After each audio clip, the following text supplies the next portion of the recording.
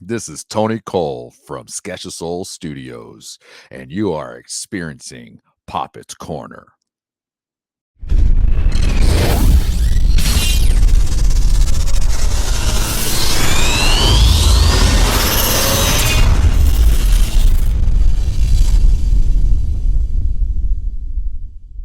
All right, what's going on, man? Hey, welcome to another edition of Poppitt's Corner. That's I'm right. obviously Tanner Poppitt. Razor Radio. Yeah. Dad Drost here. Yep, Dad Drost. And we are currently out coming to you live from rehearsal studio now in Gardena, California. What is the place called? Sideshow. Yes, there you go. And This will be a sideshow. it'll be crazy. But so stay tuned. We're going to have plenty of guests, but we're going to get started here with the Wizard. We had to get the Wizard on first because the Wizard always comes first. This is Dennis Berman. Yes. Everyone? How you doing, sir? Thanks Very for good. coming Very on, good. man. Yeah, thanks for being on. Dennis and I were talking before we went on just about he's got some history. Oh, yeah? Yeah, I kind of wanted to touch on a little bit what kind of that, but history? Like, I know you do hopefully it's all sound. good. Yeah. Just, Yeah, well, what brings you on, man? Sherman was kind enough to invite me. yeah. Yeah, he runs Sideshow here in Gardena. Well, we need to give a big shout out to Sherman for setting this all up and having Razor Radio and Poppitt's Corner broadcast out of here. So thank you, guys. Thank you, Sherman. Thanks everyone for coming out and hanging. We appreciate it. So yeah. So let's continue. Do you do the sound here particularly, or you do it at No, venues? I do provide amp repairs, equipment repairs for Sherman and for the groups. Oh, And I do live sound outside in nightclubs. very cool. Well, what was your first gig at a nightclub? First gig in a nightclub, I guess, was the Waters Club in San Pedro. Wow. That I started about 19. Well, no, I take that back. I did some touring local nightclubs. There was a circuit in Orange County of 10 nightclubs, and we'd play 2 weeks at each club and then move on to the next. First regular house gig was at the Waters Club in San Pedro. Now, how did you get that gig? And was the Waters Club brand new at that time, or was it? No, it wasn't. It had gone through several changes, as it always had. But I went there one night as a guest engineer with a group that I was hired to do sound for. And I got along well with the house sound engineer then. And sometime later, a few months later, he got in a fight with the head bartender. That's all I can say. Who won? I did. Okay, good. That's what we like to hear. So, No, Joe Gallagher, who was booking it at the time, called me and said, "Hey, we need a sound engineer now." So I said, "Okay, I'll do that."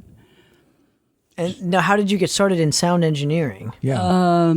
I actually started as a musician, and down the road somewhere I realized, sound is really important when you're playing live. And from my experience, I've realized that every band needs somebody out front that knows how to adjust the sound and balance things and make them sound as good as possible.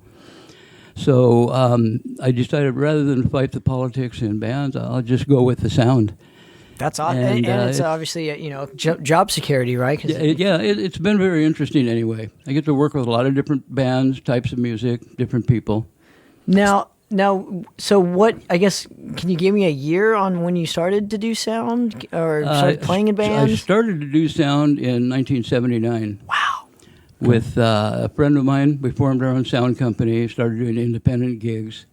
And then about 1982 was when I started doing the Orange County circuit. Did that for a couple of years, and then continued on with independent gigs until 1988 approximately, when I started working at the Waters Club. So you worked there from 1988 until what? About 5 years ago. Wow. But I actually worked there for 22 years. The club had gone through several changes musically, mostly. In about 1992, he changed it to a Mexican nightclub where they play regional music, norteño and banda. Yeah. So I guess what were your favorite times? I guess at the Waters Club, like what were the kind of the bands that you enjoyed doing sound for? There were bands that played at the Waters Club I enjoyed doing sound for. There still are groups that are just a cut above average or have something unique going on for them, and it's always enjoyable to work with them, especially if they're cool people to work with. I mean, I'm sure you have your stories of. Yeah, I was going to say from '79 through up to now, there's probably a lot of You wouldn't bands. believe it, and some of them are really laughable. Yeah. And some of Yeah. the people that you probably think are great are jerks, and Yeah. some of the people that are. You find that out, yeah. And some of them are way cooler than you expect. Yeah. That's awesome. Did you find a lot of bands coming in and specifically asking for you to do their sound? On occasion. Because I would imagine most bands when they're playing and they have a sound guy. Because I know from your experience, Right. It's like, man, this sound guy is freaking terrible. I'm going to do it myself. Yeah. And that's probably just out of default that you end up doing your own sound, and when you have a good sound guy and you know a certain venue, it's like, that sound guy, man, we got to brought our own guy, and a lot of the venues don't like that either when you bring your own guy. But Yeah.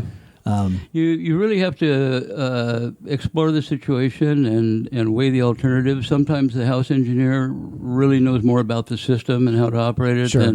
than somebody coming in cold. So you have to check him out. yeah, but every band deserves, if they're going to perform, deserves to sound their best, and you want to have That's the best right. guy out there for you. Sure. Absolutely correct. So, I guess when it came to playing in a band, because you said you had played in a band before, what was your instrument? Bass guitar. Okay, so you were a bass player. And did you just get sick of? I mean, obviously you got sick of other sound man, so you just wanted to make it better, or? Well, at the time, and I had some experience with really good sound men in just one-off situations, but I realized that the sound really, especially at the time, seemed to be just miserably screwed up all the time. And so the band, if they were worthy of it, really needed somebody out front that knew something about them, knew their material, or what a good mix sounded like, to be able to do the sound for them. And did you do actual like CDs for the group where they can get like the CD at the show after? live recordings? Yeah, like a live recording. Rarely, on occasion.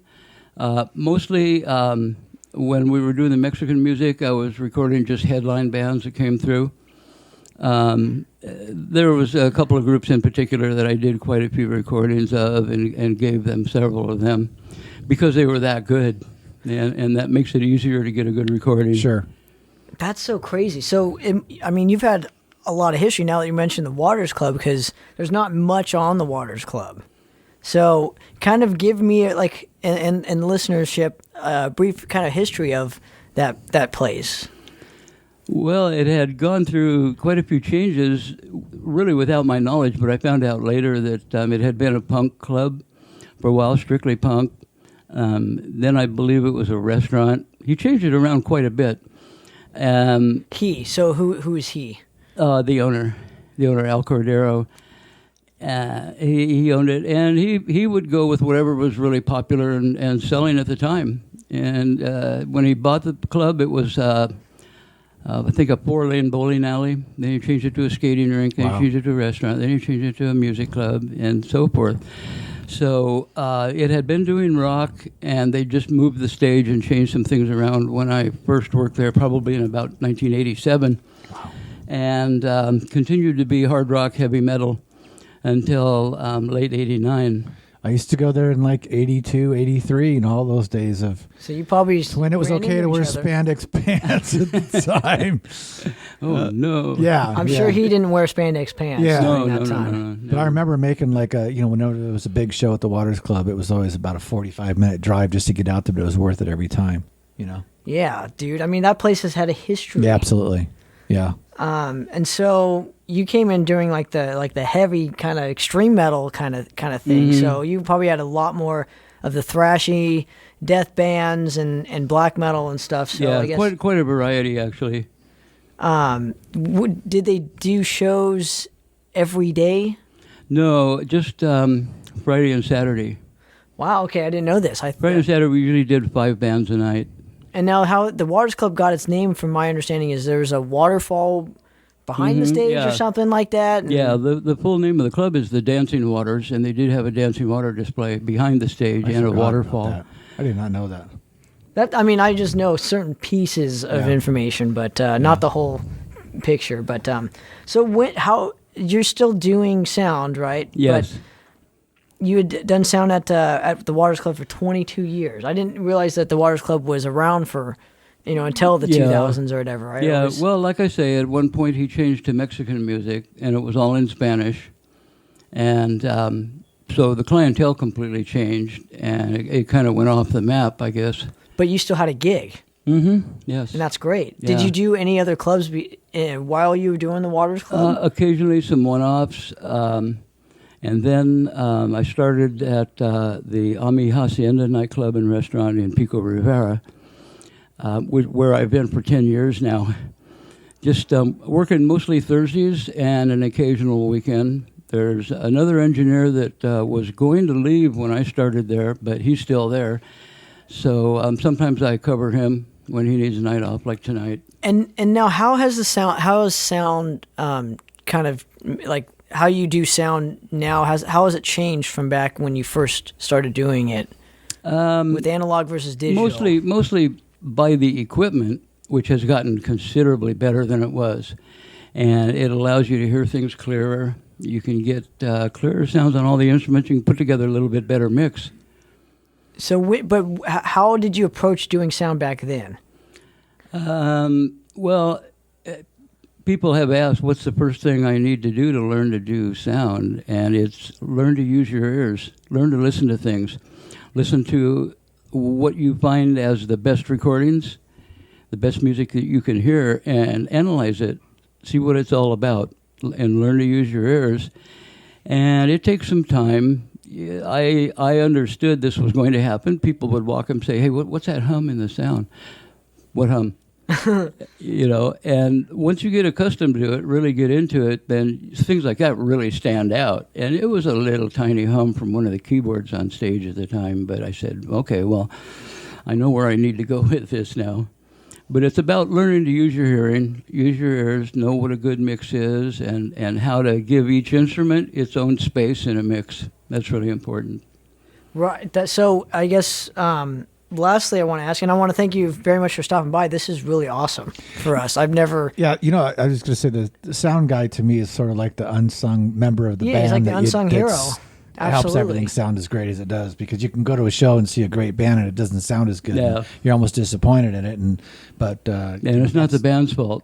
Yeah, well, sometimes the equipment that's actually provided, sometimes the PA is bad or whatever, but I think when you have the right parties in there, especially doing sound, it adds an element of that was a great show. Yeah, absolutely. I mean, soundmen to me are the heroes of the show.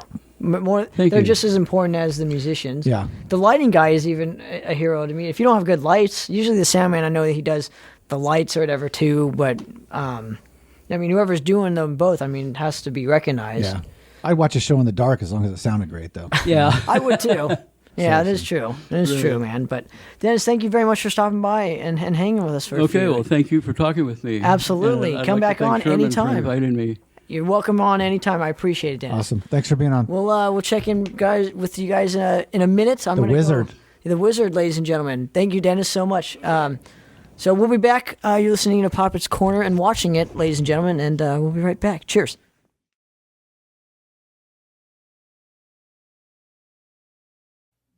This is Shannon from Avenger of Blood, and you're watching Poppitt's Corner.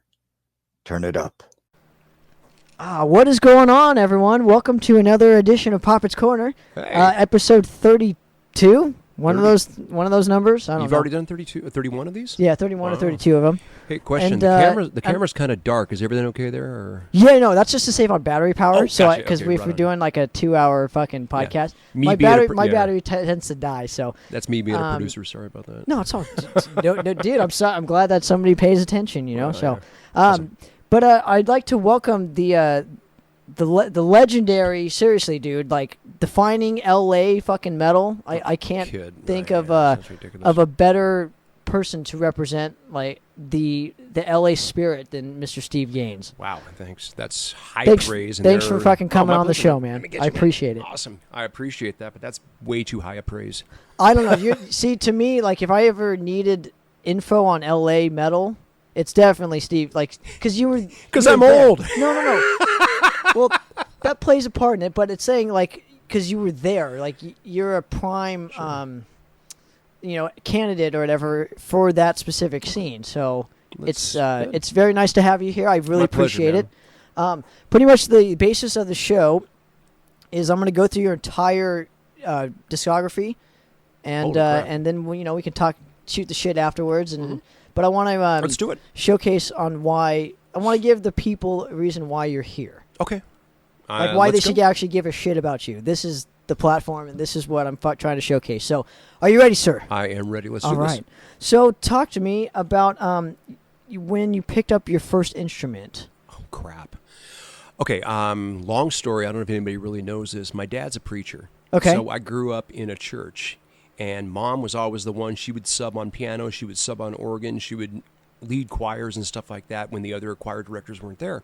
All of us kids, my two sisters, my brother, who everybody knows who my brother is, of course, as well myself, we were a very, very musical family. So I must have been about age 3 or 4 when I first got into a church choir. In other words, got in front of a crowd and sang.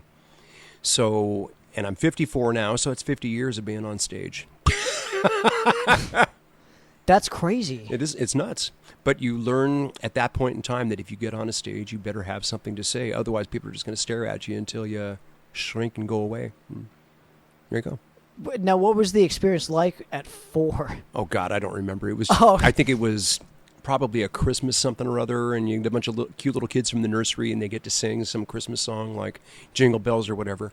And it was something like that, but it was that thing of being in front of a crowd. I can still, as I'm sitting here talking about it, I can picture the expression on their faces, where I was standing in the church, people in the pews out there. It's weird. I can totally remember that. But you can't remember the feeling you got from that specific performance? Oh, I remember the feeling. That's what I'm sorry. The feeling was, wow, hey, this is kind of cool.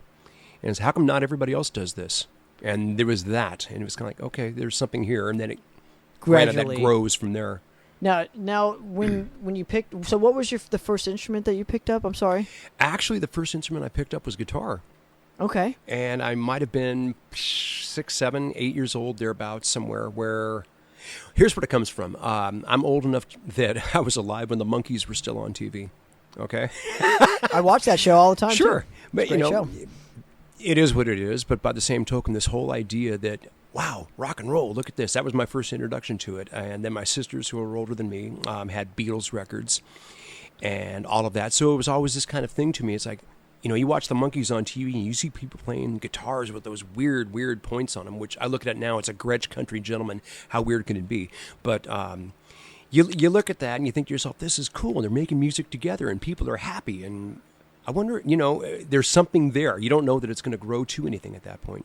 But I wanted to play guitar, and by the time I started taking lessons at about age 7 or 8, I was terrible. And I probably you're 7 or 8, right? And I didn't have the discipline.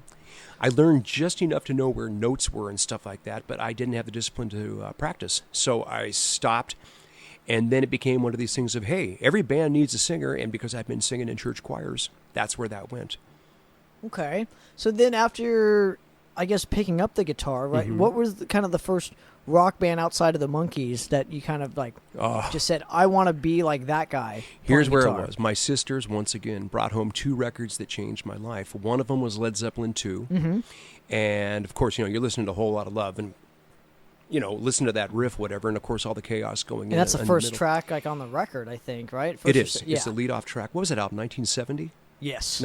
So I'm 5 years old. Zeppelin 1 and Zeppelin 2, I think, came out the same year. 69 and 70, I think. Yeah, with like a year apart. But. Right about there. But at any rate, so that left a shock on me. The one that got me was my sister Deborah. She brought home Black Sabbath's Master of Reality, 1971. I'm 6 years old. And the first thing I remember is the coughing at the beginning of Sweet Leaf and going into this, like, this is music like I've never heard. And the following song, which is After Forever, changed everything. There was just something about to this day, and it's funny, I'm chilling, I'm actually goosebumping right now. I know, and it's actually really hot, so it's getting warm. It's summertime in California. But yeah, it was Master, what do you call it? I'm sorry. Master of Reality. It was After Forever, and that song changed my life. Then going through Embryo into Children of the Grave, everything in my life changed. It's like, I didn't know what a Tony Iommi was, but it's like, he's playing guitar differently than everybody, including Jimmy Page, and that's where it all went from there. It started with Black Sabbath. I think Well, Led everybody's- Zeppelin, then Black I Sabbath. think everybody's story kind of starts with those two bands, though. Why wouldn't they? Well, especially if you're into like the heavy, extreme metal scene or whatever. They always start with Sabbath and stuff. Right. But okay, so after discovering these two records, right? When did you pick up the guitar? Like, when did you actually like buy your first guitar? Do you remember what it was? My first guitar ever was a Teisco Del Rey, and I bought it from a friend of mine for $25 along with an amplifier. Now, how much would that would be? What, $100 in today's standards? Those Teisco Del Reys go for over $1,000 now. It's amazing. But and I they're mean, cheap. $25 would be Right. what? I don't know what that currency is like. Truth be told, it was probably about a $100 guitar. Okay. You know, to be And that was a lot back very entry level, and of course, it came with an amp too.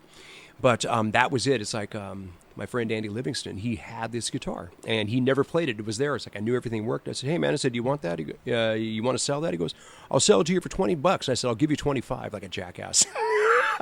But I got it, and that changed everything. Then my brother, electric guitar, walks into the house, and he let me play it. And then he took off, and he ran with it. So both me and my brother just took off and started getting into rock bands. And So rad. that's where it started. And then having this, being surrounded by music our entire lives. I should also say, the whole family. I mean, whenever Christmas would roll around, when we were all still living at home before my sisters got married and whatever, at Christmas time, there was this thing that somehow developed where it was sing a song for your dinner. And everybody that was there had to do something. We got into these gigantic-ass productions of Christmas songs.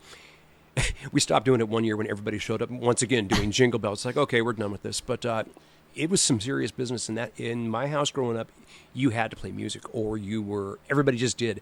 In fact, my dad, my mom, both of my sisters, and of course my brother have all released albums. Really? Yeah. Now, can you give me some of the groups they were in? Sure.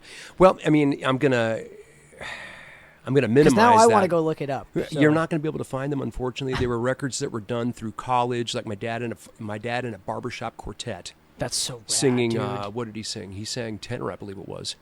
And, you know, his voice jumps out. It's on check this out, it's on a 78 made out of glass.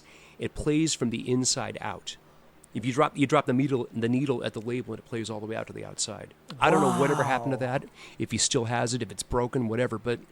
So Dad did records. He did a bunch of them. Mom was always playing piano on different things for, like I said, the church choirs, whatever. My sisters were in bands or church productions, or they were in, it wasn't necessarily Glee Club. It was like a high-end Glee Club at school where they would do Broadway productions of songs.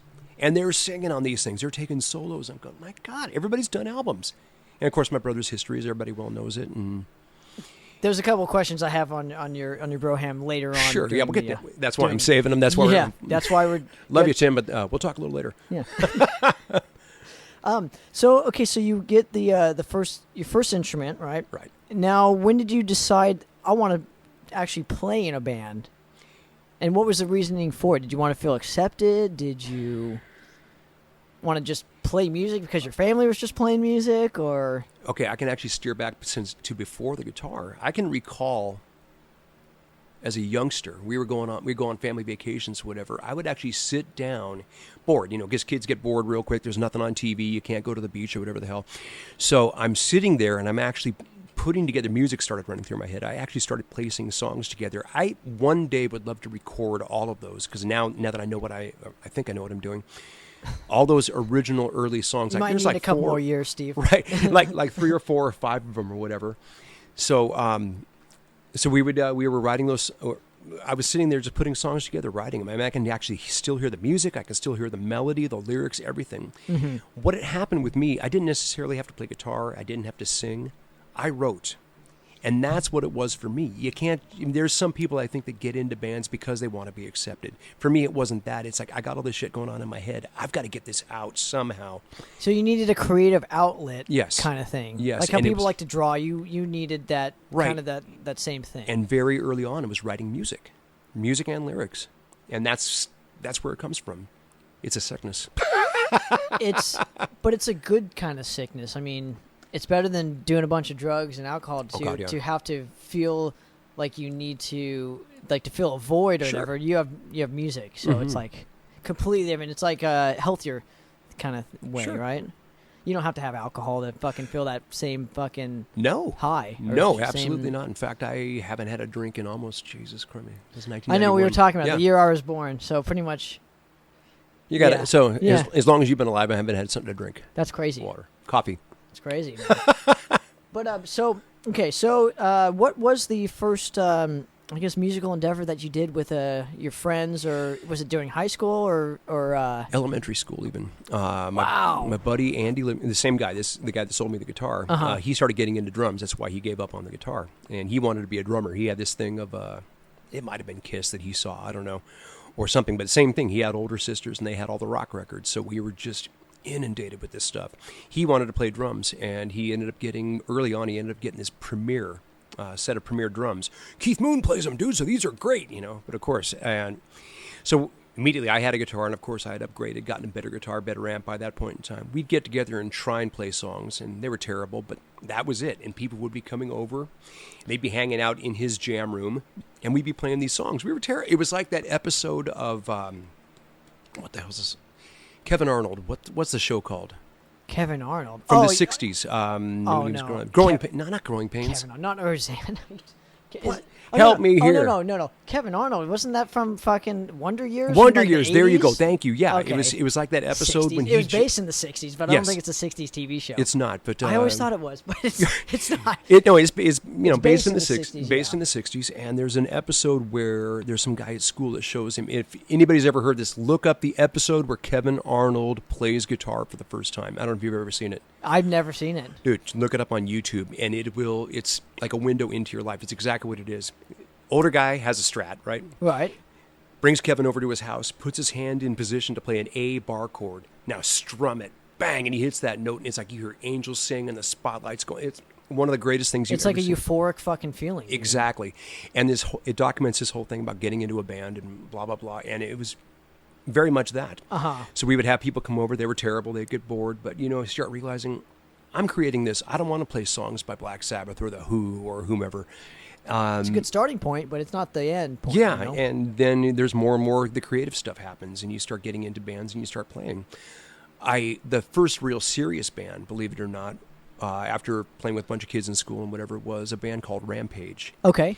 This was 1979, and the band members, give you a window in time here. The band members were consisted of Chris Moore, who plays drums, who's just done the he's still in the process of touring right now with the I can't think of the name of the movie. Chris, I'm sorry, I'm fading here, but fantastic drummer. He later came in and played with Bloodlust for a little while.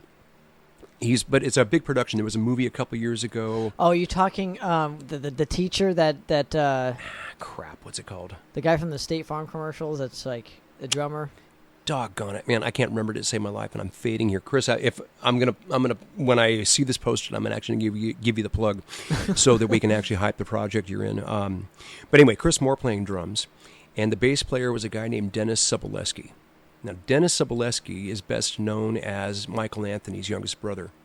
Wow. So immediately, here I am at what I'm at the age. I'm 14 at the time, and you're going from playing in bedrooms to all of a sudden you're listening to Van Halen do albums. And talk about level jumping that quick. That's why Women and Children First, because they were working on the Women and I Children. love that album. Fantastic record. I've heard every version of that, from drum tracks and scratch guitar and all of that, which most of that scratch guitar is still there. But hearing, this is how albums are built, and then lyrics laid over, then very little overdubs, but that whole thing put together. I can tell you how songs were chopped up and in different arrangement. But Women and Children First, that was around that point in time. So That was 1980, dude. 1980, yeah, but they're putting this together in the tail end of 79, beginning of 80. And, wow, my God, what an amazing thing. I love that record, man. It's my favorite Van Halen record, probably because of getting to hear it being done, but also look at the songs, for Christ's sake. So you're going from starting to all of a sudden, this is what the big time does. And then you're starting to be, through Dennis, I became aware of a band called the Scorpions, who had just released Tokyo tapes the year before. Love Drive wasn't even out yet. Right. So 1978, and then my brother at the same time, and this ties into the early Priest band that I'm into, played with a guy in our garage. He played with different people. One band he played with was a band called Visions, which had Rocky Rockwell, who's the guitar player for Tyrant. Okay. Okay, they're playing in our garage. Is it the Tyrant that was on Metal Massacre? Metal Massacre and Metal Blade, yeah. Okay. The May brothers, Rocky Rockwell, and who was the drummer? Rob Roy, I guess it was. Yeah, Rob. So at any rate, and we played with them in Germany a few years back. That was hilarious, man. We had such a great time with those guys because we were reminiscing what it was like to grow up in the San Gabriel Valley in the 70s. So you kind of need to have those conversations again with people. It's funny. Good to reminisce, right? I don't want to get off track here, but I got to tell the story while it's. You have to get off track. That's what the show's about. That's what it's all about. So we're playing. Abattoir's playing the Keep It True Festival in 2009. It's already 10 years ago. My gosh. So this was the reunion. Correct. Yeah, Correct. This is the one. So we're over in Europe, and we know that a bunch of bands from LA are playing. And the bands are Ruthless is one of them. Uh-huh. Tyrant is another one of them. God dang it, there's at least one more. But the other co-headlining band the night we played was Lizzie Borden.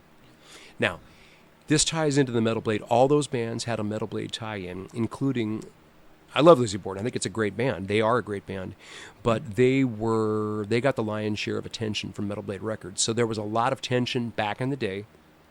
And when we all got together over in Europe, immediately it's like, oh, come on, bygones are bygones, let's all be pals. But the tension was immediately there with the Lizzie Borden guys. They put us all in one big dressing room. They took over one section and closed the door. So it was funny because right off the bat, here we are again. We're all kids along Rosemead Boulevard, and we're all yelling and screaming at the assholes from the other side of the town. Some things just never change. Lizzie Borden was fantastic that night. They really were. But it was just funny how that tension still remains. It does. Anyway, back to what we were talking about. Though. Yeah. It really shouldn't. It shouldn't. So much has gone, so much water under the bridge. And I like the fact that everybody can get along now as opposed to being competitive. You want to be competitive. You want to be better than the other bands. But not if you can hold your own. Right. And that you could be competitive like on the stage performance wise or whatever. Right. But if you can hold your own, like musically speaking, you have no reason to be competitive anymore because it's like, yeah, I know my shit's good. Yeah. And your shit's good too. Yeah. And it should be just that. And it should be fantastic. But I'm talking about the way it was competitive back in the day when people used to put slits in the snare drum head so that drummer plays halfway through a song, all of a sudden his head pops and gone, can't finish the song. Loosening up the fuses on the back of amplifiers. Do you think the internet's kind of fixed that problem? I think people just stop being dicks. Well, yeah, but the internet kind of exposed that. No, I don't know if they really did or not because there are still bands that will do that kind of crap. But loosen up a fuse. Mm-hmm. So you play a little bit, and if the amp gets bumped around just enough or vibrates enough, that fuse pops out the back, and not just pops out, but shoots across the stage, so a guitar player can't finish the song or the set. It's terrible. That's competitive. That's what I'm used to. I'm used to Sabotage. Oh, there was one band, too. and you'll see Sabotage. You'll see why it has to be nameless. I'm not going to name names, but there was a friend of mine who was opening up for a big band at the Whiskey. Okay. And they were one of these bands that refused to strike their line, so they left the drums up. Okay, that's fine. You leave your drums up. You do whatever. We'll set up down in the front. This drummer was such a douche nozzle to this buddy of mine. And he just kept, you can't stand there. No, I don't want you to put your stick bag there. No, you can't put this there, kind of a thing. Dude, it's like not even touching anything. Prima donna? Total prima donna. So my buddy, who shall remain nameless, goes upstairs at the Whiskey, and he's this kind of guy. He's from the days when we used to sabotage one another. He goes upstairs to the bathroom in the Whiskey, and I don't know what he had for supper. It doesn't necessarily matter. But let's just say the paperwork, after he was done in the bathroom, he brought it down with him before he went on stage. And he got up behind the drummer's kit while the house lights were down and wiped crap all over this guy's drums and just waited for the moment. So he plays his set, whatever he does. He walks away, breaks down his drums, whatever, and he goes up to the balcony and just watches this guy sit down at his drums. And suddenly they realize he's surrounded by smeared shit. I had nothing to do with this. I wasn't involved. This is secondhand information, but that's what I'm talking about. That's fucking awesome. That's when people used to screw with each other and sabotage. And this was a throwback. This is like, okay, youngster, this is what we used to do. Beautiful story. So he was surrounded by how he treated people like shit. Very much so. It's funny. It's funny as fuck, dude. He had to play the show. What's he going to do? We got to clean my drums. Fuck, dude. I can't even imagine the smell, though, of playing. Right. And you're trying to get your breath. You've been on the stage at the Whiskeys. You're trying to catch your breath. Right. And it's hot up there. And it's summertime. God, yes. And there's especially when there's like tons of people in that place. Yeah, all the body heat mixed with the lights. And if I'm not Brutal. mistaken, it was a sold-out show. And anyway, great story. I love stories like this, man. When did this happen? A couple of years ago? Probably 2006, 2007. Oh my gosh. It's been a while. So, and I think that band is no longer playing. But It is what it is, right?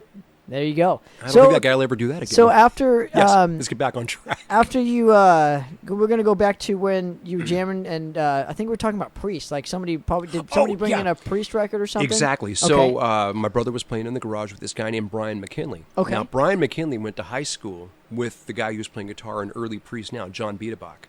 So it's funny because John and I have shared stories. Yeah, Brian was the one that got us into Judas Priest. So my brother, hey, I'm going to bring this new guitar player over. His name is Brian. Okay, fine. So Brian shows up, and he really damn good guitar player. Just I'm watching this kid.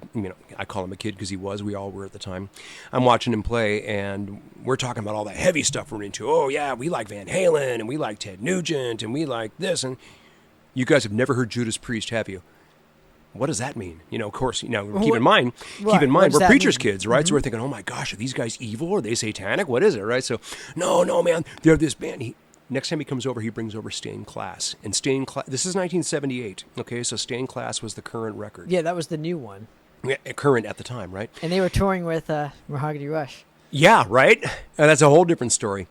So at any rate, he brings his record over, and I can remember him as clear as day dropping the needle on Exciter. And everything, when it changed with Black Sabbath, here came Judas Priest, and that was, I haven't changed since. That was the next chapter. That was the next chapter, and I pretty much haven't left that chapter.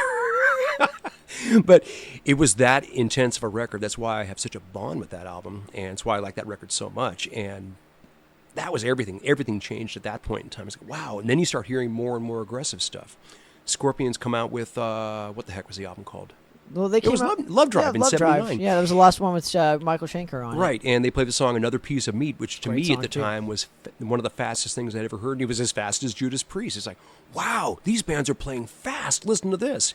And that's when all of a sudden I started playing. Accept and all those guys came out. Oh, I got the Accept story. Here we go. Oh, now you got an Accept story. Okay. Talk about getting to know Accept. So my brother was playing bass in a band called Stormer. Okay. And they're, big in L.A. And at the same time, there's this young band from Covina Covina in Hollywood. They're starting to blow up, and they're called Motley Crue. And we know the guys, and, because, what is it? Tommy was actually from the town of Covina, which, where Covina's at. Right. Real close to where the guys Park from... and... Right. And the guys from Stormer are all from right around there, too, as well. Covina, La Puente, Baldwin Park, all that whole area. So there's a bond, a kinship, whatever. So I start seeing this band Motley Crue playing in places like Pookie's, which is about as big as your garage, maybe a little bit bigger. Okay. And you're watching something special. So anyway, one day Stormer and Motley Crue were going to play together, and Motley has just signed to Elektra Records. The Too Fast for Love album was already out. Okay. So they have just released that by themselves, and then they got signed to Elektra, and it's going to be reissued, and then they're going to start working on Shout at the Devil. Yes. So, okay. So there was this show that was going to happen. It was Stormer and Motley Crue together, and I had to give somebody in Stormer a ride. My brother wasn't available. Hey, can you give me a ride? I need to go over to Tommy Lee's house, and we need to, That's cool. Get approvals for flyers or get a logo or something. Okay, fine. What we doing? Nice guy, whatever. I thought I knew him. This kind of weighs into the story. So it's like 1 o'clock. It's like 1:30 here in the afternoon, kind of like it is right now. We're knocking on the door, and then finally Tommy comes and answers the door. And he's in his underwear. Shocking. He looks the same except for the haircut, right? He's string bean, 6'20", whatever the hell he is. And he comes downstairs and goes, oh, sorry, guys, I had a long night last night, but come on up to my bedroom. He goes back. We go back up to his bedroom. He starts laying down in bed because he's hungover, man. So we're standing here, and nice guy. We're talking. I'm thinking, this guy's really fucking cool. And anyway, the phone rings, and it's the guitar player for Stormer. It's Donnie Simmons.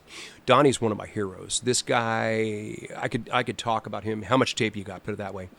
I could talk about this guy 4 for hours. He was the first guitar god I think I ever met, where he's the guy who, it's like, this guy has the attitude. He was the party boy, could play blues all night long. White faded to yellow Les Paul custom with a 1970s Marshall stack and the tone. You know where I'm going, right? That kind of a guy. He had all of it, right? So anyway, we're sitting there, and Tom's on the phone, whatever, and you go, okay, yeah. Well, there's a bunch of guys here. Yeah, I'll ask them. Okay, talk to you later. Bye. Which one of you is Steve? I raise my hand. He goes, Donnie told me I'm supposed to play Accept for you. So he says, reach over there on that album rack, like, right behind you here where the Right. records are. So, and he pulls out Accept's Breaker album, which was the current album. All right. So this is all happening in real time. He goes, we made friends with these guys. They hadn't played. So yeah. So Tommy Lee showed you Accept? Tommy Lee shows me Accept, and he's dropping the needle on the album, playing every song. Dude, check this out. There's a song on the record called Down and Out. It's a great song. Yeah, you know. Yes. Where you hear the drum intro, right? And then you hear Udo clench his teeth. It's the same thing he did in the song Balls to the Wall. That's why when Balls to the Wall came out years later, he's doing his teeth again. Yeah! So anyway, so Tommy's playing. He goes, dude, listen, he's grinding his teeth. He's playing these songs. I'd never heard anything like the song Breaker, or for that matter, Son of a Bitch, or Kiss my ass. right, or the song Starlight. I'm listening. What the fuck is this? I had never heard a singer sing like that before.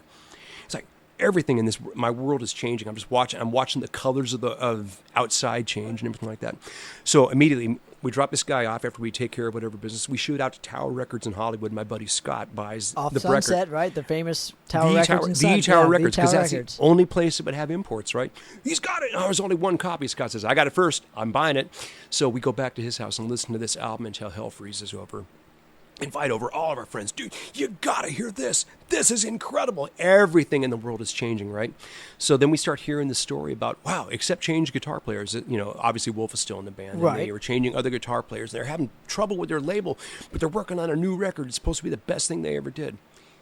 That album ends up becoming Restless and Wild. So the same thing, my buddy Mike Gardner, and the three of us, myself, Mike, and Scott, pile back in the car, and we we go back out to Tower Records once again. It's like, okay, it should be there. And we're looking in the Accept rack. There's nothing there. Mike, smart guy that he is, goes to the A rack, and there it is. Again, one copy. He buys it. We go back to his house. Now, imagine this, 1981, right? He drops it, and Mike had a pristine stereo system, right? And the thing was beautiful. He drops it. He puts the record on. He puts on the first song. And we start hearing it scratch. He goes, fuck, I bought a bad record. Listen to this thing scratch. And it starts off with... Because that's how it starts off. Starts off with Fast as a Shark.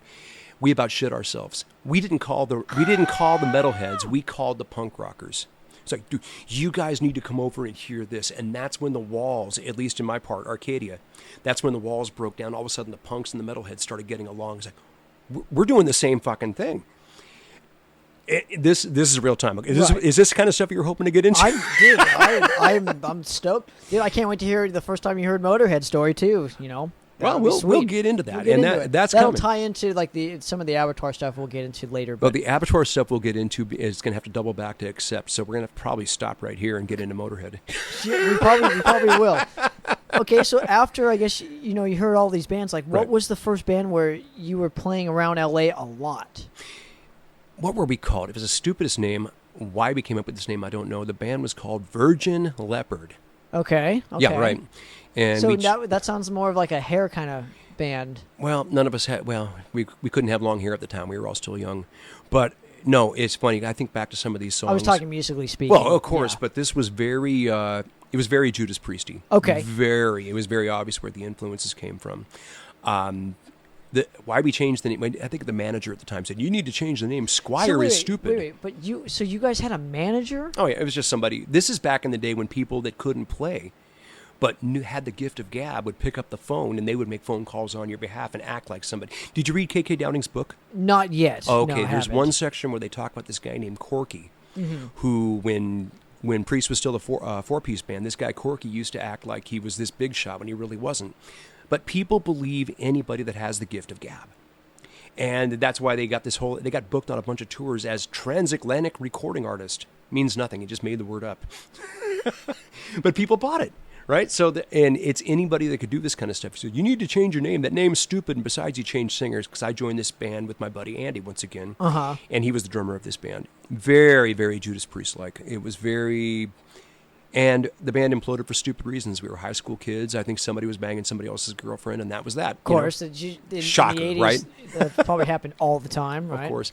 And then the guitar player the guy who wrote most of the songs later ended up going to prison for some reason as a youngster. And that was the end of that, so all over. But that band was really good. But I started to... Okay, what am I going to do next? I started playing with a couple of different bands. There were bands in high school. They were all very Sabbathy, Priesty, AC/DC influenced. There was shop, a music store in Rosemead, and this guy named Ron Devu, great name, right? This was the early 80s, so that could work.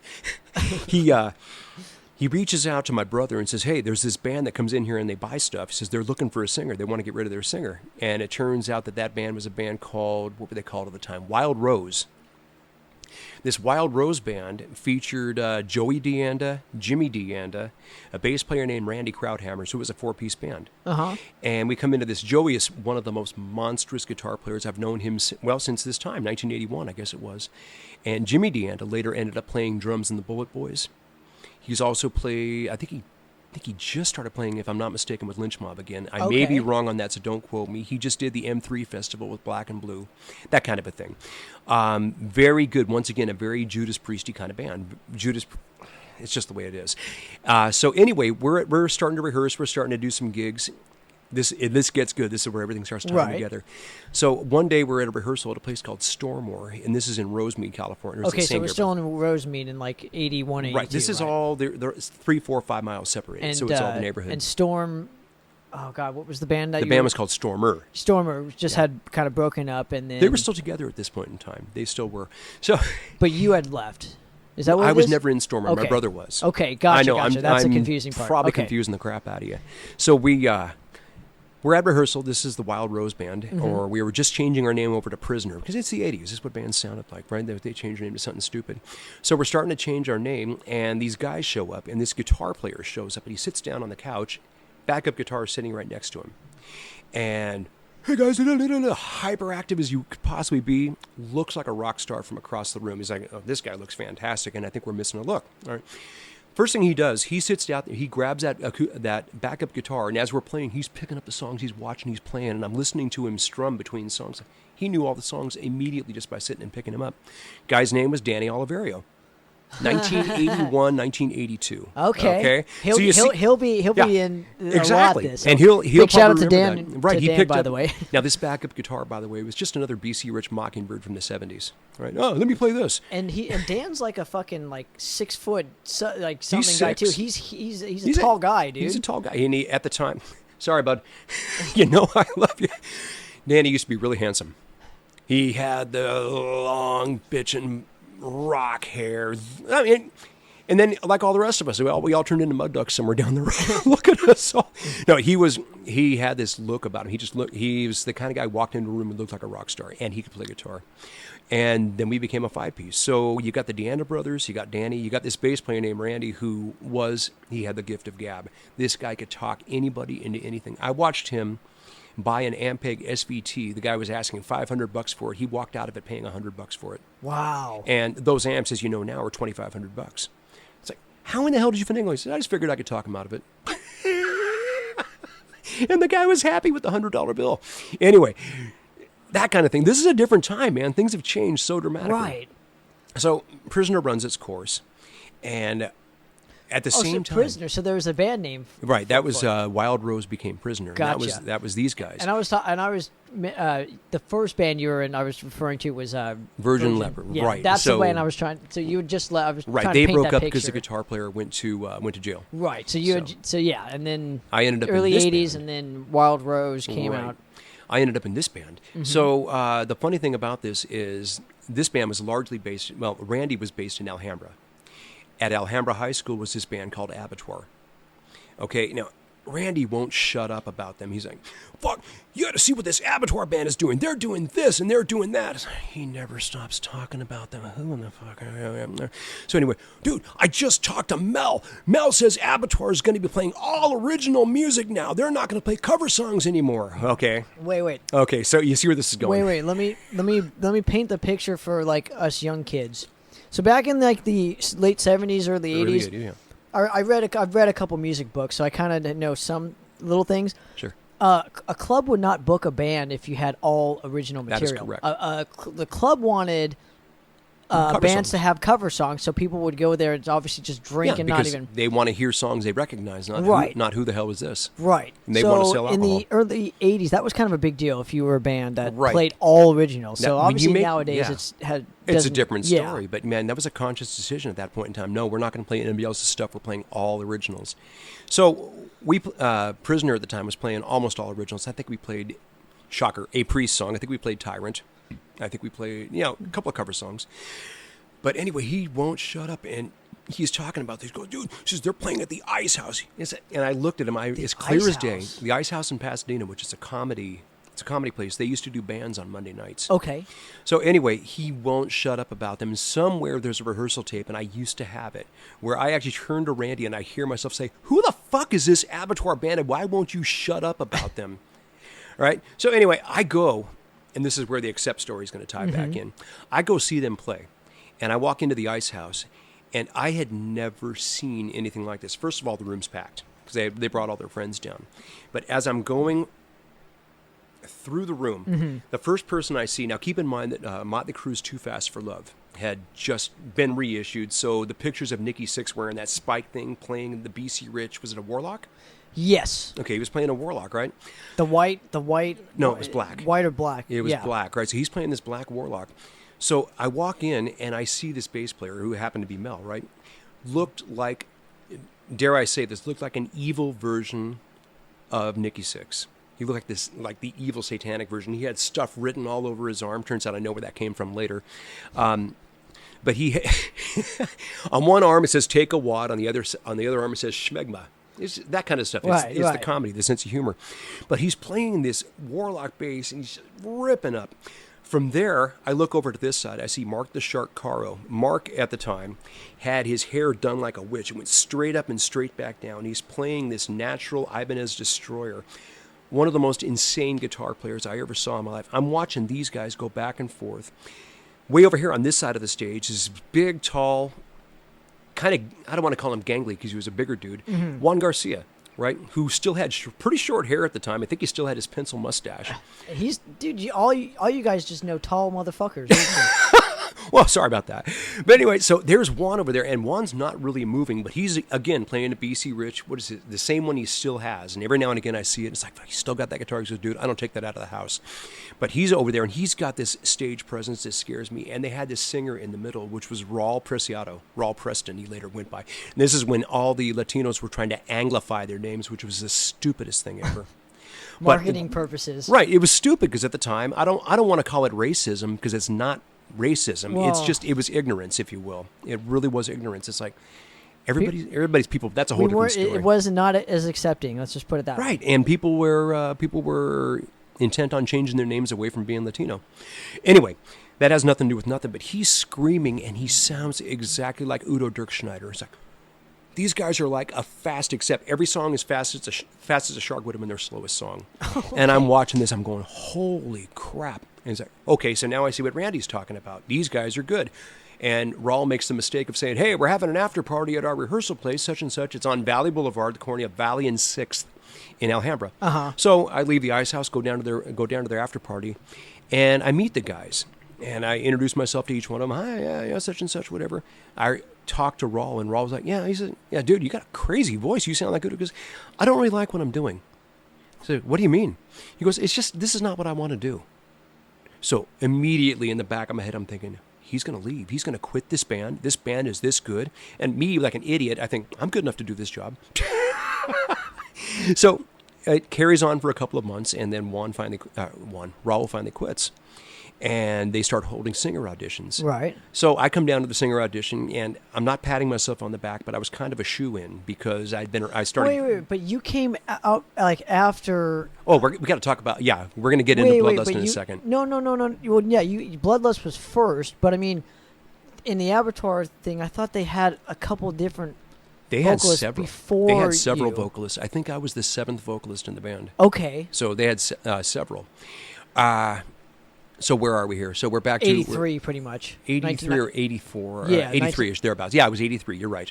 So I'm talking, and Raul's going to quit. I'm thinking, okay, fine. So he does quit a few months later, and I go audition. I thought I had a shoe-in. Yes, I'm getting the second call back. I'm singing again. All of a sudden, Juan, he has this guy that he finds, and it's John Cyrus.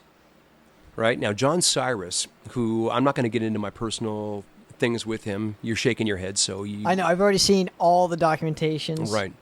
All the live videos, all the interviews, anything that's come out in the past year. If you guys followed that whole shit show, Well, you probably already know where I'm going with this. let's just put it this way. I'm trying to be nice here. I'm trying to be nice here too, but almost everything that happened to John, he did to himself. I'm just going to leave it at that. This is the guy has a gift. He doesn't realize it and can't. That's why I get it just out. stick to the records. I don't care. Right. So anyway, so all of a sudden, John Cyrus gets into the band because he tells the guys that he was the singer for the band Scepter or Spectre, whatever they were called. They were on Metal Massacre 4. No. Massacre 3. He was actually the guitar player. He wasn't the singer.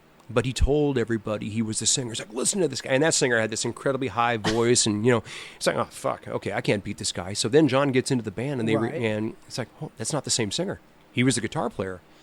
So anyway, so John's in the band for a little bit, and I get all disillusioned. I figured, oh, okay, fine. I'm going to go find something else. I want to do something like they do because I'm tired of playing this kind of like lightweight stuff. I want to get into something heavier. Right. I go to Poobah Records in Pasadena, and there's a sign up on the bulletin board. This is back in the days when there were bulletin boards, guys. Push pins, pieces of paper. Dude, I used to do that in the early 2000s to find bandmates, so Right. I know exactly what you're talking Right. about. And it said, European-influenced heavy metal band looking for vocalists. Don't let this rinky-dink ad fool you. We are serious. If you're into Sabbath, Priest, Iron Maiden, and Accept, give us a call.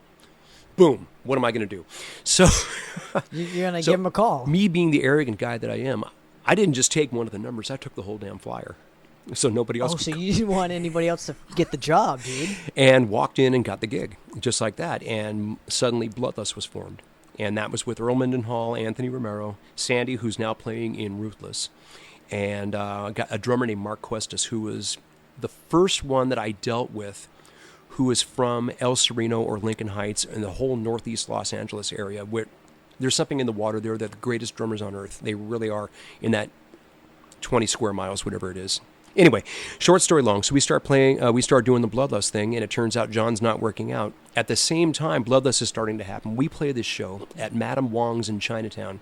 Now that's the famous that's the famous venue that nobody can fucking think of. That's like a Chinese food place. Yeah. And you had... It was in Chinatown, yeah, upstairs in Chinatown. Who's the lady that ran that place? Oh, God, I don't remember her name, but it was called She's Madame super Wong's. famous in Yeah. like the whole L.A. community that nobody Right. talks about. There was Madame Wong's West and Madame Wong's Chinatown. There was Right. one that was in, I don't want to say Santa Monica, but in West LA someplace. I forget where. So we play at this show, and this lineup, this is where I realized I'm out of my league. This lineup, the band that came on after us is Beowulf. And Beowulf at the time sounded... Yes, dude. they were fresh out of Ventura Venice. fucking Venice, speed actually, metal. yeah. Venice. And they sounded Ventura. exactly like Motorhead.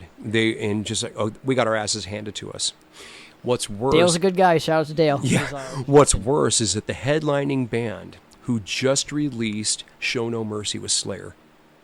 And me, like an idiot, they come walking in the room, and and I'm looking at the guys and, hey, aren't you guys going to put your makeup on? I had no idea that, very famously a couple of weeks prior, they went up to play in the Bay Area, and they had the makeup wiped off while they were on stage by Paul Bailoff. Apparently, that's a true story. I mean, if anybody can corroborate that, we've all heard that to be a true story. But they stopped wearing makeup after San Francisco. yeah, I'm sure Andy Ford will just tell us that 50,000 times. Oh, Andy, I was there. Have we Andy. ever talked? Yeah, Andy was there, I'm sure. I'm Even sure. if he wasn't there, he was there. He might have been in the Navy at the time. But Big shout out to Andy Ford. we love you, dude. But so anyway, Slayer hands us our ass. And that's the first time. And there weren't that many people there, whatever. But unbeknownst to anybody at that show, I had a fever of 104. And so, we have a show. So I'm going to play. I'm sicker than a fucking dog, and I had no idea we were actually showcasing for Road Racer Records at the time. So Case Wessels, the president of Road Racer Records, shows up and says, great band, get rid of your singer. So instead of the band backing me up, they shit-canned me. Bounced me out of Bloodlust. Wow. And I'm thinking, dude, I was sicker than a fucking dog. Okay, fine. Yeah, there's no use fighting. So me, like an idiot, looking for sympathy, I reach out to my buddy Mark Caro. I said, hey, Mark, I said, do you know any bands looking for a singer? I said, because, I'm no longer with Bloodlust. I said, they let me go because of, and I explained the story. He goes, dude, he says, we're auditioning singers right now. He says, John just quit. Okay, so later on that day, I'm down there and I'm auditioning. And once again, I'm in the door. I've got the fucking gigs for a second time. Juan, on the other hand, finds this singer. He and the drummer at the time, a guy named Robert Pollock, who went by the name of Robert Danger Wayne. They found this drummer at a 7-Eleven in Monterey Park. drummer. They found this singer at a 7-Eleven in Monterey Park. This guy is just the most insane-looking person you've ever seen in your life. Lived in the house next door to the 7-Eleven. And they decided to hang out with him. Dude, this is going to be our singer. This is our singer. This is our singer. So I had the gig. I'm writing lyrics with them, and all of a sudden, we got to talk. We're going to have Rich be our singer. So I'm bounced out once just again. A crushing blow. Crushing blow, but his resiliency starts getting built up here. This is what happens. This is what a lot of people don't understand. It's like a lot of other people would have just gone away. Oh, fuck, I'm not going to be in a band anymore. I'm going to get a job at a gas station or whatever the hell. So, am I rambling on? Holy crap. You're Okay. good. No, keep going. So we get into, help me here. I get bounced out of that, and Bloodlust calls me, Earl calls me, because dude, he says, we realized we made a mistake. He said, we want to have you as a singer because it turns out that Road Racer didn't want the band after all. They just wanted to see if the band would respond to their direction. Oh. This is the way labels used to be. So, I've got a chip on my shoulder, but I go back to Bloodlust. And the chip on my shoulder is probably the worst thing that ever happened because my relationship with them, while it was strained already, very dude. strained, and even to this day remains strained, even though I've been back in the band a handful of times. And you went back after their first record came out, right? And obviously, I'll get into that stuff. Yeah. So we start putting together songs. Say, look, guys, we need to get a lot heavier. We got to get away from this majestic Black Sabbath-y Ronnie James Dio thing and get into being in a heavier thing because that's where music is going. They start going that way. We put all the lyrics and music together for what became the Guilty of Sin album. So when you see on Bloodlust Guilty of Sin album lyrics written by Bloodlust, me. They gave me credit without giving me credit. And somewhere on those master tapes you can actually hear me singing because I gave guide tracks to the singer that came in. But here's what happened. So Abattoir at the same time goes into the studio with this Rich guy. And this pissed me off because that's when they finally listened to him sing. The same thing they told me with John Cyrus. We finally heard his voice when he sang, when he recorded. Are you guys just hiring people without listening to him? So anyway, they bring in this Rich guy, and the Rich is tone deaf to begin with. It's just absolutely terrible. Well, people wanted the look more than the substance. You know? And I'm going to get into this, and I piss off all the guys in the Bay Area when I say this, but what the hell? I've said it, and I'll say it again. Paul Bailoff ruined lead vocals. Oh, I think he's the greatest fucking exactly. metal frontman ever. But here's the thing. He's the greatest metal frontman ever, but he made it okay for singers to not have to sing on key. He's the one that created Cookie Monster. He made it okay. Yeah! Right. He made it okay, and that's great. It worked for Paul. Paul was fantastic. It worked for what he was doing. Everybody that came behind him, thought, hey, I don't have to be, look, Paul's not good, and he's incredible. Everybody loves him.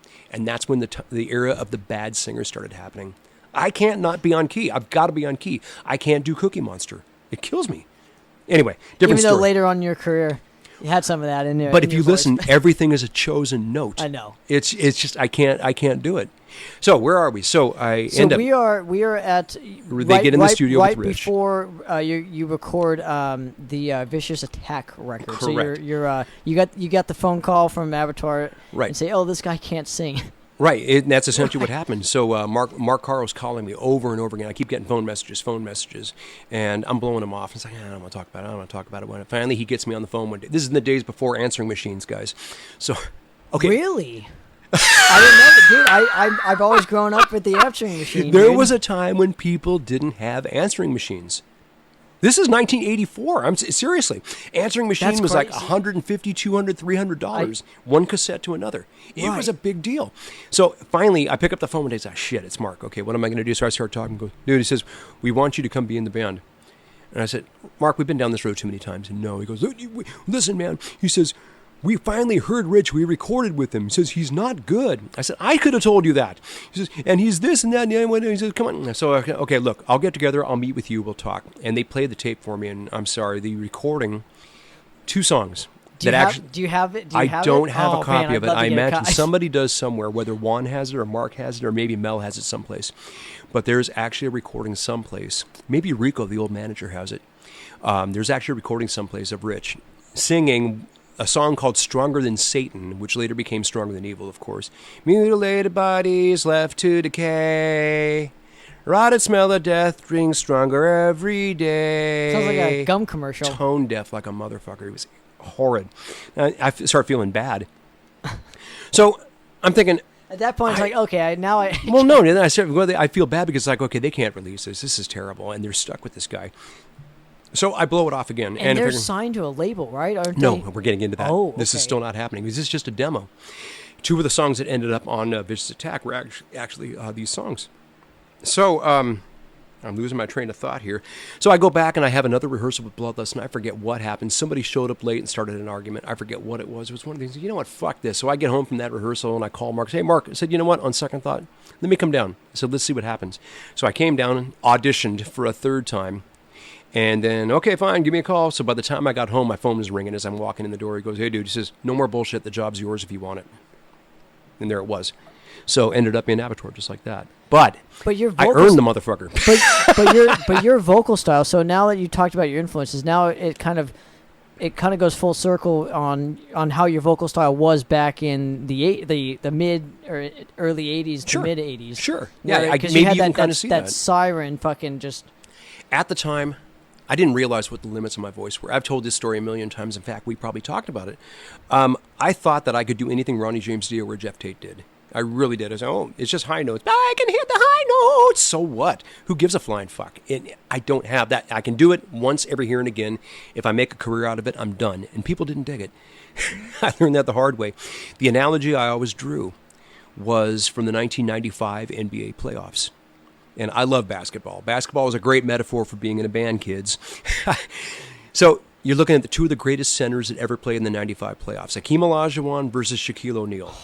All this time I thought I was Hakeem. Very finesse player. I had grace and I could do all this shit. Until that tank just comes in and just fucking mows you over and say, oh man, I need to change my game. Not only that, I didn't have the finesse that I thought I did. It's like, God, I really don't have this, but I have all that mid-range shit, the stuff that Shaq brings to the center position. It's like, if I come in there and I just bludgeon the crap out of people, and everything changed just like that. But it was a long time later before I learned that. It was 1995 before I learned that lesson. That's still that 10-year gap. I mean, yeah. When you were doing walk me through. I guess like how was Abattoir signed before you guys went into the studio to record Vicious? No, this was actually just another demo because they did the demo with Rawl singing with Screams from the Grave and the song Vicious Attack. This was going to be another demo with a new singer to take and go shopping, and. Turns out that the guy that was producing it was a guy named Jay Jones, was a local guy, kind of a strange character, but we won't get into that. And when you say shopping, you mean like pretty much go to or mail all this tape out to all the labels and see which one wants to pick it up, if anyone. Exactly. Pick it up. Okay. So we did the recording. I did vocals on 3 songs. I did vocals on Stronger Than Evil, Don't Walk Alone, and Living in the Dead. And we didn't keep the version of Living in the Dead because it wasn't as good as the one we later recorded. But the 2 other songs ended up on the Vicious Attack album. Those are actually the demo songs. That's why people say, the album's just a demo you released. Well, no, not really. 2 songs were. The other 6 songs were recorded for the record. But, so we take this and we go see Brian Slagle because the band was already involved with Metal Blade. And Brian, here, let me listen to it. Of course, let me turn it up in my stereo in the other room. Right? So he turns it up. We're sitting in his living room listening to it. Me, like a typical idiot, I have to go use the restroom. I walk by and I realize he's dubbing the tape. He didn't do anything with it, but he's burning a copy for himself. So, okay, well, yeah, that's great, guys. I'll let you know. By the time we got back to the following day, Jay Jones walked in and said, hey, Important has a distribution deal on the table. This is Important Records. Right. And this is not only this is worldwide. It has to do with Music for Nations in Europe and whatever. So distribution's a big deal. He said you can actually put out the record on your own. And okay, fine. So we signed that. So we start working on that with the whole idea of, okay, we got a record to do here. And we start, where are we going to come up with funding? The manager's funding the album. Combat, not Johnny Z, but Steve Sinclair and I'm forgetting the other guy's name. They, without even hearing the band, they sent a contract in the mail. They said, here you go. Because at the same time, they also offered a contract to Exodus for Bonded by Blood. They had the co-deal with Hell Awaits with Metal Blade and Combat. Right. They also did Possessed, the first Possessed album. 7 Churches. Right, 7 Churches, and what else? They did Death. They've done a bunch of other shit, dude. But on this day in 1985, these 4 albums were released, and we got in on that wave. So that we ended up doing that, and then we were signed to Combat, had all kinds of money for 3 months. Music paid my bills. And I'll tell you what, when that gravy train stops, I learned very quick. I ended up, as a result of this, okay, I'm going to get off track here. Let me get back to it. No, you're good. So the Vicious Attack album's put out, and we want to go off on tour. Now, we finished recording the album. Now, what was it like to be in the recording studio for maybe like the first time when you were doing when we were doing that recording. This is the first one Okay, record you've ever done, right? I'm going to blow your mind here. Does the name Jay Jones sound familiar? Not Do you have a copy of Killing Is My Business over there? I do on vinyl somewhere over there. Yeah. Jay Jones produced Killing Is My Business. That was probably the other one you were trying to think of because that came out on Combat. Yes, you're right. You are absolutely right. And Jay Jones did Killing Is My Business as well. He did Abattoir's Vicious Attack. And what was the fourth one? Anyway, so he would do 10-hour studio blockouts. 5 hours went to Abattoir, 5 hours went to Megadeth. We were recording our albums at the same time. Wow. There was a lot of drugs and alcohol. A lot.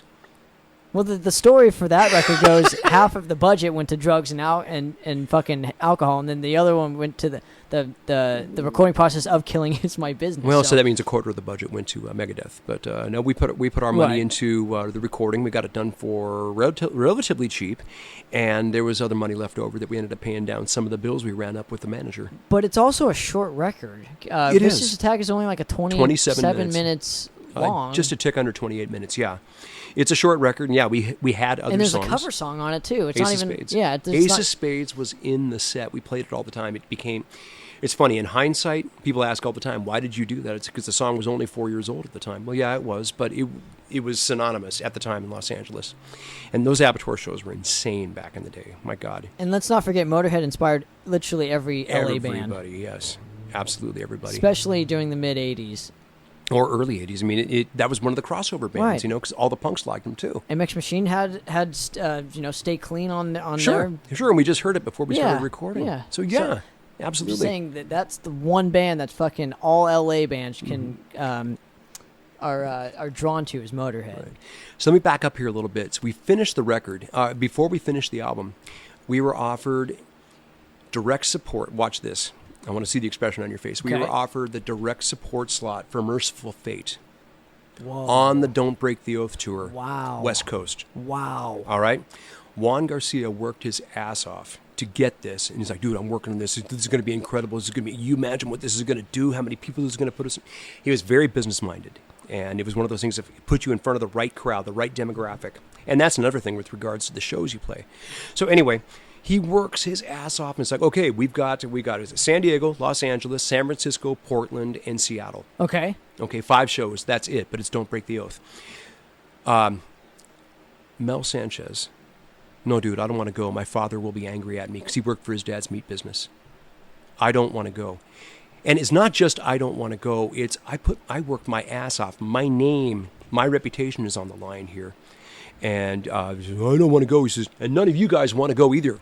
Is one of those kind of things. This is where self-destruction... My way or the highway. This is where self-destruction started happening, and this pushed Juan away. We're so close to the end of the record. Unbeknownst to us, John Cyrus is, Juan, join my band. I'm putting together Agent Steel. And we'd gone and seen Agent Steel before Juan was in the band. They were okay, And so suddenly, at the very last recording session, something happened between Juan and Mel where they got into a fist fight. And Juan says, fuck it, I'm out of here. And we figured, okay, he's just pissed off. It's all over. The record's done. We just got done mixing, blah, blah, blah. Following day, we get a phone call. He's quitting. He's joining Agent Steel. So we just finished the record. Wow. What did we do? And immediately, everybody knew because of the fact that Prisoner and Abattoir hung out together so much. I go hang out at one of the Abattoir roadies' houses, and Dan Oliverio is there at the house. He goes, you think I'd fit? I said, let me talk to the guys about that. I don't know. Let's talk about it. I get home that day, and there's a phone call from Mel. He goes, do you think Danny would fit in the band? He's just like, it's kismet. It's like, okay, fine. So he jumps in. Suddenly, he's an Abattoir. We don't miss a beat. So we have an opportunity to go play in the Bay Area. Had 2 shows. One of them, they were not promoted properly. We were going to play at Ruthie's, and we did play at Ruthie's. Played in front of the only Dude, you people. played with Megadeth at Ruthie's, no, that was a right? different show. That was actually done with Raw. Raw quit. Okay. After the show with Megadeth. Yeah, I don't know if it's just what I want to do in front of a packed audience going nuts. I've heard tapes. So anyway, what do you call it? So we go up there, we do these shows, and the first one we do is at Ruthie's Inn, and the only people in the crowd are Metallica and Exodus, right? So you've got Cliff Burton, Rick Hunold, and Gary Holt banging their heads on the stage. Wow. 3 people on the front line. You know those horrible, abysmal gigs where no one shows up?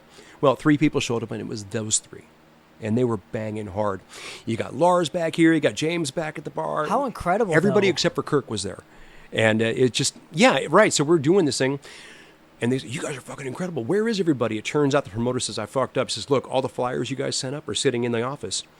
So Metallica and Exodus both get on the phone. This is pre-internet, guys. They get on the phone, tell all their friends. They say, Abattoir's in town. They're playing at Mabuhay Gardens tomorrow. You've got to be there. You've got to be there.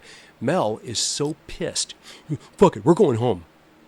So we're already up here. We've already lost the money on the trip, and whatever. So, we're going home. I'm not going to play there, and you guys don't want to play there either. Either we go home or I quit the band. Okay, so peace out, dude. Right. Okay. And No offense. then, No offense. This is going to sound terrible, but you can find a bass player. Right. Trust me. Exactly. Not only that, but somebody knew all the bass parts and all the songs. But that's a different story. See, that's back in the day when you couldn't do that. So anyway, we get back to L.A. and by the time we get back home, where the fuck are you guys? Why aren't you here? And people are calling into L.A. wondering where we are because nobody had cell phones. So we went home. You so guys, nobody there. you guys left. You guys left. Oh my god! Because Mel said to. So here's what they did. Well, we got to have a band to play. The place was the sold out, and there's people down the sidewalk. Dude, you Wait, sold out a show. It gets worse. It gets worse. So they figured, well, who are we going to call? Well, there's this young band that's been annoying the crap out of us. They want to get on one of the thrash shows. Why don't we just give them a shot? Nobody else will play the show. They gave the headlining slot, probably show number 3 or number 4 ever, to Death Angel. Wow. Who put them on the map? Through their own Hubris Incorporated. Wow. Right. Okay, so it's like, holy crap. That could have been you. Could have been. Dude, there are so many opportunities. There's so many could have beens. And everybody else will blame, this happened or that happened. No, we fucked up. We made a lot of bad choices. I feel there's one constant variable that's just fucking up all your choices right now.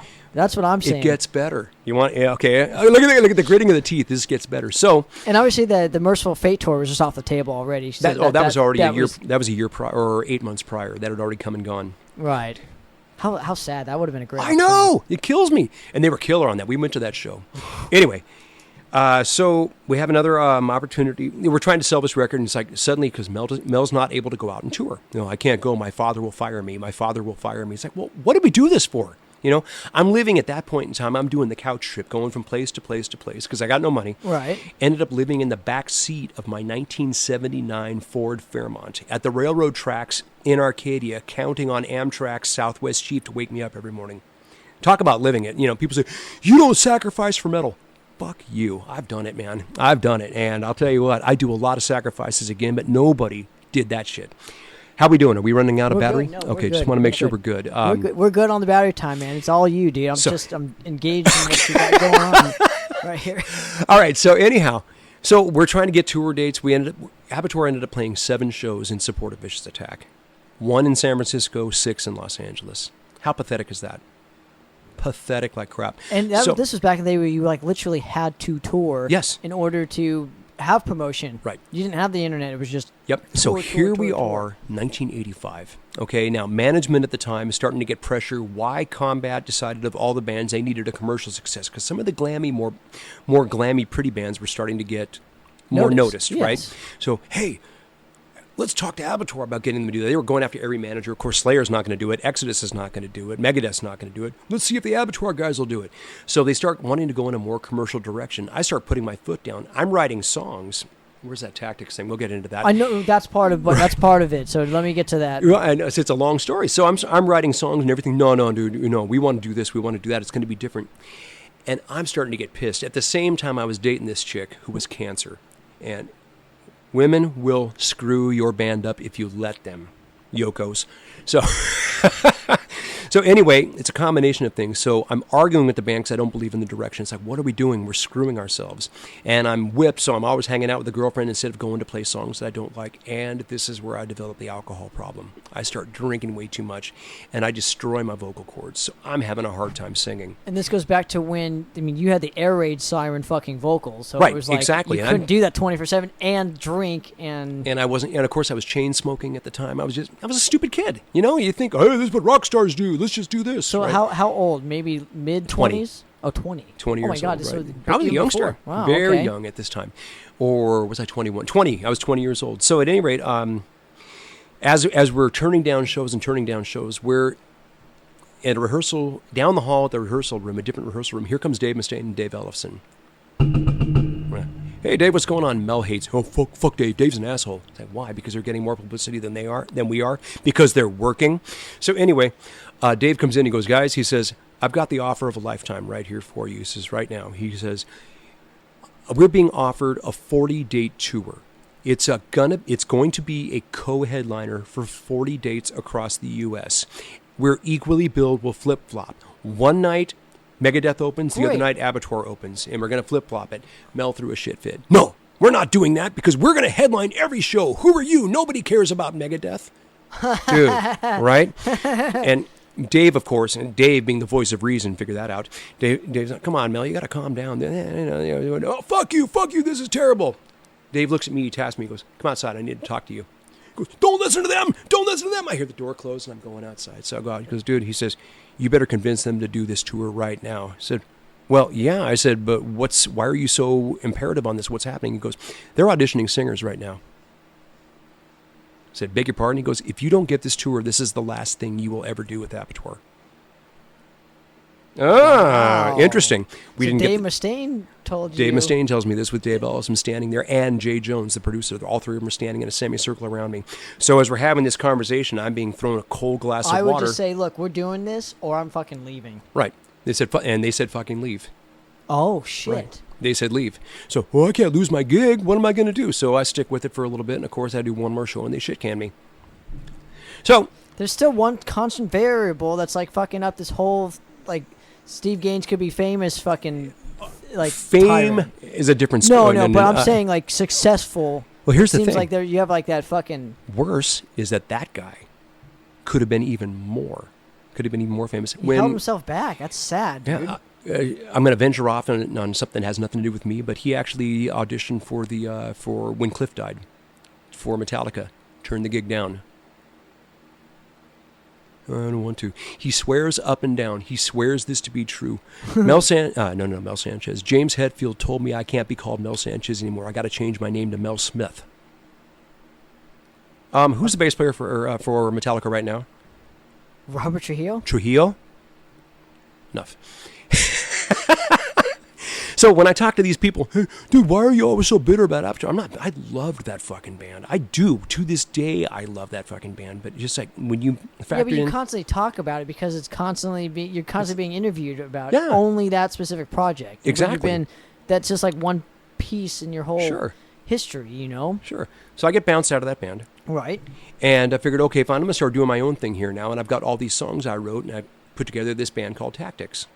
Well, wait, no, that was way later. Not really. We're gonna get to Not the really. Bloodlust. It was 1986. Oh, okay. I thought you did Bloodlust, the Terminal Velocity. There's a step. EP. There's a step in the process. So I put together this band called Tactics, and all the Abattoir guys. Oh yeah, Steve's doing. They went out and told everybody, I'm never going to do anything again. You'll never hear from Steve Gaines again. And that's where the resiliency comes in. The funny thing, I've had a bitterness about one of the songs they used without my permission.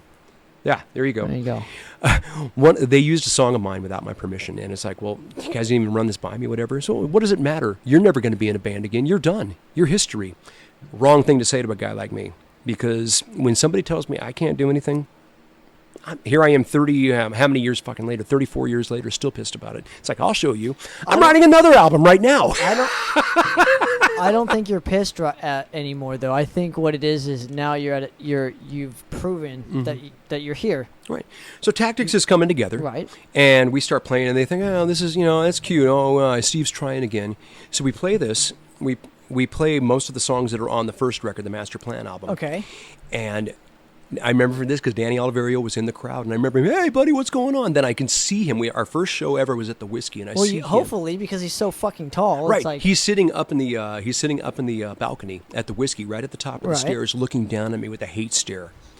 The following day, I start getting hate phone messages, or following 2 days, whatever, from Mel, from Mark, from everybody. Suddenly, I'm a threat. It's like, oh shit, that band is good. And it sounds like what Abattoir's second album should have been a lot more like. Right, what people were expecting. Anyway, so I keep doing that band. It imploded. But are you playing bass in this project? I did. When did you start picking up the bass? Because your brother had picked it up? Sort of. It was the first shows we did, I borrowed a bass from him. but we couldn't find a bass player at this point in time. Billy Sheehan, David, they rather just didn't eat him and smile. So everybody wanted to be Billy Sheehan or Steve Harris. And look, I love watching a great bass player play, but sometimes you got to play the song. We've talked about this. My favorite bass players on earth are Cliff Williams, Ian Hill, and Peter Baltus from Accept. Just because those guys just brought thunder, and you knew they were there, and you know they're there. So, and I'm glad to see Cliff's going back to AC/DC. Let's see what happens. But that's a different story. I just wanted somebody. So we're bringing in bass players, and they're all doing. I play flat wounds, and I play with my fingers, and I. That's great too. If you can that's do fantastic. And I say, let me see your bass here for a second. No, play more like this. I'm playing the songs, and I'm singing them. It's like this is a no-brainer. So you just picked it up and Right. and off it went, dude. So Yeah. so now you're fronting the band and Right. playing the instrument. So this I is started off the first couple of shows singing, but then went over to bass because well, we this had a is the sit-in first bass player. time that I'm hearing that you're actually like being a front man, because now it's Mm-hmm. like you're playing an instrument and having to sing. So now you're having to put on the show Correct. without just the microphone. Correct. So how did you transition into The seed. that? Well, the seed was first planted because, like I said, at the time I was a decent enough guitar player to be able to play songs. We always had Abattoir, always had extra guitars laying around in the rehearsal room. And when Juan quit, at the very first time we tried rehearsing as a 4-piece, and it was empty. This is before we thought about Dan.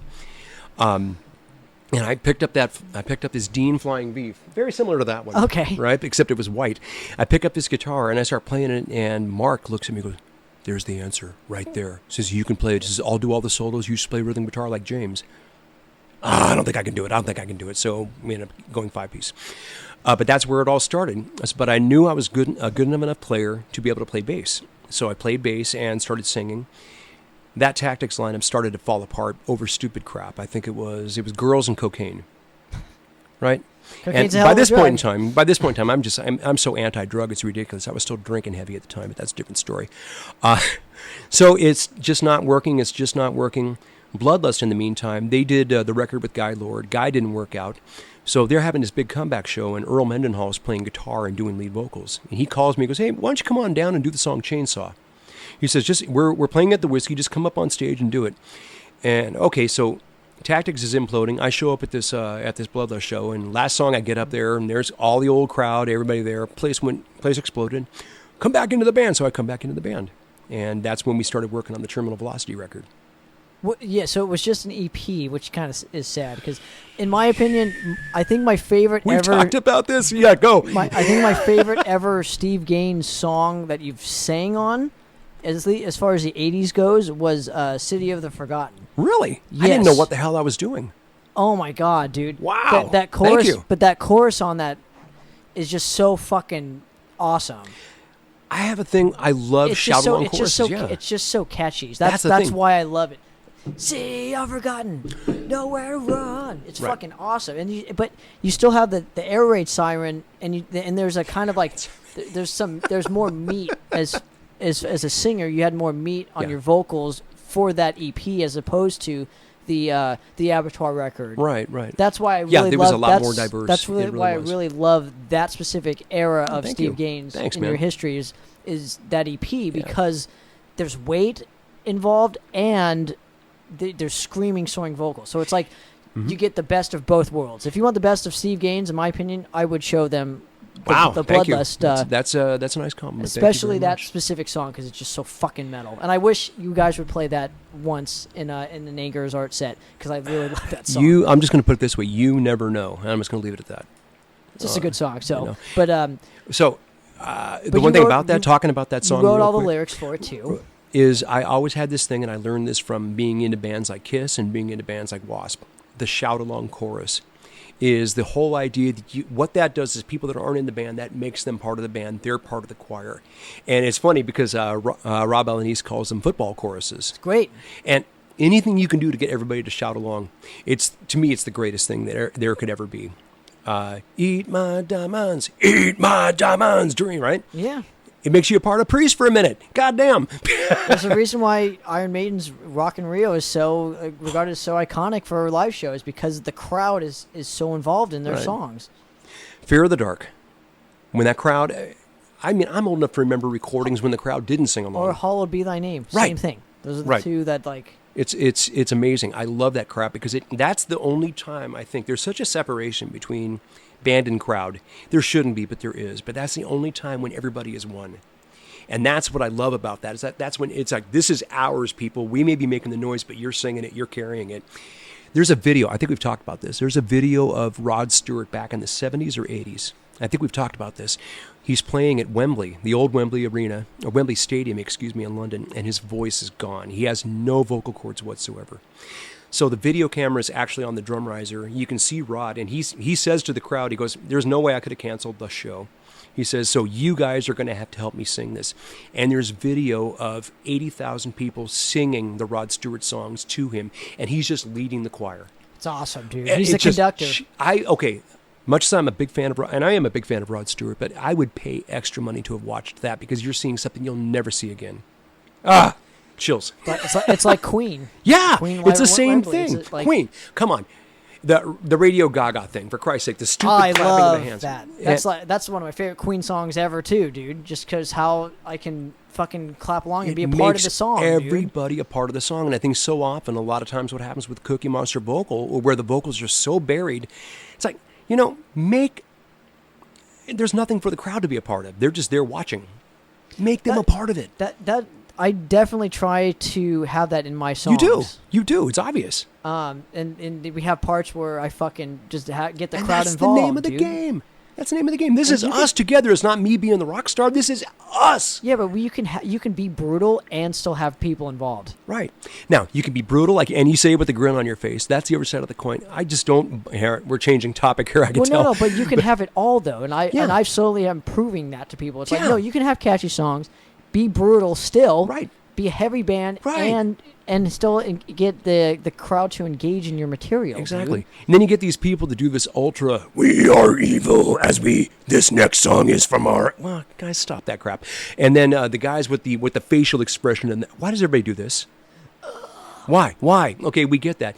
I'd rather. We're in this together. This is a barbecue. Oh, you want me to leave that burger? You want me to leave that burger on a little bit longer, a little bit more done? You got that.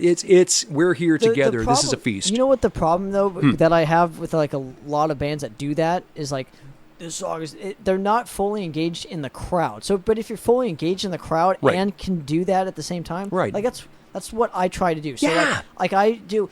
Oh, come on. Like something like fucking like shouting in their face, just getting them involved in the show. Mm-hmm. So if you can do that without compensating the the live aspect of it, like bringing people into it. If you can compensate with bringing that in and being brutal at the same time, you can do that stuff. Yeah, that's when I think it fits. But if you're just being brutal just to be brutal, it's not. It doesn't really hold a lot of weight for live shows. Exactly, I agree. Why would anybody go see you guys live if that's I agree with you 100%. So there you are. Awesome. But now, where were we? We're at the Bloodlust. So I don't know what you thought I was going to say when I brought up the City of the Forgotten. Oh, I had no idea which song you were thinking of. I'm thinking, okay, it's one of those 4 songs on that EP. We were going to talk about the EP. Yes. We've talked about EPs in the past. Yeah. Wild Rags. Say what you will about Wild Rags. I don't necessarily have a problem with Richard because he never... I don't know anything about Wild Rags, so that's way before my time, dude. Story goes that he used to dupe off copies of bands' recordings and demos. It's an allegation. I don't know if it's true or not, but a lot of people have that allegation, so... It didn't happen to me. I never saw it. I don't know, but I'm not gonna deny that something could have happened. Anyway, at the time, where did you record the Bloodlust EP? If you don't mind me asking. Crap, was it Skyline Recorders in Tobago Canyon, which I think was owned by the Moody Blues. Oh, cool. So there was a lot of money. There was a lot of money being there, and Richard from Wild Rags was footing the bill, and he wanted. This is what kills me. This is bands that are self-destructive. Okay, the Metal Blade thing didn't work out for Bloodlust, so. Richard used to do his vinyl demo series, which was that, and so he says, I want to do a vinyl demo with Bloodlust. And we said, okay, well, let's do it more like an EP, more like an album, so it doesn't look like that. He goes, okay, fine, so I'll release it like that, like it's an EP. And we did 4 songs, and while we had the drum all still set up, Richard comes up to the studio, goes, guys, he says, can you do 4 more songs for me? Let's make a full album out of this. And the guys threw a conniption. No, we're not going to waste these songs on your shitty little pocket-operated label. And I'm thinking, the guy wants to put money into us. No one else is putting money into us right now. frustrating. So he's pissed. Richard's really pissed off. I hear at a the lot time. of ego in the 80s. There was no. I don't know so much if it was ego as it was just stupidity. That this is always going to happen. This is always going to keep going. People don't realize how quickly this goes away. Oh my God, they have no idea. So in the meantime, Richard's pissed. He releases the record, and he releases the EP rather, which could have been a full scale album. We had the songs for it. It would have been a full blown album. Did they didn't do anything with those other songs? I don't believe Nothing. too. And when I did my research, because I do research on my Sure. guests, I didn't see anything else pretty much after the EP. Nothing, because I forgot what happened. Something happened to piss the drummer at the time, Craig Kaysen, off, and he said, "Fuck this, I'm moving back to Chicago." Wow. And that was the end of that. And before he left, I tried putting together another lineup of tactics with him, and it just didn't work out. So from the I want to finish. We'll finish the Bloodlust thing, but in the 80s, it seems like you had a lot of like what ifs. And what is the biggest one that you regret not taking? The Megadeth tour. Okay. And I'll tell you why. Because years later, 2002, and I think I've told you this, I mean, these are all the people that have said, "Why didn't you do this?" I started playing in a band. But here's the thing. That's Yeah. hearsay. You had to have been in that situation in order to have answered that. Do you know what I mean? Like they from an outside perspective, it's different. Dude. Let me talk to you about a very good friend rubbing salt in the wound without meaning to. And that very good friend... Are you looking at No, him no, right no, now? no, no, no. Okay. This gets good. This is another icon in the scene here. So I start playing in a band, or it was a side project, then I start playing in two bands with the guy at the same time. It's Jim Durkin. I want to get to that later in on both too, Pagan War so- Machine and Dreams of Damnation, right? But when Jim and I first started hanging out, started talking about doing music, he, with this smart-ass sense of humor and this Irish grin that Jim has, he knows what I'm talking about. He goes, "By the way," he says, "I just wanted to thank you for not taking that tour." I said, "What?" He goes, "Yeah," he says, "because nobody could understand why you didn't, so Dark Angel jumped on it." And that was the infamous tour where Don had his issues or whatever. Or maybe it wasn't. I don't recall. But Dark Angel took that tour. So You guys could have been okay, Dark Angel. could have been Death Angel, could have been Dark Angel. You guys could have been that band, though. That's why. Okay, now it makes a lot of sense. And I'll throw further salt in the wound. This is the one that gets me. And I somewhere on my phone, I've actually got a copy of the article. I was at the Home Savings and Loan in Arcadia, California, waiting to cash my paycheck. About a block away, Juan Garcia worked at a trophy shop. So one day we end up in the bank together. We're both in line together. And this is before cell phones, before answering machines. And dude, I got to talk to you. You know how Juan is, right? And dude, what's happening? He goes, "Some friends of mine from the Bay Area says they're looking for a singer and they're specifically asking for you." And I said, "Who?" I said, I don't want to move to the Bay Area."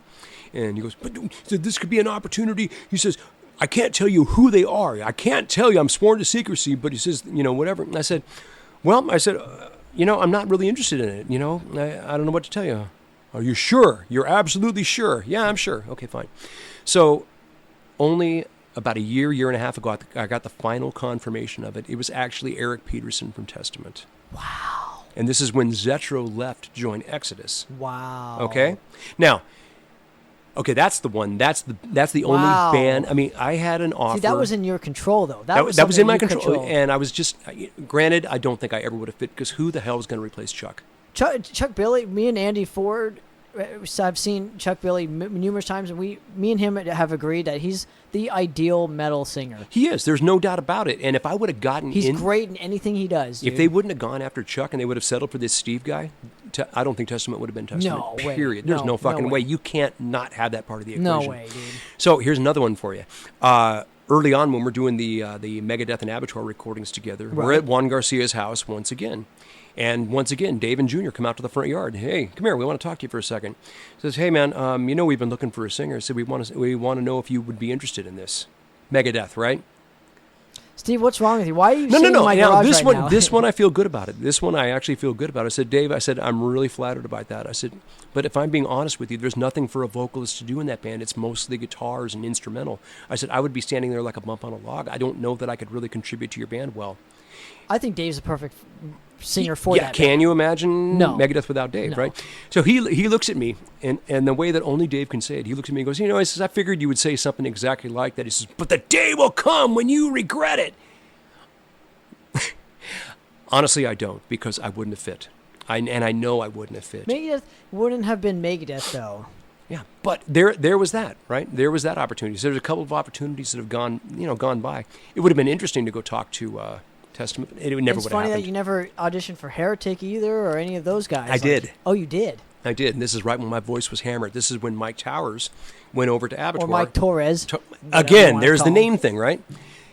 Hey, I just recently got back in contact with Mike. He and I are talking a lot online now. So Really? It's interesting in that all the former Abattoir members all get along famously. There was one instance, it was a birthday party. It was my birthday party, come besides think of it. the one Besides the one variable. guy. But we had, like, I think 7 or 8 Abattoir members, different singers, different guitar players, different drummers. Everybody's laughing, telling stories. It's great. And we're thinking the one common denominator, if he was here, would destroy this.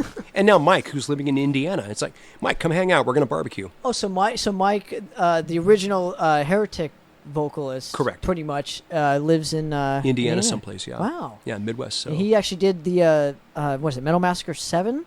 Wasn't he on With Metal? Heretic, correct, yeah. He did the one song and then... Yeah, Impulse. Yeah. Impulse. It's good. So great. it's I a love great his song. vocals, though. Oh, he had a great voice, yeah. When he was on The Only Safe Place, I loved his vocals on Hammer of the Gods. Oh, man, that song rules, dude. It Fucking does. rules. It really does. And with all due respect to Mike, you should have. That's the only thing that John Cyrus ever did right, was write those lyrics and the melody that he had for that song. No. I mean, meaning Mike wrote words that you heard on the album. Right. You should have heard what John had for it. And that was when we were doing the song live, when I was in the band. I did it exact. And I was fine. Give John the credit for it. This is fantastic. And it was all of his stuff that he later wrote about in Agent Steel. That was the best thing he ever wrote. It was just phenomenal. And I'm including the Agent Steel stuff. Wow. So let's Good stories. Let's get back to let's get back on track. The Bloodlust. Okay. I think I was asking you what it was like to record in that studio, Yeah. and then Wild Rags picked it up, and it was going to be like a full length. You guys only wanted to do 4 songs, and then the band implodes. Then the band implodes. It was just kind of, the band had been working at it for a long time. The thing was, the writing was on the wall. I mean, there was no creativity. New songs, everything was a fight. Meaning not a fight, but it wasn't working correctly.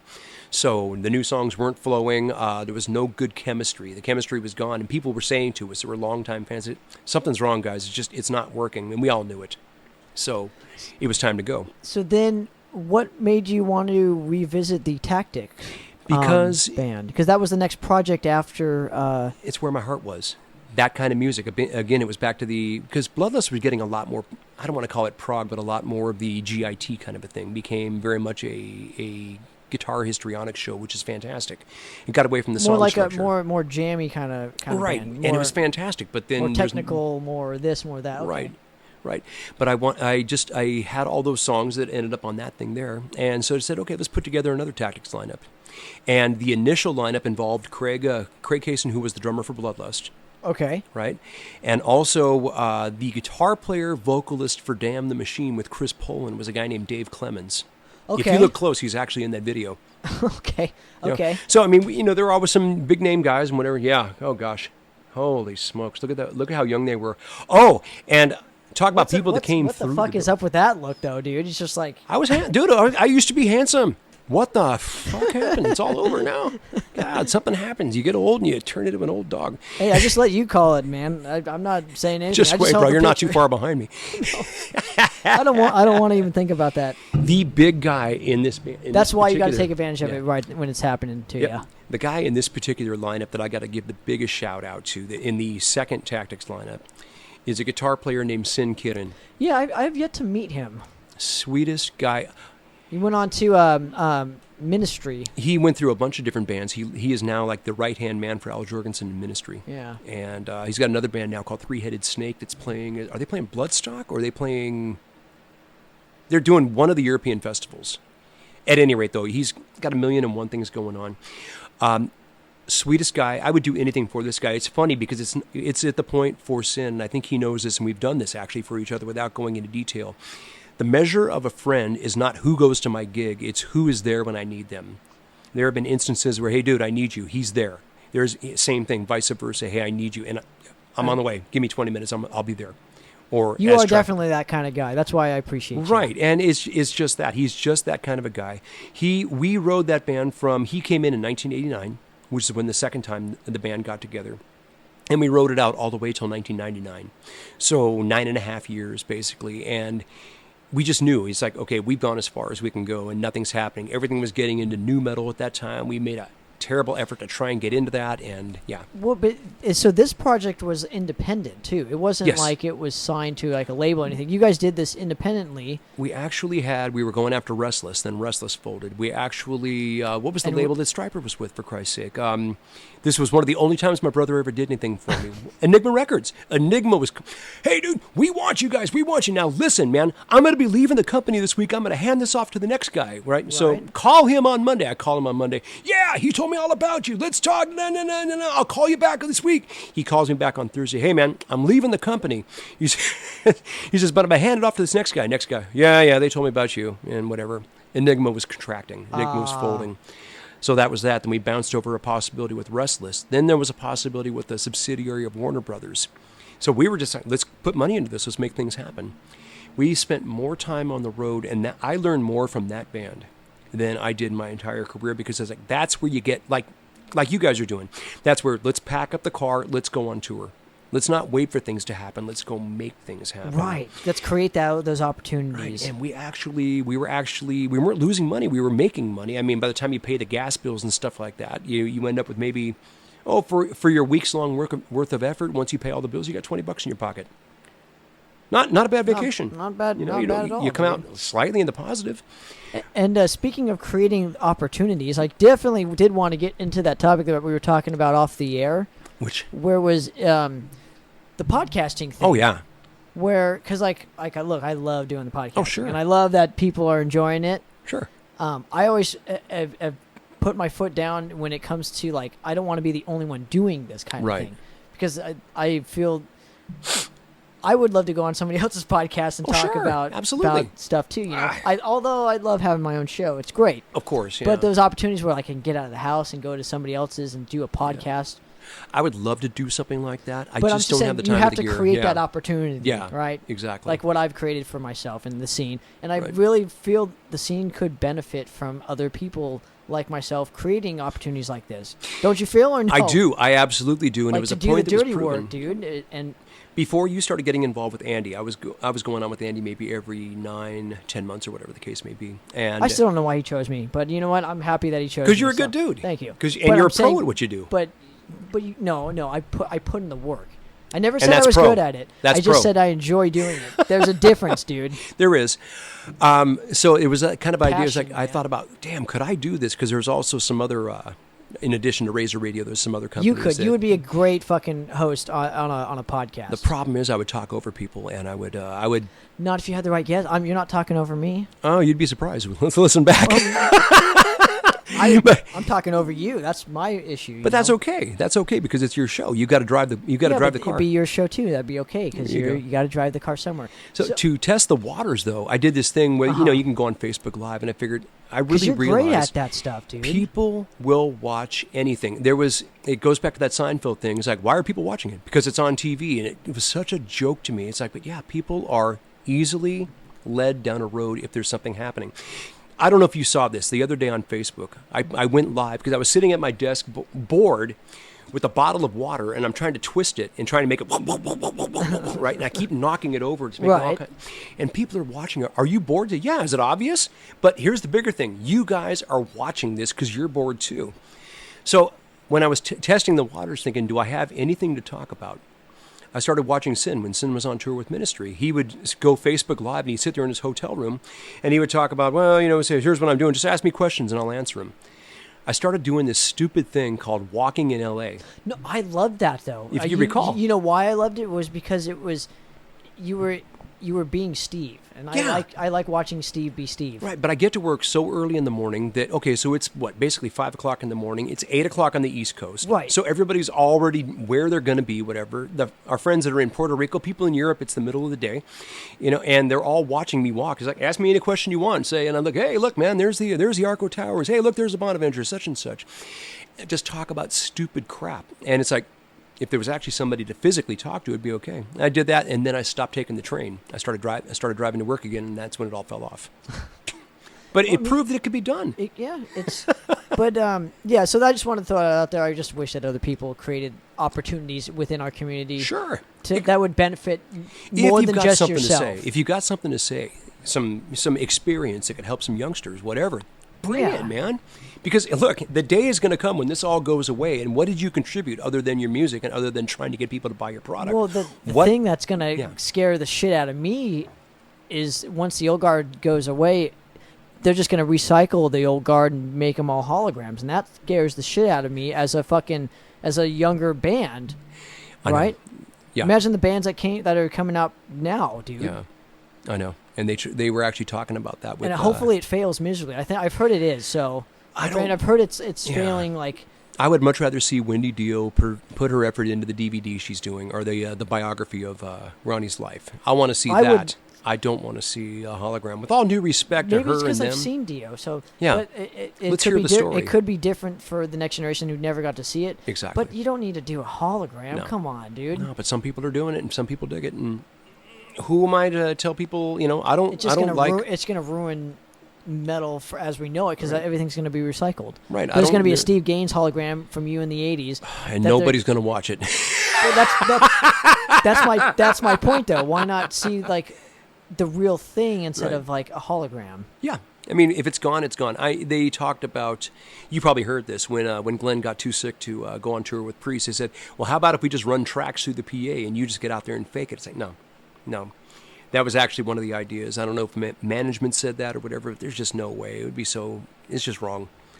I got to see the guy play I got to see a lot of people play when they were alive. And, I got to see the fucking Painkiller lineup for fucking 10 years, dude. Yeah. First show I went to, Priest and Queensryche.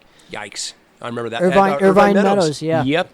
And the following 2005 or 2006? July 8th or July 7th, 2005. Because the following day we played at Anger's Art played at Thrash Against Cancer in the Bay Area with Testament, with who the hell else? A bunch of other bands. Agent Steel, bunch of other. God. So let's get back to let's get back on track, whatever. Now that I've already ranted and raved about creating opportunities for this community, which create them. If you got an idea, create them.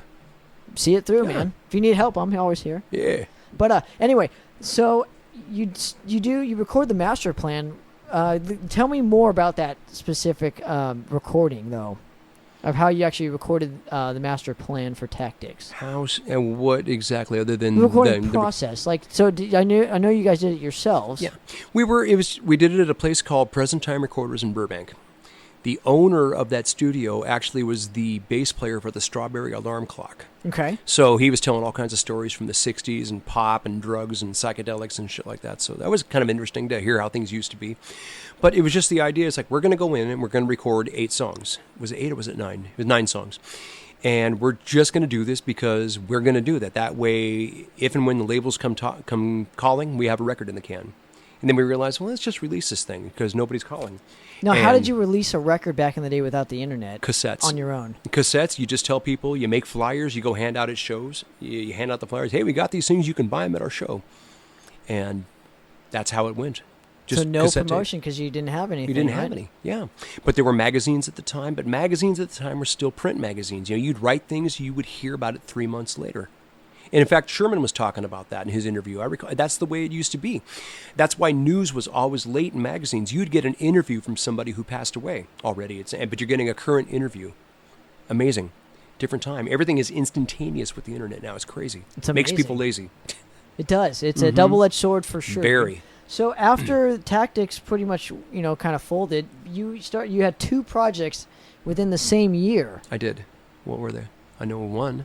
You had Pagan War Machine and you had Dreams of Damnation. So you were working, according to Metal Archives, it was 2002. So you were doing these 2 simultaneously together. I know Dreams is Jim Durkin's project, right? But you were a part of it in the same time in doing Dreams of Pagan War Machine. There's a gap there that's got to be filled. In 1999, we had an Abattoir reunion, and that's where I swung over, started playing bass, and Mel was playing guitar. And we did an album as a 4-piece. But the drummer at the time, Mel selected him. Mel wanted to record the album with him or nobody. And we started recording, and I'll go on this, we started recording the album with Bernie from Agent Steel. And it sounded really freaking good. I've still got copies of it. The files are available online and stuff like that.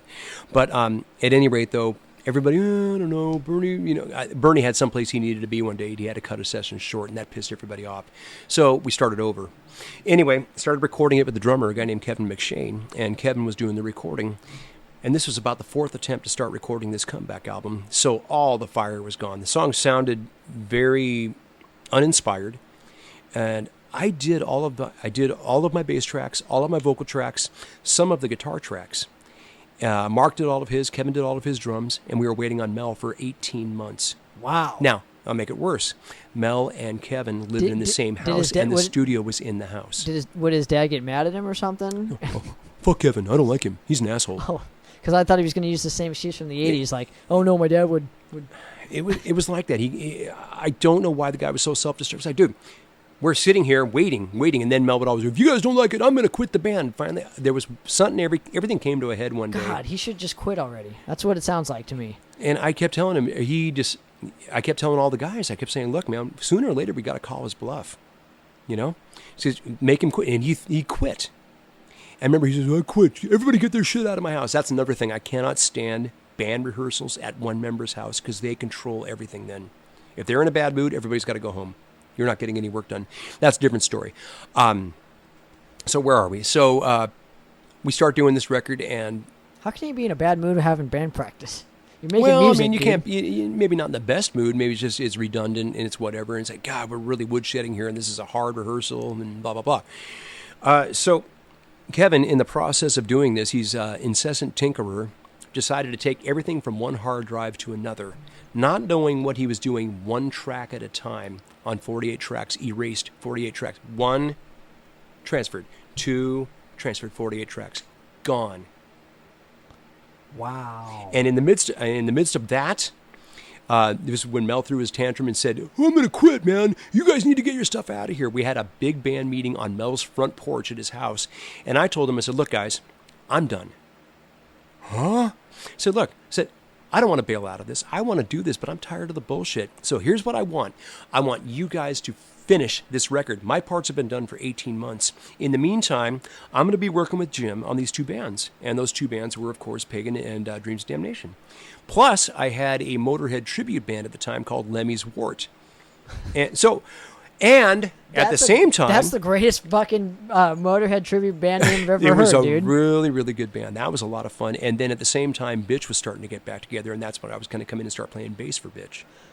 Okay, yeah. So you obviously got ties to all this because it's all It's LA. all the Metal Blade. It's all well, LA. it's more the Metal Blade story, but yeah, all the ties through all those people. Well, I'm just saying it's all LA based. So very much so. Everyone's kind of connected a little bit there. So, how did you form Pagan War Machine? Because Dreams was already a band. Dreams was already a band. I had gone to see them, and you say, hey, Jim, hey, what's going on, kind of thing. We go see them, got to know Charlie, got to know Al real well, their drummer, and was going and seeing them play, supporting him, doing all this crap.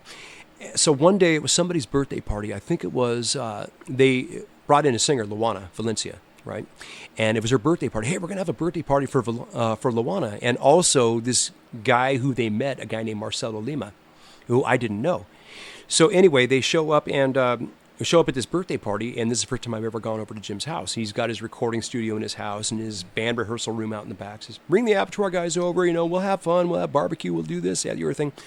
We have a great time. So, Jim's showing me all of his stuff. He's showing me what he's recording with Dreams of Damnation. I loved that fucking band. I thought, I'm going to piss every Dark Angel fan off. And I'm going to say, I think the stuff that he wrote with Dreams and also Pagan War Machine was so much better than Dark Angel. That's just me. It has nothing to do with me being involved, but the riffs were just so much more, and that's so okay. much better. I just love Dark Angel, so it plays no effect into what... Right. Having said that, that's why I'm anxious to see what, if they ever get their comeback record done, I'm anxious to see what it'll be, because I know where Jim's writing was 15 years ago. I wonder where that's going to be, too. I forgot about that. Very, very interesting. So anyway, he's playing all the Dreams Damnation stuff, and then he says, here's something else I want you to hear. And he plays a song that ended up being called The Swarm later, and this riff is Jim, it's still the best riff you ever wrote, a song called The Swarm.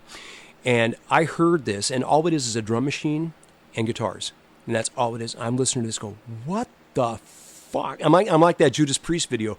What the fuck are we listening to? I said, what is this? He goes, it's too commercial. It's too melodic for Dreams Damnation. He says, I can't do anything with this. I said, of course you can. I said, listen. I start going immediately. I'm hearing melodies. And I'm hearing like a call and answer off that. So he goes, you can come up with something? I said, yeah. He goes, can you sing it? Would you mind recording? I said, yeah, sure. So I came down the following week, brought my bass with me. Band was formed that afternoon. We had a song recorded that day. And it's the same recording you hear to this day that's still available online. And it was the greatest thing he had ever done. And it was... I'm not going to say that Abattoir didn't, but in this Abattoir reunion, I really wanted to push it towards being a lot more aggressive. And we just couldn't break out of that mold because Abattoir is forever going to be in a box. Dreams Damnation, Pagan War Machine was not in that box. It's like there is the hyper speed, there is the hyper aggressiveness, and there's the hyper melodic. And there's the seed that planted Anger is Art because Exactly. you weren't in a box. So that was kind of the seed where, okay. And that's where it grew. But because Dreams was the primary thing. Now, here's what happened. As we're putting this Pagan War Machine band together, I was sick one time. And you had no hair then, too. So I had a shaved head. Yeah, I still have no hair. That's a different story. Well, no, but what was because you were going bald or something? So No, you just wanted to shave it all off? It had to do with my mom being sick. My mom had cancer, and That's all. Okay. So she wanted to see her son with short hair one more time. So okay, I did that, and I started shaving my head for a while. That's what that was all about. So we start putting this band together, and one day I was sick, and Jim sent over. He said, "Here, work on these songs, work on this," and a couple of the other demos that were copied on there were Dreams Damnation songs. So I just pick up my guitar and I start playing along with them. Next time I get together with them, I'm hanging out at a Dreams Damnation rehearsal. Other guitar amp, other guitar there. And I said, hey, just for a goof, I said, I know how to play this song. I said, watch me. I said, I just sat and learned that Citizen, because he was talking about one person whose name I'm not going to mention. Right. You're going to close the door. No. Okay. Well, he's talking about one person whose name I will not mention for fear of protecting the innocent. And he says, this guy couldn't learn the song. I said, this song's fucking easy. I can learn this. So I forget which one it was. I said, but I just sat down and I learned it. And I sat in and played with him. And I played this. And I said, I learned the other one that's on here too. I played 2 songs with him that day. And anyway, all right, guys, I got to go later. So the following day, we want you to come back and be our second guitar player. It happened by accident. I was just goofing around. And that's where I finally said, okay, I'm going to make this transition from bass over to guitar. Because now I finally figured out how to play. And you knew, okay. But you had been playing, obviously, years prior to recording, that, so but nothing live. Never anything live. And did you ever use a click track on any of the previous records? Sometimes yes, sometimes no. And the ones that did have click tracks, very few of them.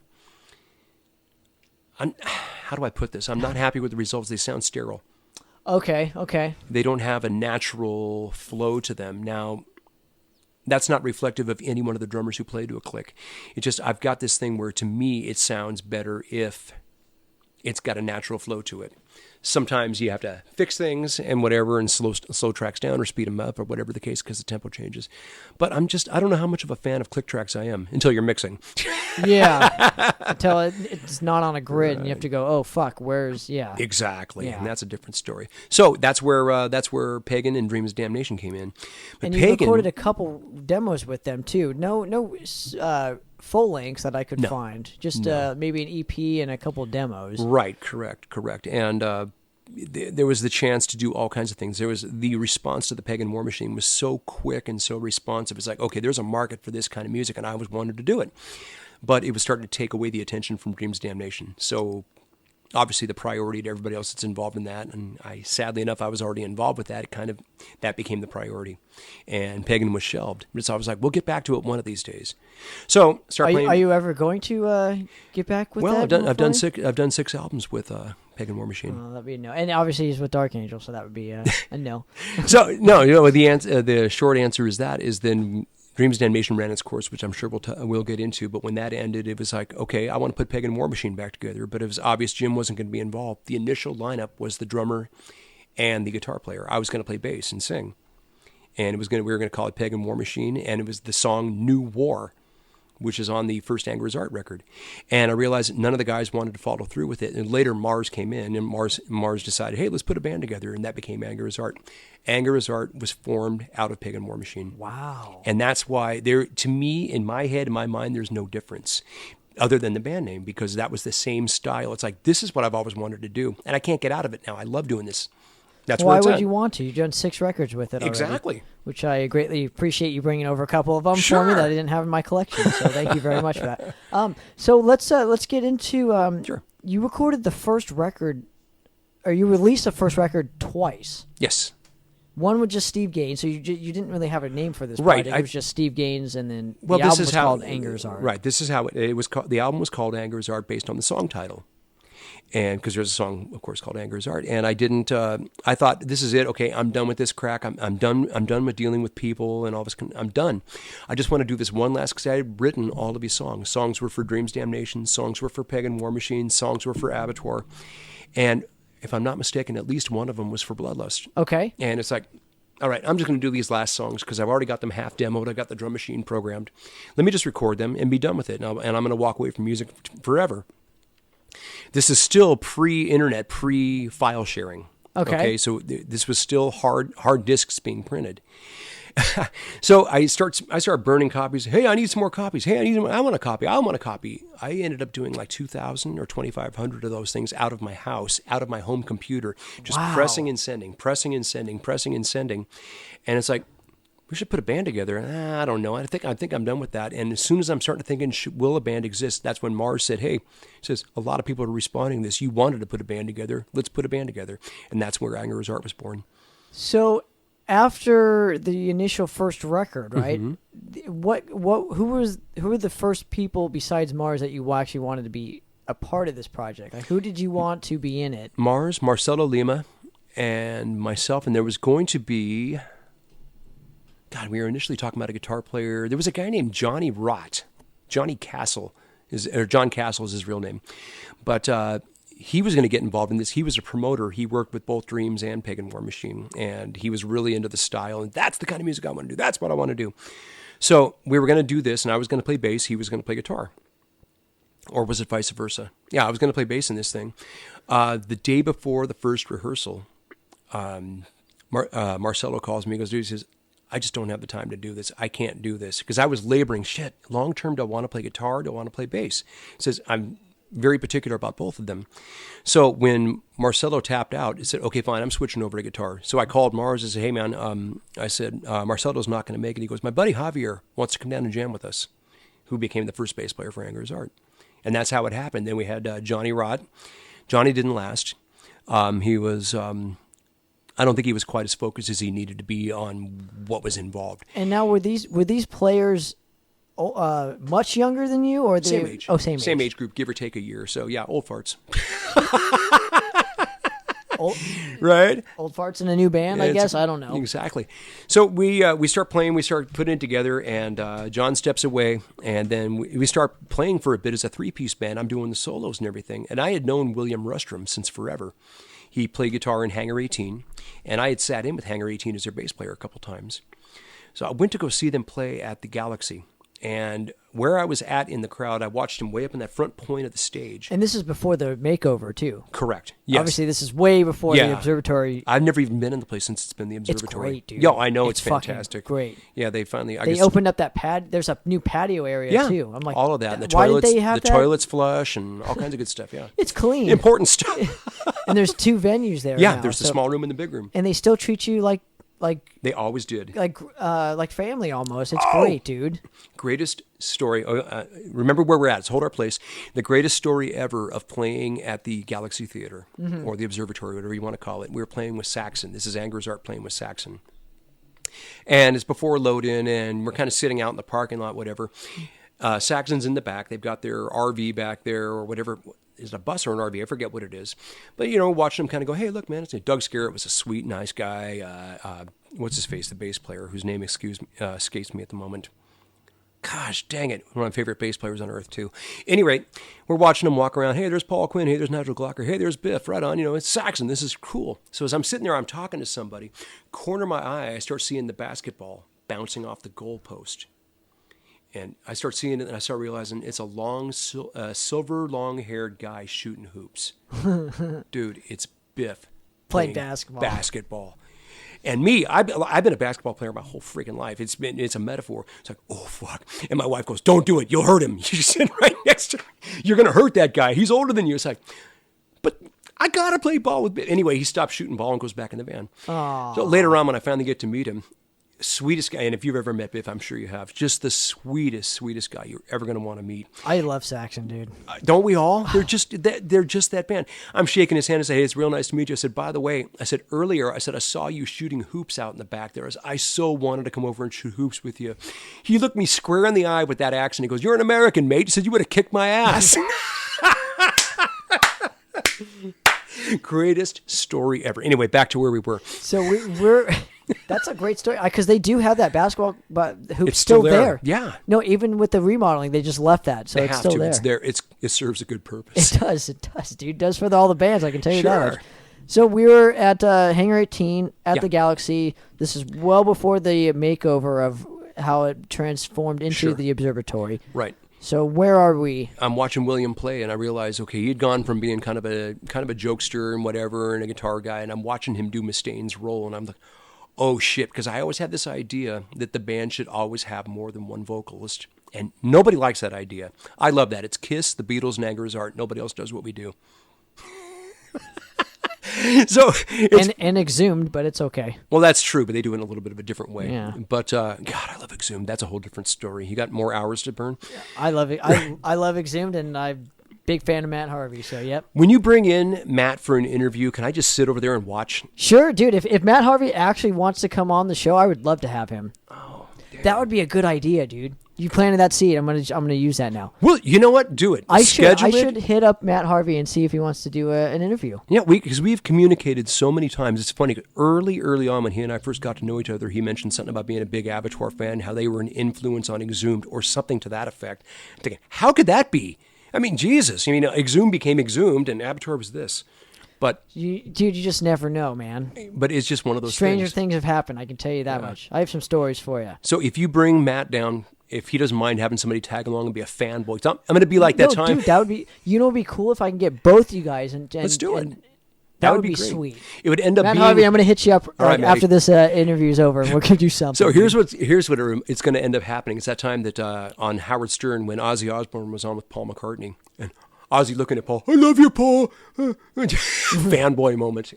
Anyway, back to it. Great. Let's get serious. That's great, though, dude. It's. I think it's very important for like these big name guys to still be fans of You have to what be. the genre that they're in. You have know? to be, and that's the whole thing about when I see guys that are in bands that'll actually go into the crowd and watch a band play as Yeah. opposed to be too cool for the room and hang out at the back. Dude. Like if I ever met Herb Albert, I'd be like, oh fuck, dude, like it's Herb Albert. Oh my god. That's some serious heavyweight shit Like there. that, I that's just because I'm a music fan, but I love course. like.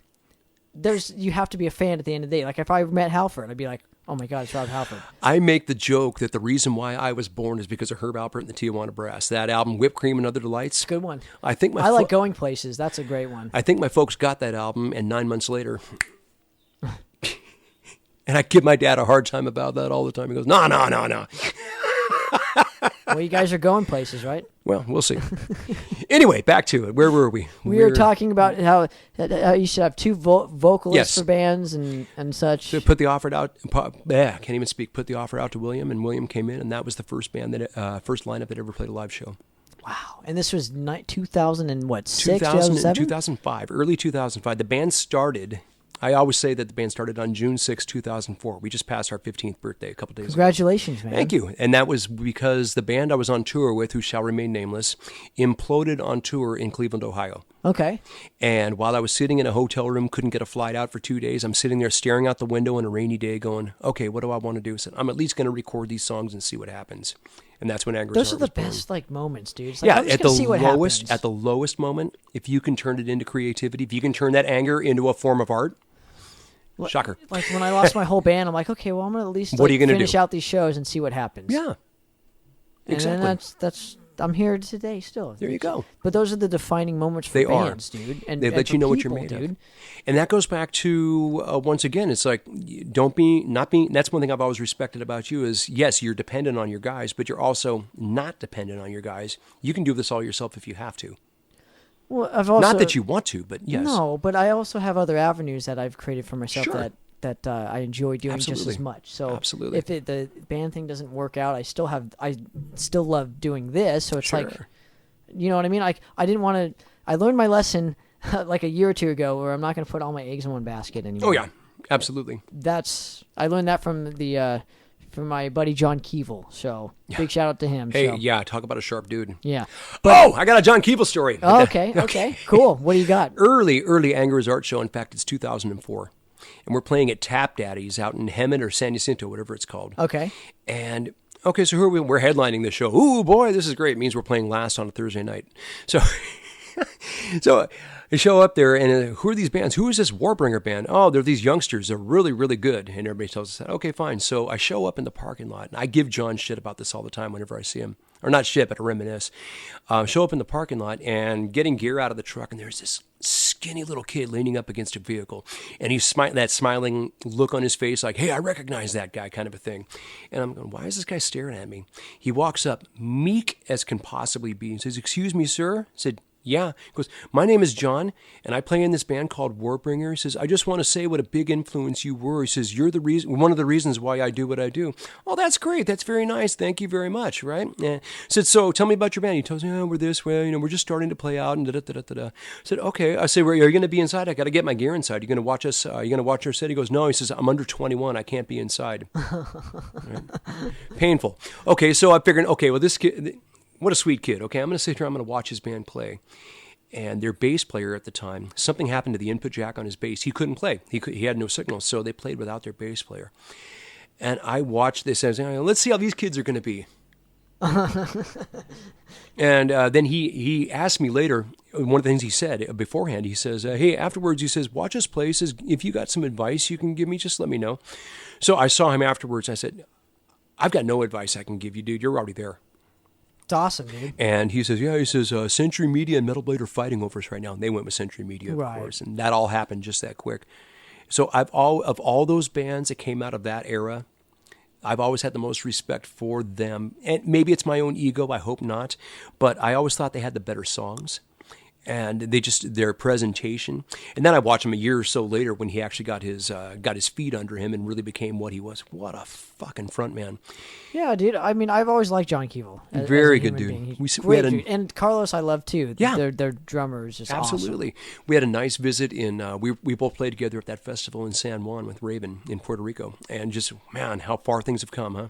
Just And he's been around the world a few times and whatever. He goes, yeah, this is the last show I'm doing with this lineup. He says, I don't know what's going to happen. This may be our last show ever. And, of course, he put another lineup together. And see, but that's the defining moment, dude. Right. He reached that point to where he was like, let's see what happens. In addition, at the same time, knowing that was on the offing, like, okay, if this is all over, he decided to go back to school and get his degree. Dude, he's getting like a history degree. I got nothing but respect for the guy. That's great. And that's what it's all about, guys. Do it. Okay, anyway. Yeah, just go out and do it. That really is the truth, man.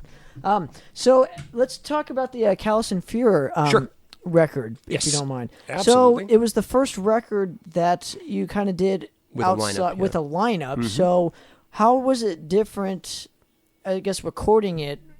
When it recording wise, what much different was this record as opposed to the first one for you personally? Because now this is your baby now, right? It's not. It's literally your band, right? You started and now here's something from the ground up. Well, we signed with OSM Records. They reissued the first one with some live tracks. And then we were working on this album. The biggest difference for me was the fact that the first album was done with a drum machine. Okay.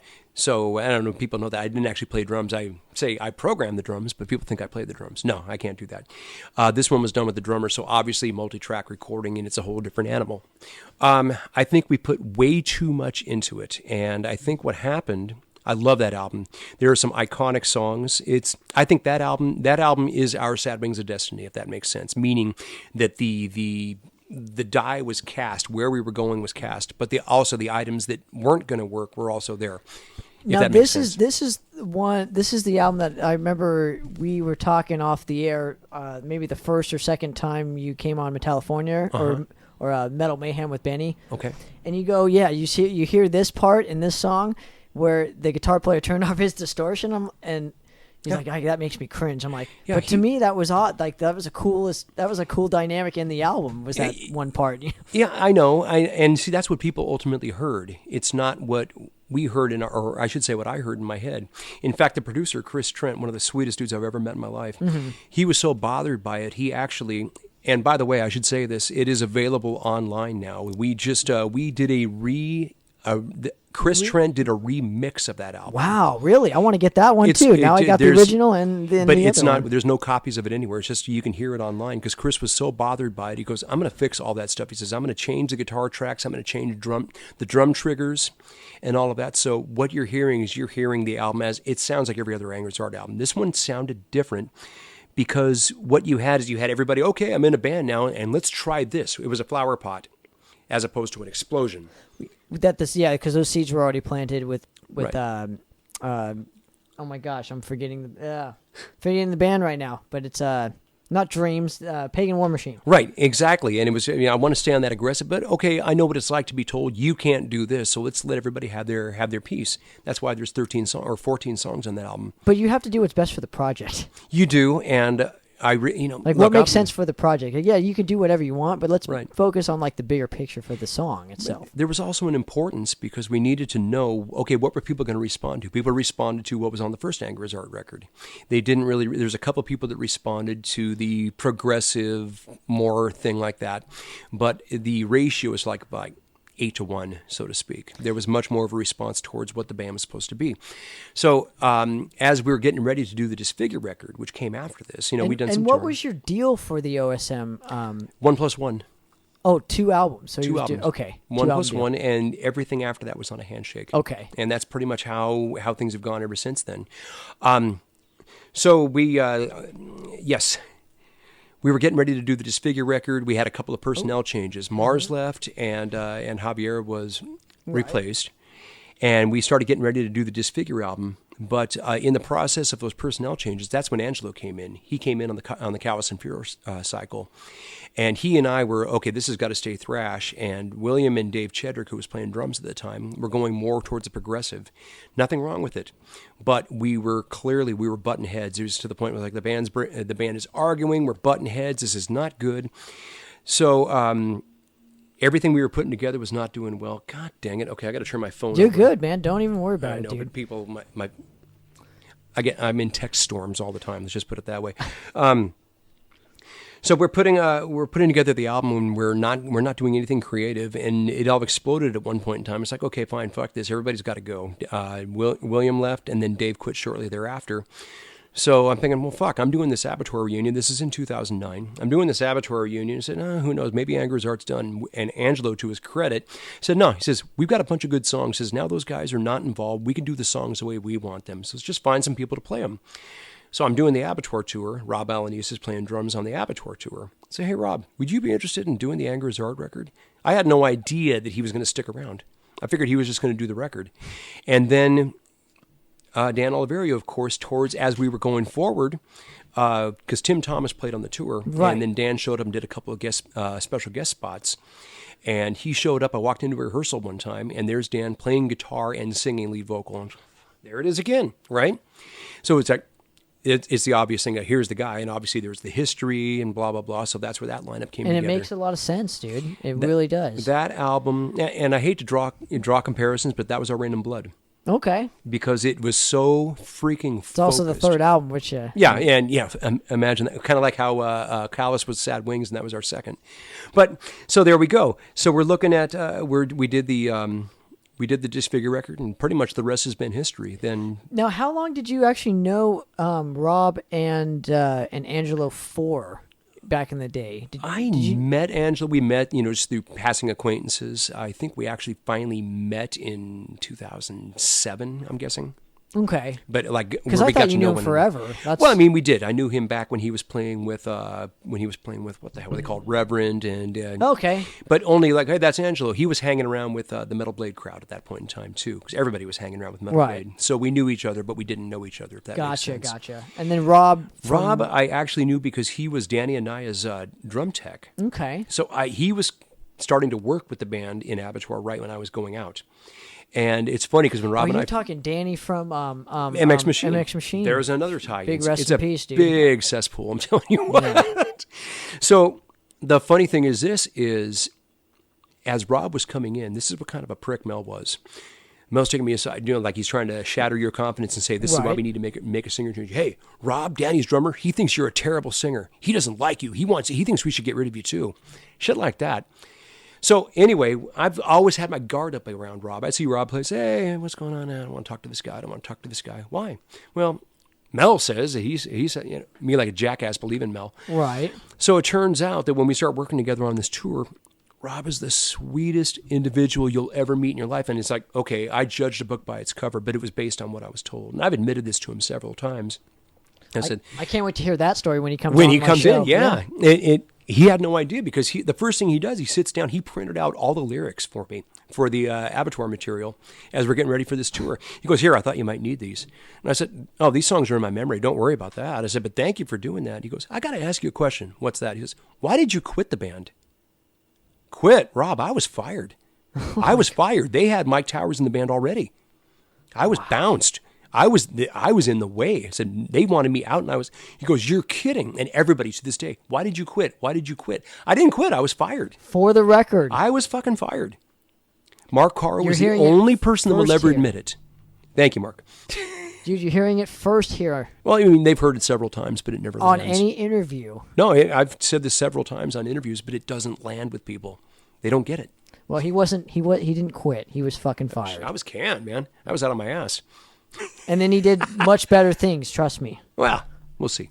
Anyway, so It's already happened. so that's where and I had known Dan, of course, since that time he walked into the rehearsal room with Prisoner. Right, that's why I didn't bring him into the picture. Exactly. That's why So I there's thought. all that history. It goes back years and years and years. And now, so Angelo obviously was losing interest and then went to Heretics shortly after the Disfigured record. And he was in the band a long time. He dude. was. He was with us for 3 or 4 years. But I think the big thing for him was we started doing the Bitch thing at that same point in time because I was in the Bitch reunion for a bit there. And then how did you get that gig? I've known them since forever, since Okay. back in the early Bloodlust days. And when they put the band back together, Betsy asked me, she goes, "Do you want to play bass for us?" I said, "Yeah, sure, absolutely." And shortly after that, started doing it. She got a lineup together. And we did a few shows. They were really cool.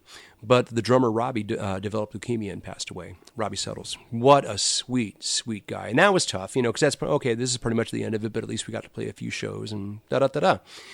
So Betsy calls me and she goes, "Hey, they're going to have a memorial jam night for Robbie, everybody that ever knew him and a bunch of the Bitch members and whatever. Do you want to come down and be part of it?" Sure. So we show up and we go aside. She takes me aside. She goes, "You know what?" She goes, "We booked the Keep It True show. Robbie booked it because now he's dead." I said, "I don't know what to do with that."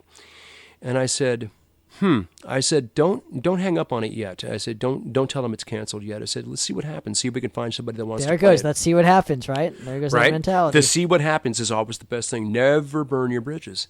So anyway, I go back and Rob was supposed to go with me to this thing, and he didn't. So the next time we get together to rehearse, he goes, "How was the jam night?" I said, "No, it was interesting. We played this, we played that. A bunch of people showed up, blah, blah, blah." He goes, any word with Betsy or anything? What did she have to say? How was her mood? And I said, well, she mentioned that the Keep It True festival was booked, but she doesn't know what to do for a band. And Rob says, "Shit, I'll play drums." He goes, "I know those songs already." So there goes that, and then the light bulb goes off. It's like, okay, so It's pretty much Bitch at that point. It's pretty much Anger's Art. right with plus Betsy fronting, which it was for a while there. So I went back to her and I said, "Look, we can do this." I said, "We will give you an honest representation of the first 3 records: Damnation Alley, Bitch is Be My Back. Slave, and The Bitch Is Back. We'll give you an accurate representation of when you guys were much more metal than when you went more glam."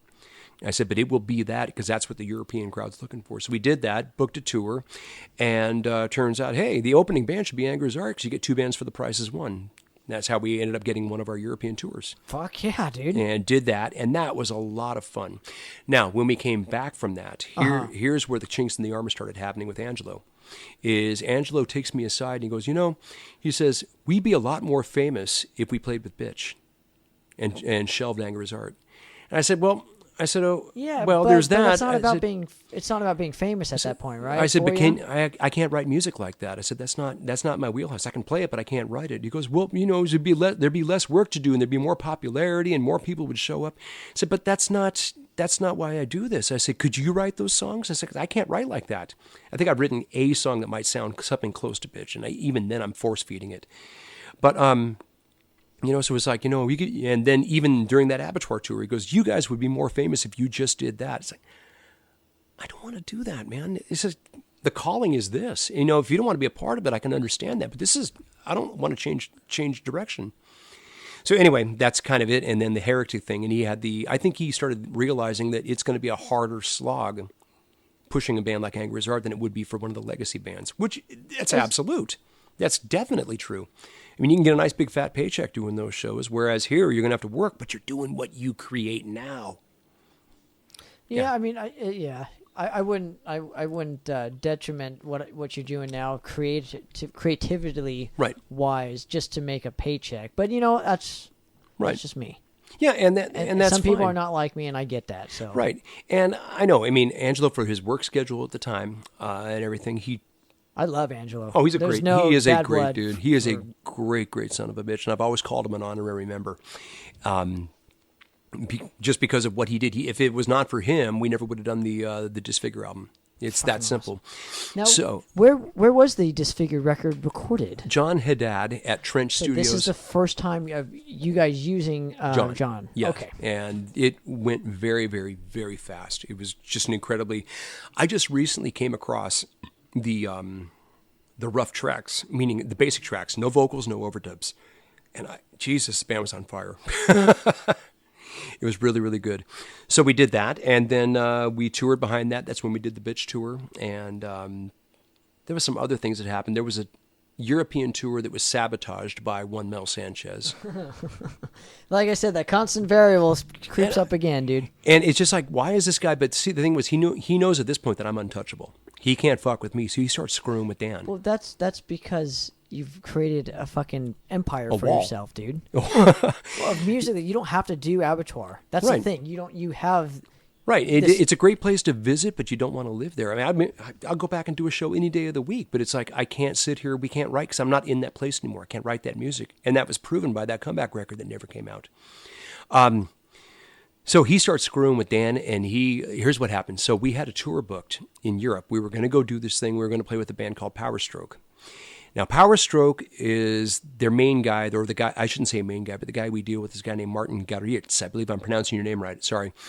And they're based in Belgium, right on the Holland border. And we were going to do, I think it was 6-7 dates with them and a couple of festival slots. And it was all set and ready to go. Mel got wind of that because he heard about that. So we need to do an Evil Dead tour. So Evil Dead suddenly is going to Europe. And they're going to get a lot more money. So Rob tells me, he says, look, man, he says, what am I supposed to do here? So, dude, you got to go after the money. That's a paycheck. And they were going to get serious bucks to go do this. And I think they went out, that's the one they went out and did with Possessed. So what are you going to do, Yeah. So it's like, well, okay. I said, look, I think what I'm going to do is I'm going to reach out to Mars, see if Mars wants to do the tour. And we'll just continue to do the tour because it's already booked, whatever. So I love Mars Castro, too. Mars, I love that guy. Another honorary member, right? He just rules, dude. And He we're rules. playing a show with his new band, which is his brother. Warwich. Yeah, on July 3rd. His new old band. It was his brother's old Yeah. band. So anyway, I get this message out of the blue one day, or a phone call from Juan Garcia. And he goes, hey, dude, sorry about your tour. Sorry it all crashed on you. I said, what are you talking about? I said, our tour is still on. He goes, what do you mean? I said, oh, we got Mars is going to sub in and do this tour. He had just agreed to do it. Mars is going to sub in and do the tour. And I said, we're still going to go do all of our dates. Happened to coincide at the same time as the Evil Dead tour. This is when Mel got a hold of it.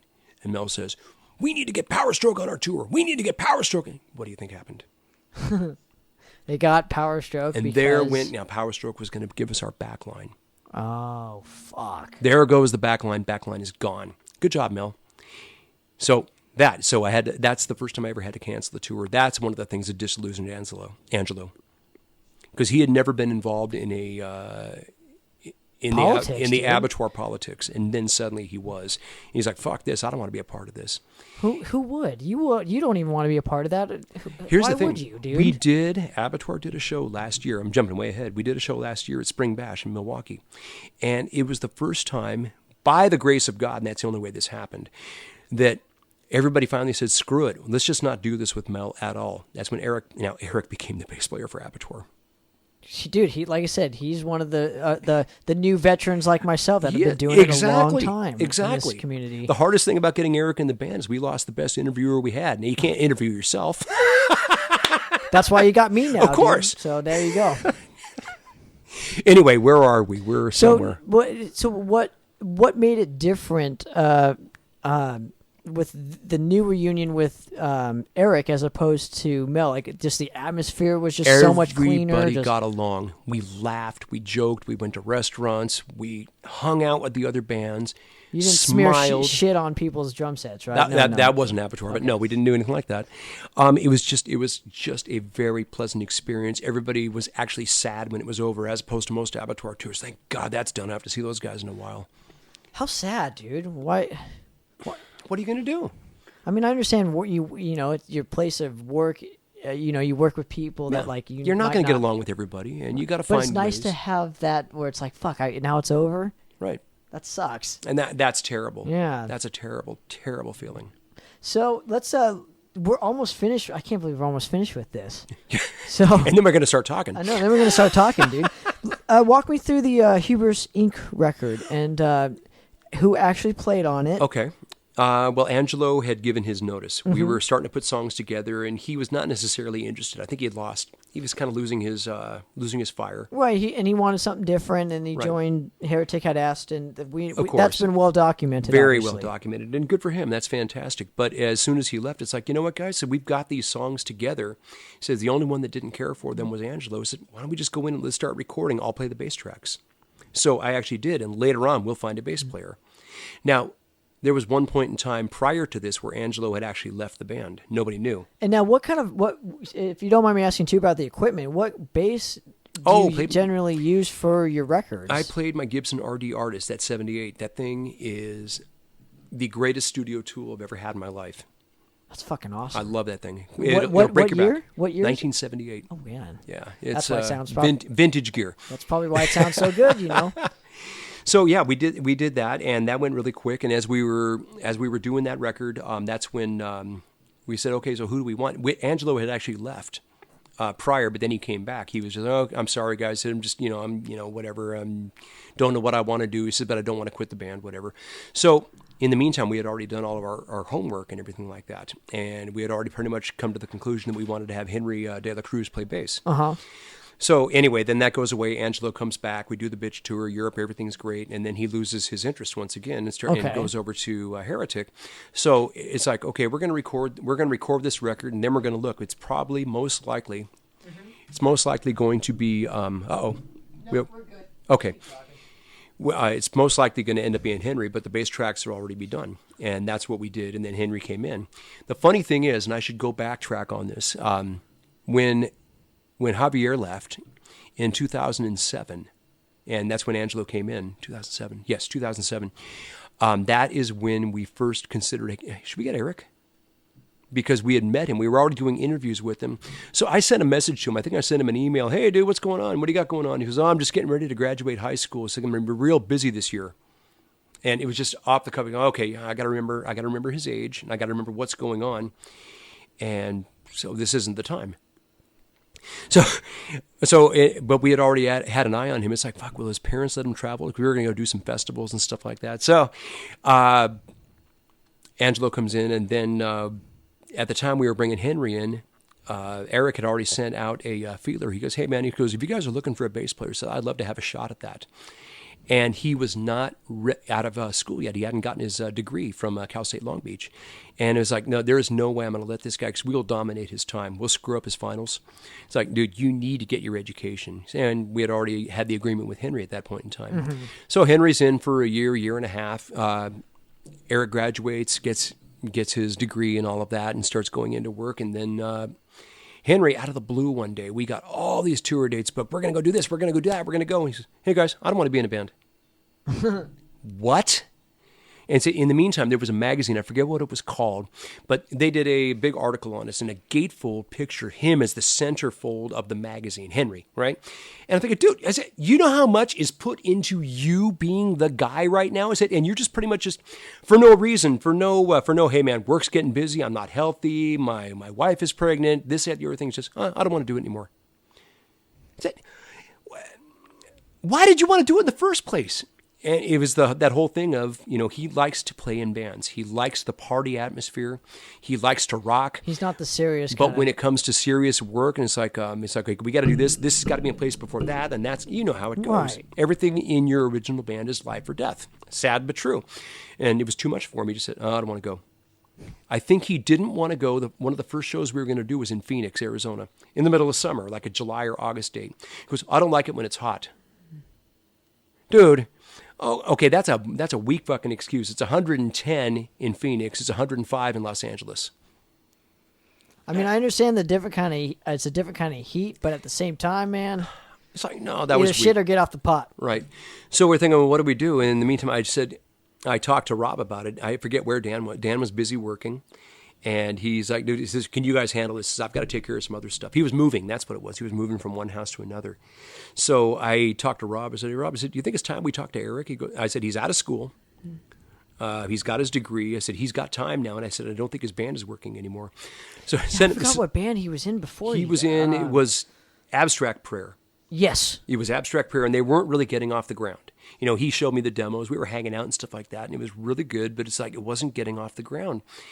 And so I just shot him a message to say, dude, I said, what do you got on your plate for the next couple of months? He goes, it's work, that, the other thing. I said, why? What do you have in mind? I said, okay. I said, here's what's going on. And I explained to him. And the following day, or maybe the day after that, he shows up at the rehearsal room knowing all the songs. And we played as a 3-piece because Dan was not available. And we said, dude, we're going to audition this guy. And audition, stupid thing to say, because we're gonna give him his minutes, and it's gonna be the guy. He came in, and not only did he play all the songs right, he did all the background vocals right, including not being afraid to step up and do lead vocals. It's like, oh, this is the cat, and he was the guy all the time. I've got pictures of when we played with Overkill, Eric in the front row. It's like he was always there. It's like it was nothing new to him. So. And that's pretty much where we are now, other than the couple of records we did. Well, but then you did. Who did you do the Hubris record with? We did Hubris with John Haddad. Okay, so you did it with at Trent Studios. At Trent for again, yeah. The Disfigure record and the correct. Oh, this will be fun. And the Hubris album. Yeah. Shortly after Hubris comes out, Ron Sandoval reaches out to me and he goes, "Hey, dude," he says, "let's get together. We'll go out to lunch. We'll do whatever. Hang out." He says, "I want to talk to you about your record." So I give him, he says, "bring me a copy." So I bring him a copy. Right. And he says, we're driving around in his truck and he's listening to it. He goes, "I bet you didn't like this spot right here." Yeah, he's right.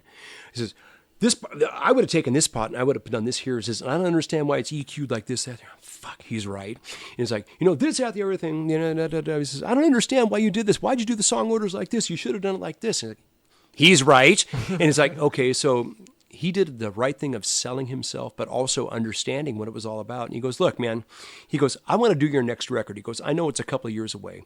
He says, "But what I want to do," he says, "I want to bring you guys in. Let's just record a song. Let's have a getting to know you recording session."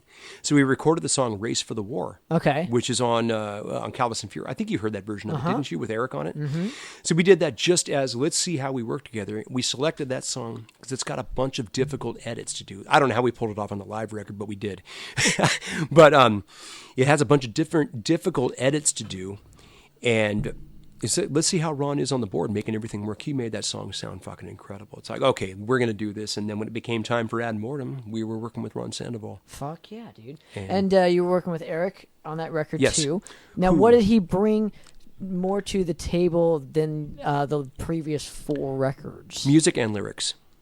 Music and lyrics. He writes a lot of lyrics, but he also writes music. And Dan, of course, writes music. Rob writes music. But Eric writes a lot of music. He writes complete songs. And it's just like, holy crap. And it's like, here, I think this will fit. I think if we do this like this, it captures this mood from this album and that song there. And you know how he is. You've sat and talked with him. He overthinks everything. I would love to get his story. Bring on him too. in. Holy crap, bring him in. That'd be awesome. Yeah, and he 99.99999% of the times, he's right. And the only 0.00001 is only because, I oversaw that. I should have done it like this, and then he fixes it himself. He's always right. Greatest guys you could possibly work with. And you liked working with Ron so much that you've worked on him pretty much ever since. And we're in pre-production now for the next record already. And so tell me about the Fast as Fuck release. So I know we kind of know why you did a live record. Mm-hmm. There's obviously interviews Yeah. of you interviewing yourselves and Sure. explaining why you did the live record. We can go in depth now But because a why lot isn't more it- but melodies why- come out now. But why isn't it on vinyl? Why is it this live record only on CD We and did not vinyl. Because you're old school, man. Those Priest records, what did you listen to them on? It wasn't on a CD. Well, CDs didn't exist. It was There's on al- vinyl. There's also that. I listened to them on reel to reel, if I'm being honest with you, but that's a different story. Okay, well, I'm just saying, like, why not? Because a live record, to me, should be on vinyl. That's the most purest form that you could hear a live record on. We did the Hubris, the picture disc on vinyl. Right. The Hubris Incorporated album in 2011. The market for vinyl wasn't there at the time. So we, the label, OSM, when we were with OSM Records, we got to talk about Malevolence Records too. Yeah. But OSM Records, I think they printed these things, and then we realized how difficult they were to transport and how difficult they were to sell. Well, because they're picture discs. Well, like, no, it's vinyl. And here's the problem we have with vinyl. Have you done vinyl yet? Yeah. Okay. Yeah. So have you done 12-inch? Yeah. Our Essence of Time Matches No Flesh record. I put it out last year. I wasn't aware that it's on vinyl. Yeah, it's on Okay. it's on vinyl. It's sold quite a number of copies, which is great. Not as much as I would want to, but I've also been told that it's a slow sell, but it's worth it. So I'm like, okay, cool. Like I'll try it once. These ones became an extremely slow sell, and the biggest problem is we do a lot of you do a lot of road dates as well. How do you keep those things in pristine shape when you're picking up your merch boxes and you got to get everything in the room and whatever, and they get beat? Then you've got damaged stock that you can't sell. That's one problem. You can also leave them at like the house and just say, hey, if you want the vinyl, like. Right. Well, we're going to get to that. The other Yeah. side is then people, hey, man, I want to get a copy of your vinyl. Hey, that's great. Yeah, we sell it, whatever. Hey, can you hold it here at the table? Fuck. So suddenly your merch table becomes a library or a coat check, if you will. And it became a pain in the ass. We figured, okay, we'll put them in the mail. $76 to send vinyl to Europe. Yeah. And that's not even counting the cost of the vinyl on top of Yeah. it. Then you add the cost of the vinyl on top of it. You're looking at a $100 record. And how... It's hard to do it yourself, I get it, but at the same time, it's worth it to do it. So how limited of a run do you do? That's the question. I mean, you got to look at everything as an investment. Yeah, you have vinyl we've got vinyl. That's great. We can say we have vinyl. But at the end of the day, I've got a lot of dead stock sitting there that we can't move because it costs too much money to sell. It costs more money to sell than it does to leave it sitting on the shelf. I get it. Whereas the Hubris album, the CD, bam, they still fly off the shelf. With distribution, though, you could do it. Like with like proper distribution, you're signed to like a label and stuff. You can always go to the label and say, hey, this is what we want to do. How can we do it? Well, it depends smart, on the label. Like, depends. How can we do this? The smart way. Right. It depends on the label. Like when we did that was when we were still with Old School Metal Records, and Patrick did that. Let's just say I had a rather frank conversation. He goes, fuck that, I ain't doing that anymore. And because I get it though. I mean, I do. get it too, because I mean, you do an investment, the idea, hey, this is going to be something that's a collector's. Yeah, it's a collector's item. But look, I haven't moved one in probably. Well, no, let's see. I moved 3 of them at the last show, which is more than we moved in a while. But it took until today for another one to move. And vinyl is it's a tough sell because you got to keep it. If it gets warm, it's going to warp. I saw you checking it when you pulled it out. Did it warp? And that's a fear factor. They can get damaged so easy. So then we move over. Now we're with Malevolence Records. And Nathan says, dude, he says, I don't care how hard you push me. He says, we're not doing vinyl. No, I'm not putting that kind of money into it. That's what I don't like about vinyl. That's the one thing that I can't stand on, like putting your music onto a certain format. Why does it have to cost $2,000 to get? Because that's what it costs. That's just the way it is. And where you can burn, I mean, nobody should. Well, you can burn CDs here at your house. You can burn them right there on your laptop, right? Right. You can't burn vinyl at your house because nobody has a record press. Well, but that's the thing. Why not make more record presses then? Because they think vinyl's a fad right now and it's going to go away. Mm-hmm. But the vinyl's been selling more and more each year, so it could get cheaper to press it in due time. And CDs could be super expensive. Right, and it's funny to see CDs start costing money now after they went down to $1 and $2, in the cut corner section of the record store. CDs are really cheap now. They are. That's why you buy CDs too. So like, sure, I still have tons of CDs. Now, but the thing is you got to get them now before they start going to like $20 for a fucking CD. Right, exactly. And what I end up doing now, I'm like anybody else. I never had an iPod. I put everything on thumb drives. And I've got a thumb drive adapter in my car, or a USB port in my car. So I just pop those in. I've got 45, 50 albums sitting there, and including I've got my Anger is Art thumb drive that has all the Anger records, including a bunch of demos and shit. You have to have them, man. You have to, but that's just the thing. It's like, who knows where the market's going to turn next? Personally, I would love to sell everything digitally. That would be sick, dude. And the problem with that, people say, well, it's impersonal. On one hand, it's impersonal. On the other hand, I don't have to cart these things around. Because when you get your bags weighed at the airport, yeah, right? And this is over 50 pounds. That's going to cost you an extra $100. And every time you change flights and whatever yours, did it get damaged? How much does it weigh? There's too much liability. If there is nothing worse than getting all the way back to, and it happened to us the first time we went back to Milwaukee, half of our CD stock got damaged. Well, that's dead stock. I might as well just throw it away or give it away. And if you give it away at the show because they're damaged because you don't want to pay to fly it back, then you're not selling anything. Then you've lost twice as much stock. People don't think about this shit. It's true, man. When you become your own record company, a band doing things independently, there's a lot more to think about. Yes, it's cool to have vinyl. Everybody loves vinyl, but and I get it. There's collectors. I see friends of mine back in the Midwest that are out. Hey, look what I found on vinyl, and I paid $80 for this. Yeah, I can't do that. No, you it's got just a budget. Great for you. Fantastic. I appreciate your passion. I can't do that, nor can I gouge people. I want you to hear the music and enjoy it. I want the music to be up here, not in a piece of vinyl here. Yeah, I get it. To me, it's an experience, though. Oh, yeah, I agree. I treat my music as an experience rather than a convenience. Agreed. So, the digital thing is a convenience. It's great. Very. I use digital. I use CDs, but the vinyl to me is my main source of how I listen to music. Yeah. Like, I will not listen to music unless I do not have if I don't have a physical copy. Wow. Okay. Like, I have to either have it on vinyl or CD, and then I'll give it a listen. Right. And you see, those of us that actually play in bands and sell records, we're all cognizant of this stuff. But the average person, I need a burned copy of that. I need to download that. I need to rip that. And that's great for those good people. But I'm not one of those people. Yeah, but you're not. But there's more of them. Of course. And you this have is to what cater sucks. to them, yeah. I've used this analogy so many times. It's to try and make them understand. Imagine you had a restaurant. Okay. Right? And you've got these great entrees. People love your food. Everybody shows up. They eat your food, and then they don't pay. Right. Well, you got all that staff around there. You got to pay. You got to clean the tables. You had to buy the food. You had to prep the food. How about the electricity and this? All and of that. Everything that has to do with running a business. In the meantime, somebody ate for free and they're gone. It's sooner or later, there's got to be something. I understand. And Digital just scares the shit out of me, though. Because good point.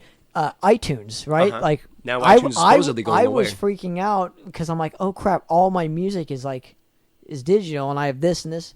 That's one downfall because of digital. That thing can go away in a split of a second. I saw in an article that they're talking about iTunes is going away. It is. Okay. No. But bye-bye. but all your all the digital stuff. Mm-hmm. My point is it can go away like in the blink of an eye. And It's just gone. Yeah. That's why having physical media for me, I agree I with need you to there. have this tangible aspect because I need to feel like I can never lose this. I agree with you there, 100%. So, plus I always just wanted to be on vinyl because and now you did it. And now I did it myself. But the point is I'm glad I did it. Mm-hmm. I don't regret not doing it. I just have a lot of dead stock. So if you're interested in some Madras vinyl, hit me up, dude, because I'd love to get you a copy. I want you guys to hear it. I'd love to have one. I'll get you. Well, Awesome. I'll get you one after the broadcast here. But the thing is like that's where I was going with this. Like I'm really scared to not have music. Yeah, it makes sense. My music. So like have to have the physical copy for me. That's all I'm saying. Okay, I hope this is not an embarrassing No, question, no. but I'll throw it at you. Throw it at me. Let's do it. Have you always lived here at home? Yes. Okay, Yeah. so you haven't. Yeah, I live with my parents, folks. No, We're no, gonna no, do no. that. And that's not to. Yeah, shit. I wish I could. That'd be fantastic. When you move, and you've got boxes. That's what I'm scared and of. Boxes and boxes of vinyl and CDs and cassette tapes and VHS tapes, which I still have. All of that. It's like you start looking at this going, I haven't looked at this in 20, 25 years. How bad do I need this? And then you move from one place to another to another to another. Then you start losing things, and you know. It's tough. I have there's. But I will never get rid of my vinyl collection. I will always have that. I get these European guys. One guy in particular who I'm not a big fan of, who was a writer for a magazine in France. Okay. I'll just leave it at that. And most everybody from my genre knows who I might be talking about. He, in the middle of an interview, actually asked a question. He says, "By the way, I've got to ask, do you have an unmixed copy of Abattoir such and such?" I said, "No, I don't. I'm sorry." I said, "It's funny that you ask." I said, "I haven't seen a copy of that since 1984. And what the fuck? I can't believe you don't have a copy of your own thing. Who in the fuck are you? I needed a copy and you don't have a copy. Really? Why an unmixed though? That doesn't make any sense. Because evidently there's some article someplace in some fanzine saying, I listened to an unmixed copy of this demo and it sounded like this. And so this guy thinks he's entitled to it because somebody heard it in 1984. Okay. It's like, dude, really? I mean, there were times when I literally was living in the backseat of my car. I didn't give a fuck about that demo at all. You know? Well, that's because you're looking at what's in front of you, dude. Right. In that moment in time, it's like, no, I need to survive. I can't. Until you've actually been at that point where it's like, okay, I need to stop by a friend of mine's house when I think they might be eating dinner in the hopes that they'll set out a plate for me. Or whose house can I stop by and visit and hang out for about 2 hours or so just so I can use their bathroom? Or that kind of crap. I mean, I don't want to say it was homeless, but it was homeless. It really was. That's why you know who your real friends are in those situations too. And man. at the same time as that was all going on, Abattoir was selling out the Roxy Theater. How embarrassing. It's the way it was. I know, but just how embarrassing. Like, what do you do? That you have to even tell that story. Like how now you give some people like. But. It's like, fuck, really? But the other side is this. It's like, you're still doing this? Why would you do this? I can't stop. This is what falls out of me naturally.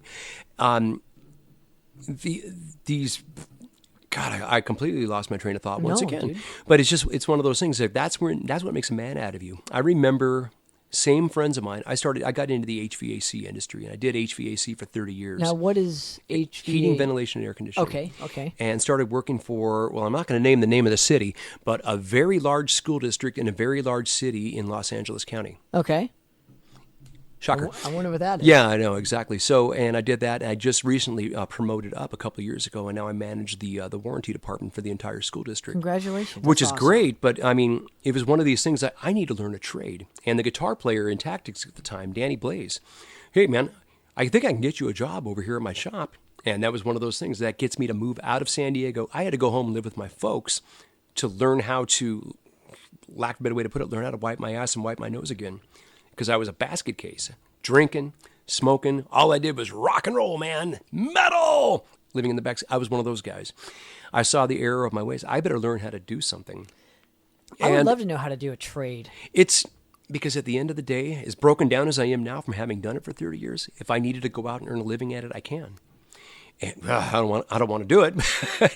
But yeah, but you have that in your back pocket. It's like having a degree. Right. Like and in the meantime, so I'm going out and I'm doing this work, right? And at the same time, all these people that I was playing in bands, nah, dude, hang out and drink with us. We're going to get some Coke, brother. I don't do Coke, man. Man, Coke is the one drug that's so rampant in our scene that I didn't know existed. I don't know if it still is, but at that time in the 80s. I've been offered it more times. It's still, people still do it? Yeah, I've been offered it more times than most of the other drugs. Man, oh man. Yeah, I can't ever find myself to doing it, but it's just not my thing, and and that's one of the reasons I realized alcohol got in the way. And long about 1991, I said it's time to quit drinking, and just did one day on a fluke. I poured out the beer I was drinking, and said, "Let's see how long I can go."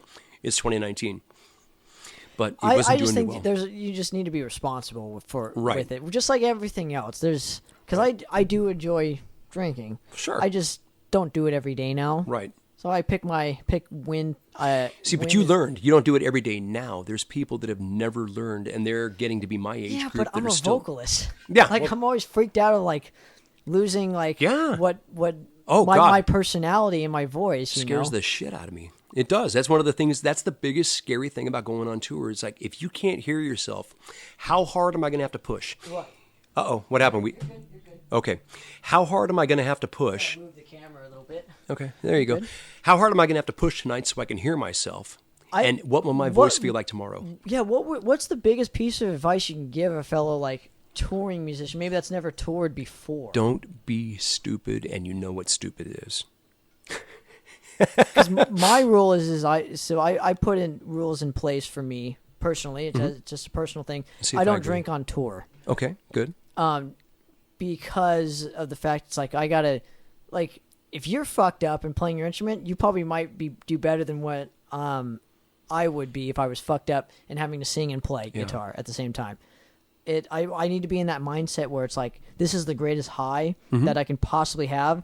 Why ruin it with other substances? Like why not just enjoy the moment for what that it is? Because it's gonna be gone, and then I'm gonna be like, okay, now now let's go enjoy the rest of the moment, There you kind go. of thing, without it being fucked up. Exactly. Okay, so number one, you don't drink on tour. What now?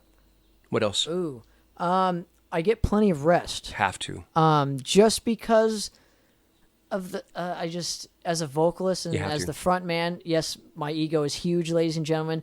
Don't give a fuck, but I need to make sure that you guys that I put on a show for you guys. Yeah. Like I need to make sure Give that you what you paid for. exactly. That's very true.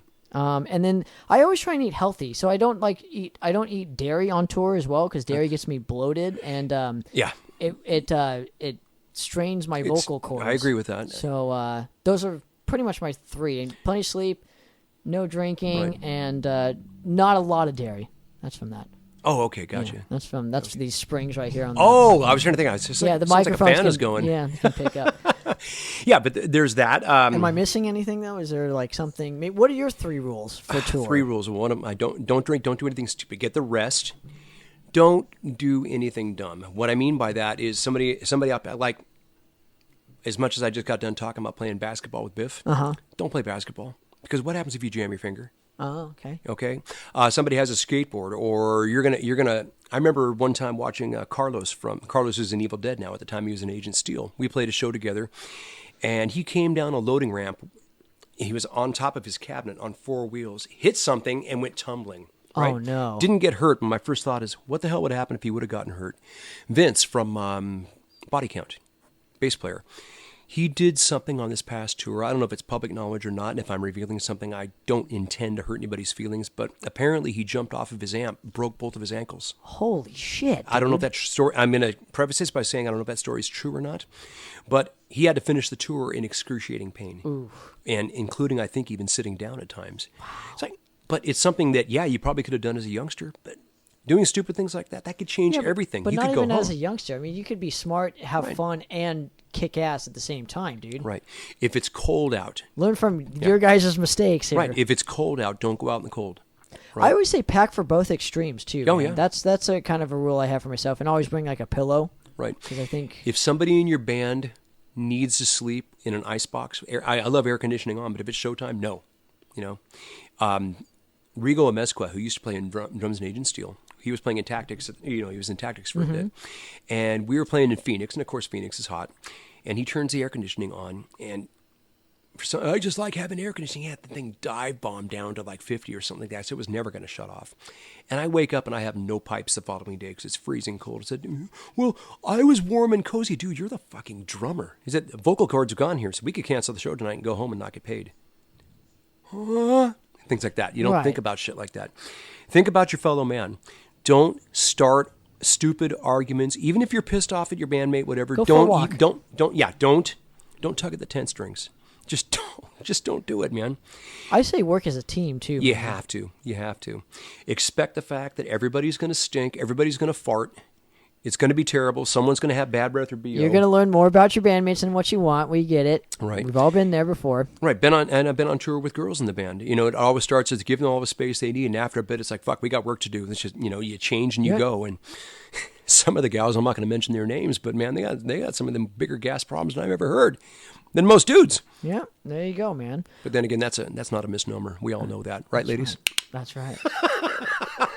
Well, Steve, I greatly appreciate you coming on the show, man. Dude, we could go for hours still. We need to do maybe a two-part of just like stories and stories and stories. Like, 'cause like obviously the focus of this was about your career. Did we get up to current? We did get up to current day. Yeah, we did. Wow. We did 2 hours and 50 minutes right now. I'm sorry. No, I'm not. This is amazing. But I want to we'll bring you back on soon. Sure. Maybe we can get you and Rob on the same topic, because I would love to get his story. You know what? Let Rob, I'd love to do it with Rob, because we've done interviews together. And we did one together with you and Andy that time. Right. I always feel when Rob's there, I feel like I talk over him. I feel like that with Eric as well. And I don't want to talk over anybody. No problem. Let them tell their We'll bring you stories. on again, and we'll do a two-parter of just literally stories that I think you guys would enjoy. So, Mr. Steve Gaines of Anger is Art, make sure to go check him out. Where can people find you real quick before we end this broadcast? YouTube, Anger is Art. You can search Anger is Art YouTube. You can search Anger is Art. God damn it. Are you in Bandcamp? Bandcamp, thank you. I don't know why I couldn't think of that. Okay. I'm having brain farts. Of course, there's Facebook. I think we still have a MySpace page. Nobody's been to it. I think Bandcamp is like now the second greatest thing for bands, and MySpace was the first because he had that player. And it's amazing how much money. I'm not going to say we're not getting. Dude, Facebook could totally get on that though, man. They could totally put a player on the profile and but that would be an outside source. I've got my theories about Facebook. I will say this, and I'm going to ask you this question before we go. Okay. And anybody who's in a band who's listening to this, have you noticed that on your band page, if you go you have an event that you do from your band page, no one sees it. No one ever sees the fucking thing. But if you do it on your own personal page, everybody sees it. Yeah, it's weird, dude. But do you ever notice that whenever you put those things out on your band page, they always say for $5 or for $15? But fuck Mark Zuckerberg. I know it's but I've had to do it. It totally works. And then they've got your credit card. And I've heard several stories about people getting charged for things on Facebook. Well, you never said to stop. Oh. I'm not going to give them the benefit. I'll do it. I'll do the work myself. But yeah, Bandcamp. I love Bandcamp because it's so easy. It's just so damn easy to use. Dude, you can put all your merch there. Yeah. And they don't take a cut of the merch. What they do is they get all the digital. So they take a percentage of the digital, and then they're getting paid for their service out of what we sell. If it doesn't sell, big deal. Exactly. It's a great thing. That's why I love it. Yeah. Because there's no fucking what is it? I can't even think of the word right now. Risk. Yeah, there's no risk for see?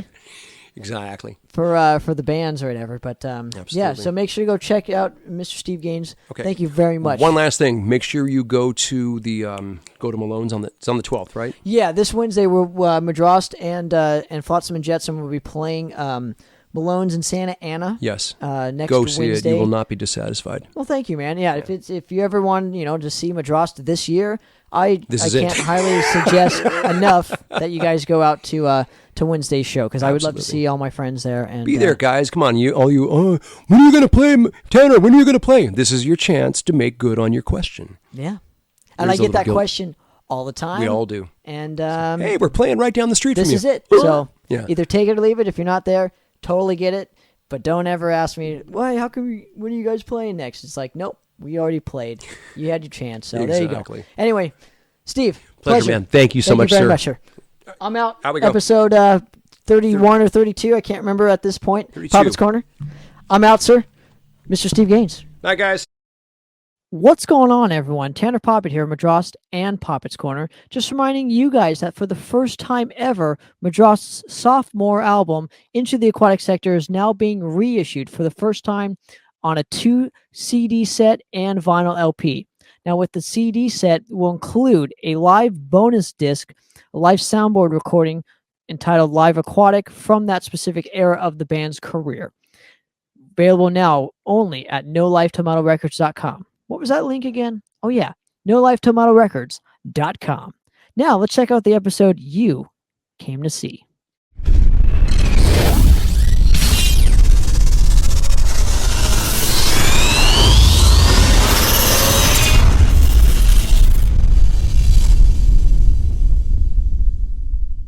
What's going on, everyone? Welcome to another episode of Poppitt's Corner. I'm thoroughly excited to be having the legend himself join me today, Mr. Blaze Bailey. Blaze, how you doing, man? Thanks again for giving me a few minutes of your time.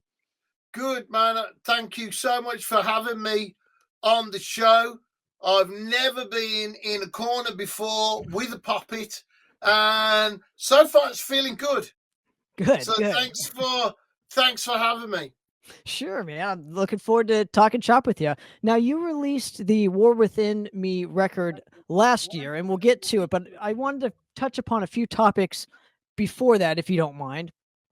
Now, one of the questions that I had for you was, your evolution just based on your solo career. I'm just kind of curious how you feel about the musical growth just solely based on your solo career. Well, I've got, I think now it's 12 studio albums. My new album is called War Within Me. And I think it could be my best album. A lot of my fans that have everything that I've done after Maiden, since my Silicon Messiah album, a lot of my fans are saying it's probably my best album. And for me, the most important reviews are the ones from the people that actually buy the music and understand what I'm trying to do. So if hardcore Blaze Bailey fans are saying that they think my new album is my best one, that's fantastic for me. Really, really cool. From when I started with Wolfsbane and then going on to Iron Maiden, that's 25 years ago that I joined Iron Maiden. And now to be making my best album, it really does feel like a supreme achievement for me. And I've been able to do it because I've had fantastic support from loyal fans around the world. It hasn't been just me. People have stuck with me and pre-ordered my albums and visited my web shop, and they've managed to keep me going. I'm living my dream right now. I'm a professional heavy metal singer, and my fans support me and enable me to make the music that I want to make. And that's an incredible feeling. I'm very honored, very grateful, and I feel a certain amount of pressure in a way, in a good way, that it keeps me going. Okay, I've got to do my absolute best for my fans to make this the best album it can be. And with the pandemic, all this horrible stuff going on and things that are challenging all of us, I wanted to make a positive record. What I normally do with Chris Appleton, who's the co-producer and the co-writer, we will have a discussion at the start of the project, fairly loose. How do we want to feel at the end of the project? What is the feeling we want to have from this record? And we'll talk about that, and then we'll have that at the back of our minds as we're putting bits and pieces together and trying things. And on this, we knew we wanted something very positive. My fans have supported me, my ups and downs through thick and thin. I haven't always been my best. And my fans have supported me. They've stuck by me. And I wanted to do something. Now, when my fans who've been waiting 2 years for the new Studio Blaze Bailey album, when they get it, they go, oh, it's a good album. So that's the reaction I wanted, and I'm very lucky. A lot of people have said it's a great album or great Blaze Bayley album. So that's worked really well. I didn't expect it. So you just don't know. We're working on songs and we're going, that feels like a good beat. Yeah, I think it's good. You don't know if it's good. You just don't know until it's out there in the world and somebody else who's had nothing to do with the creative process is listening to it. You don't know if it's good. So then people say, oh, this is a good song. That's a good song. It came out first streaming before the CD and the vinyl. And people were saying, oh, it's good. War Within Me, the title song of the album, came out. People were pleased with it. My fans liked it. And we thought, well, maybe it has worked. Maybe it is good then. And the reaction has been fantastic. And we've enjoyed playing the songs live on a little bit of touring that we've been able to do around the UK. Then it's felt really, really good. It's something I'm very proud of. We didn't know if it would work, but it seems to have worked, and fans have listened to it and taken on board a lot of the messages. Some of it is based on personal experience, my own challenges that I've had in my life, and facing up to things that sometimes it's not very comfortable to look at yourself and go, you know what? I am not the kind of person that I would choose to hang out with if I knew who I was. So those values over the years have changed, and doing what I'm doing now, everything came together, and I wanted to do something that would give people a feeling of being empowered, of having control over their own life. And I know it sounds pretentious and cheesy, but that's heavy metal. We are pretentious and we are cheesy sometimes, and we don't care because mentally we're still 14. So that is a part of it. And I wanted to go, yeah, I've used these words to get myself going sometimes. I've done this, and I question my own sanity, and I have difficult days, and we all do. And I wanted to get that on the record and also celebrate the fact that it is possible to come through difficult times.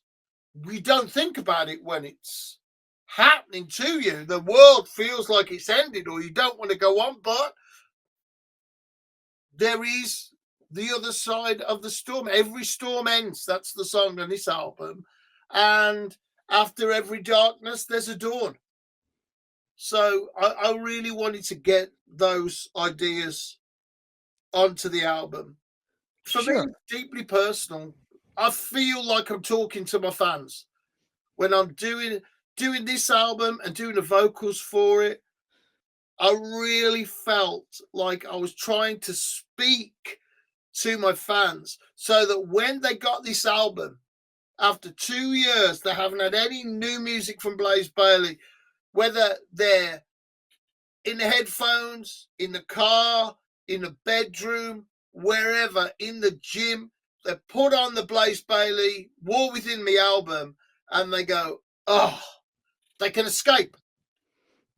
That's what I wanted to do. And hopefully then it's worked. Absolutely. And I think you're almost devaluing yourself. I think this is a great metal record, not just a great Bailey record or Blaze Bayley record, but a great metal record in general. And I love the production of it. I love your vocals are certainly a huge step. Especially you've been doing this almost 40, 50 years at this point. So it's like, it's amazing that your voice is held up this well, and you could still make a record that is also positive, but it's also really heavy. Because I love the the first track, obviously the title track is a almost a speed metal riff, but it comes in and it just hits you in the fucking teeth. And yeah, I really love this. And when I was listening to this, I noticed something with you is that, you know, most musicians kind of rely on a big time record label to get their stuff out there. And with you, I know you primarily do a lot of this yourself. So my question is how valuable is it to have that specific control rather than rely on a record label, especially for an old veteran such as yourself? Well, that's a good question. And the truth is that I had very uncomfortable relationships when I've been with record labels. So I had an opportunity. I went to a distributor. It's the biggest independent distributor in the UK. I said, hello, I'm Blaze Bailey. I want to start my own record company. And it was just numbers. The guy just gets on his machine. Oh, I see you've done this with Iron Maiden. Okay, we'll sign you. And I just deliver my music to them. They distribute it for me digitally with downloads and to shops. And also, I still retain the right to sell my CDs at my concerts and on my web shop. So I am the record company. And that freedom is incredible for me. That's what I've battled, had arguments with people at record companies, with record producers as well. And I don't want it. And on this album, the total creative vision is there, from the lyric, the riff, right through to the mixing and where you place the guitar and the vocal and everything to create the journey, what's loud, where, to engage my listener, to take them on the journey I want them to be on with the artwork. And I'm so lucky to have this amazing artist. He does a lot of stuff for Maiden as well. Incredible guy. Do my artwork. So gifted. He's done this artwork, and I want something that represents each of the songs on the album, and it's just been fantastic. So I've been very lucky in doing that, but it is a fight for freedom. And I've learned to be a record producer because I wanted to produce my own records. And I do that with Chris Appleton, who's an incredibly talented musician, engineer, and producer in his own right. And we clash a lot, but in the end, we're fighting the same battle to get these ideas, these stories to make sense and draw you in so that you forget about the rest of your day, the rest of your life. For that small amount of time you're listening to the Blaze Bailey album, we want you to forget your life, take you away on a little journey where you go, yeah, I can pull myself up. My future is in my own hand. I can make it to the end. I can get to the other side of the storm because I'm a freak and different and broken. I can heal, I can grow strong, and I can make my way. That's the idea that we wanted to put over. One song is called Stephen Hawking, the unstoppable Stephen Hawking. And it's not about his incredible discoveries in science. Amazing, you can't take that away. This is a man. They said most people in your condition are dead in 3 years. That's what his doctor told him. And that was 49 years before. And he's still working. I mean, he can't even speak. He's in a wheelchair, can't even, but his brain is there, and he's so smart. He's learned to use a machine to speak, write books. And you know, for me, that's the hero. And that's what I wanted to celebrate with that song. And all of the songs on the album, I think, maybe apart from Witch's Night, which is a bit more introspective and talks about the darkness of some dreams and suicidal thoughts and explores that. Then the rest of the song, it's trying to get that positive juice out of life. And I'm hoping that in some small way that this Blaze Bayley album for my fans will just be a little window in through the pain and misery that so much of the year has been, and the last couple of years ago, yeah, I can forget about that. I'm listening to my Blaze album. Absolutely. It certainly has helped me throughout my day. I can tell you that much. So thank you for that. Well, And thank you for sharing that, man. being Thank a massive fan of yours, especially with the Silicon Messiah record. I mean, to me, that's one of my all-time favorite metal records in general. The overall tone from Andy Sneap on that one just rules. And again, this is no slouch. So not discrediting the War Within Me record. So I want to move to a different subject, and a recent article came out that old music was destroying new music, and I'm just curious, for you being a veteran, right? I'm just kind of curious to where most of your fans listen to a Blaze Bayley record. Do they buy a lot more CDs and vinyls than, say, listen to on a streaming platform, or where do most people, of especially an old veteran like yourself releasing new music, where do you find most of the growth that and gaining new listeners? Well, we're nerdy geeks and we're collectors, and that's who we are. That's a part of being a heavy metal fan, and we want the music as soon as we can get it. And sometimes we will wait to have the CD or the vinyl in our hands, and we don't feel that we are complete. We don't own that thing, that feeling, unless we have it in our hand. And that's, I think, a lot of us in the world of rock and metal. We like to own it and have it and collect it. We have a record collection. That's just normal. With the streaming platforms, then it has its place.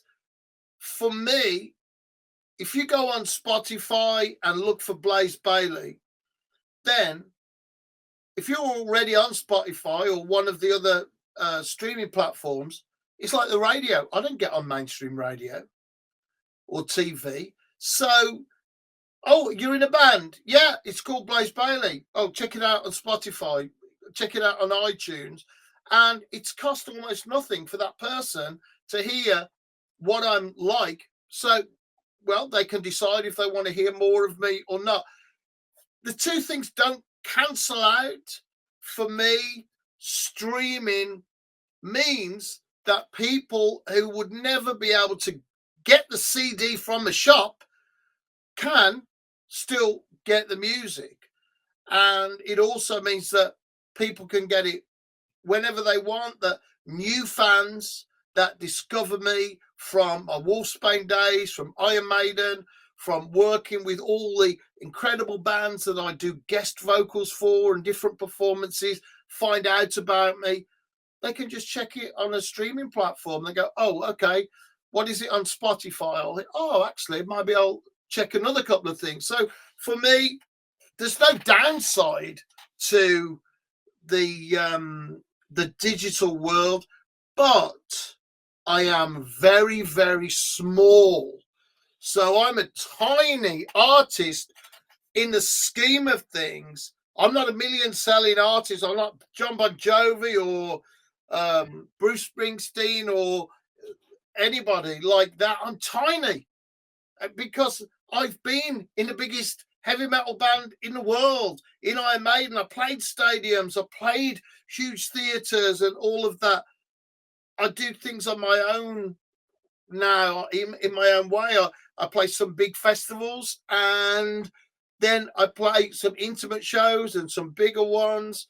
So doing things that way is the way I like to be. So I get to, before all of the pandemic, every show, every headline Blaze Bayley show, there was a free meet and greet. On my whole US tour last time, every concert there's a free meet and greet after the concert, sometimes before, but a free meet and greet at every gig, so I can say thank you to my fans for supporting me. And so because I'm so small, then streaming doesn't take away any of my CD sales or vinyl sales, because my fans are so hardcore. They go, no, I want the vinyl, I want the CD, I'm waiting for it, but I'll listen to it streamed first or on YouTube or whatever. So it doesn't affect me because I'm so small. But for bigger artists, it's a real problem.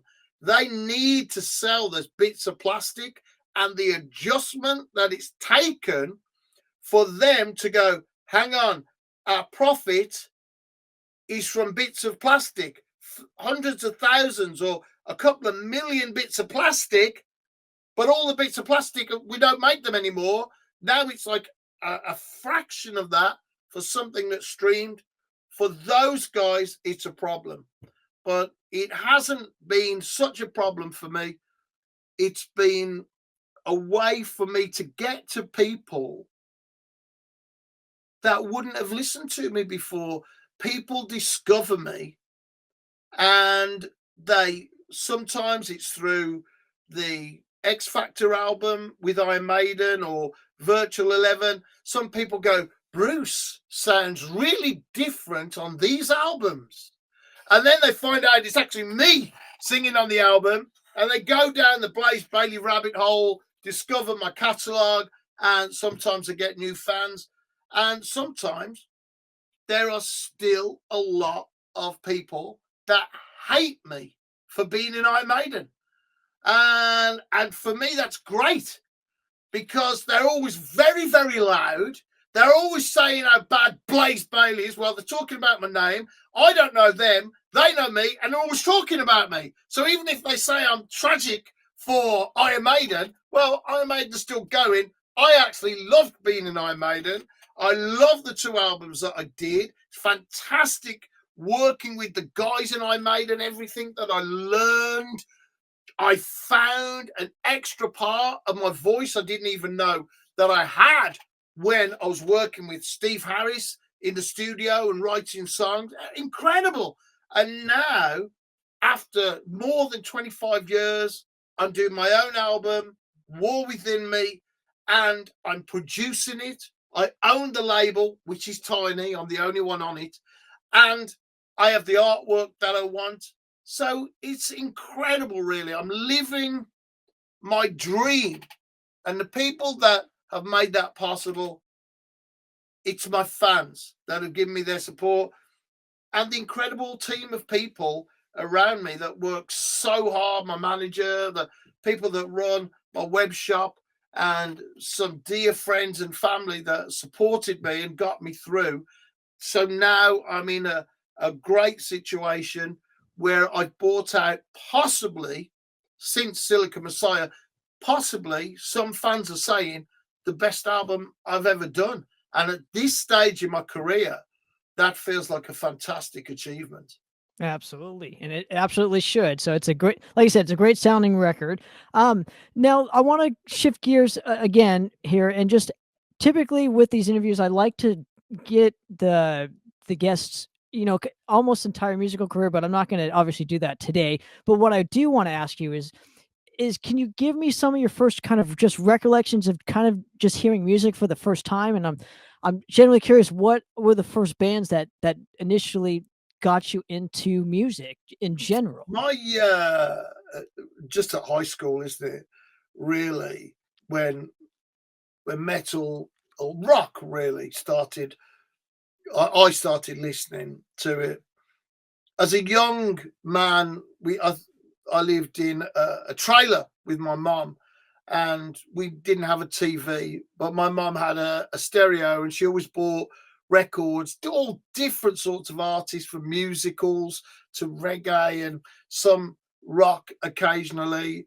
So I think just listening to the radio, I read a lot more. That was how I kind of started, and there's no prejudice back then about what music I was listening to. I was just a little kid, so we had great chart music and crap as well. In every era, there is crap, worthless pop, and there is also genius, and often the crap, worthless pop keeps the genius out the charts. Back then, every Sunday, there was the chart rundown, the top 40, and you only had BBC radio then. So every Sunday, if you were in the charts, they played your record if you're in the top 40. Well, of course, occasionally, Motorhead, Maiden, Priest, they were in the top 40, and you'd hear these things. When I was at high school, my friend there had he bought a really good record player, and we'd be in his room, and he would borrow records off his older brother.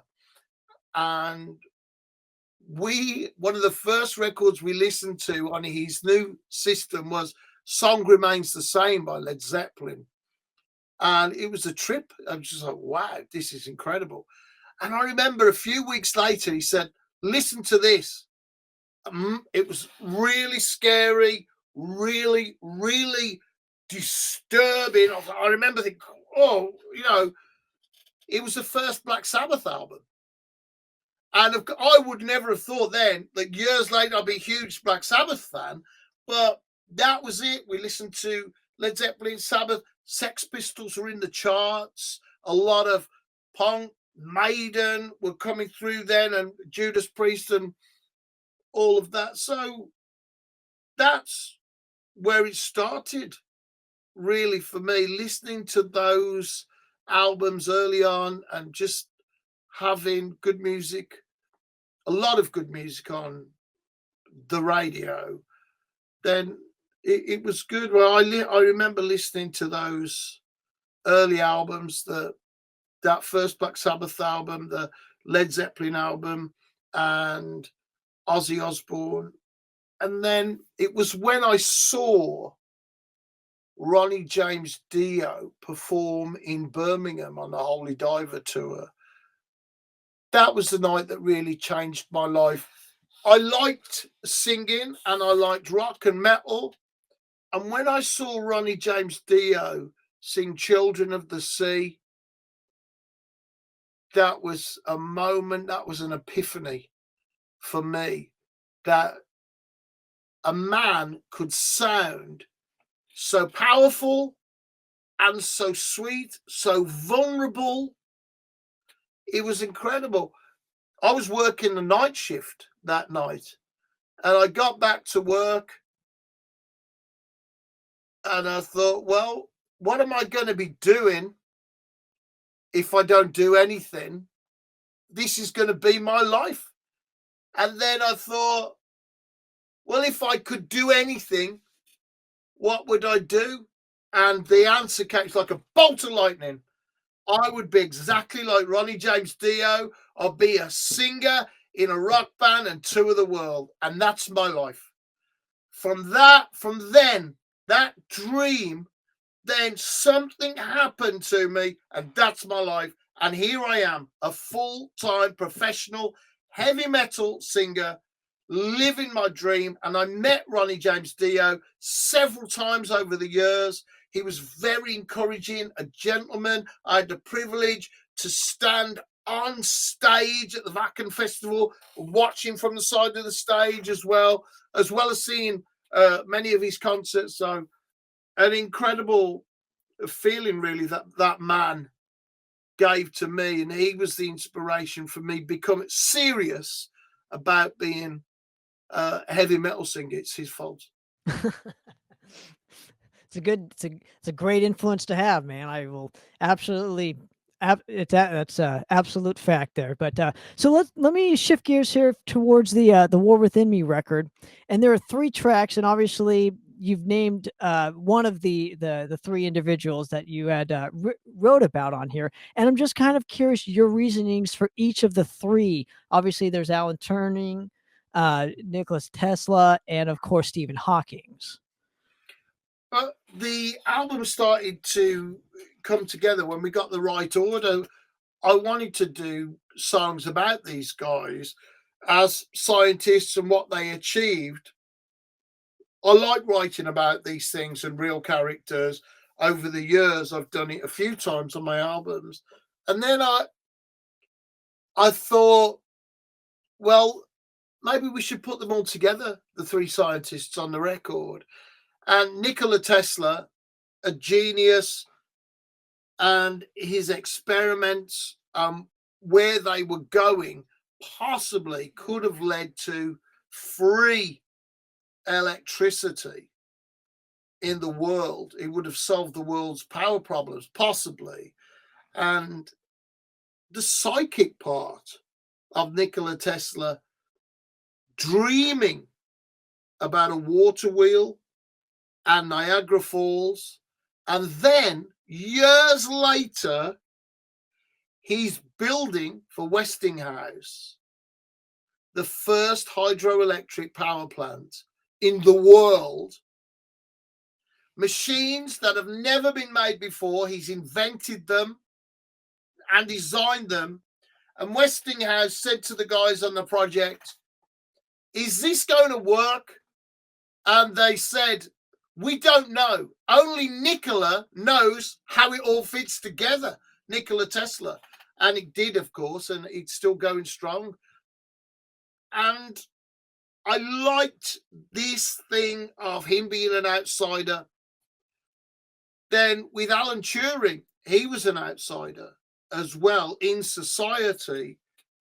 Yet his work perhaps is vital, and it can be argued that his work perhaps saved the UK from starvation in the Second World War.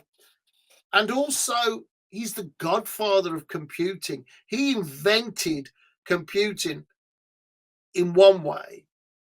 What I find very interesting is it's called the Turing test. That is testing artificial intelligence. Is it smart? How smart is it? But it starts with the premise of a man is in a room. He hears a voice. He doesn't see. And if that voice persuades him, the man in the room, that it's human, it's passed the Turing test. But it's a computer. And so it starts with this. The human is in the room distrusting.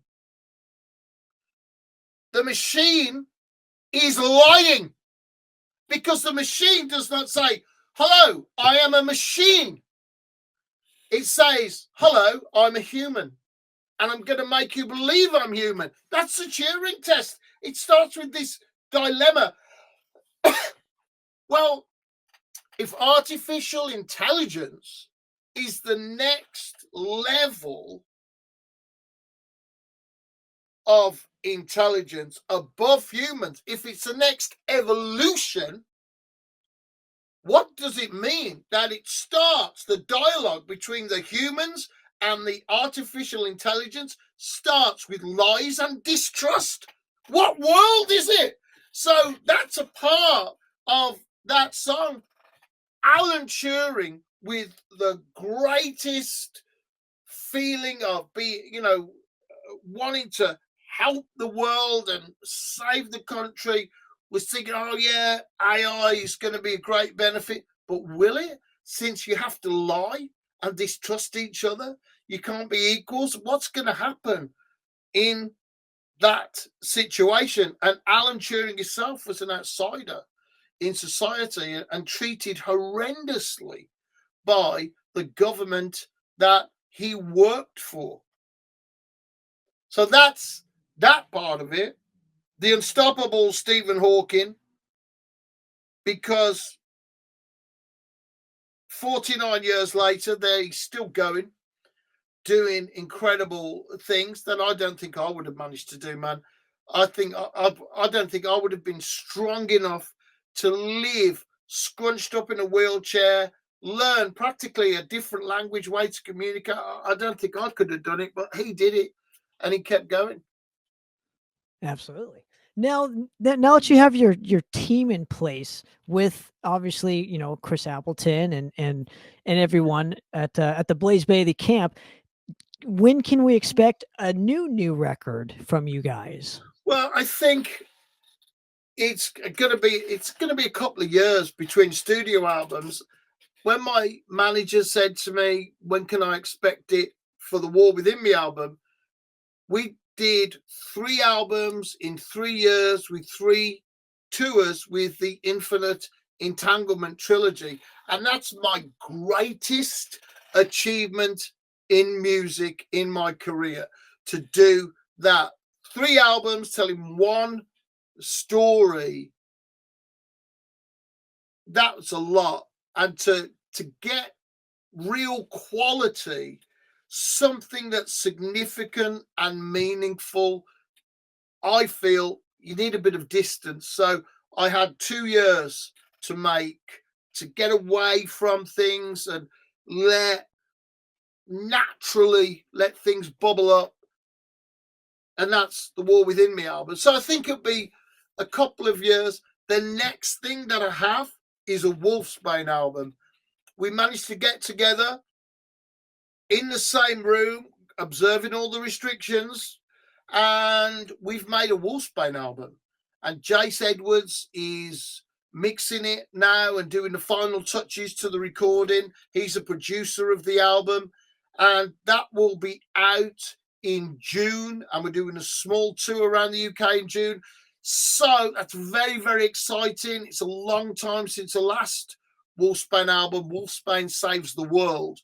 So this is very, very exciting. And it sounds more Wolfsbane than Wolfsbane. And in a few weeks, I hope that we'll have the title for you and everything. But the next big release is going to be a Wolfsbane release.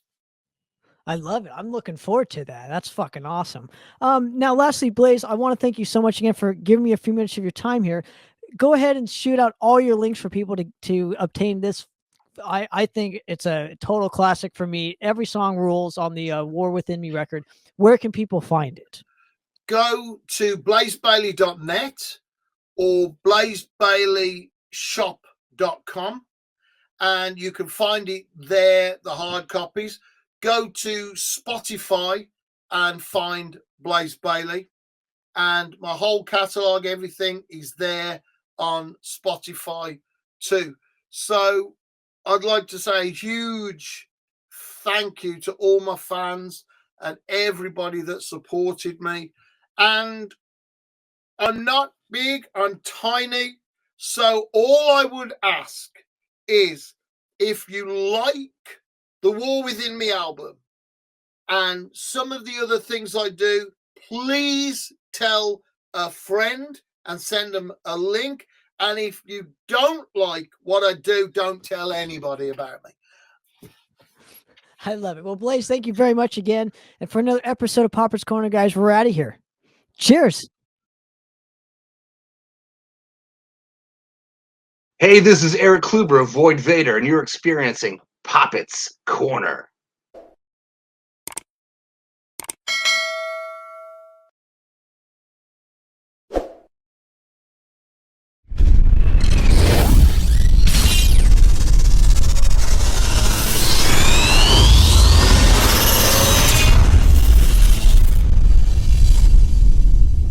What's going on, everyone? Welcome, episode 112 of Poppitt's Corner, and I'd like to bring on the first lady of the show, as You were my first female guest on, and I would like to please bring on again the wonderful Miss Jen Warren. How are you doing today? I am honored. I am fine. Thank you so much for having me. I'll get nice and close to the microphone. Absolutely. I'm not shy at all. Well, you were in the neighborhood, so that I appreciate you stopping by and hanging. So We were. Thank you so much. Yes, on this nice summer warm day. right. Yes. So I'm pretty much going to go through your entire career and hopefully talk some shop and tell some stories. So if you're ready, I'd love to get started. Damn, bring it on. Yes, All right. sir. So how I'd like to begin these specific episodes is just ask you your first kind of recollection of hearing music and what was the band?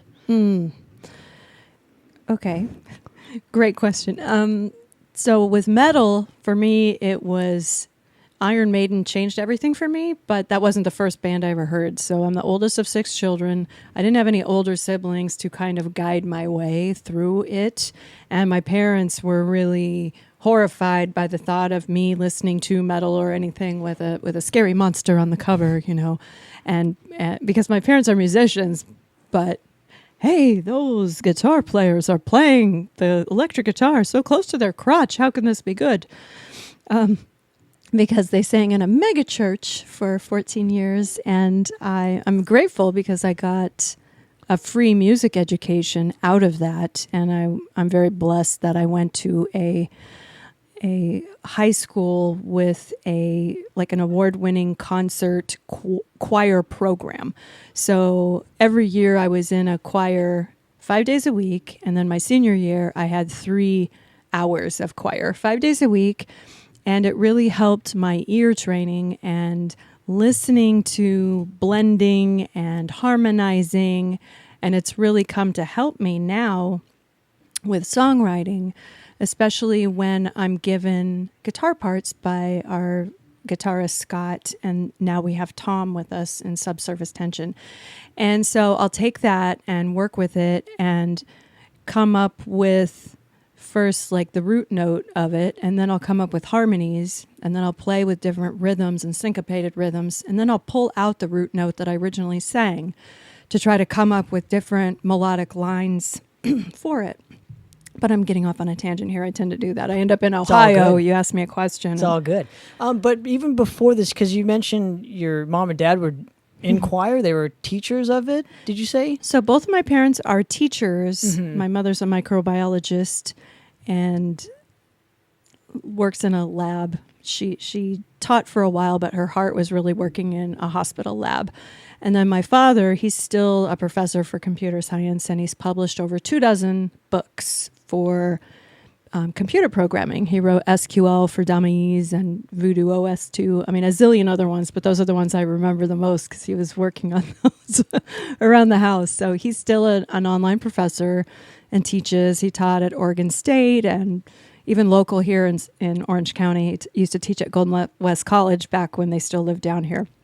So, but my grandparents were teachers as well, science teacher, music teacher, and my grandmother taught me to play piano. Not great. I mean, she was a great teacher, but I was just too lazy. But she taught me violin when I was like 6 years old, and she taught voice. So it kind of comes in the family that way. But my parents, they just met at church because my grandmother was the music director at a Southern Baptist church in Illinois, right by University of Illinois in Champaign-Urbana. And so when my dad got his first engineering job in San Diego for an aerospace company, they just raised me through the church, and we went to a mega church in Orange County shaped like a star. And I got to be a flying angel there and learn how to just sing and read music and blend. And it helps when your best friend is sitting next to you who's like a year older and a way better musician than I was, and just listening to her like I'm her little shadow. And that helped me a great deal. But they sang in the TV choir for 14 years. And so I would be in the back of the rehearsals every Thursday night just listening for 4 hours because the director back then was very strict. And they couldn't leave until they got it right for the next Sunday. And so sometimes he would even keep them till midnight. And I would be like this 10-year-old girl sitting in the back and listening to like the 8-part harmonies over and over and over. They'd break it apart. And I just thought, I'm just sitting here. This is a part of my life. This is normal. But I didn't realize I was learning a great deal without even focusing, because I was just sitting back there hanging out for all those years.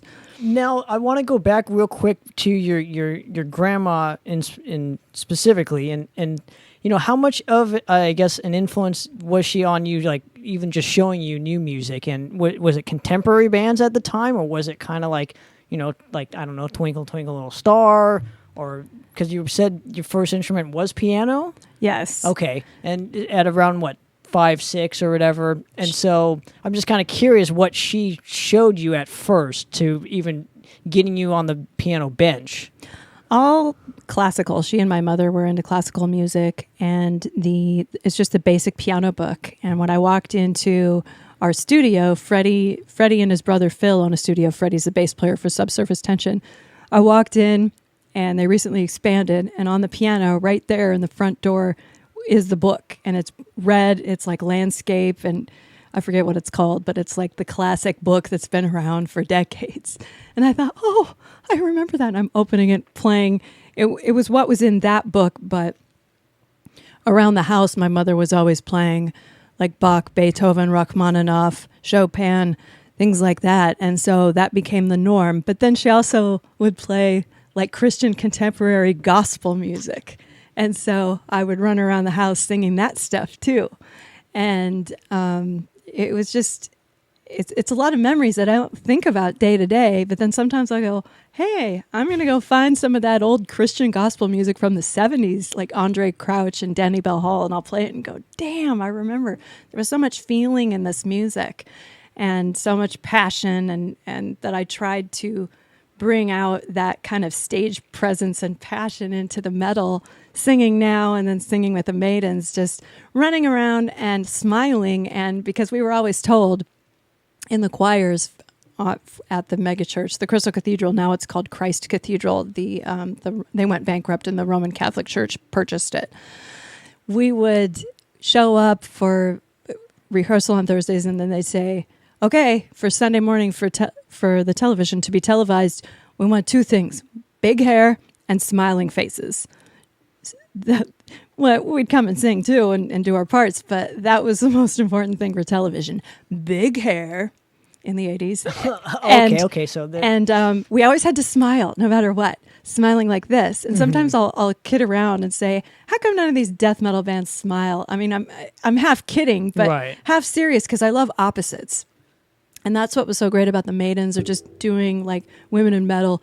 I love opposites. I just think that it's very interesting. And so I smile a lot on stage as practice. Just I have a background in theater. My bachelor's degree is in theater, where you're supposed to smile the whole time. If you're not feeling it, you just turn on the smile.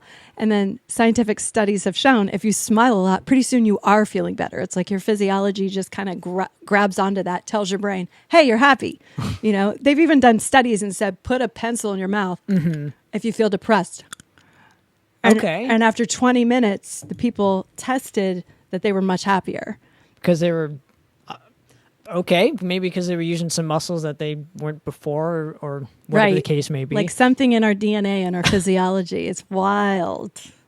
I always learn something new on the show. So so you mentioned violin as well.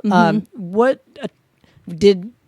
were you attracted more towards the violin than, say, the piano? Was it just an easier transition for you to do? Because I know you mentioned you weren't into the piano, thing at first or whatever, but the piano was way too disciplined for me. Although I love to go to it to try things out, but I wasn't allowed to go to it and just kind of completely right brain mess around like Tori Amos was allowed to do. Like, she just went crazy. Her brother was taking the lessons, and once he was done, she went over to it and just created stuff, and it was amazing.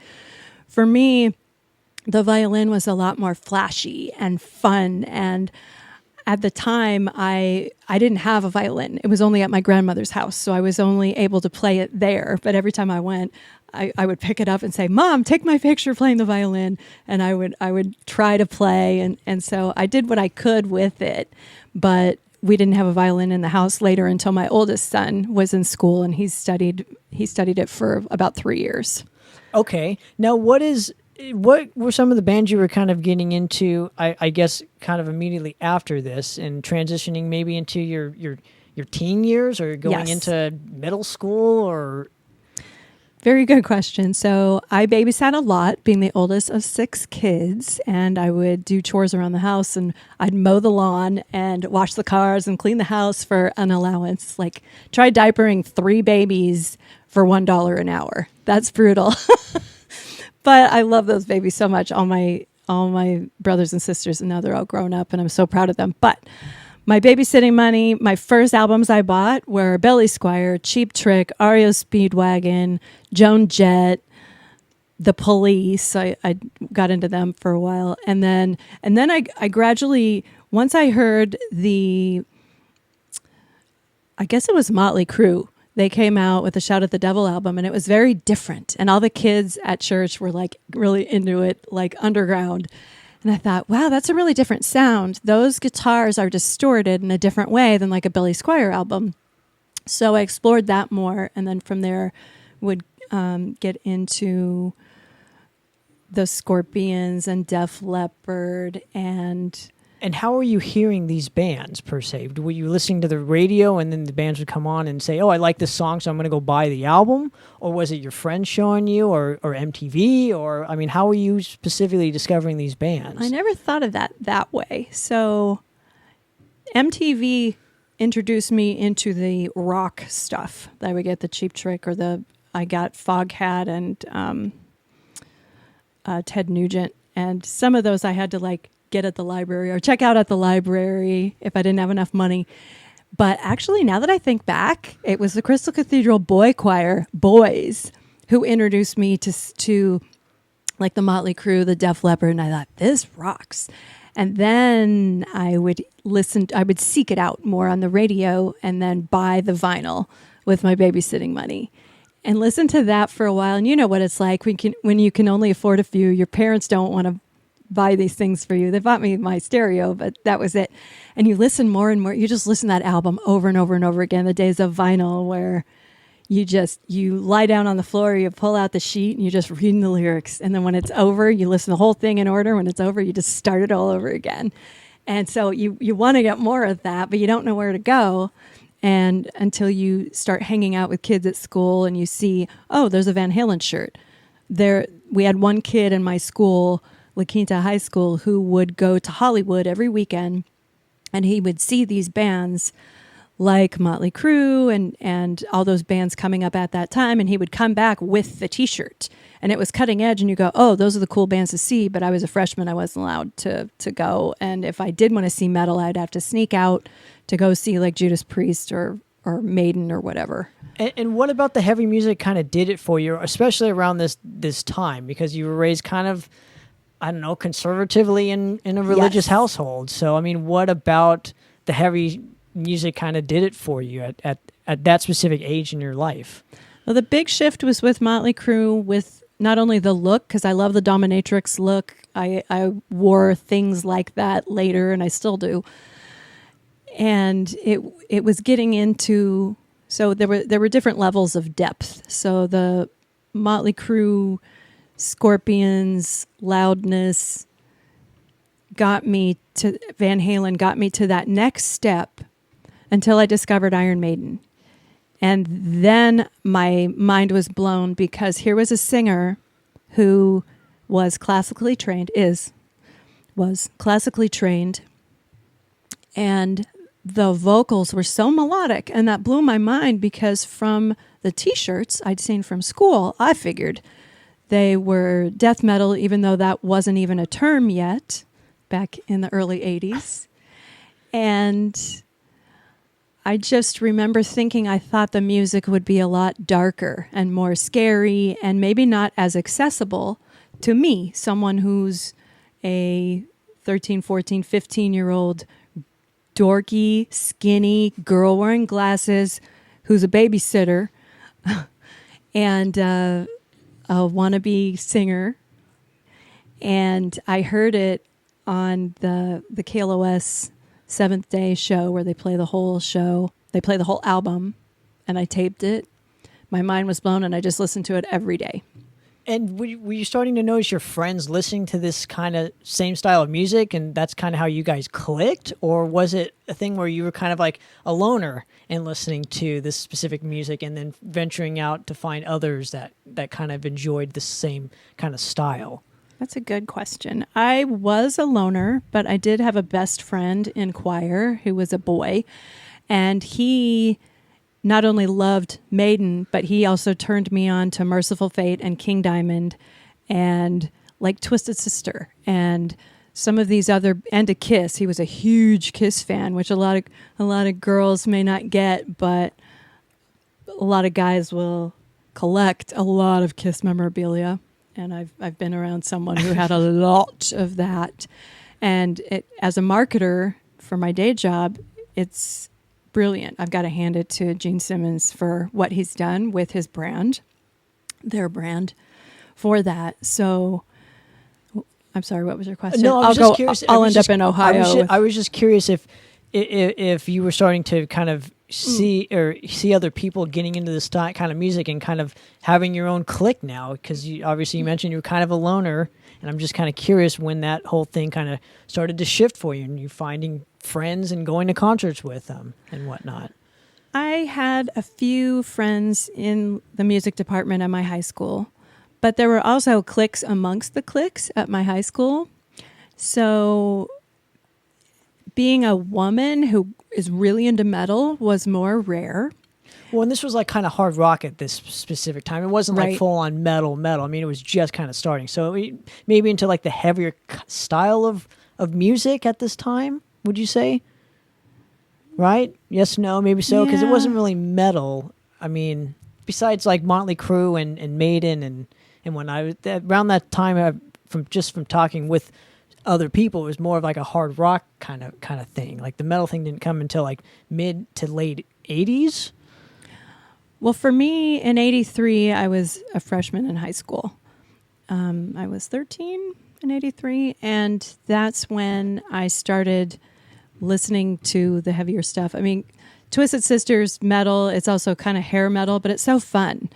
And just getting into that, I guess it was around, no, you're right. I don't think I got into Merciful Fate until I was about 17, 18, getting into King Diamond and Metallica and Megadeth.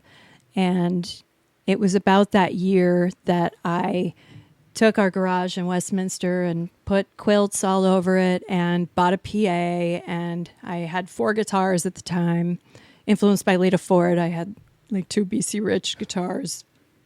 And I got my parents okay to set it up as a little band room and was trying to recruit women to do an all-girl metal band. And it was that year, I guess in 88, when I was really getting into that harder stuff. So you're right. It's like a stair-stepping, starting as a tween, a preteen and a teen into the hard rock, into like the light, more hair metal, and then graduating into more serious musicianship, where it's like, hey, this is awesome. And then I would gravitate toward people who did like that type of genre, but also toward more musicians as well, where I would try to find young women who were in Orange County that I could try to put a band together with, back using the recycler well before Craigslist. And now, was this a difficult task for you? Because, I mean,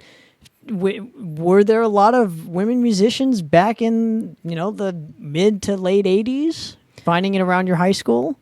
They were very hard to find. I had one female bass player right around the corner, like 5 doors down, and that was really rare. And we tried putting something together, and I put ads out on the recycler, hard copy newspaper, and I got some responses, and I did meet some women through that in LA and Orange County. But I also got a lot of sickos contacting me, and the worst Well, there were two kinds.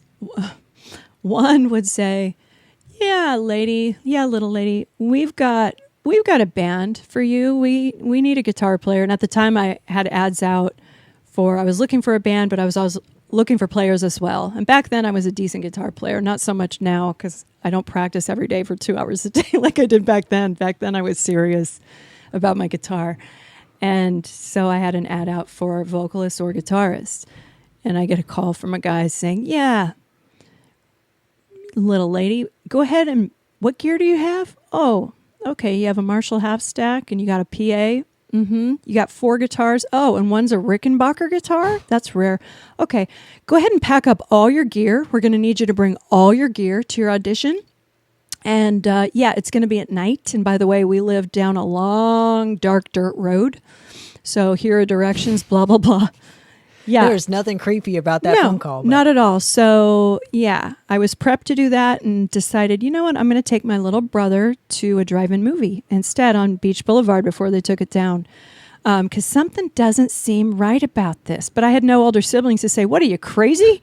Of course not. Or your parents didn't even say, "What are you doing? You're crazy," or just you just kind of snuck out of the house to do it. Well, it would be like, "Well, I'm auditioning for a band." I had a car by then, and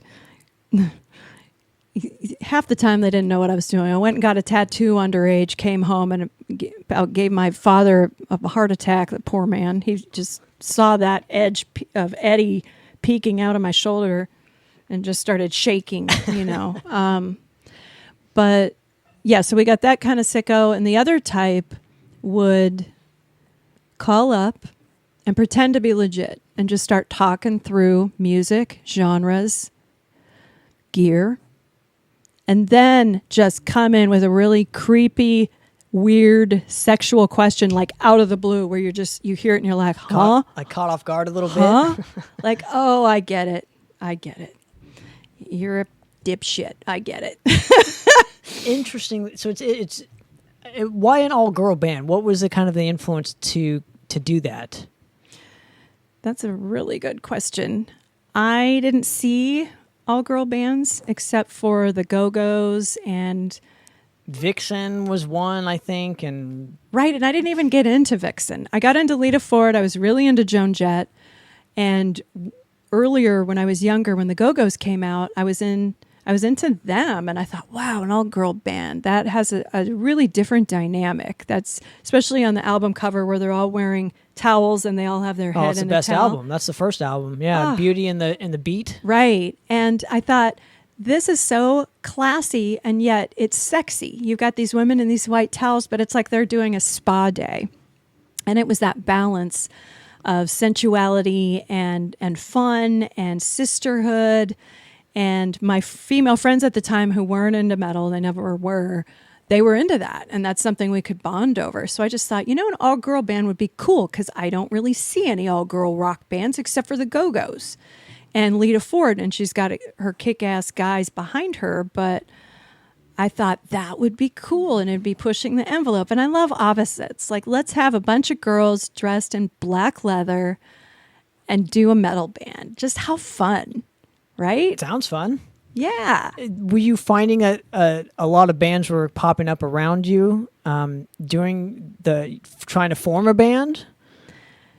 Mostly male. Sure, but yeah, friends of mine, I would try to gravitate toward people who played that I met either through church or through school or friends of friends, or maybe a couple people on the recycler that did pan out, or to my local music shop where I was taking lessons and I'd put up a little flyer saying, let's get an all-girl band together, something like that. Sure. So when was the moment where you actually, reached your goal and found, other female musicians, or did you never find female musicians to start a band with? I found female musicians to attempt. And we would meet in my garage, and I would paint the backdrop, and I wrote 3 songs, and we would try to work on them, but it never panned out. I met some gals, and it was just too difficult at the time.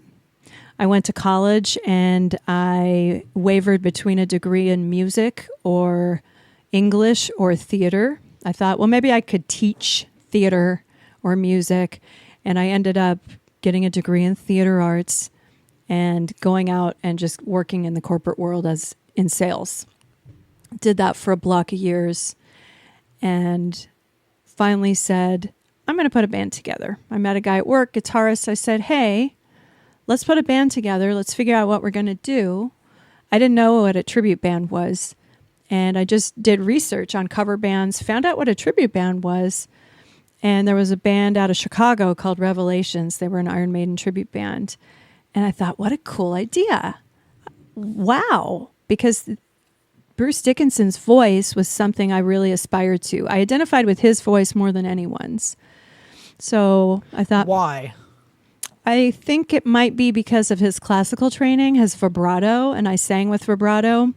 And it's funny, I worked really hard through the years to get a vibrato because when I started singing at the church, all the older girls who were better and good singers, they had it and I didn't. And so I'd sit next to them and listen to them and try to figure out how they did it. Because my grandmother, music teacher, always told me, you don't learn to do a vibrato. You either have it or you don't. But that wasn't true. And I realized it's something you can control a few different ways.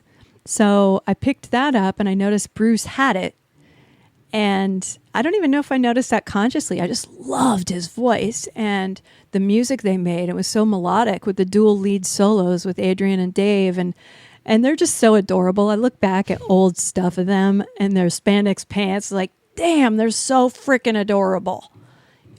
Interesting. So was this the first band that you were actually in, was Revelations, or did you do an original prior to this? I did a cover band, an Iron Maiden tribute band called Wrathchild. So that was my first official band where we had gigs.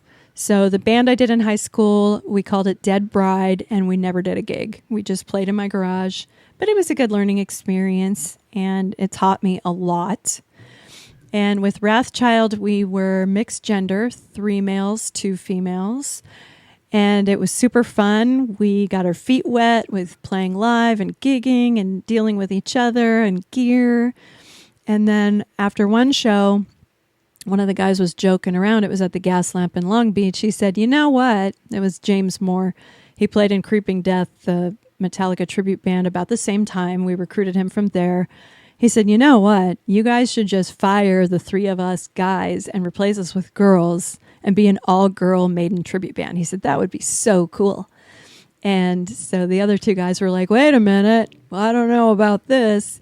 And Melanie Cisneros, our bass player, and she plays in tons of bands now and has over the years, she said, yeah, that'd be a cool idea. I'm open to it if you guys are happy with it, you know. And so then we said, okay, we'll look into that. Now, where is this gap? And where I'm coming with this is, I mean, Creeping Death is like, what, 2000s or the 10s or something? I mean, are you going? 1999, yeah. Oh, so you're jumping like 10 years after from obviously trying to find the all-girl band in the 80s. And then, so what happens in between there? And I guess let's go back even before that. And you mentioned vocals and guitar. So I'm just kind of curious, what about those made you gravitate towards them instead of wanting to be a bass player or drummer or, I don't know, continuing with the violin or playing piano or...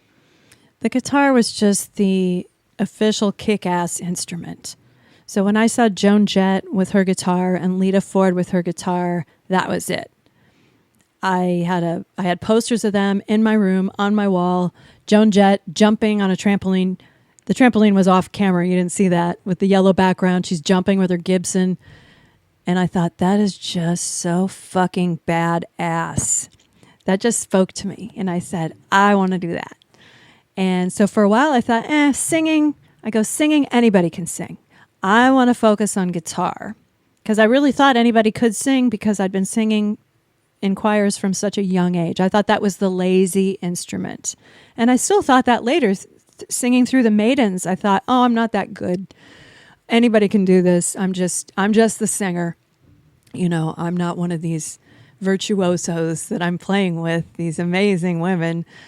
And it's just funny because I told that to Linda McDonald, the drummer, years later. And she kind of looked at me like, what the hell? What the hell? Like, but it's something in the back of my mind. Like my bucket list is still to sing and play at the same time. And I even tried doing that with Subsurface in between guitar players.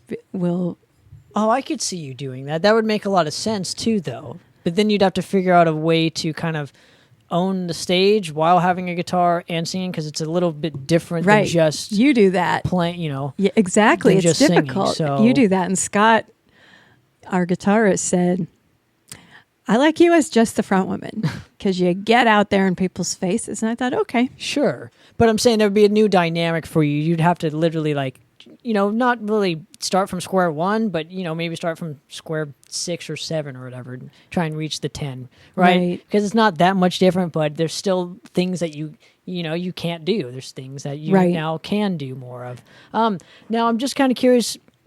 I keep dodging your question. You talk about that year gap. Basically, I got married and had a baby. Okay. So music was kind of out. Yes. Okay. It was. I studied voice for a while.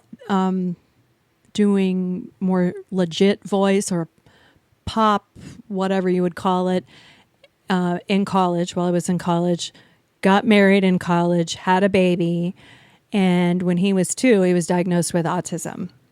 So I had an inkling to do band stuff at the time, but I put it on hold and did a focus on that. And I came to realize later that women or men who want to get married and have kids and play music, it is possible to do everything and to get a degree or go back to school and go to grad school and get a degree or whatnot.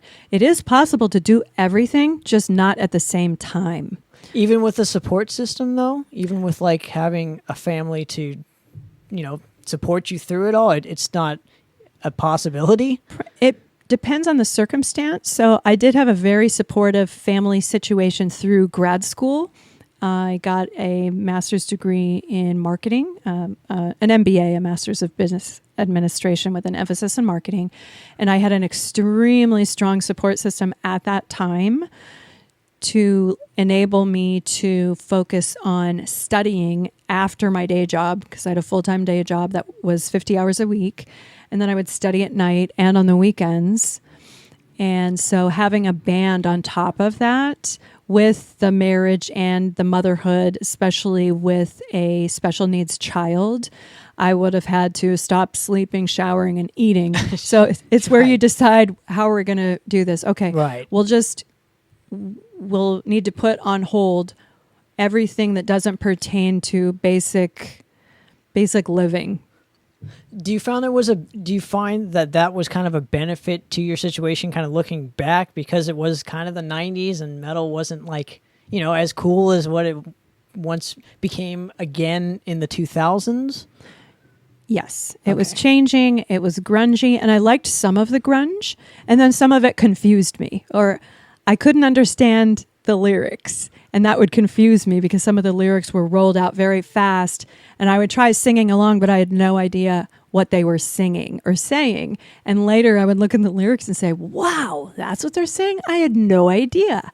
I still liked the music, but it was something that I just listened to from afar and maybe had a couple of friends who were musicians in college, but it was something I just put on the back burner and didn't even think about. I thought, well, maybe I'll do that again someday. Right now my plate is so full. And I've seen other women talk about this. A cousin of mine got her PhD and she had 2 kids and she thought, I don't know how people do this. She goes, I get it. They just don't do it all at the same time of their life, so that once they turn, let's say 95 on my deathbed, I'm hoping, knock on wood, I can look back and say, look, I've done all these things. I just didn't do it at the same time, but that's okay. I was still able to fit in these bucket list items and balance them because I did want to be a mother. I did want to be a wife and be able to have that lifestyle that we're kind of brainwashed as women, as girls, the Cinderella complex to kind of want, because we think that will give us happiness. But we don't know until we live our lives and go through and look back and say, wow, I did get a lot of happiness from those things, even though they ended in divorce. But I also get a lot of happiness and mindfulness from playing live music, because when you're playing live music, you're right then in that moment. Like live theater, you'll never get that moment back and that magic that you're sharing with the audience. and the excitement and the euphoria, because half the audience is drunk from Okay. libations at the bar. The other half maybe not so much, or they can control it, or they're non-drinkers like me. And it's just sharing that. I think one of the reasons why people like to go to bars and listen to music and drink or get stoned is because they're trying to get closer to some type of a spiritual awakening, some type of a higher power. And it opens the mind and it enables people to do that differently than just going to a 9-to-5 job as an accountant. Sure. Or something. No, I'm kind of curious with you and doing, what do you get more from, what do you get that's different from playing in, say, like a Maiden kind of band, or even just playing a live show compared to like a choir? Like, what is the difference between, what are some of the differences that you get singing in a choir than playing, say, at a rock show? Damn, that's a really good question. Whew. Good questions. Singing in a choir with 8-part harmony or 4-part harmony, especially doing madrigal classical pieces that are a cappella, I felt a spiritual experience with that, because you or I, anyone who does that, is recreating music that is 100 years old, 200 years old, and we don't have MP3s of these pieces of music from back then, and all those composers are dead. So to recreate that in the spur of the moment, to listen to the ebb and flow of not only the harmonies, but the crescendos, the decrescendos, which are the volume going up and down, and you're doing it live with these human beings that you know and you've been working with. There's an incredible feeling of camaraderie with these human beings, and then you're sharing these sounds with the audience, whoever's there, whether it's a church or a choir competition or just a show for your parents, for your family. It was very special. It did have electrifying feelings to it, and that electrifying feeling is a lot larger in a rock show. Now, why do you think that is? Just because there's blaring music, coming out of the background, and you have to kind of sing on top of it, rather than you doing an 8-part harmony where you're kind of more in the shuffle of things rather than being out front, I guess, is what I'm saying. Being out front as a singer rather than kind of being a part of something bigger as a singer. If hopefully I'm making sense. No, you are. It's interesting because for both of them, you could be out front for the choir, if I had a little solo piece, or fronting a band as a singer, being out front. If you've got a good mix and you're on top of the mix, sometimes we're not on top of the mix, and I don't know this until I've seen video, and you realize, wow, I'm right in there. I could have completely screwed the show up and nobody would have known. But in singing as a front woman or front man, there is also some security in knowing, okay, I got a booming bass here. I can feel it in my chest. I can feel the bass vibrations. So can the audience, especially the ones in front of the bass cab. And I can kind of hide in front of that, especially Andy, our drummer, is a big cymbal player. I've noticed, so yeah. It's easy to hide behind that and the guitar, and that's where I'll leave it up to the sound guy to mix everything. But there's security in knowing, hey, I'm not going out there bare bones. I'm not singing a cappella. If my voice cracks on a song, I'm going to hear it through my in-ears monitor right as it's cracking. And that will give me the opportunity to change my resonation chamber, or where I am singing that particular note, so that I can immediately fix that and not wait until the audience hears it. And then it's like, yikes. And I've done that before, where you first line, first vocal, the voice cracks. It's like, all right, I should have warmed up more. But one of the benefits of the in-ears monitor that I found that really upped my game there is being able to hear my voice in reality in the mix, and knowing what I need to do to change the tonality, the strength of it, whether I'm doing mixed voice or shoving my chest voice up so high that it's going to crack. So which one do you prefer? I guess, singing wise? Do you prefer being in doing it with a choir or doing it with a rock band? And I guess kind of curious what your reasoning for your choice is. Rock band, because it's easier for my schedule. Okay.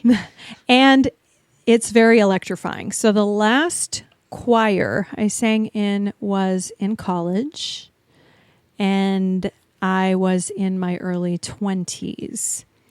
And usually I have a good relationship with the choir director. Some of the choir directors I studied voice from privately, and I loved that, and I would do it again if I had time, could fit it in my schedule. It's extremely rewarding. Anyone who wants to improve their voice and or harmonizing and or reading music, I highly recommend joining a choir. And it helped strengthen my voice immensely for that reason. But what fits with my lifestyle better is bands. Sure. Now, speaking of bands, I got to ask, the formation of the Iron Maidens, because it's kind of one of the main tribute bands that literally is like world renowned at this point. With Damage Inc. and those kind of tribute bands, and they're few and far between because there's so many tribute bands. But for some reason, those two have put in so much work to where they're world renowned at this point. So I'm just kind of curious how that formation started for you specifically, and kind of, was it whose idea was it at the time when it became the Iron Maidens as a band name too? Great question. Taking back to some of my blabberings earlier about playing the Gas Lamp, and I love the Gas Lamp as a venue in Long Beach. I was a waitress there in college when I attended Cal State Long Beach. I met my first husband there. And we played a gig there as Wrathchild, and that's when James Moore, Giant Arm, our Dave Murray, said, "Hey, you guys should fire the men and have all girls because I would love to see that." And he raised this beer. Great character. And Melanie and I said, we'll look into that. The other two dudes said not so much.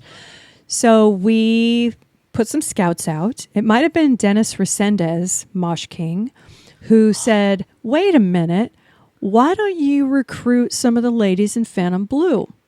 They've done some albums. They're beyond phenomenal. And they may be available. They may have some time. And I think he was the hookup for that. And we hooked up with them. And we had a meeting with them at the Gas Lamp. And we sat at booth number 3. And the booth is still there. I love that. I sang at an anniversary, the 18th year, and I said that booth right there was where we sat down and decided we're going to do this. And so we had Linda and Josephine on one side of the table and Melanie and I on the other side of the table, and we talked it through, and we talked about goals and background and what we were looking to do, and there was just a nice synergy between us.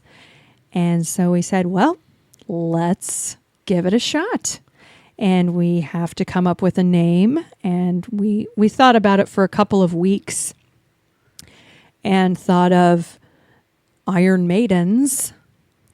And someone said, well, why not the Iron Maidens? And I don't remember who came up with either of those, but the Iron Maidens sounds like it would differentiate the band more than just Iron Maidens, which is very close to Iron Maiden. So we selected that. Melanie designed the first logo, added the S, added the THE. She came up with the yellow Eddie Pac-Man face with a bow and the eyelashes that later I spray painted onto some black pieces of fabric, and we put that there as amp covers and sprinkled glitter all over the garage to add a little glitz to it, because I always wanted to add that feminine side to Maiden, because I hear their music as feminine. Maybe it's that progressive metal, progressive rock sound that they have, but it's that tone that Dave Murray has as well, that very round tone that's just so fluid. So that was Okay. And going off of into the, I'm going to now shift my focus into the Iron Maiden's kind of story in your career here, and just ask, because I never got to see you with the Iron Maidens. I got to see, what they are now, and I'm just kind of curious if you were doing more of the Diano thing, and because obviously now there's quote unquote Bruce, right? Right. But I'm just kind of curious, were you more focused on the Diano era, or just all of Bruce Dickinson and kind of nothing else? at the time we only had 2 or 3 Paul Di'Anno songs, and we started to do I added a couple more to my repertoire. My comfort zone was Dickinson. Okay. And that being said, I had an alter ego, Paulina Di'Anno, when I would do those songs.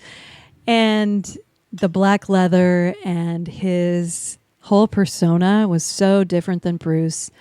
And he was more of the bad boy, the outrageous drunk / artist, and had the inner demons. And I loved reading his autobiography, or maybe it was a biography. I think it was an autobiography. He may have had a ghostwriter with it. Sure. Really eye-opening about his journey and what he went through and his demons with that band, and his whole take on it was, I'm more of a punk rocker living life on the edge. And where he clashed with Steve Harris was that Steve looked at it as a business, which he had to. If he hadn't looked at it as a business, it would not have, they wouldn't be where they were today. Sure. Brilliant businessman. And so I know they clashed over that. But yes, I did Di'Anno more to round out our set. And I especially loved the Killers album. Okay. See, I'm more of a Blaze fan than a Di'Anno fan, so that's where I differentiate in Iron Maiden. Yeah. So, Blaze is a great singer. His solo stuff is fucking incredible. He's phenomenal. He got a lot of flack singing for Maiden, but I blame Steve Harris because of the songwriting. Yeah. I think when you have a singer like a Blaze Bayley, you got to write for him. Yes. Even if you put Di'Anno singing "Number of the Beast," that would have sounded horrible. No offense. It just I don't. He would have yelled half of it. So sure, because he's a punk guy, so it's a lot of yelling tones. Right, and that's why the 2 Maiden albums kind of fit his vocal style. Exactly. Right. So if you gave him Revelations to sing on, it would have sounded like shit. Exactly. In my opinion, I'm just speaking for me only, but right for your singer. Correct, and I feel like with the Blaze era, he got the shit end of the stick because Steve was kind of, his dad had died during that era, and he was writing more progressive stuff, and Blaze is just not that kind of a singer, right? And plus, their marketing possibly could have been better, but I'm not going to judge it. I mean, I'm a marketing person, so I'm always looking at what bands do from a PR standpoint. And anytime you step into somebody's shoes like a Bruce Dickinson, like a Rob Halford, like a Vince Neil, the fans aren't going to like it. And the fans aren't going to understand why. They just want what they're used to.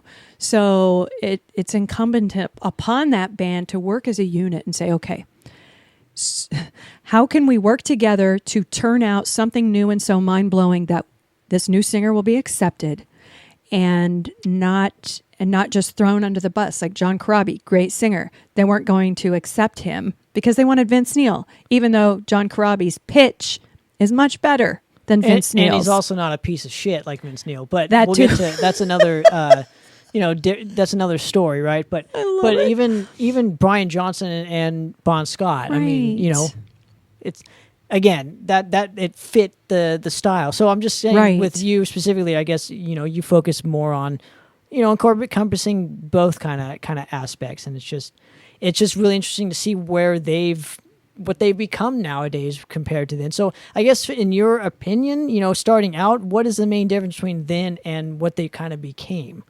Oh, the Maidens? Yes. Oh, the musicianship over time is much. They're tight. They're fast. Okay, so not to say that the original lineup were not tight. we had phenomenal musicians, but we were only 1, 2, 3 years in before I stepped down. So we were as good as we could have been with rehearsing once a week and being in our 20s to where they are now, which is a finely honed machine. And they've gotten everything fine-tuned, not only so they are tight, their tempo has sped up. And I know this because I sat in, I think it was 2014, 2012, maybe 2014. I sat in with them on The Trooper, playing at a club in Corona, and Jack Lew was there and captured it. And it's great because I have like short brown hair, a Karen haircut, a short Karen haircut with dark, dark brown. I look like a soccer mom. And I showed up because they said, hey, come out and just sing The Trooper, sing a song. And I thought, okay, what the hell? I'm not rehearsed. I haven't sung this in forever. Well, what the hell? So I show up, and Linda said, I didn't know what to expect. She said, I was expecting all the metal and this and that. And I just walk in like, hi, I'm a soccer mom. I'm going to sing The Trooper in jeans. But it was fun. It was great. And I went up, I sang the tune. I remember all the words, thank God, because that's brutal. If you mess up one word for a tribute band, they'll skin you alive. It's a lot of pressure. It's much less pressure doing my original songs with Subsurface Tension. Sang the song, came back out, and I told Linda's husband, OMG, the tempo is way faster than what we played back when. And that makes sense because we all had just a couple dozen gigs under our belt and learning and still getting our gear dialed in and before any endorsing situations and yeah, they're a finely well-oiled machine. And when I sat in with them for the 18-year anniversary at the Gas Lamp again, that was special, I got to see even more so how they had evolved. They all have their own in-ear monitors with each separate in-ear box, and then it's all managed by the side-of-house guy who's got it all on an iPad. Very professional, the way a professional band does it, and dialing everybody in so that during any part of any song, Courtney can just look over and say, I need more of this, I need more of that. And it's super efficient. Absolutely. Now, when did the decision for you to kind of step out of the Iron Maidens come into play? It was one of our tours was very difficult. So we were set to leave the day after Thanksgiving. And I was a young married woman. And what year are we talking, if you don't mind? Maybe 2003. Okay. 2002, 2003, somewhere within that realm. So maybe it was, I'm so bad with dates. Maybe it was Thanksgiving in 2002. So leaving to go on a 2-week tour on the East Coast, it was cold.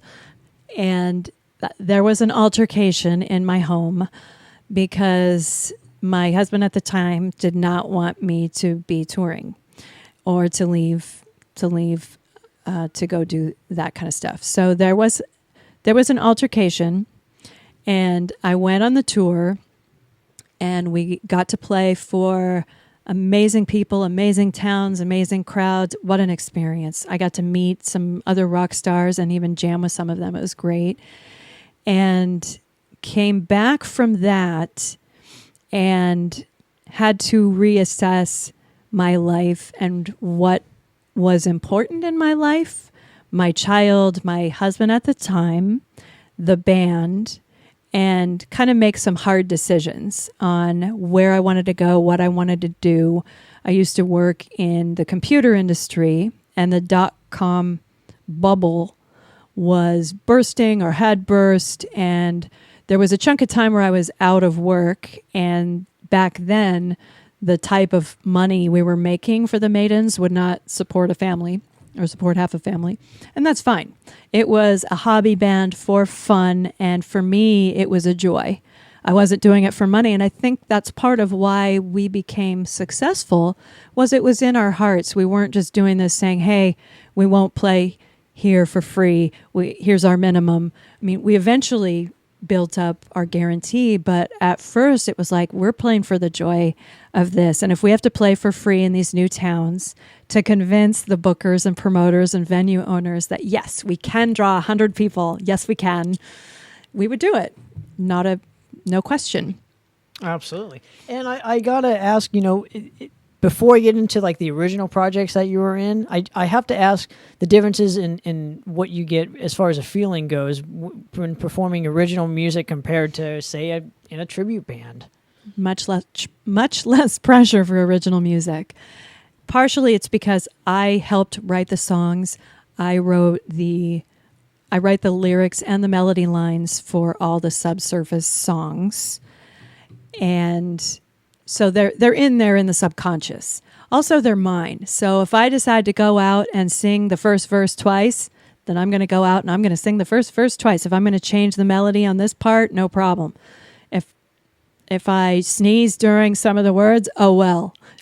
Let me branch off this point. Sure. If I'm going to hypothetically say this, let's say Subsurface Tension is as big as Iron Maiden, though, and your songs are well known like Iron Maiden. What is the pressure going to be if you're singing the same verse twice? I mean, it's essentially kind of the same thing, don't you think? Yes and no. So I've heard Bruce do this on some of his live tracks where he'll go in and he'll change the melody and he'll flip around, like Aces High, he's done. He'll flip around the words. And if you're a diehard, you'll say, well, that's different than the studio recording. It's like, well, it's Bruce Dickinson. He's going to do whatever the hell he wants. But also after that time, Bruce has toured a gazillion shows. And so they're in his brain. And if he wants to flip it or doesn't want to flip it, he's probably like, who cares? Nobody's going to care. Sure. So sure, that would be great if we ever got that big. And thank you for even suggesting such a thing. That's very flattering. But it's a lot more pressure to do a tribute band and to do it right. And let me tell you, going in and just singing one song with the Iron Maidens as a guest, I'm 10 times more nervous than if I just go play with Subsurface Tension and we just go do a show. Maybe it has something to do with because you wrote the song, so you can have more kind of leeway in kind of flubbing them. Right. And because you kind of wrote them already, so maybe there is some kind of that in there. But so what made you kind of start an original project after getting your life back together? That was always my bucket list. My ex-husband, who fronted Creeping Death, tribute to Metallica, but they only played the old school stuff, and they were starting to retire right when Damage Inc. was coming up. And it was great because at that time, Metallica was coming out with new material, and they didn't want to play it, and the crowd would ask for it, and they'd say flat out, go see Damage Inc. They play that. They would plug Damage Inc. and say, go see them. They play all eras of Metallica. And it's funny because Damage Inc. has two brothers in it, and so did Creeping Death, the front man and the bassist, and they both had that similar thing. And I thought that's such a cool coincidence. But your question was, what was it again? When you got your life back together, why an original band? Bucket list, right? Bucket list, Sorry, yeah. Early onset Alzheimer's here, knock on wood, I hope not. It was always my bucket list. And my ex-husband who fronted Creeping Death had an original metal project, and he was a great songwriter, and he could write very easily. And I always envied that. And I thought, man, I want to be able to write like that. And I thought, well, maybe I could take those songs and I could sing them, but it won't be the same, And I didn't have confidence with my writing. And even with starting this stuff, I'd say to him, hey, can you help me write this stuff? And he's like, you don't need me. You can write your own stuff, But I needed that confidence and to actually try. And so I eventually did, getting some bare bones guitar parts from my guys, taking that and working with it to the point now where we have a formula that works, and each song we writes more easily, kind of writes itself following this formula. But just bucket list. I wanted to be able to be a songwriter, be a singer-songwriter, because I didn't feel legit just doing covers. Not that there's anything wrong with a cover band. I have a side cover band, which helps my chops. It helps my stage presence. But there was just something more to that, almost like, oh, I'm a legit songwriter now if I can write something. But did you also kind of want to have kind of like a legacy recorded? Because I mean, it's hard to just record a tribute band kind of album or whatnot. So I'm just kind of curious if that played some sort of part in it for you. A bucket list is to record and finish an album, like one whole album, vinyl, not vinyl. Jeff Fonstock always wants vinyl from me, even if it costs $5,000 and I only sell two vinyls. Yeah, that's a bucket list of mine. Okay, so there's certain goals obviously within this one bucket list, kind of thing for starting an original band, right? So I'm going off of this point. When did Surface Tension, I have to say Surface Tension, kind of form, and was this the first original band after the Iron Maidens that started? Good question. So it was my second original band after the Iron Maidens. I had been working in the corporate world, doing the mom thing, doing the wife thing, and said I was divorced at this time. And I started getting antsy. And so I had left behind a lot of my old musical contacts, musical friends, and I just started looking on Craigslist for bands needing a singer. It's much easier to just slip in and try to put something together with people who don't know each other. There's not much glue there. It helps if you have people with a history. So I found a few bands. I auditioned for one or two, and I found a band called Neighborhood X, and it was a punk and metal band, cover and original band. So it was really great training for me to get back into it, getting used to what new gear was out now. And it had been 13 years, and a lot of the scar tissue I had built up around my larynx and vocal cords was gone. And I had to build that back up. And those 8 months with those guys, I'll always be grateful for. Even though we only had 2 gigs, it was super fun, and they were very patient with me because I was doing a lot of screaming and vibrato and Bruce Dickinson's sound. And the drummer, who was punk-based, worked with me and said, come over to my house. I'm just going to play a bunch of punk records. I want you to listen to these vocalists and what they do. They don't hold notes. They don't have vibrato. They yell it out. It's like, here's the Sex Pistols. We covered the Sex Pistols. And I thought, okay, great. I never had a Sex Pistols album. I've never listened to this stuff. So it was really eye-opening to me. And I thought, I do have a lot of vibrato. I need to pull that way back. This is not Cats on frickin' Broadway. I sound like a karaoke singer, so got to pull it way back. And so that was really eye-opening for me. It was really helpful, and playing those gigs was different, very different than playing with the Maidens. I thought, oh, stage presence, I got this. Go up on stage in a little tutu and some crazy clothes, and then looking back, I realized I don't have great stage presence. I'm remembering what I thought I had. This is nothing like what I was doing back then. And kind of had to rebuild that and say, I'm not Bruce Dickinson anymore. Who am I? I need to come up with my own sound, my own resonation, my own stage moves, and kind of evolve into my next band, which was Surface Tension. Do you think that was a bigger success, though, for you personally, than just maybe staying in the Iron Maidens and seeing what they became? Because I feel it would be a more, I don't know, I would much rather succeed at or fail at something original than kind of succeed at something that somebody else has already done. So I'm just kind of curious, was that the same feeling for you personally?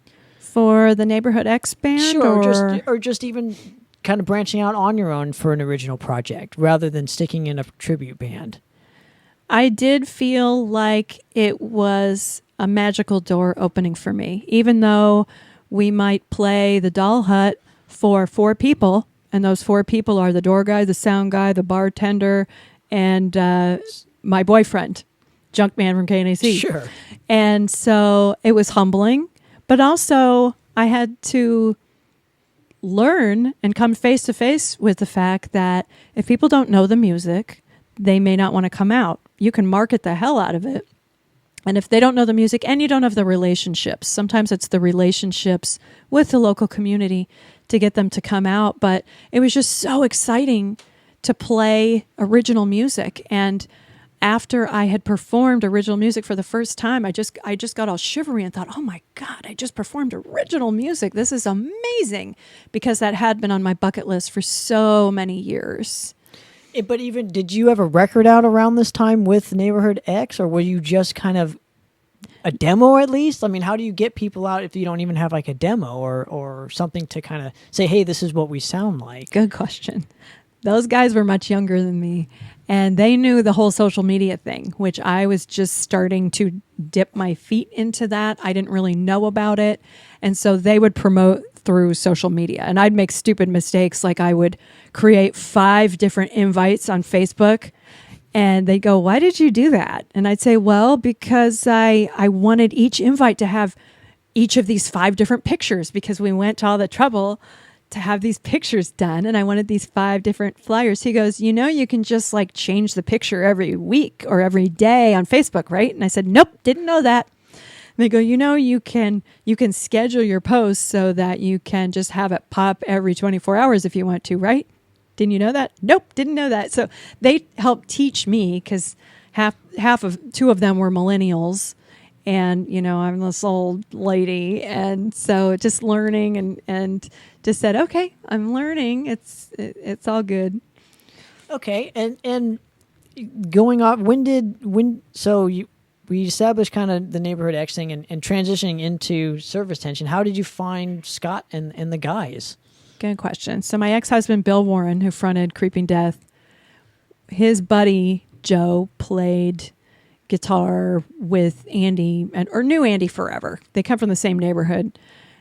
Andy's a drummer. And so Bill and Joe played a couple of gigs with them under their old name. And Bill sang and Joe played guitar. And then for a while, Joe sang and decided, I've got these other music projects. I don't have time for this. But they're all great guys. And he said, I don't want to leave them high and dry. Who do we know who could be a singer for this type of metal? It's old school metal. I've been told Old Maiden, Merciful Fate, you guys sound like. And so Bill said, well, Jen, that's a no-brainer. This music is exactly her style. So he had Joe text me, and it was right at that weekend that Neighborhood X had split because our guitarist was getting married and going to have a baby. And what year are we talking? Oh, God. I don't know. Well, I've been with them for almost 4 years. So 4 years. Yeah. Something like that. So around 2016, 2017, you got the phone call? Yeah, I think it was 2017. And Joe said, hey, this band needs a singer. You'd be a good fit. Then I said, perfect. My other band just disbanded. And met them, got together. They played their songs. I had very little prep. I just tried to come up with something on the spur of the moment so they could get my vibe. They could see me. I could see them over in Santa Fe Springs at Holloway. And it clicked. So right then Andy goes, well, do you want to play a gig in 3 weeks at the Doll Hut? And I said, what? Okay. I'm going to learn this songs here. What impressed you about their originals, though, to join them, to say yes to joining them? Well, Andy on drums is the backbone of the band. He has the personality of a magnet. He's a healer. He has the energy of 3 guys half his age. He's the backbone first. And then Scott is just a big, lovable, hilarious guy. Has very dry humor that I get. And that was great. Humor's a must. And then Freddie is an old soul. You look into his eyes and there are many lifetimes there. I just felt very comfortable with them. And also they have the glue. So they had been together for 3 years doing that project. And then Andy and Scott knew each other decades ago. Anytime you have glue like that, you increase the chance of your band staying together, whether it's taking 2 people from this band and 3 people from that band. You put that glue together, it helps when maybe tempers flare. It's like, oh, he's just doing his thing. That's fine. What did you bring differently to Surface Tension than what they had kind of prior to you, besides your marketing and your vocal style? Good question. They I met a couple of their singers that they've had a few singers over the years. Well, let's see. Marketing, vocal style, zaniness, crazy sense of humor. Everybody tells me I'm crazy constantly in a good way. The men in the white coats haven't come yet. But I'm saying, like, I guess where I'm going with this too, did you bring in more contacts for them? Did you get them in a recording studio, say than what they couldn't at before you, or want to record a record and you knew how to do that at that point and maybe they didn't, or did you bring any of that to the table? Good question. What intangibles did I bring to the table? Well, marketing and singing were my strengths. Sure, definitely. Sure. Beyond that, they had recorded a demo and it was awaiting vocals. And I thought, well, let me just slap some vocals on this. And they said, nope, let's do it right. Let's start over. Let's record somewhere else. And so we recorded a demo at OC Sound Studios that Freddie owns. Freddie's a bass player. And they have great capability there because they have a studio for people who want to do their own podcast, who don't know how to set it up, or they just want to go there to record the podcast. There's a producer there for that. They do demos. They do record recording there. They also have hourly studios and lockouts. It's like a one-stop shop for a lot of stuff. And they're great guys, Freddie and Phil, running that place. So we did a demo, and then we started doing recording with Nico from Scars on Broadway. Thank you. And he was really great at pulling my vocals out, at getting what I needed to do down. And that was great. Yanni did the tech stuff, and he was great too. It's not always easy. I mentioned this on our last interview, to get metal out of women. It's just weird. It's odd. And sometimes the recording engineer has a little trepidation about how to approach that, whether to say, okay, let's do the bubblegum metal, or no, I want you to go in there and sing that as if your boyfriend just stabbed you to death and killed you, and have anger, and playing off these different emotions. And then once you're getting those layered, figuring out where to push and pull on these different things so that you have a softness, and then you also have the toughness. So dynamics. Right. And not all engineers are comfortable with that or want to deal with that. Some want that. They say, this is an intriguing challenge to me. Let me try to get into that. So I didn't have a lot of experience recording. I did some recording with the church, which I kind of didn't count because it was my voice blended with others. It was more to just see how a major studio works, and how to work with other people and listen to the monitors and blend. And the other experience, I had recording a little bit with the Iron Maidens before I stepped down.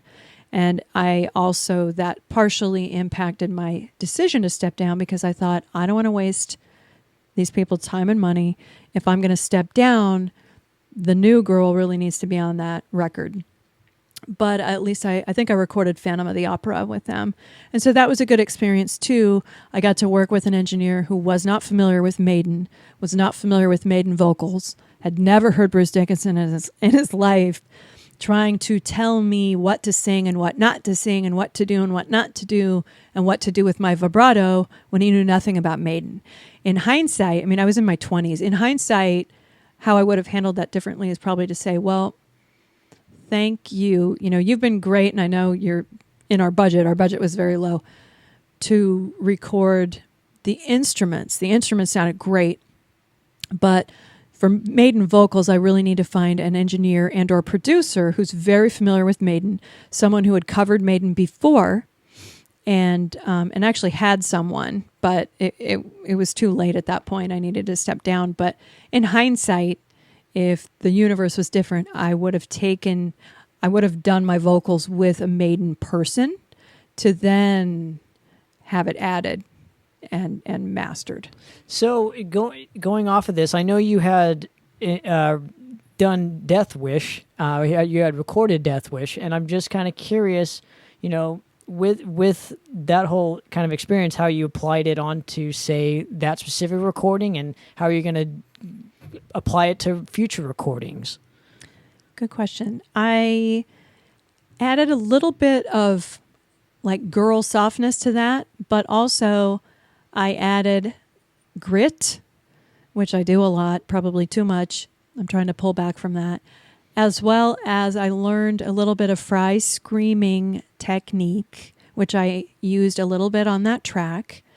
And I never would have been able to add that type of dynamic back when I was with the Maidens if I had tried to do an original project at that time, because that type of music just hadn't hit the mainstream yet. And after all this time, I had been influenced by Pantera, by Randy Blythe with Lamb of God, and by looking at how that was achieved, what was going on with the throat, the physiology of the voice, and then looking at Randy Blythe's vocal coach, who has that the Zen of Screaming. Yes. Okay. Yes. And we got that. I looked at that, popped in the CD, practiced to that, and it had me look at an entirely new way of doing vocals, which I'm sure you've studied the hell out of that. Your vocal style is utilizing those techniques. And so I tried to draw from those. I want to use those more than my bandmates might want me to, because they want to keep it more melodic. But yet I love that edgy, dark piece, and trying to balance that and still be feminine. Well, but you have to have, it depends on the style of music you're playing too. So the guys have to kind of write for that kind of style, right? If you're playing melodic, chances are you're going to have more space in the actual song itself or the overall sound. If you're just doing kind of like what Madras is doing, we don't have a lot of space. It's literally just kind of just, get up and go, like, just straight up adrenaline. So you kind of have to pick your poison and kind of influence it in a way that's gonna work with whatever vocal style you want to do, right? With anything, right? Now I have to ask you, what is going on with the subsurface tension now, because you had to change the name due to having 10 other surface tensions. It's very common, right? Yeah, right. So I'm just kind of curious what subsurface tension is kind of up to now, and can we expect a full-length record, hopefully relatively soon? We will, or I will die doing it. It is a bucket list, and it is going, but we're self-funding, so we're going as we can, and we are adding more songs. And that's what's getting exciting about the songs we're adding, because the songs Scott and I write together that we start, and then we all pitch in, so we all have writing credit on all the songs. So Scott is a very old school Metallica vibe with what we put together. Freddie, on the other hand, is Middle Eastern, and he's also in a punk band called The Hajj with his brother Phil. And what he writes is very fun, punky, different tempo, a lot of breaks, and we've started writing together as well, and those songs have a different vibe, but they've woven into our set, so they all kind of come together somehow. They're very peppy. But yes, we will. And sometimes because we all have day jobs and we all self-fund, and we set aside cash for recording time, and we kind of have to self-motivate each other for that. But yes, we've written a chunk of more songs, so it's like, dudes, we've got to get down and do it. I mean, somebody's going to have to whip you guys into shape to do it, and so you can keep kind of not having to take, say, 10 years to make another record, right? Because a lot of bands suffer from that. They need that motivation. They need the bad guy, as I call us. Right. You have to have it, unfortunately. And independent record companies don't want to touch you if you're not motivated to finish something in 8 months or less. They don't. They want to see self-motivation. Like Huntress, they got signed after they did an album or two, and then they self-funded this kick-ass video, and then they shopped it around, and they got picked up because it kicked ass, and plus they sounded phenomenal. Sure, and a huge rest in peace to Joe.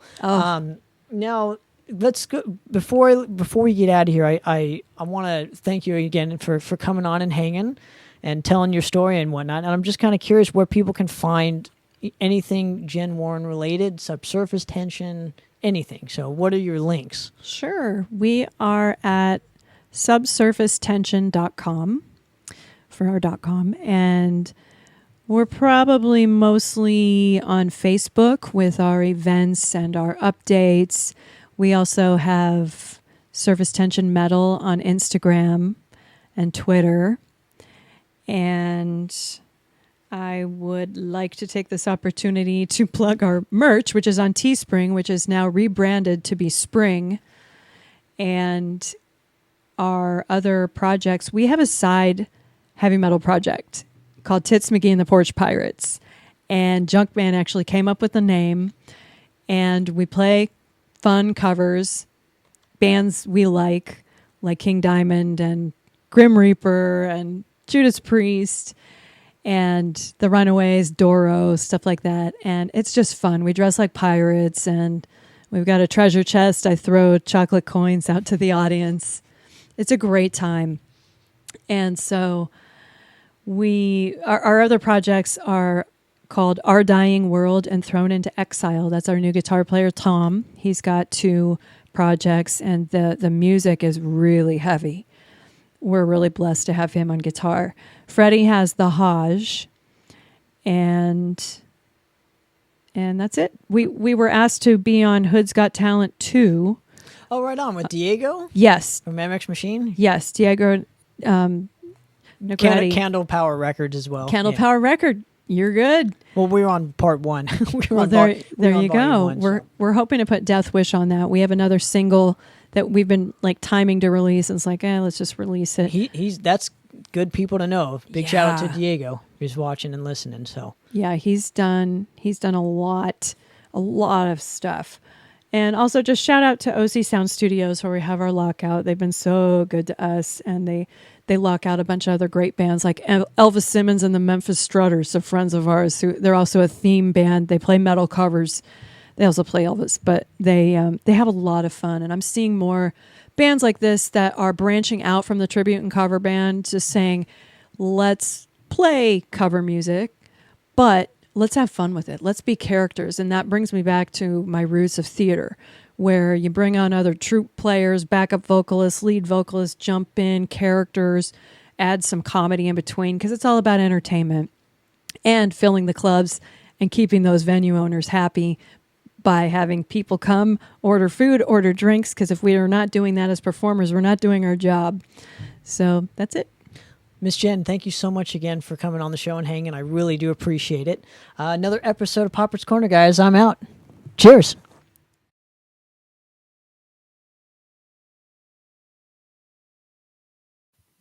Hey there, this is Bob Nalbandian with the Shockwave Skull Sessions podcast and the Inside Metal documentary series. Just want to let you know you are tuned into Poppitt's Corner.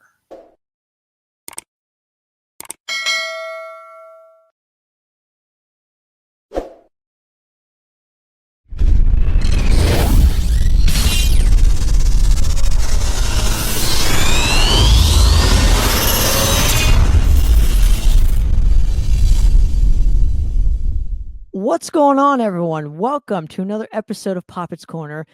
I always like to say these things, right before we get started with them, but this is a very special episode. It's a unique episode, and I hope you guys will take the ride with me. And of course, the one and only Miss Leah Scott Price. How you doing today, Miss? I am great. Hi, guys. Hi, Tanner. How are you? And how's everybody? We're doing well. So hopefully you're doing the same. Now, how this typically works, what I would do with a musician or a I don't know, any type of person in this community is I'd like to go through their entire musical career and whatnot. And with you, it's going to be a different story. And because obviously you're like a comic book kind of writer, so but you have a very unique kind of support for us bands that I want to get to. We'll touch upon it in doing this interview and whatnot, but for now I'd like to kind of go back to the beginning and whatnot, just kind of find out where you specifically came from, and I guess how you found music for the first time. Sure. First of all, I love how Poppitt's Corner has really grown. I mean, I saw you had Angelo and Heretic on list, recently, and I got to listen to that. So they're one of my favorite bands. Okay, so where do I start? Obviously, I'm not a musician, although we'll get to that. There's something I need to say about that. I'm an artist, so I would say kind of a metal artist, metal supporter.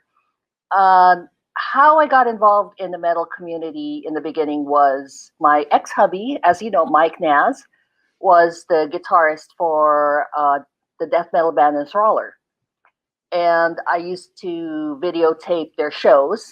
So basically, I was their roadie, and I helped run their merch booth.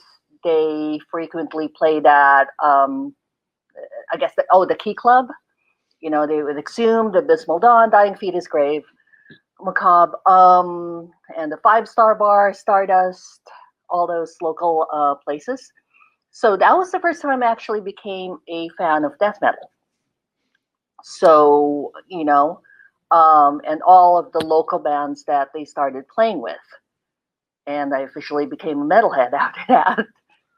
So interesting. So you didn't right off the bat become a metalhead at an early age. You kind of developed it later. Now, what about the extreme music pulled you in, so to speak? It was when I first started hearing Enthraller. And also when Stefan, their lead singer, they had like a little get together, and he started playing all the death metal bands for me, specifically Decapitated. And that was my first time hearing that. And I'm like, what rock have I been hiding under? This is amazing. So after that, it's like mainly I do have to credit my ex with introducing me to all that music. I mean, Mike Naz, I will have to say he's a fantastic guitarist. I mean, you know him, you've seen him play and all that. And then in I think 2013, was that Maidens of Metal 2? Oh gosh. I think because I got a message from Angie Gabriel of Metal Invictus, and then she said, "Hey, come on and be a vendor." I'm like, sure, okay. Wait. What were you? How did you guys hook up, and what were you vending? I didn't even know you were a vendor per se. I know, and I was surprised because I'm going. She's a promoter. This is a metal show.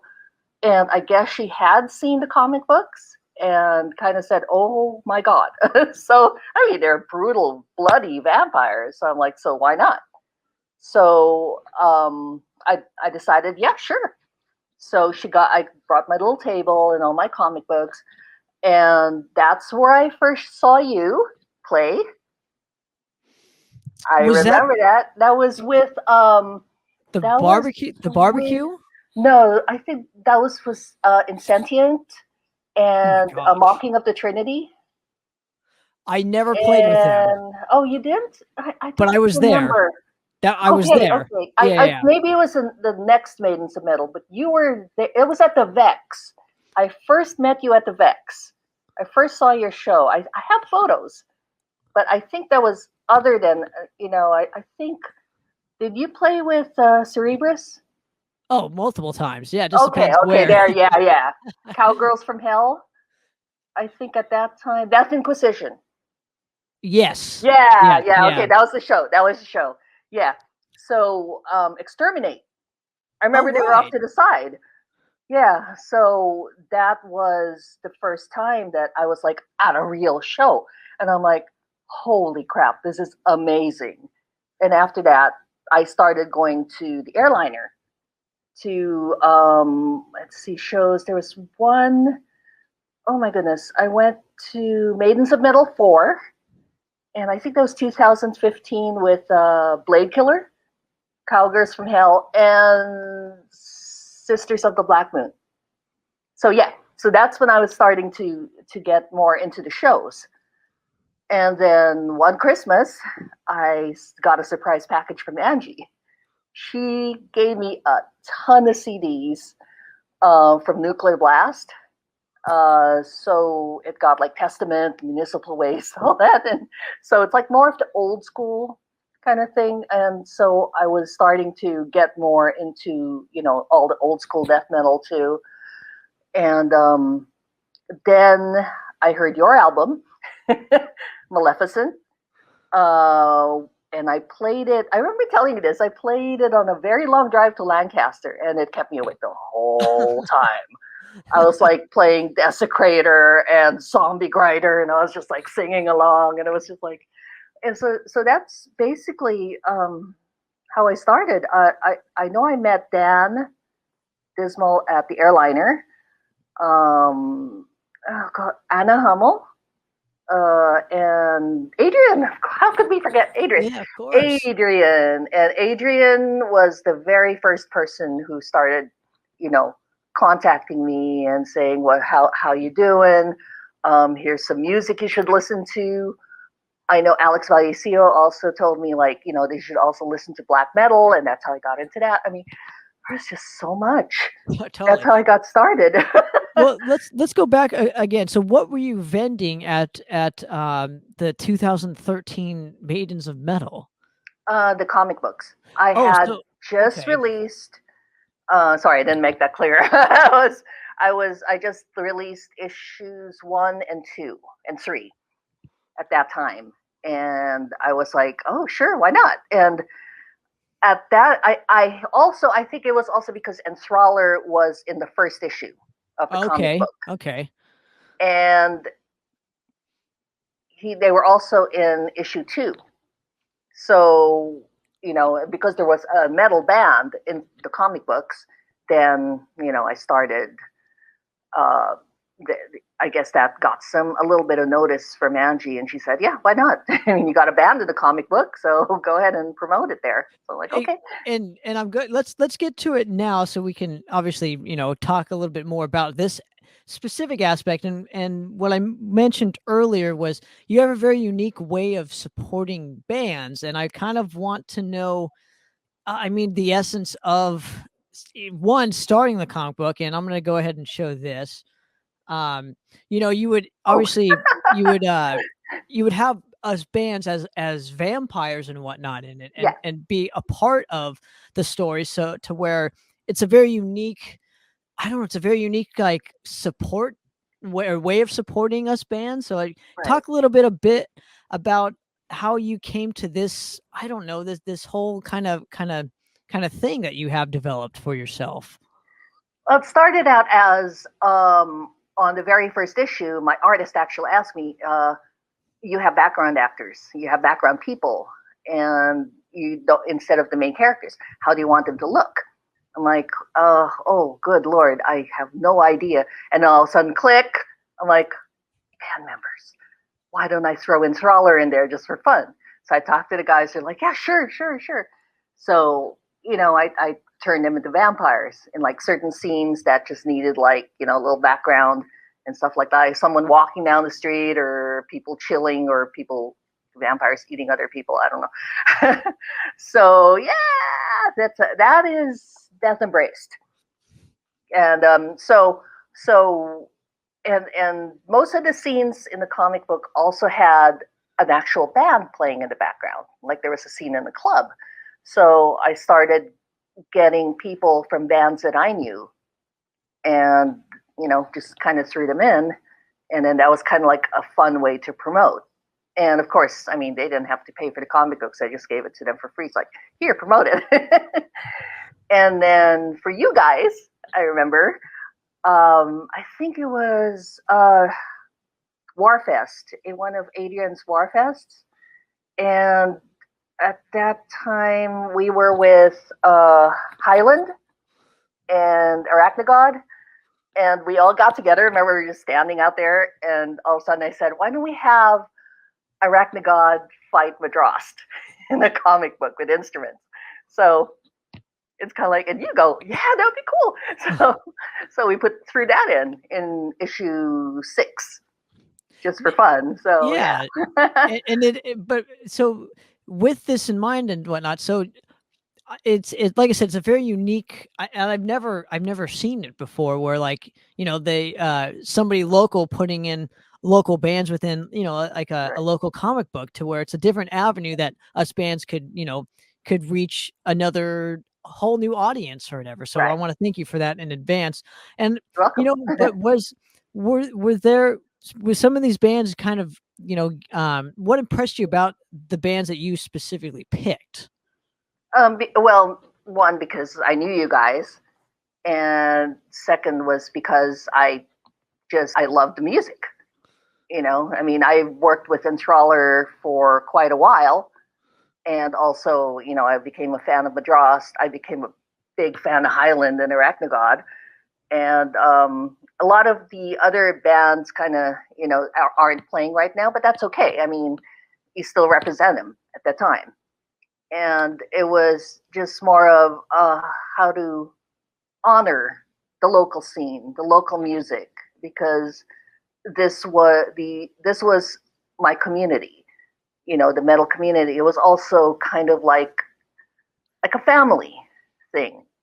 It's like I don't want to put just anyone in a comic book.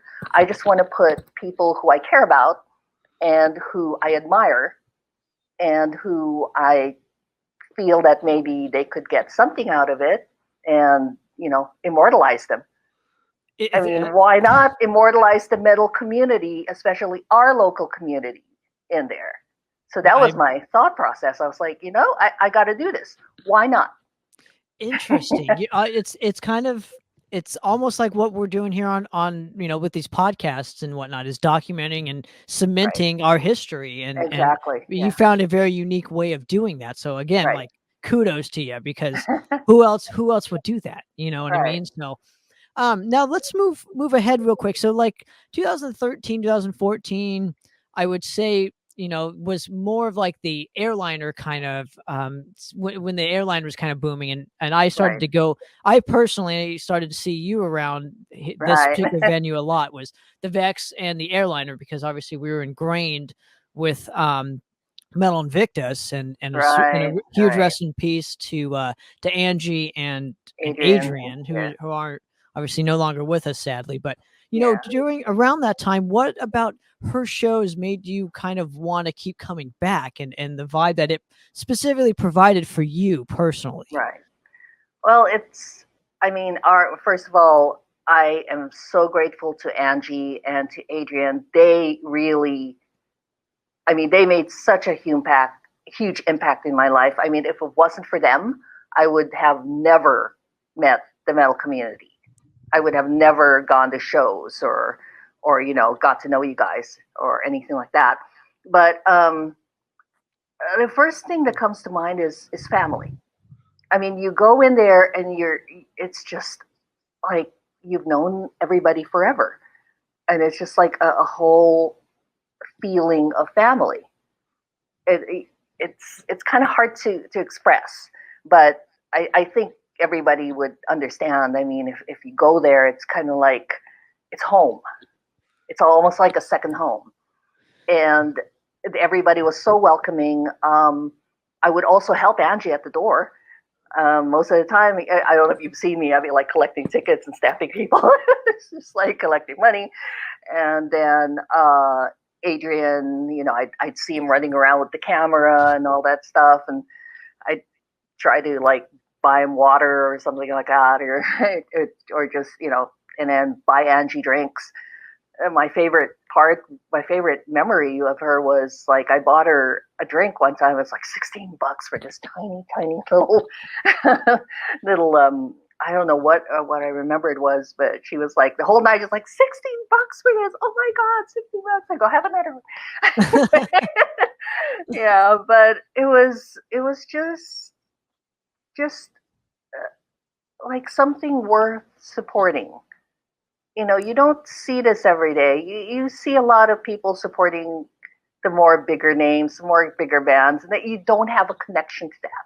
You don't know the people. I mean, you're fans, but it's almost like something that's trendy, But with our community, it's not, oh, this is the trend one night, this is the trend the next night. No, you kind of go and you really support, because you see a lot of people who are extremely talented. I mean, one time somebody asked me, it's like, why do you like the metal shows? I go, because have you ever seen them play? Have you ever seen them play live? You know how amazing it is? You know how you have to be so skilled with those instruments? I mean, this isn't like, some manufactured canned stuff. This is like real, and when you get into it, you really get into it. Do you So think that kind of came from your integrating within Enthraller per se, because you kind of saw Mike going through the same kind of things that any band would go through, the up the dramas. airliner, steps down the airliner. Yeah, just right. But but that made you appreciate more of the musician, rather than say just somebody else that wasn't really familiar with what a musician would kind of go through within the local kind of community, or just a Right. gig in general. Right. It's almost like we're so underground. It's almost like we're not as appreciated as, let's say, I've watched Mike be in other bands before, other than metal, and it's just not the same connection. It's just not the same feeling until he got into Enthraller. So it's almost like you have to do your own promotion, you have to do your own marketing, you have to play as much as you can to get an audience. So in a way, it's almost like I relate completely to that, because we're all artists and we're all trying to do the same thing. It's all independent work. And to me, that is very, very difficult to do sometimes, but you have to do it, as an artist, as a creator. That would go for pretty much everyone in the scene, though. And here's where I'm going with this. You got the promoters, yes, photographers, videographers, right, artists such as yourselves. Yep. People like Tony Cole, who are doing the artwork for us bands, us especially musicians. Tony. Yes.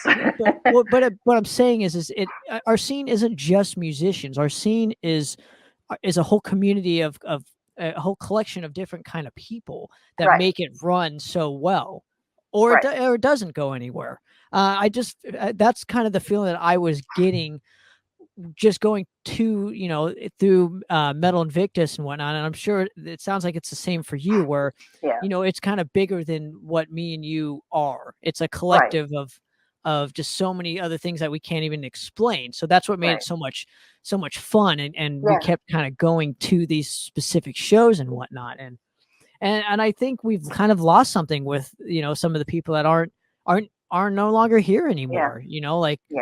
I don't know what it's going to look like after this whole spiel, but I'm hoping that at least we'll be a little bit more aware of kind of, what's in our local backyard and more appreciative of it. Right.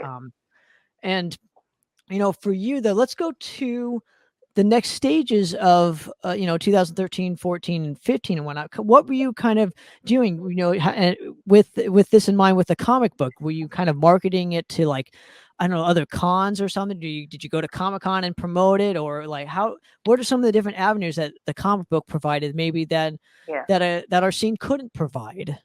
Well, I went to LA Comic-Con, and also back when it was Comikaze, then it became Stan Lee's Comic-Con. So I'd have my own little booth there, and all the comic books, and basically meeting a lot more people, a lot more fans. So basically doing exactly what other bands do, promoting, handing out stickers, handing out flyers.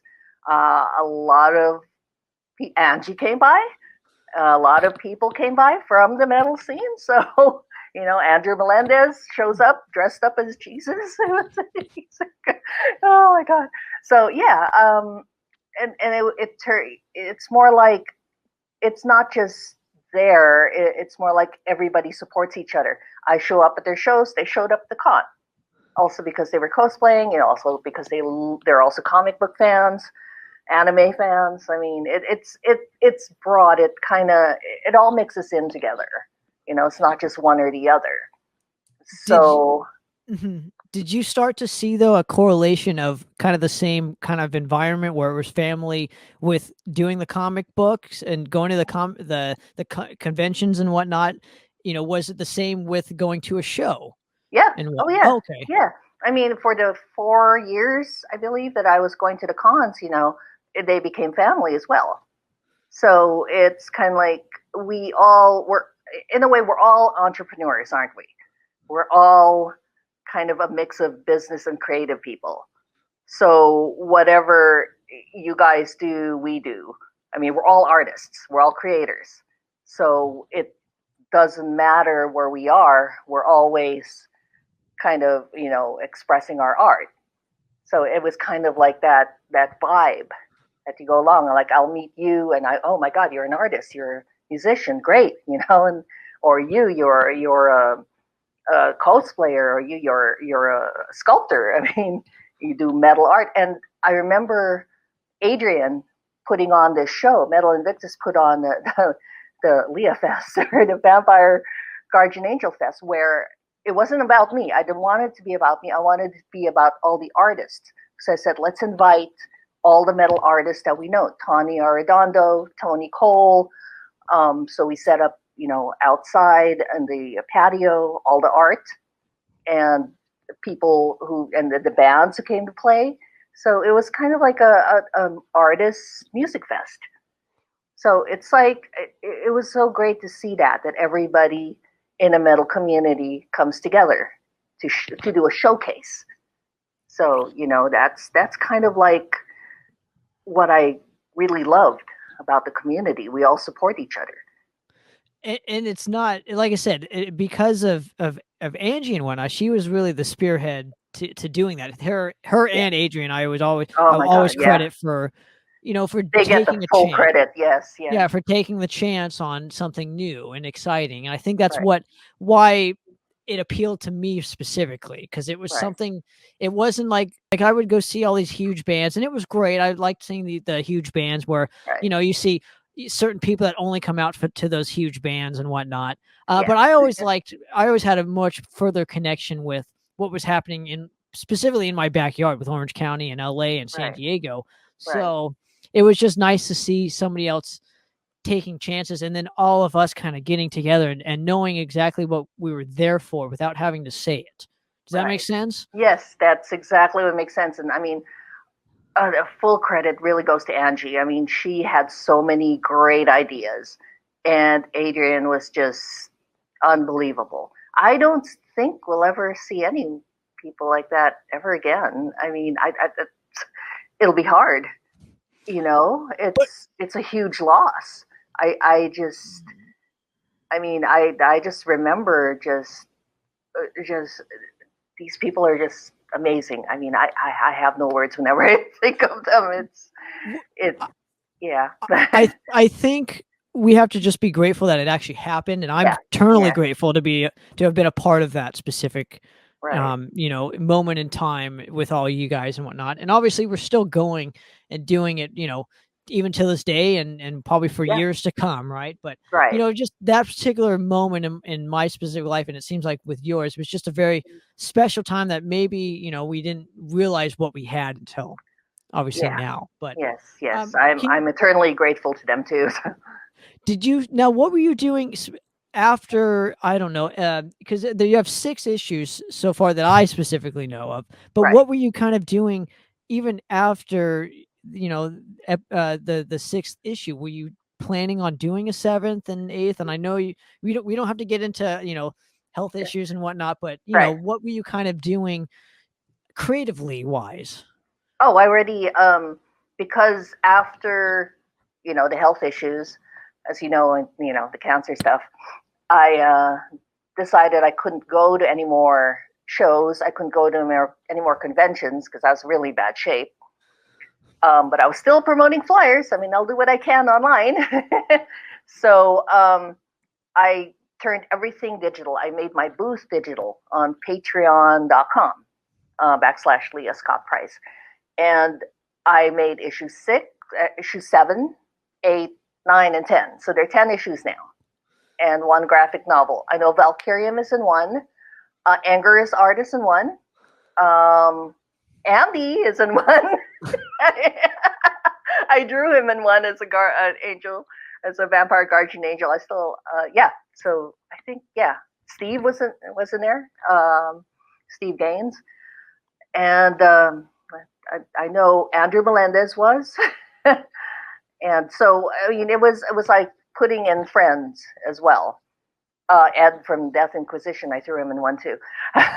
Oh no, that was issue 6. Anyway, but yeah. So and then after that, I did a graphic novel, and then I started doing animation. So I turned the comic books into little mini animation episodes.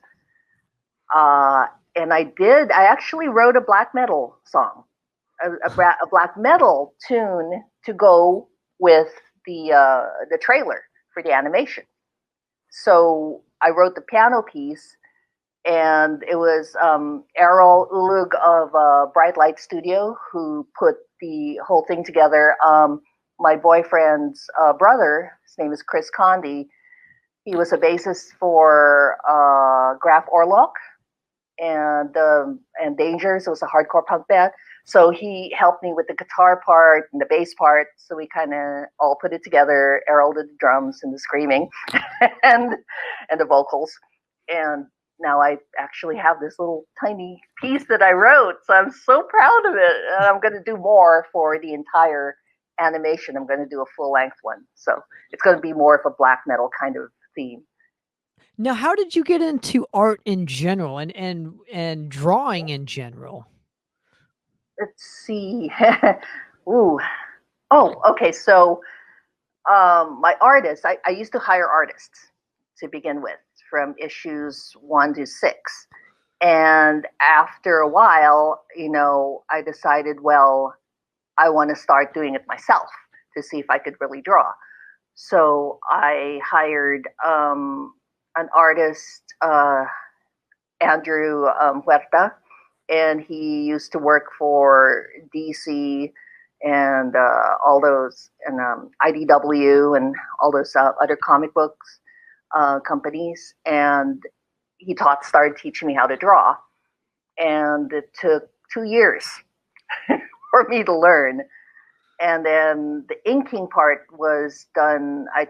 I learned at a place called Meltdown Comics with Jim Higgins. He was my art instructor. He was with DC as well. So I was actually learning from really good top artists. And they just kind of taught me the basics. And then I decided to do issue 6, was actually the first one I drew. And it was inked by my artist, by Andrew Herta, but we worked together on it. So it's like, if I'm going to do a comic book, I want to start doing it myself. So that was kind of like the trial. And then after that, I did everything else myself. I was really cool. It's amazing that you've done it. So no, I wouldn't say late in the game. Right. It just shows that if you put your mind to anything, you can do it. It's just amazing that you did it. Not in your 20s. Let's just say. It's like Yeah. so. It's kind of cool because obviously most of us artists start at a young age and whatnot, but you Right. managed to kind of do it. So I don't know. It's such a short time span, Right. and make us such a quality kind of comic book. So that's hugely Right. impressive to me. Now let's go to what you were saying. Excuse me. Beforehand obviously you have 10 issues in a book, but are you with that, what is the next kind of venture after this? Do you want to do it like, I don't know, say an autobiography or something like that, and incorporate the comics and how you kind of, I don't know, got started and whatnot, just to have something Right. for you?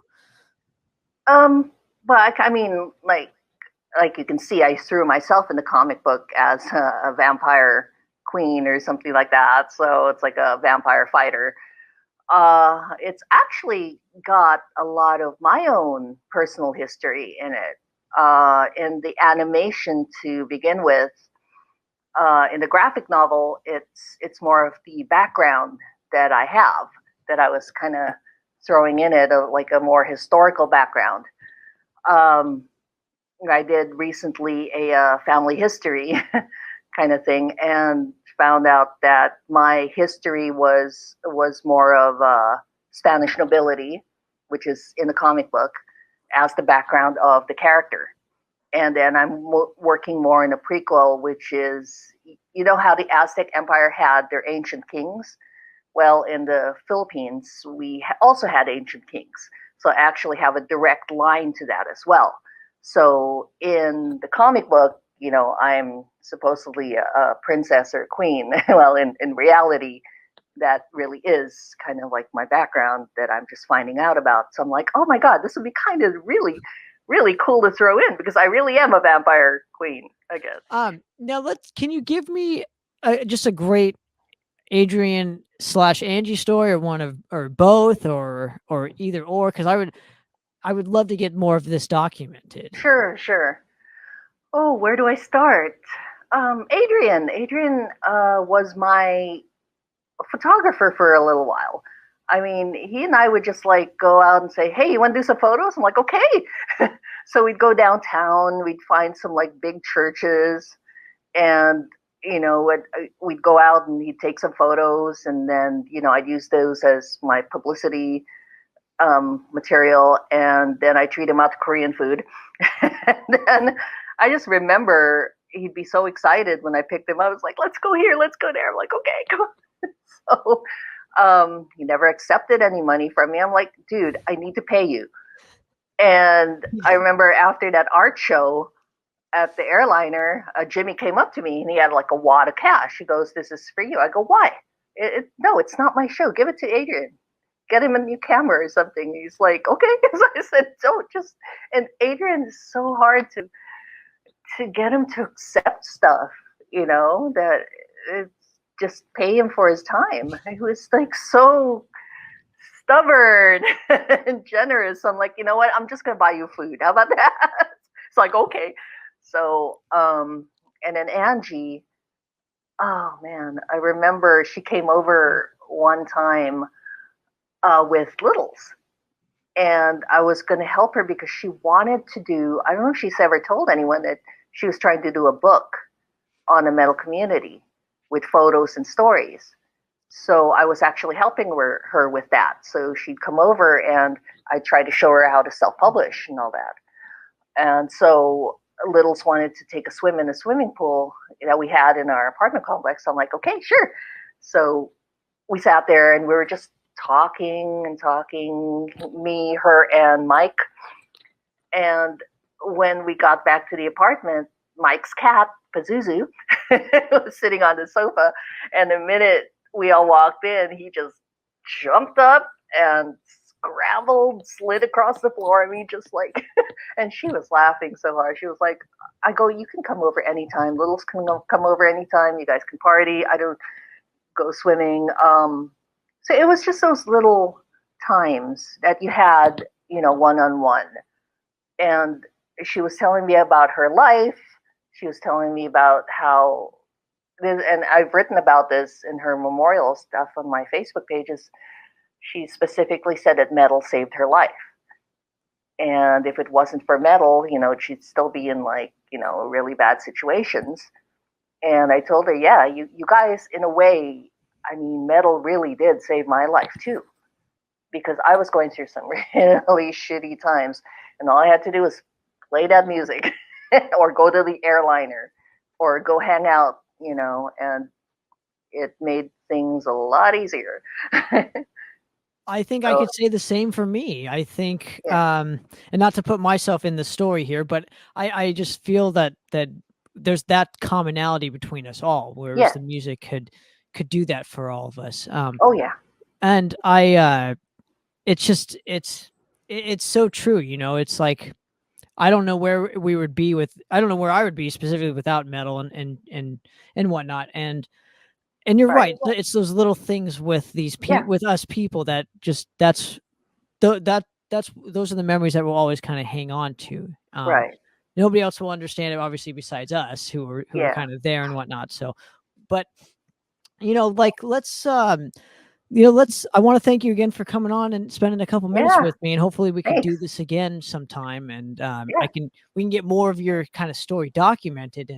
But lastly, definitely. where can people find, if they want a physical copy of the Vampire Guardian Angels, where can they find it? It's on patreon.com/ my name, Leah Scott Price. And they can go on that page and they can, there's a link to Amazon. They can find the issues on Amazon. Issues 7 through 10 are all digital. So, and it's actually the entire series is also digital. So they can find that. They can find the animation on my YouTube page. The images where you guys are, the bands are, I mean, they're all free. I mean, you don't have to pay for anything to look at that. I mean, why would I charge the bands to look at their own images? So, so that's where it is, patreon.com/Leah Scott Price. Absolutely. Well, Miss Lee, I really want to thank you again for coming on and hanging. It really does mean a lot. And hopefully we could do, something in the near future with whenever you get a new book out and whatnot. You're always welcome on the show. So I just appreciate everything you do and the uniqueness to what you do for this community. So, thanks for everything. Thank you so much. Now, another episode of Poppitt's Corner, guys. I'm out. Cheers. Hello, I am Blaze Bailey. You are experiencing probably the best show in the world, Poppitt's Corner.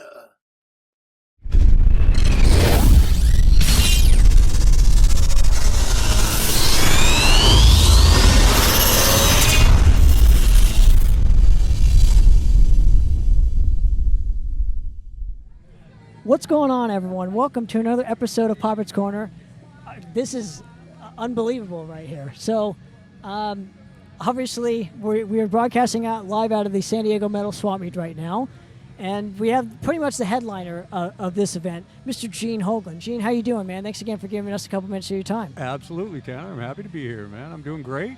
Hopefully everybody's having a good time today. It's been a tradition for many years, this old San Diego Metal Swap Meet, so we're having a great time. Now, what you did today was kind of unique, I would say, because you were playing, obviously, your whole career on stage and telling stories and whatnot. Now, is this the first time you've actually done something like this? No, I've done this lots of times, actually, and this is actually the shortest set that I've ever done. Doing it in this kind of manner, because this is essentially, it's kind of the same way I do clinics. Usually the clinics have more talking, so this was just concentrate on the music, gab a little bit in between the transitions from bands to band kind of thing, and so yeah, man, I got a snappier set, just short hour-long set, so it was pretty darn fun. Now, how much exercise do you have to do when doing something of this caliber compared to a 2-hour, 3-hour live show? Is it just you get on stage and it just wing it, or you still... Well, for something like this, I started rehearsing last week for it because I just finished tracking the new Death Clock album, and so once that was done, I got back here to San Diego, and then I just went and I put together a set list, just a playlist off Spotify, and there some of these songs I don't play regularly, so there's a couple of things I had to remember, drum licks and drum fills, and I just figured, man, if you blow something, who cares? So there you go. And when choosing the songs and whatnot, did you just pick your specific favorite that you wanted to play, or did you kind of want to showcase more of like the songs that don't get appreciated as much from your specific career? Well, it was more, I tried to give a little bit of a blend of, give the people what they want. Make sure you play a few popular songs or whatever, or ones that sometimes drummers have always pointed out, like, hey, that song Zero Tolerance by Death, that's got some interesting things to it. I'd love to see that ever, close up kind of thing. So I tried to just kind of run the gamut of songs that people, general metal folks that aren't musicians, just they want to hear those songs. And those who are musicians, try to showcase a couple of the songs that seem to resonate with the more musicianary type folks out there, and just try to have some fun. All of these songs are fun to play. Like for instance, "Shitstorm" by Strapping. That came off our.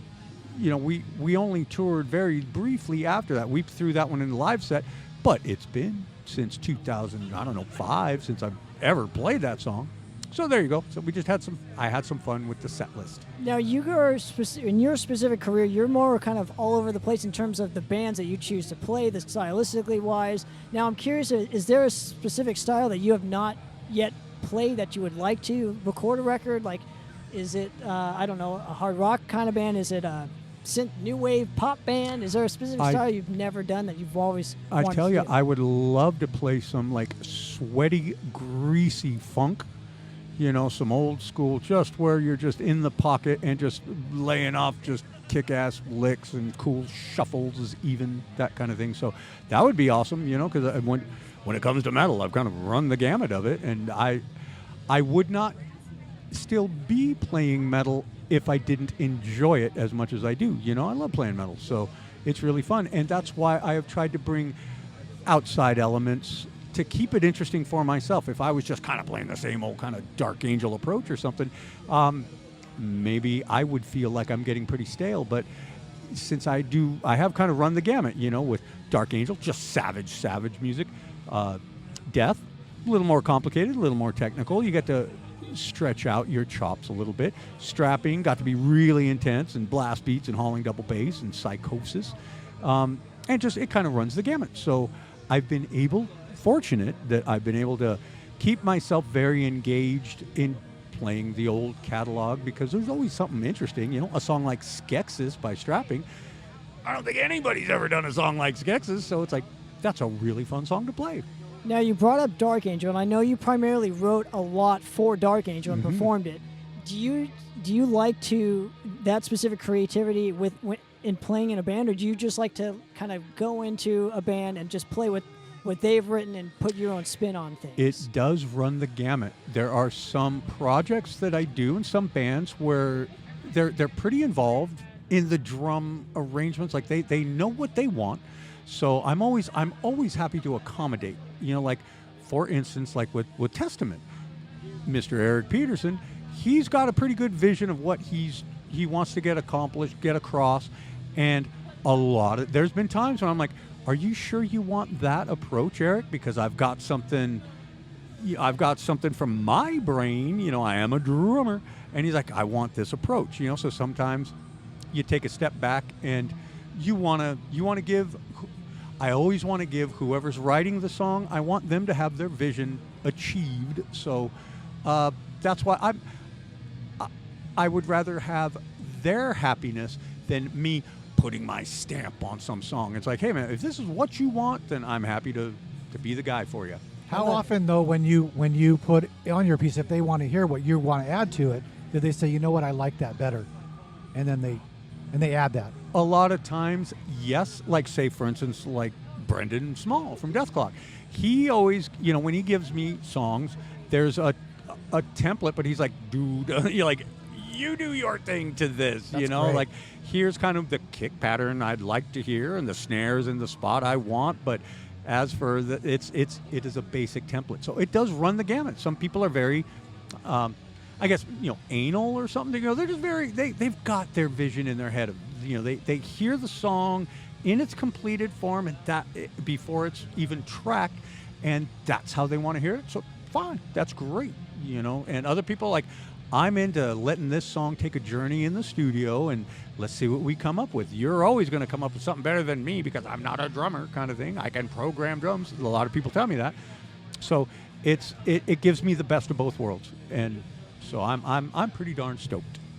Now, you mentioned funk earlier. That I'm just generally curious. Was that the style of music that you had grown up with? Like, what were some of the bands that you particularly were starting out kind of hearing for the first time, just as a young kid? Well, as a child, boy, I was all over American pop radio from 1969 through 76, kind of up until about the disco era. I loved AM pop radio. That was amazing. And that was one thing, since you had live drummers on stuff like that. You know, you got a song like, I don't know, All By Myself by Eric Carmen. It's got a great drum break in the middle of it that, you know, you don't hear anymore. Because nowadays it's like, just do as little as possible, Mr. Session Drummer, or we have him programmed, that kind of thing. So back then you got to show a little bit of creativity. You got a guy like Steve Miller. I mean, he's a guitarist, but they were so drum driven, the Steve Miller band. There's an example, you know. So, you know, I grew up with the American pop radio, and then that kind of evolved into what I guess is now classic rock. You know, all the bands from the 70s, from, you know, Aerosmith to Cheap Trick, Kiss, Black Sabbath, Queen, Pat Travers, you know, all that kind of stuff. I was super into all of that as well. So I've always tried to bring...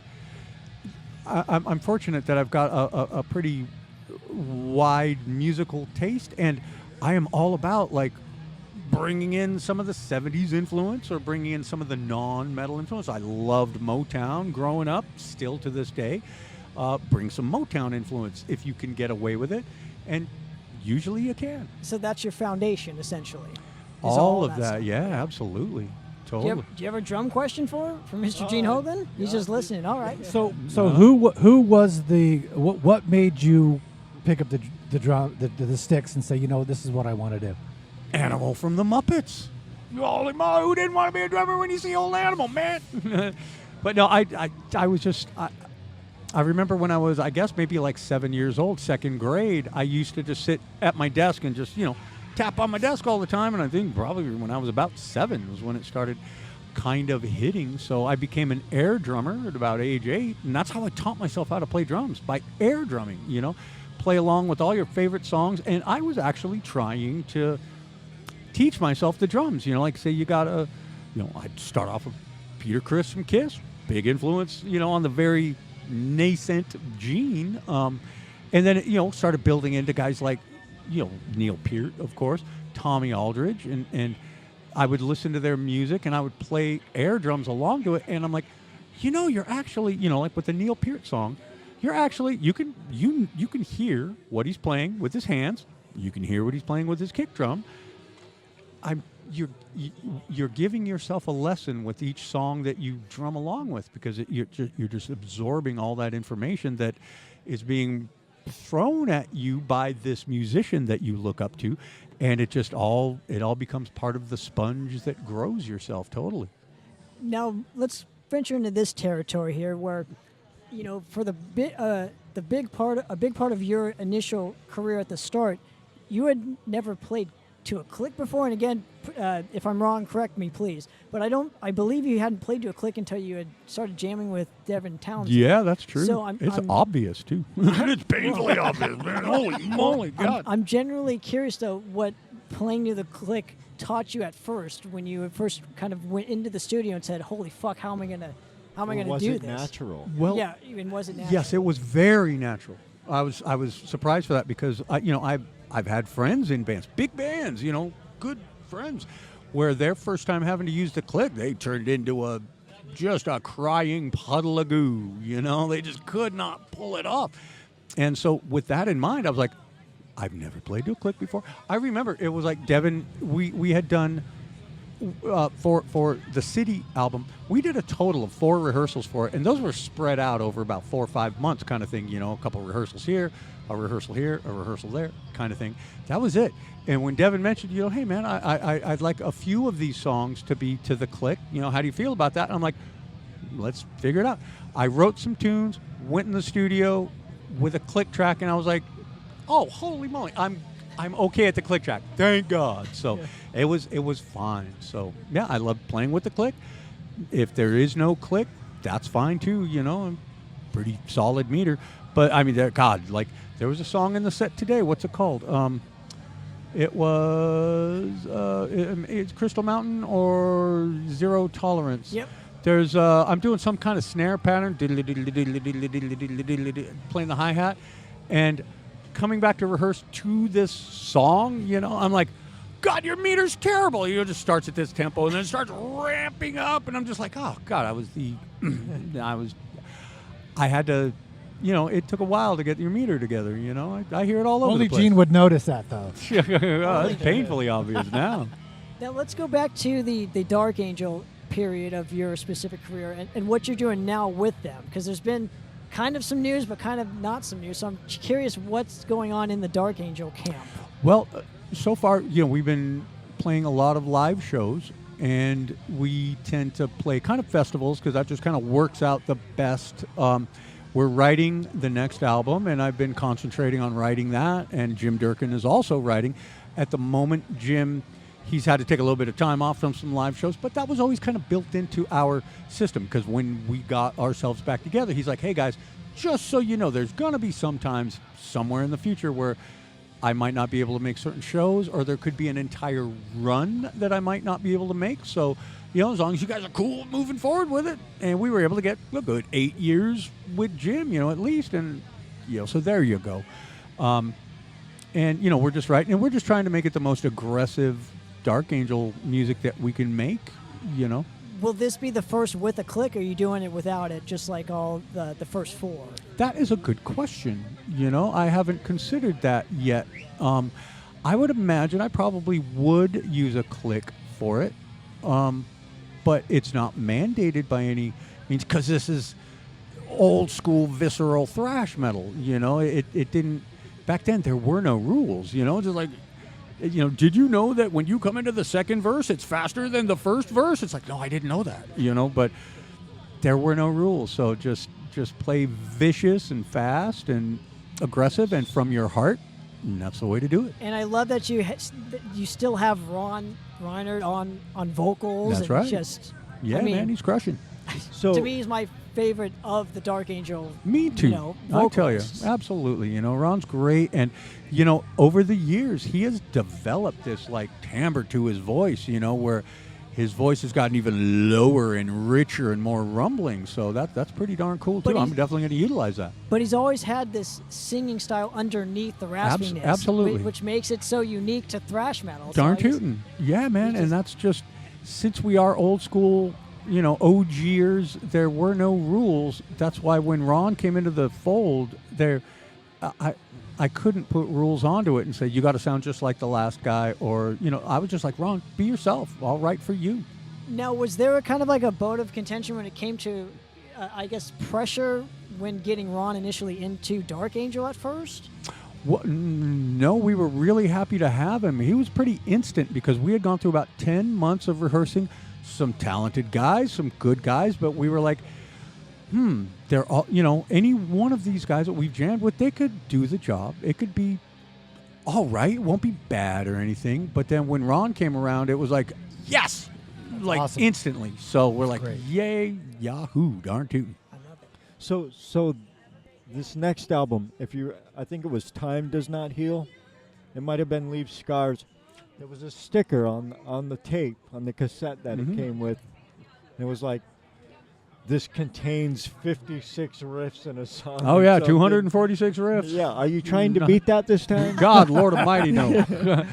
No, not at all, man. That was just how that turned out was, when you're figuring out the publishing, and I wanted to make sure that whoever wrote the majority of the song got their name first in the credits on the record. That's why you would see Erickson Hoagland on some of the songs, and sometimes it's Hoagland Erickson. But I just wanted to make sure, I just want to be fair. That's cool. And so I was like, well, I guess you're gonna have to count up the riffs. This one's, I had a little chart. This one's Brett, this one's me. These four are Brett, and this one's me. And I just kind of went like that. And when we had tracked the record and it was all done, turned it into the record label, I got a call from one of the record label guys, and he was like, God dang, there's a whole lot of riffs on this record. And I'm like, well, as a matter of fact, there's 246 of those things. And then months later, we see it on the poster, 9 songs, 67 minutes, 246 riffs. I was like, that's great. Are you kidding me? Best promo ever for a record. That's pretty fun, man. Gene, I want to thank you again for giving us a couple minutes right of time. Tanner, my pleasure, man. To Very do this cool. with us. And I look forward to many, many, many, many more of your albums coming out. Excellent. Where can people find and support anything Gene Hoglan now? Well, let's see here. I am, you can find me through, you can type up genehoglan.com, Hoglan Industries, or Reversed Records. That's my management. And, we got the merch store through Reversed Records. And I also, during the pandemic, I started becoming a live Twitch streamer. And I haven't been able to concentrate on that as much since now it's just 0 to 1,000 of miles per hour of life. So, but I want to come back to doing some odd streams, getting some streams in and have fun because we have a really good time with them. And so there you go. But yeah, man, just pay attention to all the socials, and I'll always try to keep everybody updated on what's been happening, what's going on. I appreciate it. Well, Gene, thanks very much Thank again you. for, Right on, for Tanner. coming My on pleasure. the show. I appreciate it. So. Very cool, man. Another episode of Poppitt's Corner, guys. We're out of here. Cheers.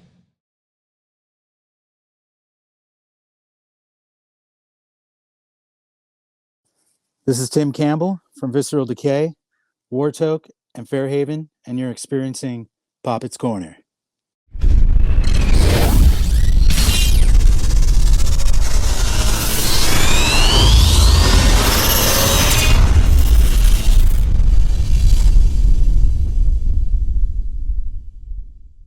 What's going on, everyone? Welcome to another episode of Poppitt's Corner.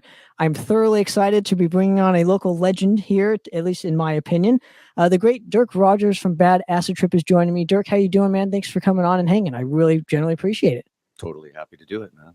Great to see you. Should be Great fun. to be here. Yeah, I think it's going to be a lot of fun. Should be, man. Yeah. So the basis of the show, I'm going to go through your entire musical career, tell some stories, and just learn a little bit about you for a couple hours. So if you're ready, I'd love to get started. Let's do it. Okay. So right off the bat, I'm just generally curious. Give me the first recollection in your mind that you can recall hearing music for the first time, and kind of what was the band that did it for you? The band that got me wanting to play. No, just the first thing that you remember hearing. Wow. As a kid.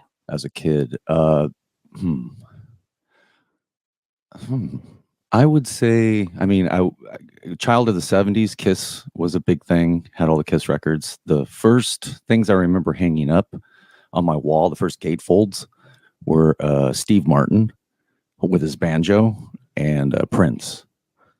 Interesting. Now, how were you kind of hearing these particular records? Did your family bring them into the house, or did you have friends that were kind of... My father had a large vinyl collection, but excuse me, he would go out a lot to the Goodwills and things, and I just started tagging along and getting my own records. Radio was a lot bigger back then too. Right. Well, you had the top 40 and whatnot. You're probably learning a lot about music during, with that specific avenue. And for me, a lot when I was younger, it was Dr. Demento. Oh, interesting. Yeah, I used to listen to his radio show when I was a kid all the time. Now, what about it intrigued you enough to keep going back to it? Comedy. It was fun, and I was a kid, so always looking for something fresh. Weird Al was a big thing, and there was a lot of songs about the topical things that I was into, asteroids, video games, his take on, just every popular song through a comedic lens. Really dug it. Interesting. Now, what time period are we talking about for you personally? Is this for like 5, 6 years old, 7, 8? Probably from 1976, so I'd have been 6 years old, to probably the early 80s. Okay. Yeah, 80, 81. Now, during this particular time, did you start to notice your friends getting into this stuff, or were you kind of the anomaly? I didn't have a lot of friends. I hung a lot by myself, played in my room, played clay figures and just made art, played a lot in the backyard with like 2 or 3 friends that were on either side. We'd play Dungeons and Dragons and things like that, or Gamma World, or, something of that nature. But I really didn't hang out with a lot of friends that were ilk-minded until I was like 15, when I discovered, the bad kids and drugs and all that, and then metal. Interesting. And punk kind of started the same time for me in 85. Interesting. So around this time, did you start to, get into more? When was the point where you got into the heavy style bands and started to see live shows. What was actually your first live show that you remember going to? Motorhead and Lizzie Borden at the Palladium. It was in the 80s, late 80s, mid to late 80s, 86, I want to say. And what about that specific show made you want to go out to see it happen? I was already into everything back then. We were all like heshers, so everything was thrash. You know, you'd hang out the smoking section in high school when there was one, and everybody had back patches, and you would just share, you know, like, oh my God, I've just discovered this new band Metallica, you know, or I've just discovered, you know, this band Iron Maiden, they're so fucking evil. And then someone else would bring in Cryptic Slaughter, or at that time we had just discovered Napalm Death. It was prior to Scum coming out. We had a live tape of them, and there was nothing like that. We had never heard anything like that. So everything was measured against that tape. Okay, now how do you even get your hands on that specific tape, you know, in that specific time period? Because it's Used not to write readily. to the bands. Oh, okay. Yeah, we back then things are very accessible now, but back then, you know, all of our heroes, Heresy, Cryptic Slaughter, Septic Death, Sore Throat, all those bands you would write to, and they would write back to you, and they would draw things on the letter. And that is one thing I actually took with my own band, is that I always try to personalize all of my mail. You know, I always try to write back to people. If someone orders something, I want to put at least a letter saying thank you or a small drawing. It's all because of those bands when I was growing up. Interesting. And what was the first band that you had discovered that you actually wrote to get the ball rolling? We all wrote together, me and my friends, like our little group of 5 friends, you know, all the other bad kids that were in the neighborhood. Someone wrote to Heresy, someone wrote to Old Lady Drivers, someone wrote to Napalm, and then we would all come together and read the letters. So, man, the first one I think is just a letter to, well, actually I know it was a letter to Pushead, to Septic Death. And well, I wrote to him because I was just a huge fan of everything he did. He kind of epitomized everything that I aspired to be. He was an artist. He played thrash, and had a social political kind of bend to it, but had humor in it. And I had been able to see a couple of live shows at that point, like on videotape. And I liked what he was doing. It was very physical and artistic, I guess. But the first band that I really started corresponding with was actually Nuclear Death from Arizona. Actually, this band right here. It's a great band. It's a fucking great band. Lori Bravo's vocals were so incredibly inspirational to me. I actually wanted to breed with her because I thought we could make the ultimate grindcore baby. Because she had all this training and I would just, God, Bride of Insect or Carry On for Worm, or even the EP For Our Dead. Oh, it just everything about it spoke to me. Yeah, yes, absolutely. And after discovering more and more of these bands, when did you start to notice, even because you mentioned grindcore, when did that scene start to pop up in your mind around your area? And I mean, this is right around the time that I think Bad Acid Trip actually started. So 89 is when we first started. Right. Yeah. So was there a grindcore scene happening all around you? You wanted to be a part of that, so you started Bad Acid Trip, or there was a scene. It wasn't so much grindcore. All those bands were starting to come over here. They were playing a lot at the Chuck Landis Country Club in Reseda. That's where we saw like Napalm Death for the first time. But there were shows there like almost every night. It was like Napalm Death. Next night was MDC. The next night was, you know, DI or DRI, or and the Morbid Angel would come over, and all those early earache bands had started to kind of filter in, and so the scene was kind of building up around that, the grindcore scene. But it was really just thrash back then, because there was bands like Cryptic Slaughter and Spastic Blur, another big one for us. The reason we started to play is because my childhood friend Joe Whitehouse had gotten a global guitar, and he did not know how to play, just like I don't know how to sing. And we were sitting in my room in North Hollywood, and he was trying to figure it out. He already had it tricked out with all the stickers. And he was like, man, and we were listening to, I think, Fear of God.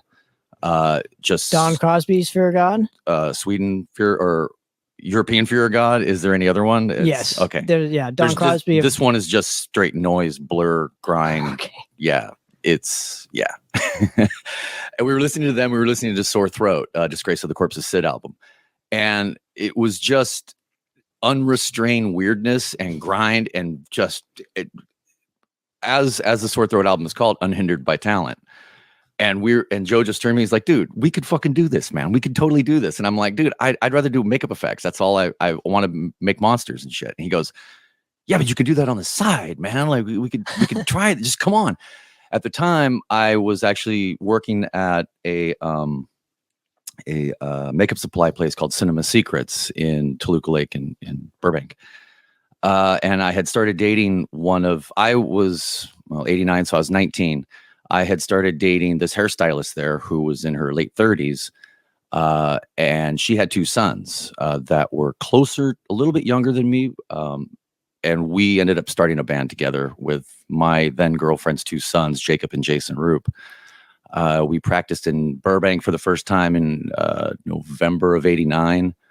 We called ourselves Carnage. And then we found out, of course, there was another band, Carnage. And we were like, we don't want to be West Coast Carnage. So we as I said before, completely unhindered by talent. And we made a tape of our first recording.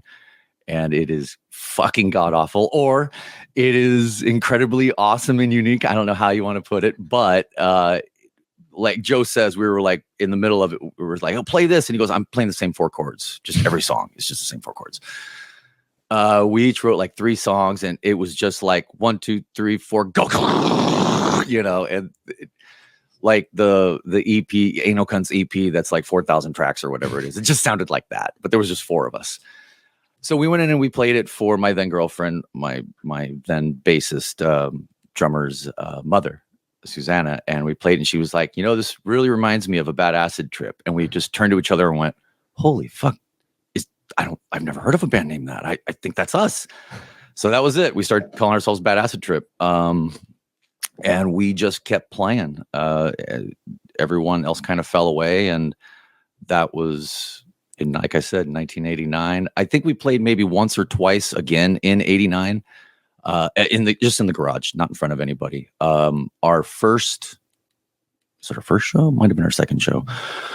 Our first show, I think, was probably a backyard show, but our second show would have been at the Hong Kong Low, which was a very big, iconic punk rock landmark in the. So it's not Madame Wong's. Not Madame Wong's. Okay. No, it was the Hong Kong Cafe. Okay. Yeah, okay. Hong Kong Cafe. That I've heard of. Yeah. Yeah. Now, why the vocals at first? Did you pick up any other instruments to try it out first, or was the vocals kind of like?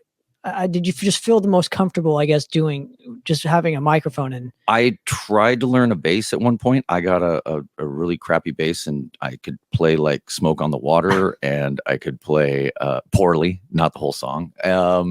And I'm left-handed, so or rather Joe, my guitarist at the time, he restrung it for me. I don't think it was ever in tune, but yeah, I could play very rudimentary, and I just didn't have the mindset to learn it. Vocals were my thing.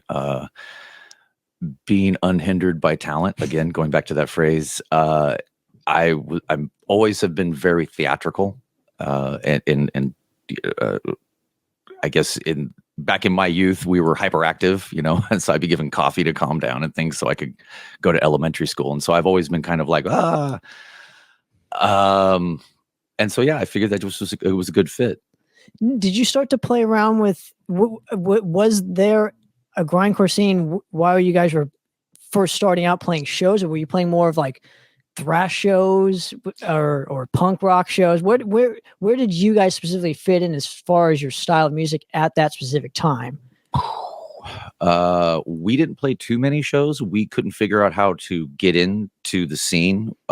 We played, our first show was just, like I said, a backyard with some other local band. It was just a rock band in North Hollywood. Then we played the Hong Kong Cafe. That was like a talent night almost. And so there was like a hair metal band right before us. Then we came on and we were just kind of anal cunt noise. And then the band after us was like a new wave kind of band, like a late new wave band. We had a pit. It was fun. Everyone was screaming and running around. It was a good time. After that, we played a gig at Mikey, the original singer of Lack of Interest's house, with his little brother, had a band called Peter Pansies, and we played with them at their house. God, I don't think we played too many more shows. I know we played at least one or two, but you're talking 30-something years ago now. I don't exactly remember. But we didn't really start playing a lot of punk rock shows until probably 94 or 95. And that'd be when both Keith Zami, the guitarist, long-time contributor, Bad Acid Trip, founding member, you could say, and Mike Thrashhead, who was the drummer through that period. And Mike, Keith had a band called Sentinel that was all metal, and he had some connections in playing metal shows. And then Thrashhead, Mike Sullivan, Thrashhead, our old drummer, he worked at Green Hell Records, and he had also drummed for like Naked Aggression and a few other bands. And so he had a big in with the punk rock scene and the up and coming then power violence scene that was just kind of starting up. And we fit in right there at that moment. That was kind of like it was just kismet. There were all these other bands that were just forming at that point. And around this time too, I believe you released a couple EPs at first. Obviously, you did some demo work before that, but this was right around the time you started to do EPs.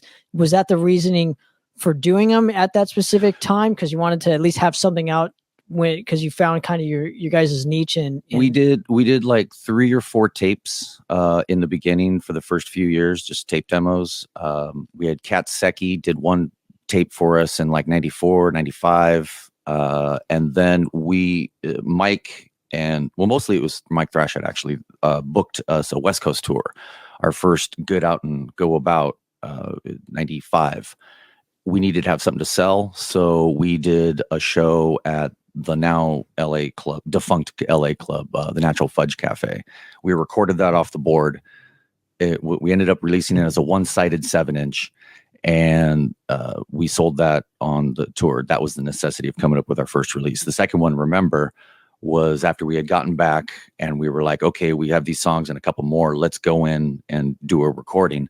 And Mike was like, well, I'm starting a label called Kill Music, and let's put it on that. And we were like, great. So we released that. Those were the first 2. And what was the initial response to either or of them or both of them? Did you release them simultaneously? Did you say? No, I'd say it's probably about a year, maybe in between the two, around a year. Again, you're talking 30-something years ago or about that. Definitely the EP came out first because we were touring. Then we came back, and then it was a matter of saving up, everyone saving up as best as they could to release Remember. And who were you touring with? Oh, well, we just did it on our own, but we did different shows up the West Coast for about a week. We played with Capitalist Casualties. We played Assuck. We did something called Chaos Days at Gilman, and it was the emo kid or the swing kids who ended up, I believe, becoming the Locust, if I'm not mistaken. Anyway, I could be mistaken on that, good friends. But it was the Swing Kids, Bad Acid Trip, Assuck, Capitalist Casualties, and a band from Japan called Asfort. Interesting. Fucking amazing.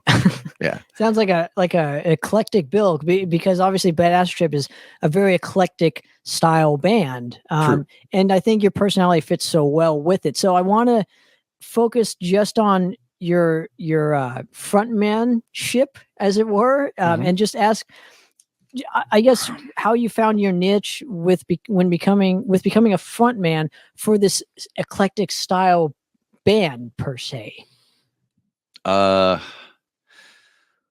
We've always been kind of eclectic because we were always leaning towards the I guess you'd call it the Monty Python side of life.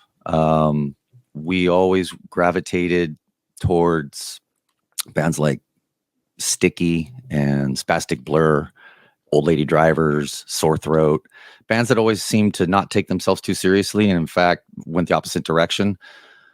At first it was more about just trying to be when you're young, you're really trying to find yourself and be shocking, try to find something that hasn't been done when everything has very much been done.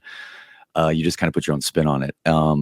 So at first it was just trying to be hardcore. And then I realized that a lot of the other bands we were playing with were very serious. And so I started pretending I was going to blow my guitarist because homosexuality seemed to really offend these open-minded people. And so I would start doing that, or I would, and much to the chagrin, of course, of my bandmates who would then go out and try to pick up chicks or whatever and be like, we're not gay. He's not gay. It's a shtick. But I then started to just kind of try to build on that. Anything that I could do that was just really weird. Again, trying to discover who you are at that age, shocking. The energy you have, just comes out of you in certain ways. And again, always leaning toward humor. So everything had some kind of a humorous bent to it. I find myself making fun of my peers, unfortunately, and that always kind of bites you in the ass because a lot of people are kind of sensitive. So I would be not mocking metal or the metaler bands, but doing things like, all right, everybody. I'm sorry, everybody. Let me talk to you like this so you can understand what I am saying. We are called. And, I don't mean anything malicious by it, but we kind of got a bit of a reputation for being a little, just little too odd, But that's what the appeal to Bad Acid Trip was for me. Thank you. Watching you guys play. I saw you at the Regal Inn, and I was like, oh no, not the Regal Inn. So I'm sorry, Malone's. Oh yes. And I was like, this is fucking amazing, because I never seen anything like it. So maybe I'm just like wet behind the ears when it comes to that particular style of grindcore. Well, you're talking. I'm at the moment. I'm talking about in the 90s. Correct. I'm talking way later. Yeah, I think everything that is kind of pushing the envelopes, it becomes very mundane and very accepted in a matter of time. It's everything that I used to do back when it was like, oh my God, this guy doesn't stop, man. He's like taking his clothes off. He's dressing up like a midget. We used to be a lot more theatrical too. I would have a giant stage I built out of cardboard, and then I would dress up as a midget with these tiny legs, and I would do the show behind there, or we would dress up in drag, or if we were playing metal shows, or just anything to just be weird, I guess. Well, but that probably caused a lot of attention for you guys, either good or bad. Did you start to notice more people getting into you because of this, or was it the opposite effect? It was more the opposite effect. Darren Malakian once said, when he was doing Lynch the Weirdo for us, producing it, he told me, he's like, look, guys, when you guys play shows with us, you're going to be playing in front of thousands of people. And in those thousands of people, maybe a third of them will tolerate you. Most of them probably won't like you. But he goes, in those thousands of people, there will be like 20 people that really, really get you. And those are the people that you're appealing to. Those are the people that'll be there for you 20 years from now. They'll still have your CDs or your records. And he goes, those are the people that you want to play for. Those are the people that feel it, that are connected to you. And that's your fan base. And so I always, whenever we play, I've always kept in the back of my head that most people aren't going to get it, but there are one or two in there that are going to say, no, I really understand what they were doing, probably better than I do. Let's move to a different kind of topic within the Bad Acid Trip camp, is your musical palette. How do you write? How does a Bad Acid Trip song even get written? Like, what are some of the things that you guys are looking for when writing a song for the band? Because again, it's so eclectic and out there. It's like I wouldn't even know where to start with writing a song for you guys. It's kind of changed over the years with the different members. I think the signature sound that we have now is because of the diversity of Carlos, our drummer, is very much a death metal guy. I mean, we all like everything, all of our phones have a very eclectic mix of music on it, but Carlos definitely is the death metal kind of guy. Caleb at this point, who is both our bassist and guitarist right now, actually for the last 10 years. He comes at it in a much more, I don't want to say math metal, but like a Dillinger, I guess you'd say. And again, I'm kind of all over the place. the content of the lyrics usually is when I sit down and it's been whatever's been going on in my head and I just start to write. I do have like 4 or 5 notebooks where things are started and just never come to fruition. But I will come back later, the writing process for the next album, and I'll go through those and see if anything sparks anything. Caleb and Carlos usually, we just actually, funny, I was at practice earlier today and we were just getting ready to start our next writing process. They are each at this point doing like a Zoom where, because Carlos is out in Castaic Lake and Caleb's in Burbank, kind of near me. So we still get together once a week for a couple of hours, and then we'll jam out the set and then a couple of other songs. And then everyone will say, hey, I've got this part. No. I'm thinking about this, and this part, for drums. And then Carlos will say, okay, what about this and this? I have this riff, but I don't know where to put it. So I think just the eclecticness of the music now comes from all of our diverse background. And when you're even recording the vocals for Bad Acid Trip song, are your cadences in your voice? I want to kind of touch upon that if I may too. Sure. Where how do you find the balance to when you do a high part or you do a low part or guttural, or where does that whole, because again, your voice has a kind of a wider range than most vocalists. Thank you. It really it starts out with me trying to cram as much fucking lyrics into a song than there is possibly air for, to which my bandmates will say, okay, you got to back off. Like Darren, again, going back to Darren, he used to say, you guys fucking put like 5 songs in one song. You guys got to learn how to breathe. I still have trouble learning how to breathe, but a lot of it is once I've kind of finessed the vocals down to something that I can get through in breathing through a song, then it's us playing it live, usually for about a year at least. In that time, I start to discover the characters that are in there. I also, not only because of as much as it's about breathing when I'm in the studio, as you know, I'm a bit physical on stage. And so that's a whole different animal, being on the stage and running around and then going, okay, I thought I could do this, but I'm over 50. Oh my God. So it's really about being on stage, learning how to play it while, being engaged with the audience, and then figuring out what characters are applicable. And then when you get into the studio, like we had just did with our new record coming out, it's about talking to the producer and talking to other people and saying, hey, what about this? I was thinking about doing this part as a little kid, and then there's a new song that we have coming. I could play a couple new tracks for you off the album, but to get back to the point, there's a song on their new album where I'm basically playing a 5-year-old in a closet whose family's just been murdered by the cult that they were a part of. And I brought that song in thinking I was going to do the whole track as a child. Like everything was going to be done like this.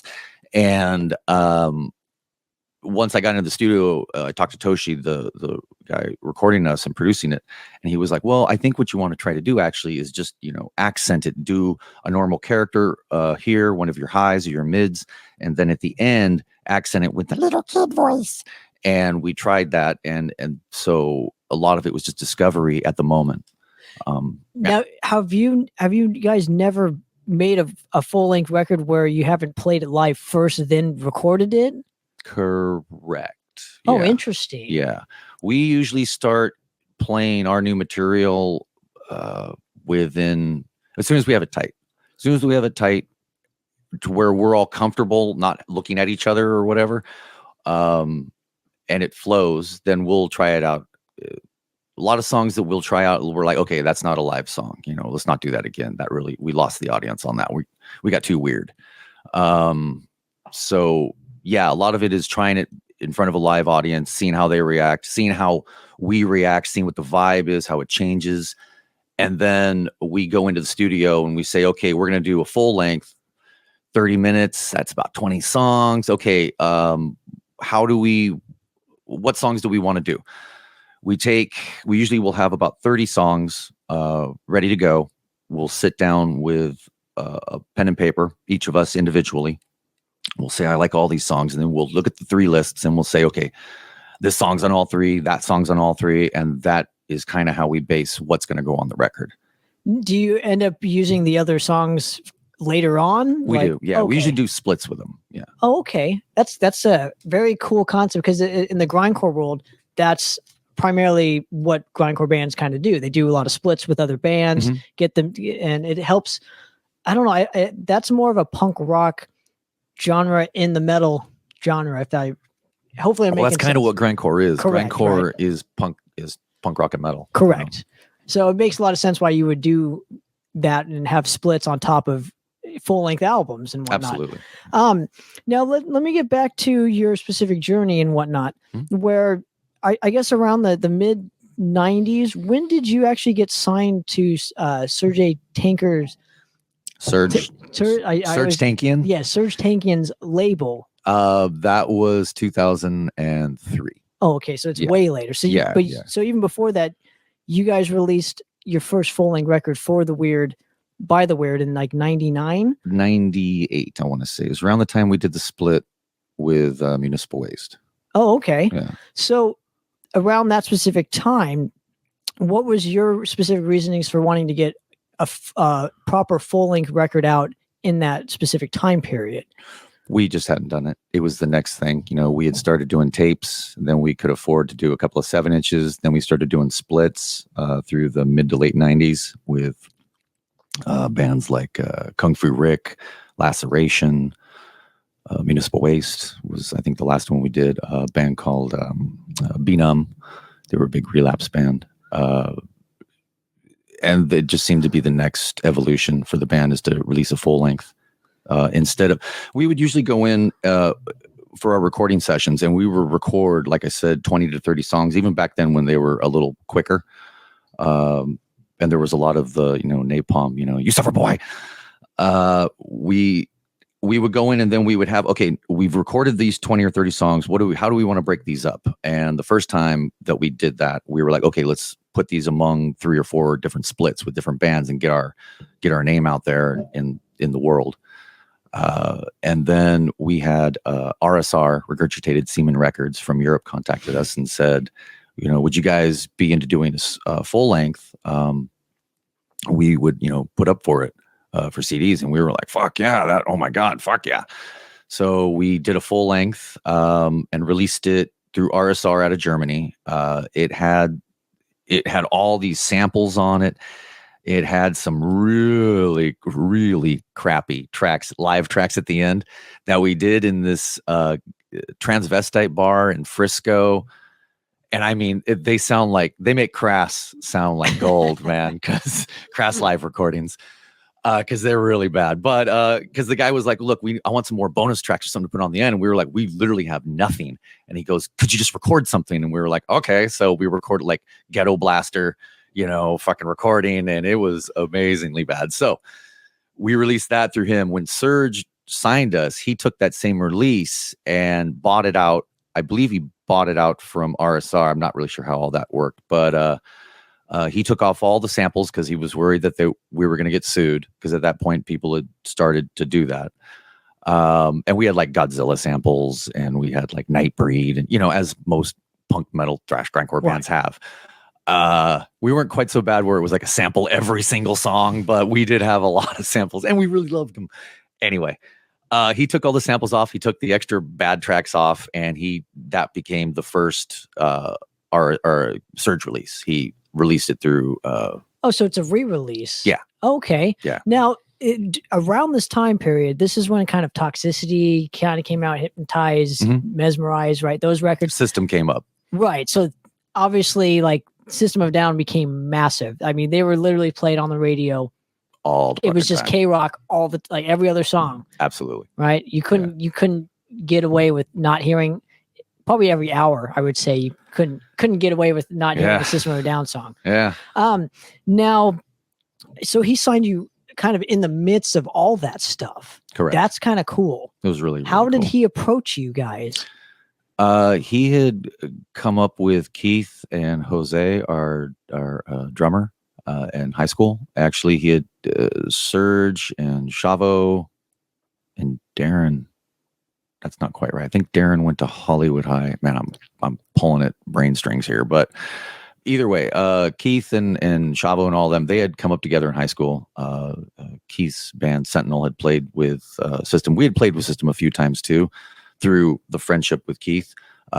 We would do a couple of shows in Hollywood. We'd play at their practice space, vice versa, that kind of thing.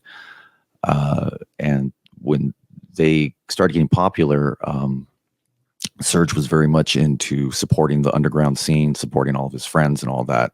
And he said, if we go, we are going to try to do something for you guys. And we were like, yeah, whatever. And he was like, no, you guys have always been a big influence for us.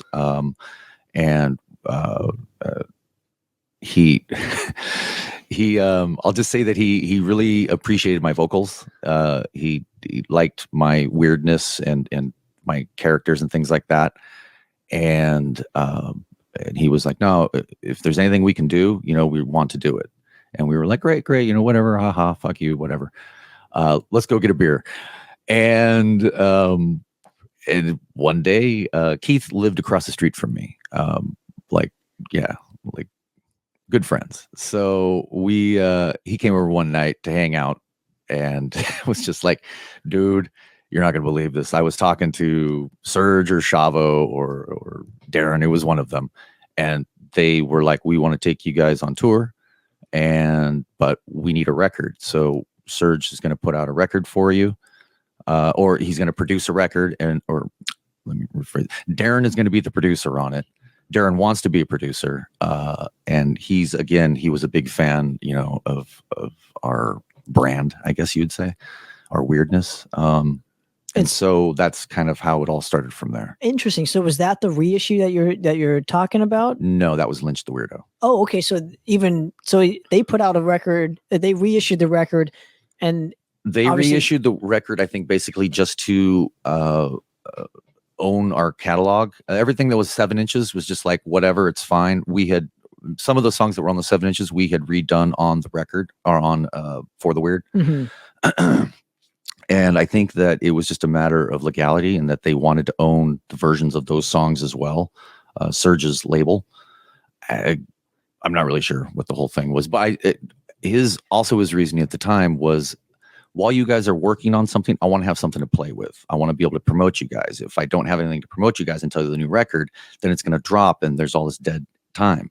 So let's take this old record of yours, your last record.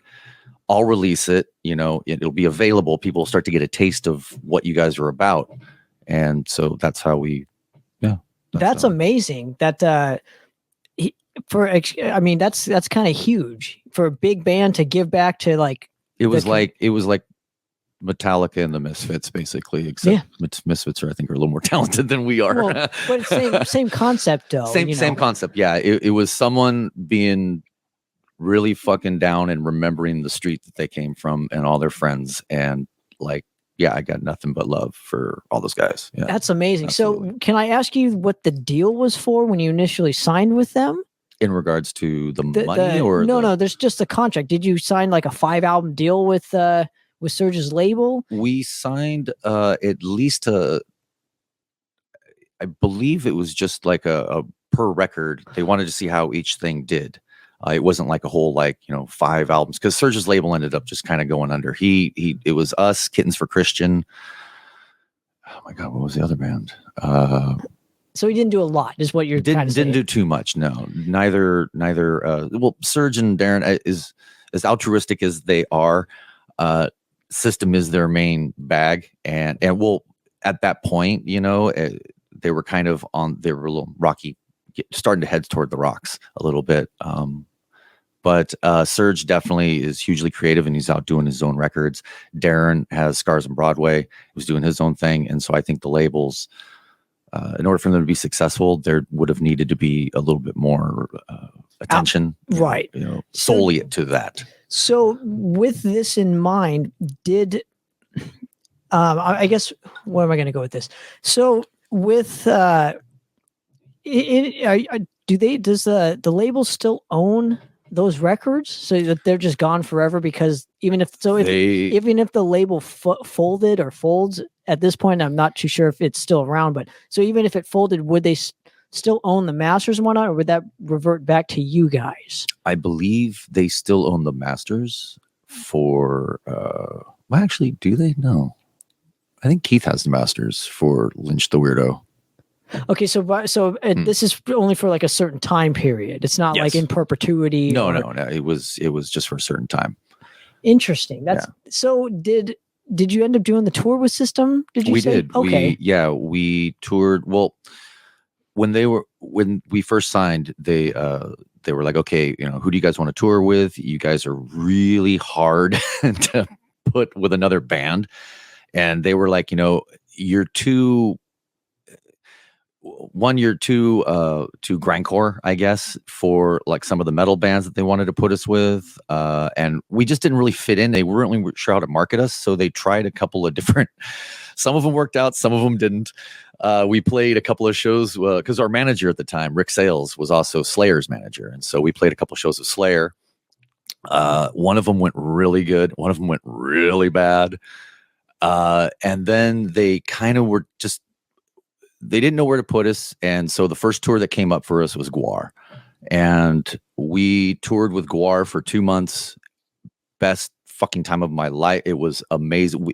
Dave Brocky, Corey all of them were still alive. And I think it was War Party. I think was the name of the album. It was fucking insane. It was great. The nicest, hardest working fucking band. I learned so much from them. And then, actually, Dave Brocky, one time we were in New York and he's like, Dirk, I need to talk to you. Come on. So we go upstairs and he's like, sit down. He's like, all right. Because I got to tell you some things. And I was like, okay, what do you got? And he goes, I like your band. I like your energy and I like your theatrics, but you got to learn to slow the fuck down. You talk like you're on speed. He's like, you got to realize when you're talking to your audience, they're drunk and they're retarded. And I was like, oh, really? And he goes, they're not really, but you got to pretend they are. And you've got to talk slower. So makes a lot of sense. You got to talk to him. And I did actually take that to heart. And it was the same thing that Darren had told me once. He's like, why you agonize over these lyrics? You have pages and pages of all these punk rock lyrics. And he goes, but then you scream your fucking guts out and no one can understand anything you say. Why don't you try to slow down so people can understand what you're saying and be different from all the other bands that are just screaming their ideas out that are just bouncing off of people because it's just a sonic wall. And I took all that to heart. And that actually might go back to the question of my characters and things like that, because instead of just being the one character of or it's, hey, everybody, let's talk like Kermit the Frog or something like that, just so that it's a little clearer in my enunciation.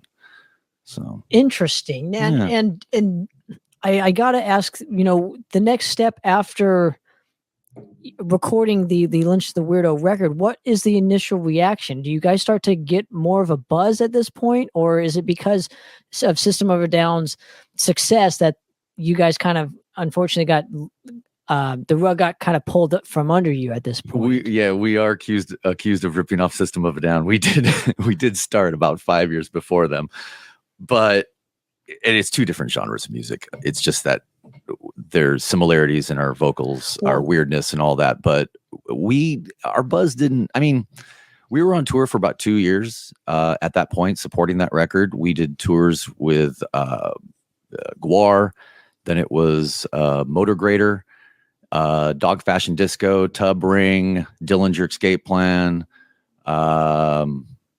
God, who else? Then we did System of a Down with Mars Volta, and that was like a big stadium tour in front of thousands of people. I got to say the immortal words of "Hello, LA Sports Arena," and I was in the fucking LA Sports Arena. And since we were the opening band, I was the first of many acts to say, "Hello, LA Sports Arena, are you ready to rock?" It was fucking amazing. And then the last tour we did was actually, we then went across to Europe and we played a 2-week tour in in Amsterdam. and Germany. It was supposed to be a lot bigger, but we got over there. The promoter that we thought had booked our show, unfortunately, had booked poorly, and we had a really rough time.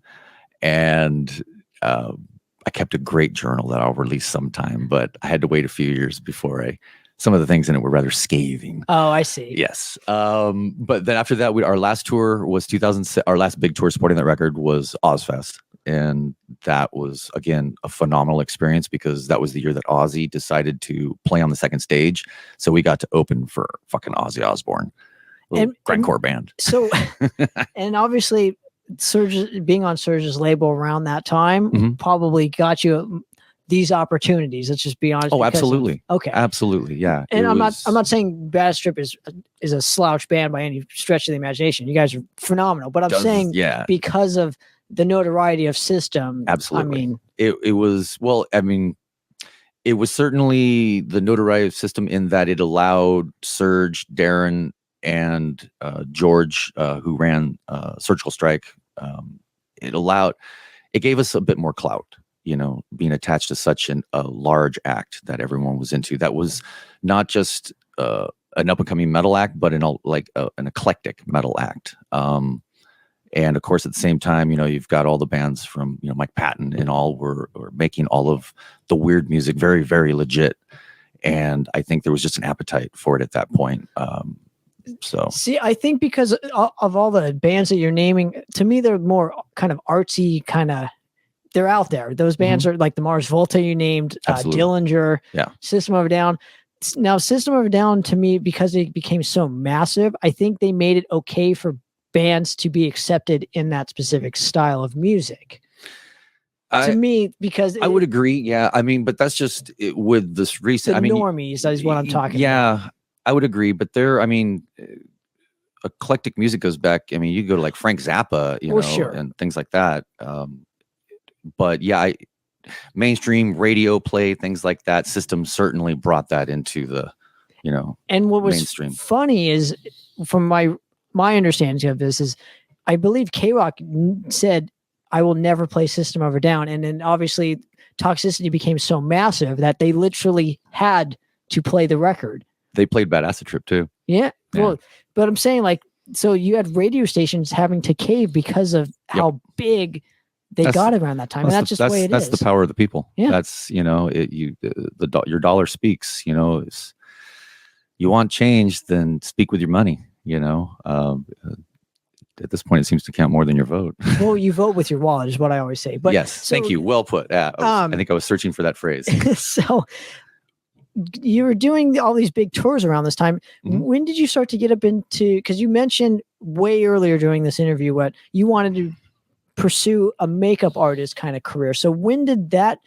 specific avenue play into effect for you? Was it around this specific time period or after all the big tours? In regards to the band or just in regards as a career? No, just in regards to I started doing makeup effects in 89. Actually, let me rephrase that. I started in 80. I graduated in 87. I would say I got my first makeup gig in 88. And so I had been doing makeup pretty much consistently.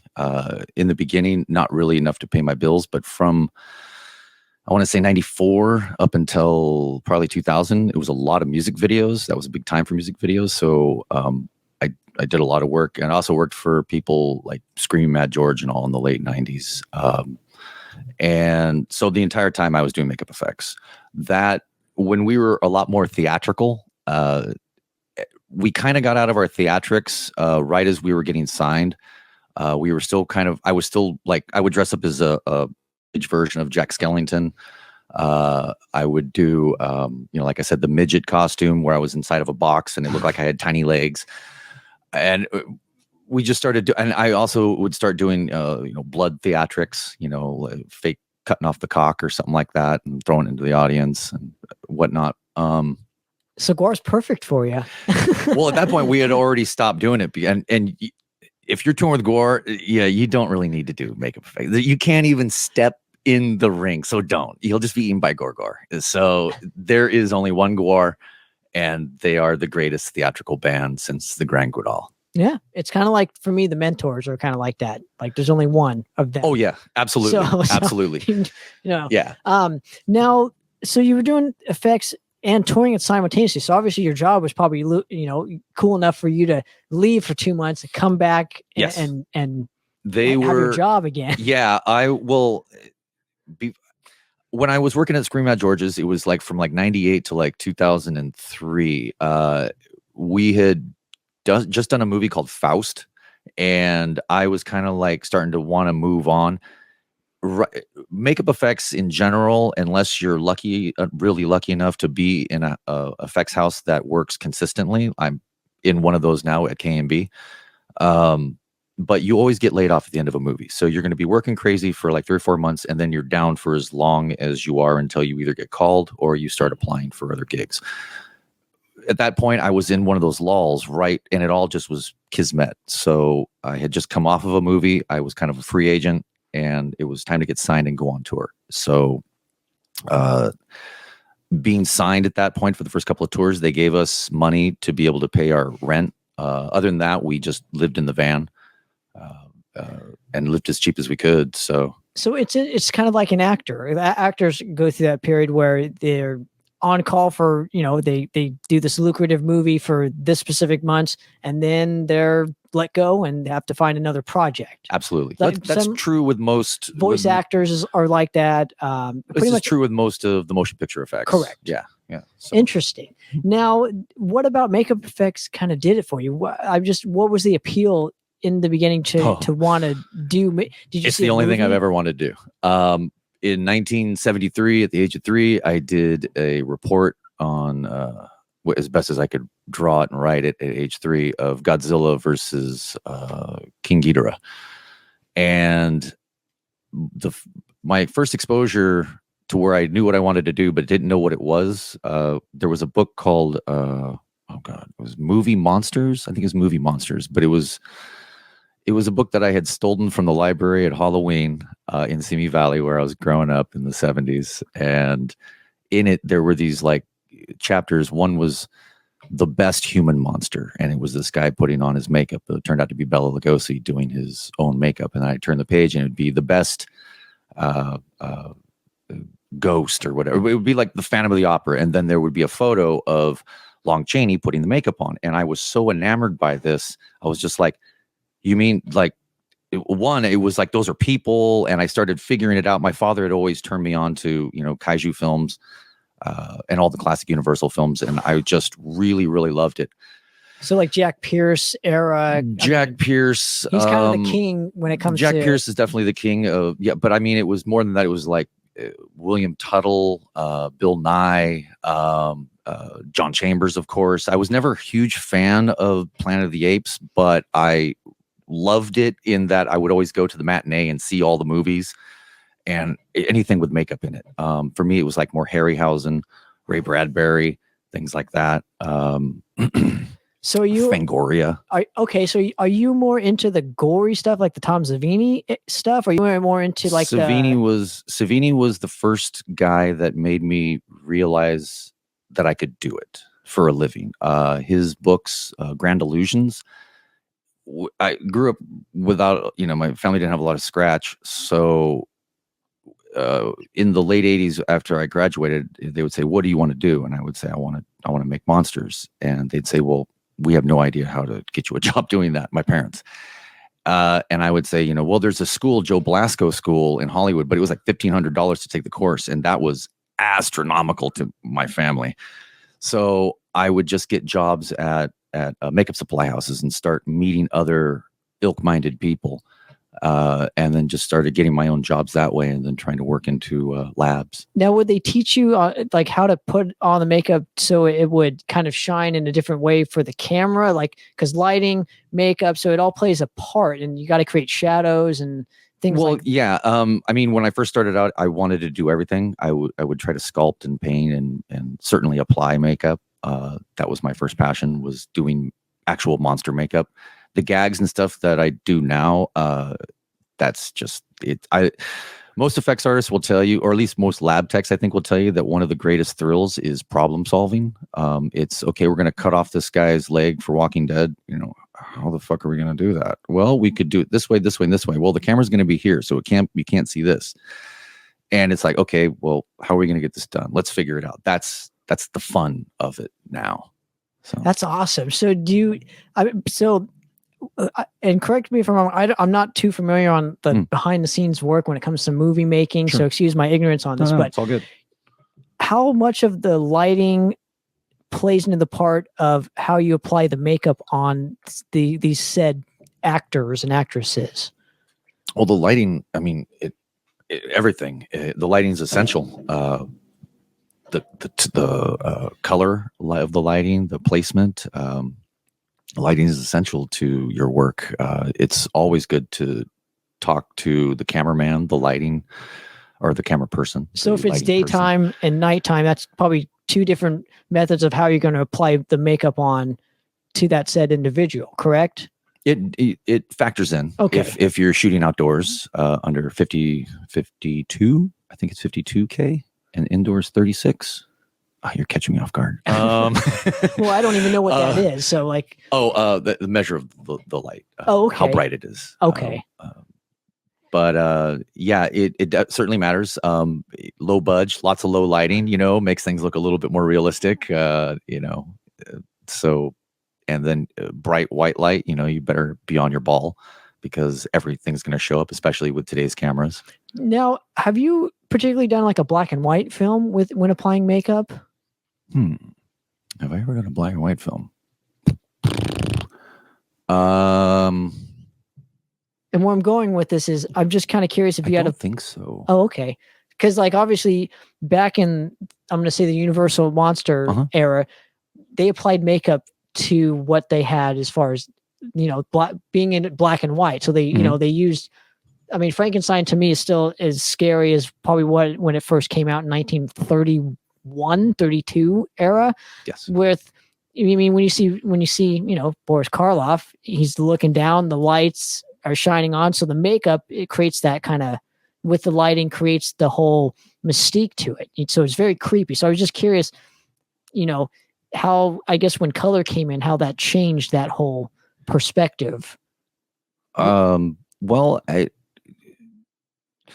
Frankenstein is like German expressionism, and the lighting is in the shadow is a character unto itself in that type of film. The color, the lighting is still just as, the shadow is still just as important. It's just that instead of it being, I'm not much of a lighting guy, so I can't really say, but I think it's just important. It's just that when you're doing in black and white, things are so much more stark, and the contrast is it's just so hard that you get a more, and it's also the type of film, if you're talking about Frankenstein, it has that kind of ghostliness to it. I think there's a lot of factors that doesn't say that one's better than the other. It's just two different kinds of mediums. I've just always been fascinated by kind of how you create the mystique in movies, and it's all art to me. So it's just like music. It's like when you're finding your tone, I guess, for your guitars or bass or drums or whatever. It's kind of like the lighting, the makeup, the types of shots that the cameraman would use, the director. It to me, it's all I don't know, they correlate very well. With making a record and making a movie. It's there's just different factions to how you go about, like you said, problem solving, right? Well, it's also a communal process usually. Making a movie or making a video or whatever is, you have your makeup artist, you have your cameraman, your director, all those people all come together, hair, lighting. And it's the same with music. You have your bandmates, you have the producer, you have engineer, you got the mastering guy, the artist doing the art on it. So it's very communal in that. And your vocal cadence sees how you're going to want this particular part to be portrayed. The tone. If you're hopefully you're open to all the input from everyone else. So that is certainly applicable. Sure. And so it's just to me, it's all art, and I just love art. Agreed. I'm just an art fiend. Oh, yeah, me too. Total art junkie. Now let's move ahead. After, because there was kind of like a 7-year gap in between at least the full length record. So I'm just kind of curious what you were doing and focusing on primarily in between 2004 to 2011. 2004, we were still touring. We toured until 2006. By that point, we had, let's see, 2006, 7, 8. We went a little bit more, and then Jose, the drummer that we had toured with, left. Just creative differences. His time had come to an end. He actually is now doing, oh God, what's the name of it? It's a Warhammer band. I don't know what it's called. Sorry, Jose. Well, I'm glad you still keep in contact. I actually don't. I don't really keep in contact with anybody. I'm terrible like that. I don't really talk to anybody anymore. I just sit in my house with my cats and my lady. I am the epitome of the antisocial. You're a recluse. A little bit. Yeah. I guess so. So nothing wrong with that. Well, you get older and people get families, people move away, people change. Your priorities start to change with that. Exactly. So, yeah. All life. Good. So after, I guess, 2007, so 2008. Jose, Jose, he was the first to leave. And then Carlos, our drummer from 98, who actually was the drummer on For the Weird, he returned and was gung-ho to go. We started to practice. I think then we came out with our next record. Wait, did Carlos come back by then? Boy, I know I'm stumping you a little bit. You are stumping me a little bit. It all bleeds together. Let me think here. Did Carlos come back for that, or I think our next record would have been 2011. It would have been Humanly Possible. Yes, Humanly Possible. Okay, so Carlos hadn't come back yet. We ended up getting Danny Walker. And he was the drummer on that record. And then right around that time, Keith left. Keith had been, okay, hold on. We might have to restart this interview out. No, I'm getting it. Damn it. It's just, a lifetime of abuse has caught up to me in my 50s. Okay. So right around that time, actually, there was a lot going on. The record itself took a little bit of time to record. Keith was having a lot of issues at that point. Was just having some issues personally. Wasn't very happy about everything, America. And so he had always wanted to move to New Zealand. That ended up happening for him. He was able to leave. But Keith, we recorded with Danny and we had the tracks recorded. And then through the process of, in the time that we were recording everything else, Keith kind of started to falter a little bit, and it was a real rough time. He was distant from you guys? Is that what you're trying to say? Yeah, okay. He was distant. He was going through a lot on his own. He had a lot of mental issues at that point that he was trying to work out, and just a lot of self-discovery that was causing him some strife. Unfortunately, it bled into everything around him. He became kind of difficult to be around. Carlos had rejoined the band at that point, and we had started to work on stuff, and it had gotten to the point where Keith hadn't shown up for practice in I don't know, it was a few months. Okay. So the band had to move on from there. Well, and I basically it came down to my two band. We came down to Carlos and Caleb saying, we're going to quit because we can't do this anymore. Luckily around that time, well, luckily not really, Keith came to us and said, I need a break. I don't know if he just felt it in the air or it was just time. But he came to us and said, look, I got to cut and run. So we ended up releasing a music video without him that was just us three. And Keith took that really personal. He said, I should have been involved in that. And I was the one who made the call because I was the tightest with Keith. We had, basically come up together across the street. We're those kind of friends, like we did all sorts of crime and shit together, supporting the police by committing crime. I think the statute of limitations is well passed. Yes, I would never admit it anyway. I was just kidding everybody. So it was a real tough time, but Keith came and said, look, I need out. And we did this video. He took that really personally. That put even more of a distance between us. And at that point, we had been practicing without a guitar. We would just be the three-piece, and Caleb would just be playing bass. And when it get to be Keith's part in the song, either we wouldn't play those songs or Caleb would try to figure it out and play it. Because I had played with Keith for so long and he and I had basically built what became Bad Acid Trip together. I mean, everybody has helped. Every member has built what we are. Everybody's influence has built what we are today. But Keith was instrumental in that. Instrumental. Without Keith, there would be no Bad Acid Trip. There were plenty of times when I was just done, and he was like, nope, we're sticking to it. So him leaving was real hard for me. And we were immediately like, okay, well, we should get another guitarist, and again, this is like in 2011, 12. And I was like, look, I'm not really ready to replace Keith. Do you think you could play bass, Caleb, like we've been doing? And he goes, well, I could try to figure out how to split my sound and just do highs on one side and lows on the other. And I mean, we can't do all the crazy Bad Acid Trip noodling, but we can be more Agathocles or Gothicles, more grindcore, just straight raw.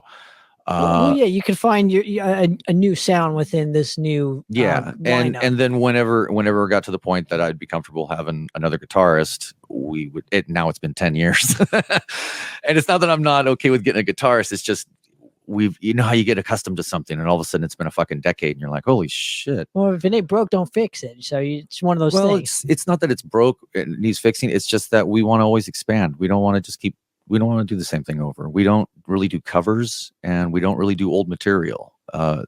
Oh, interesting. Back in like 95, we did a cover of Devo's Mongoloid. What is the other cover? We did a cover of Old Lady Drivers, Wax the Boner. Okay, so you're talking like eclectic cover songs as well, because I mean, how would you do a normal? You wouldn't. Like, it wouldn't make any sense for you guys. So I guess is my point. Yeah, but we don't do cover songs, and like I said, we don't really do old material. We just always have something new to play. It's yeah. And do you think because obviously Bad Acid Trip has never really had a quote unquote hit song, or at least a song that most people could lock on to, because most bands have that one or two songs where everybody knows. Not us. Do you think that's played in your favor to where it's like, well, since we're so eclectic, we can just do whatever the fuck we want to do? I don't think it's really played in our favor. Well, as far as not having to play the old material goes, I'm not talking in terms of like popularity or I'm only talking like internal musically wise, where you're not obligated to play old material because of it. We every once in a while you get someone who yells something out and they'll just happen to yell it out at the right moment. But having like an over 30-year career, there's so much material that a lot of sometimes they'll yell stuff out that we just can't play because again, we only have a bass. I don't even know how you'd put one guitarist, one bass. We have one set of strings, and some of our old songs you would be doing two different things. But it's if they hit us at the right moment and we're able to do it, and it's one of those songs from like the 7 inches or something, we'll play it. But again, it's got to just hit us at the right moment, like at the end when we're done. But usually people yell out shit that we just can't play, like Zombie Nation, and we're like, we can't do that. Like, but or Well, you're probably grateful that people actually know the song itself. So it's humbling. Yeah. Anytime anybody takes an interest in your art, it's a humbling experience, that someone looks at it and goes, I had a guy when I was in Arizona one time, not recently, but like years and years ago, I had this guy come up to me after we played and he goes, I just want you to know that I'm in the military and I just got back from fucking Iraq and I shot this dude in the head and I took his fucking head straight off. Like it blew out everywhere. It was fucking incredible. He goes, it's the first time I ever did that. And he goes, I came back and I listened to your guys' record to unwind. And I just want to say thanks. And I was like, floored, like quiet. We're driving to the next place and I'm sitting in the back of the van just like all quiet, staring at the wall, just like going, fuck. Like what an incredibly humbling experience to be a part of something like that. I'm not saying the whole killing, but what the guy had to do, and then how he had, and the fact that he looked to our art as a way to get through what he was trying to process is just an incredible moment. It gave me the chills, and anytime something, I mean, that's kind of an extreme example, but anytime something like that happens, even to a lesser degree, to me and to my bandmates, it's a very humbling experience that someone even gives a fuck. And if you just have that one song that everyone knows, We Bop Sheep or whatever it is, I don't know why I just brought up Cyndi Lauper. Anyway, but if you just have that one song, then a lot of people just know that one song. They're always wanting that one song. And it's just funner when people don't know what they're going to get, They don't know what they're going to get on stage. They don't know what they're going to get vocally or musically, rather. But I think that opens up, you're not like these bands that have like one or two hits. I always think they imprison themselves. It's kind of like being famous. Like they imprison themselves. It's like they don't have the freedom to even express themselves because they're obligated to play that one song for money. And so to me, I would much rather be in your shoes than like be quote unquote super famous. I think that also depends on where you make your living. How if your living is being a musician, then you are happy to play 6 Feet Under music when you might be able to play Brain Drill, fucking insanity, but you're getting a paycheck and that's a-okay, man. You're doing what you love. You're doing it within the art. It may not be exactly what you want, but hey, that's a communal art, unless you're a solo one guy doing everything on his own, captured by robots, which is fucking rad too. It's, you got to give to make your art, so, but I see what you're saying about it being I don't know. I There's think it's freedom a double. in that, I guess, is my point. There is freedom in it, but there's also freedom in just being a musician and playing music in front of. It may not be the exact thing you want to play, but playing it in front of those people and having that connection, that stage connection, and all that. It's fucking great, man. I love it. I love when this happens because it's happened as being a fellow musician. I'm not trying to shoehorn me into this story by any means. Shoehorn in what you got. I had a young lady say, she was going through, I guess, something. She was in the hospital, and she named one of our records as like that got me through that whole thing. Like I thought I wasn't gonna make it, and I've listened to your record, and it helped me out so much to get through that shitty experience. And I was like you, I was like, I don't know what to say. Do you know what I mean? Because like fucking humbling, to me, the music that I create for me, and then I like to throw it out in the world, just see what happens. Mm-hmm.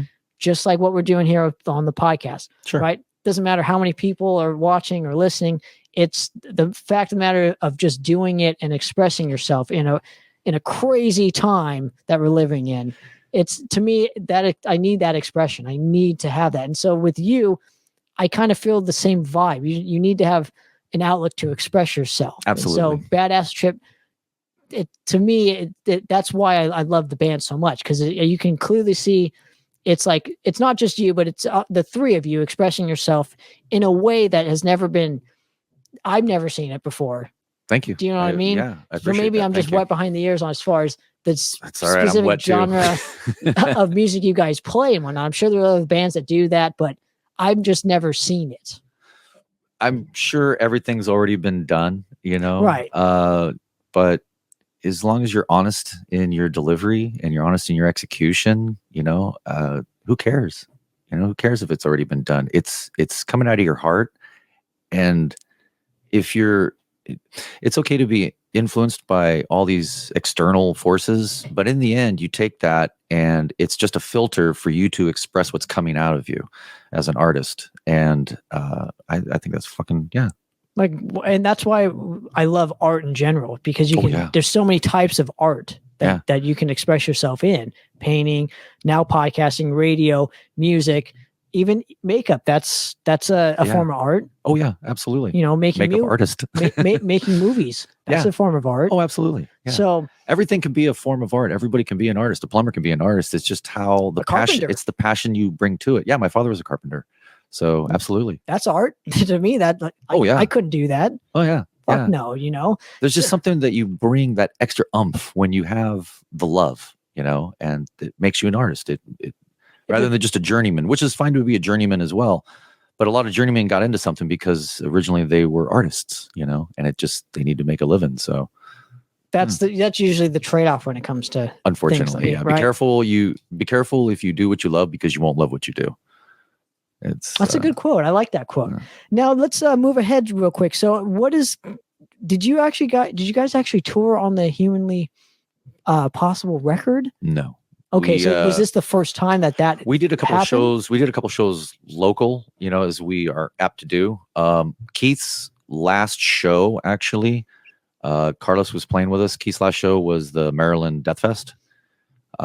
They just happened to have called us and asked us to play, and it was fucking amazing. We ended up, so we get there and they're like, okay, every year there's this group.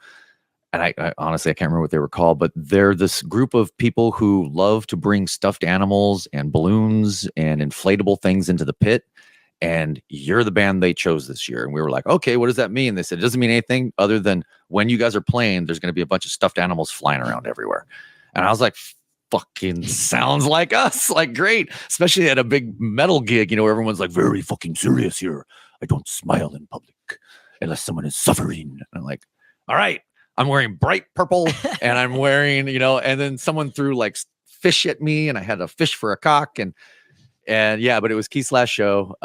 And that was the last show we did for a while until we kind of were able to figure out a bit of a sound, a tighter sound for not having a guitar and just, having a bass that we were trying to fill that space. And were you still signed to Surge's label at this time? Surge's label had gone by that point. When Keith left the band, that's actually the last point that I really talked to anybody in System. That would have been 2011. I still off and on will converse with George, who is the guy who runs. He was Surge's personal assistant, and then when Surge created Surgical Strike, George Tanikian became, or as we call him, Knee High, because he always wears these knee-high socks. Wonderful, wonderful human being. Fucking love you, George. Anyway, George is always kept in contact. He always wants to know what we're doing. He always is like, send me the newest record, send me the stuff, and he always gets it to the guys in the band. Serge now lives in like fucking New Zealand with Keith. Actually, they all live there together in this compound. Anyway, but yeah, he lives there, and I know that he sends him our stuff, and I'm pretty sure he hears it, but I really don't have any communication with those guys. So were you searching for a new label at this point, or were you just going to put it out on your own? We were just doing it all on our own at that point. We were just like, okay, this was fun. It almost killed us, signing, just that's how losing Keith was a real big part of it for me. It really put me in a spin for a long time. And I really felt that it's not that I certainly did not blame what had happened, and I'm eternally grateful for it. But as a lot of bands will tell you, when they get signed and it doesn't work out, that usually is the end of the band. Because things just tend to, Well, if you're not prepared for it, you're gonna. If you're not prepared, and there's a lot that you need to be prepared for. It's all the external factors telling you which direction you now need to play. That you need to stop screaming. You need to try to learn how to sing. Which I like going back to the sore throat, unhindered by talent, folks. So yeah, I'm much better entertainer than a singer. So yeah, all those factors leaning in on you kind of make you kind of go, oh, okay, fuck getting signed. We'll just do it on our own. Punk rock, DIY again. And all the things that come with that, which is, again, not having mass distribution. Luckily, around the last few years, 10 years, you got like CD Baby. DistroKid. Yeah, exactly. And so they're kind of catering now because the music industry kind of imploded on itself. And as you would know, as everyone seems to know, but luckily at that point we had started doing our own thing again. And so it was fine because now we had all these tools that weren't available literally like 5 years prior. And you had the freedom to now go the direction you wanted to go musically without having outside forces telling you what to do. Yes. Well, I mean, with Humanly Possible, that's where we really started going our own thing. And then having Danny in the band at that point. Danny is a fucking insane drummer. The man can blast. And one of the best around here. I can tell you that much. Absolutely. Yeah, he is fucking amazing. And so we wanted to utilize, Danny, what he brought to the table. He's I want to try this, this, and this, and we'd be like, oh, okay, let's try this. So had he heard of the band before? Oh yeah. Okay. Yeah. Him and Caleb and Travis from Cattle. had a band called Murder Construct, like a one-off band. And great band. Yeah, it was actually a really great band. And Leon De La Muerte, another guy who was in that band. Actually, that was his band, his baby. So yeah, we had known Danny, and then also we had met Danny when he was in the band Uphill Battle, and we had played a few shows with them back in the day. I think we played their last show actually before they died. Wow. Yeah, good times.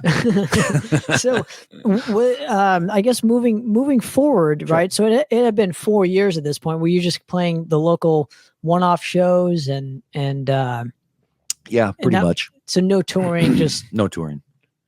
Carlos has 3 kids, and he works for UPS. And he works nights. So it's probably a little bit difficult to, very difficult. So do you start to handpick what shows you're going to do, or you just kind of take what you can get? We handpick and to the degree that, can we do the show?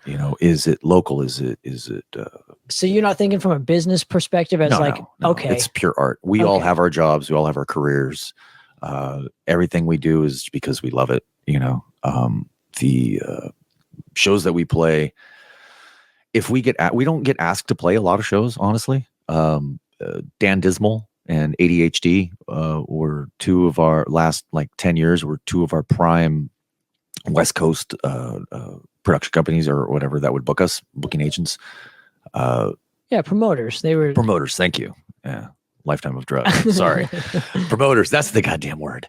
Yeah. They're like, we always would sometimes you get bands coming through that want to play gigs with us, and, we want Badass Drip on the bill, whatever. But for the most part, if we get offered a gig and it's on the West Coast, we'll definitely assess if we can do it. Last weekend we were in Arizona.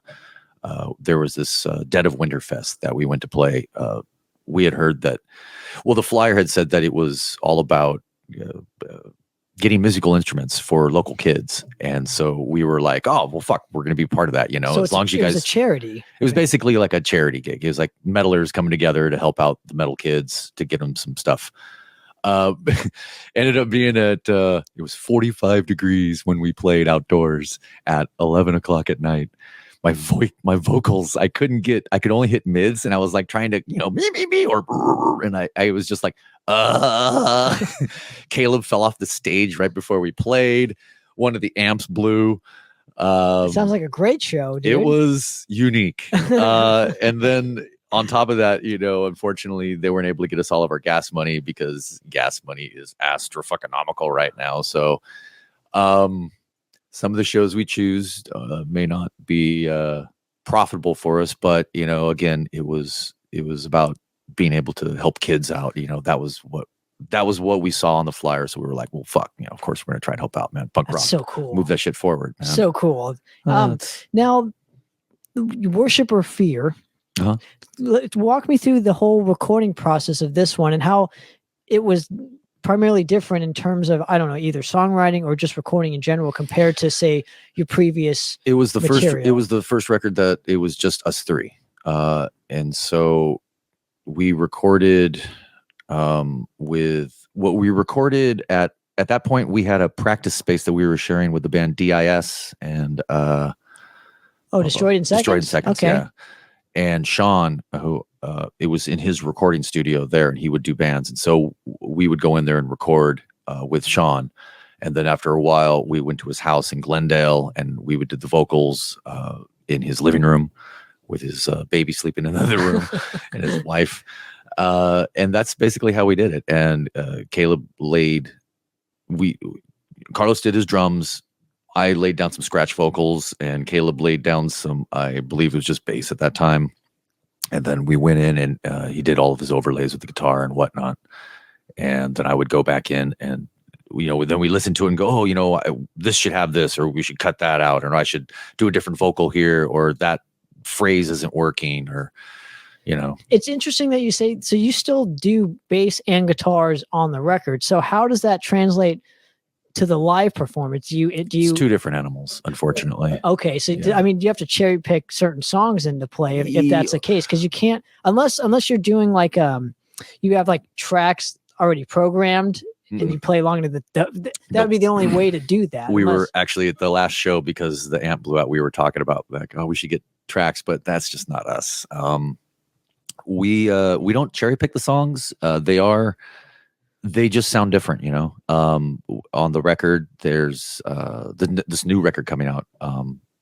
It's a lot of, you know, a lot of. I don't want to say Keith-esque, but it's just the guitar is very much a character. Then we actually had a couple of songs that we got Buzz from the Melvins to play guitar on. So that's even more of a character because he's just doing a solo and it's just like fucking crazy noise. So when we play live, we just sometimes if there's a part of a song that I'm used to hearing now because we've recorded a guitar part there and it's not there live, I'll do the vocal version of it, you know, and it becomes this comedic moment, you know, like sometimes I'll pick my leg up and I'll act like I'm playing guitar on my leg just to accent this one part that I keep hearing in my head that I know isn't going to be live. But normally we just play live and it's just a bit more brutal because, you know, everything's a bit more low. Okay, so that comes from like Mike Patton because he would do stuff like that in like Mr. Bungle days. Like, you know, he would get away with saying blah, blah, blah. And that would be, oh, yeah. You know, yeah. So that's. Yeah, Patton certainly was one of those people that really pushed open the door for just weirdo music, you know. God to the bless him. mainstream for sure. Absolutely. Yeah, absolutely. Yeah. Now because it's been what, 7-8 years at this point since the last record. So I mean, it's been a while. Yeah. Yeah. When we hit our 30 year, which was a couple of years ago, we wanted to do a record, 30 songs for 30 years. That was right. We had just started to record it when the pandemic hit. And like I said, we were recording with Toshi, who's the engineer for the Melvins, and we've been recording at his studio. That's how we got Buzz to get on the record. We also got Sarah Remick from Watch Me Burn to do some vocals on it too. We spent the past year and a half just fine tuning as best as we could. Toshi, because he's the engineer, the sound guy for the Melvins, when they would leave and go to Japan, Toshi would be like, okay, guys, I'll be back in 3-4 months. Have your notes. And we'd be like, fuck, okay. So we have a full record ready to go. It's called Talk to Fear. We just did a split. Oh, well, this is a whole nother story. We did a split. Okay, so we had those 30 songs. We decided we only want to put 20 songs out. That's gonna be the new album, Taught to Fear. We actually, I believe, are going to release it with a label called. Fuck, I don't remember. Oh, that's a good label name. It's not really that name, but I don't. They're out of records. Tennessee. Weird grind. I apologize. We have so God damn it. We are talking with a label to release this through them. We're going to try to finally get to do a 12-inch with this, which I'm ready to put out on my own and just fund it, because we took the other 10 songs and we did a split with a band from Canada called Agent Mulder. And unfortunately, well, actually, they came to us and said, hey, we've been big fans of you guys. When you guys came up and toured Canada, we fucking loved you guys. You're weirdos, blah, blah, blah. We'd love to do a record with you. We said, okay, great. How much do you want? And they said, we'll pay for everything. And we were like, everything? And they were like, everything. Just give us tracks. And we were like, well, what do you want to release? And they said, we'll do tapes, which we were like, tapes? Well, okay. Cassettes sell. They're selling. Dude. I know. It was just so fucking weird. So cassettes, limited pressing a CD, 12-inch vinyl split with colored vinyl, and a long sleeve T-shirt that would be done with the artwork of everything on their own. And we kept going, we'll help you pay for it. And they're like, don't even worry about it. We'll recoup it all on our own. You know, they sent us a box of CDs, and it had tapes in it too, cassettes. And we started to, they were like, okay, the records, right? This is again as the pandemic had hit. So we didn't get the records and we didn't get the 12 inches. And we thought, okay, well, you know, everything is shut down at the border with Canada for fucking ever. And it's taking forever to get shit. So we didn't think about it. About, I would say the end of December, early January, we started getting all these messages from fans saying, we haven't gotten our records. We haven't gotten our set. We haven't gotten anything from this label. What's up? To which we discovered that apparently, and you know, maybe there's something that we don't know, but apparently the band has gotten rid of. They took their Bandcamp page down. They They took down all the stuff that you could buy and trace. They took everyone's money from the 12-inch that bought 12 inches. They took everyone's money that bought the long sleeves, and they just kept them. We never got our records to be able to try to recoup to our fans that had, tried to support us. We just have these like 20 CDs, and the cassettes. And so, yeah, unfortunately, that would have been the newest release. And unfortunately, it looks like it's going to get buried because the thing that confirmed it for us is the artist who did all the art for the band posted something that said, I feel really bad for Bad Acid Trip. They really got fucked on this. This is a really good 7-inch. It really sucks that no one's going to be able to hear it. And we were like, what the fuck is this post about? And then we started digging and discovered that the other band has disappeared. They took the money and disappeared.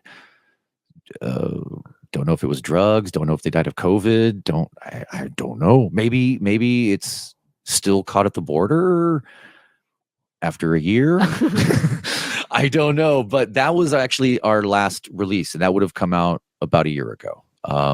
And so that was going to we were trying to use that to placate and satiate our fans and saying that we're really trying to get this full length out. It's because everything is so fucking difficult, because of the pandemic.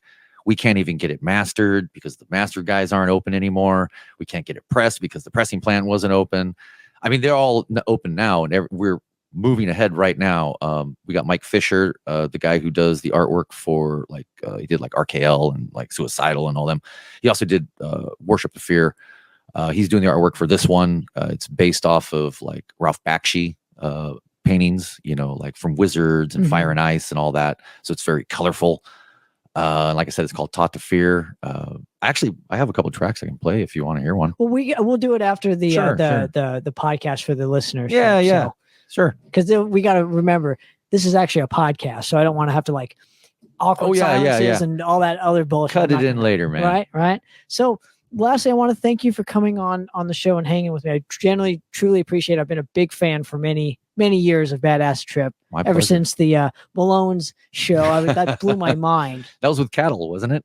That wasn't that the No, it was not Cattle Decapitation. It was Flatbush. No Moss. I think it was. God damn it! You're playing on the second stage. I can't. Maybe it was Maybe it was the Flatbush show. And No Moss, and you were doing your podcast outside, correct. Right? Yeah, on the patio. Correct. Yeah. So I came in and I was like, "This is fucking amazing." So thanks, man. Been a big fan. I appreciate you coming on and giving me the opportunity to speak with you, and hopefully we can do it again soon when the new record comes out. So I look forward to it, brother. All right, Dirk. Well, for another episode of Poppitt's Corner, guys, we're out of here. All right. Cheers. Cheers.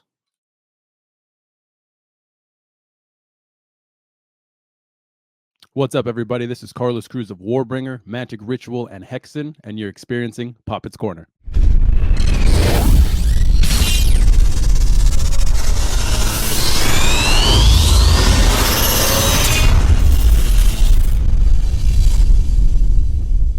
What's going on, everyone? Welcome to another episode of Poppitt's Corner. This one's going to hit very close to home for me personally. This is kind of going back to the early days of Southern California metal for me.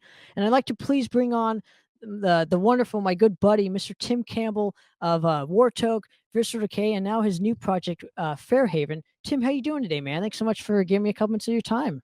Oh, dude, I'm doing great. Thank you for having me on here, Tanner. It's nice to see you, bro.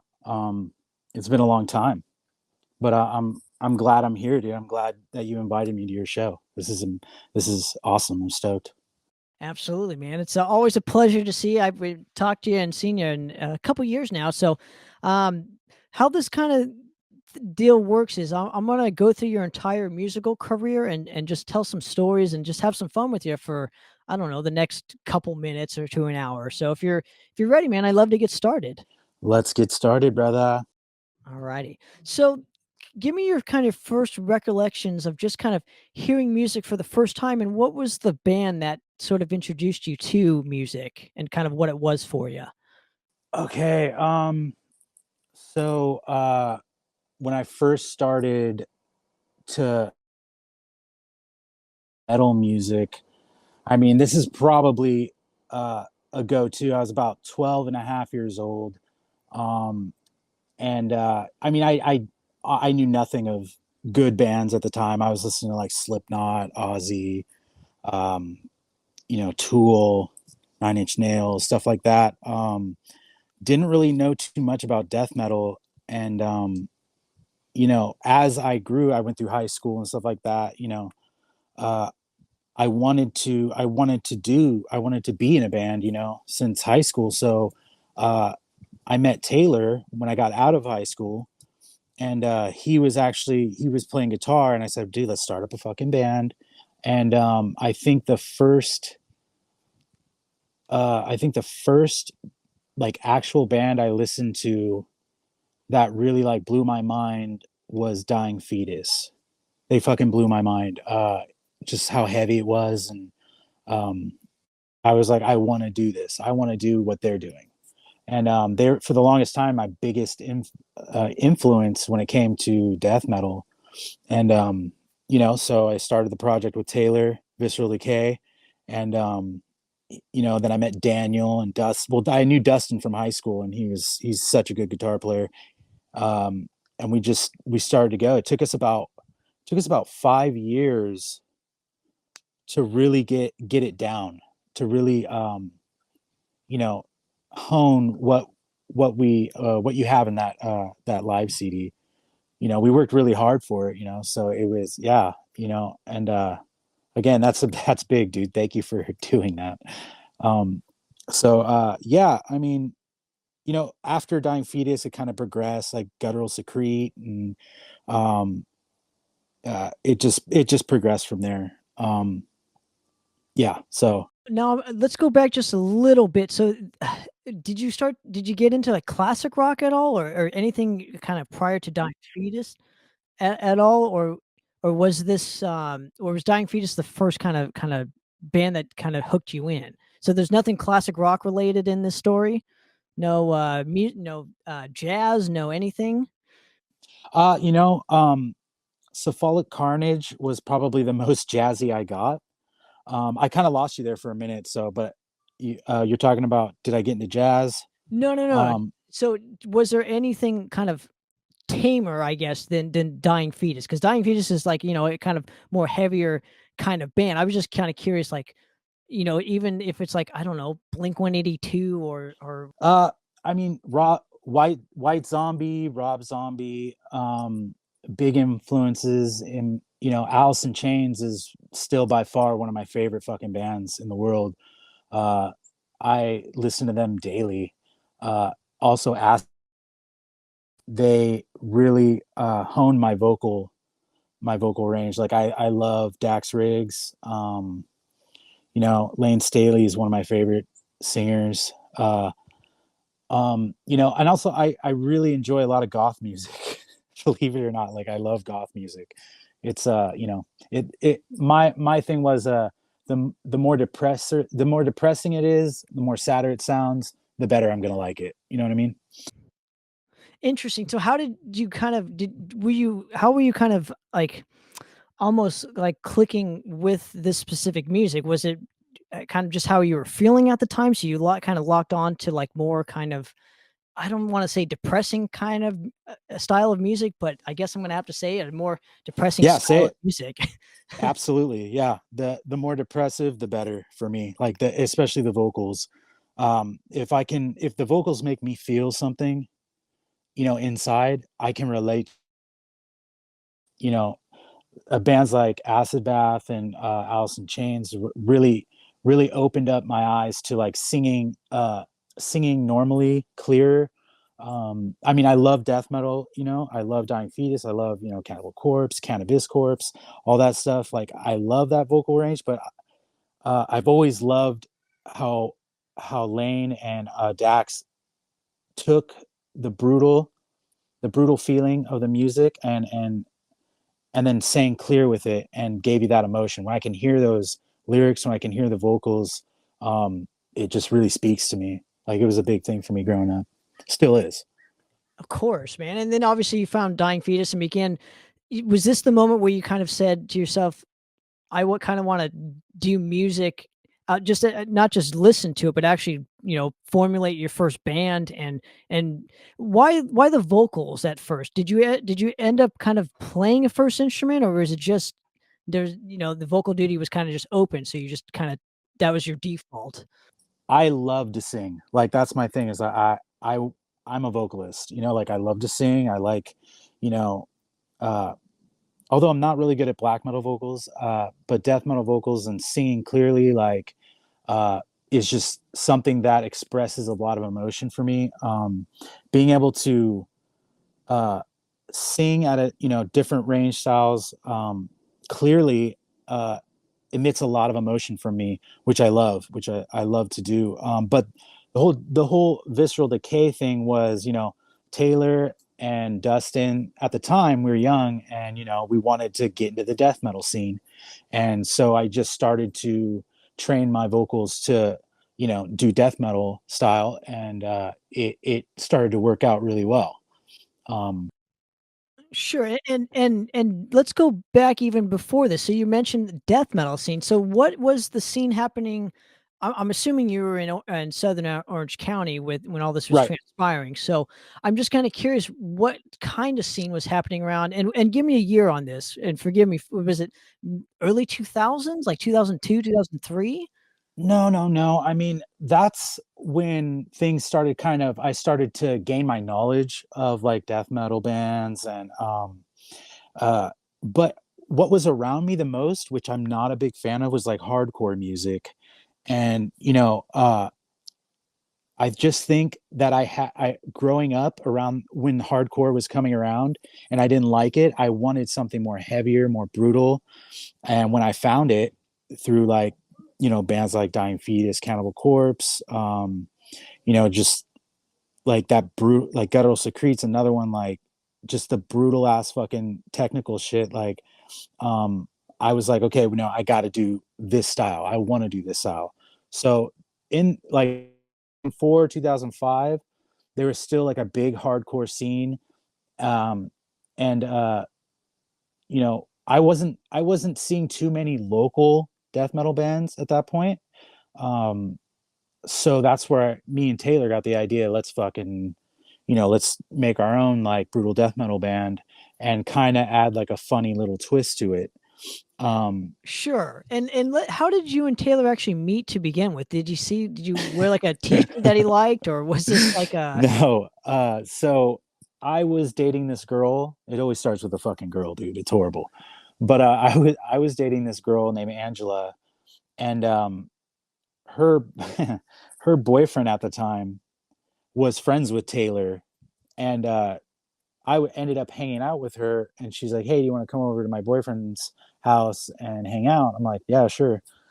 So we went over there, and Taylor was playing with his name's Jesus, and he was playing guitar with him, and I walked in, and I think I had like a Krieg shirt on, and I think he had like a I don't know, I think he had like a a Vaughn shirt on. I can't recall, but I was just like, it was like once he saw me and I saw him, we were like gay for each other. It was just like we were like, oh yeah, okay, we can vibe. We were vibing good, and we started hanging out a lot more, talking music. And he's like, I got a friend named Daniel. That was our drummer for Visceral Decay, Daniel Sampson. And I was like, well, I know this other guy named Dustin.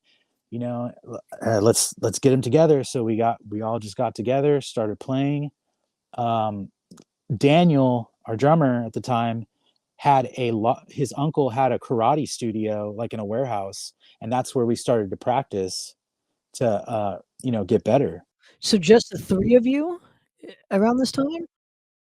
Of us at first, and then later we added in his name was Edward Torres. He became the bass player, and so we played maybe a couple years with him, and it just kind of wasn't working out with him at the time. So we got another guy to play bass, Ben Dowling, and he was just like, and he had never played in death metal before. Like he was just strictly like punk slap bass, and he thrived. Like he was such a good bass player. Like it blew my mind. Well, didn't you also have Dustin around this time too on the other guitar? And how does he come Dustin was through? at the other guitar. Yeah. Okay. He was the like main rhythm guitar. Like Taylor had most of the technique, the technical stuff, and Dustin came in with that awesome rhythm, and it clicked from there. Dustin's a great guitar player. He still is. I'm currently in Fairhaven with him. Sure, which we'll get to it. I promise we'll get to the Fairhaven stuff. But Yeah, yeah. for now, I would just kind of like to concentrate on this kind of era of your musical life and career and whatnot. So when practicing, let's take me back to just the first moment when you guys jammed, just as either the three of you or four of you. You know, what was I mean, that feeling must have just been overwhelming to say the least, because It it's was, man. It was hearing the first time I heard Daniel on the drums. This guy he was insane. Like I was like, yes. I'm like, this guy knows how to fucking rock on the fucking drums hard. And Taylor at the time was so fast. He was just really fast with his riffs. And Dustin came in there and just threw down rhythm. And at the time too, I was singing out of like a really shitty PA.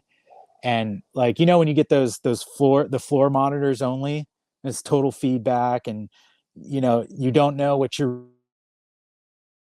into the mic, and the feedback's hitting you, but it's still really good. You're still feeling it. It's that when all of us started to play and we started to really hone the skills of what we are trying to do, the energy that we all felt, like that's what started to make us evolve a little bit, to get a little bit better, is that energy and clicking together. And I'll never forget that feeling ever. It's a great, wonderful feeling when you can get a group of guys together with the same mentality.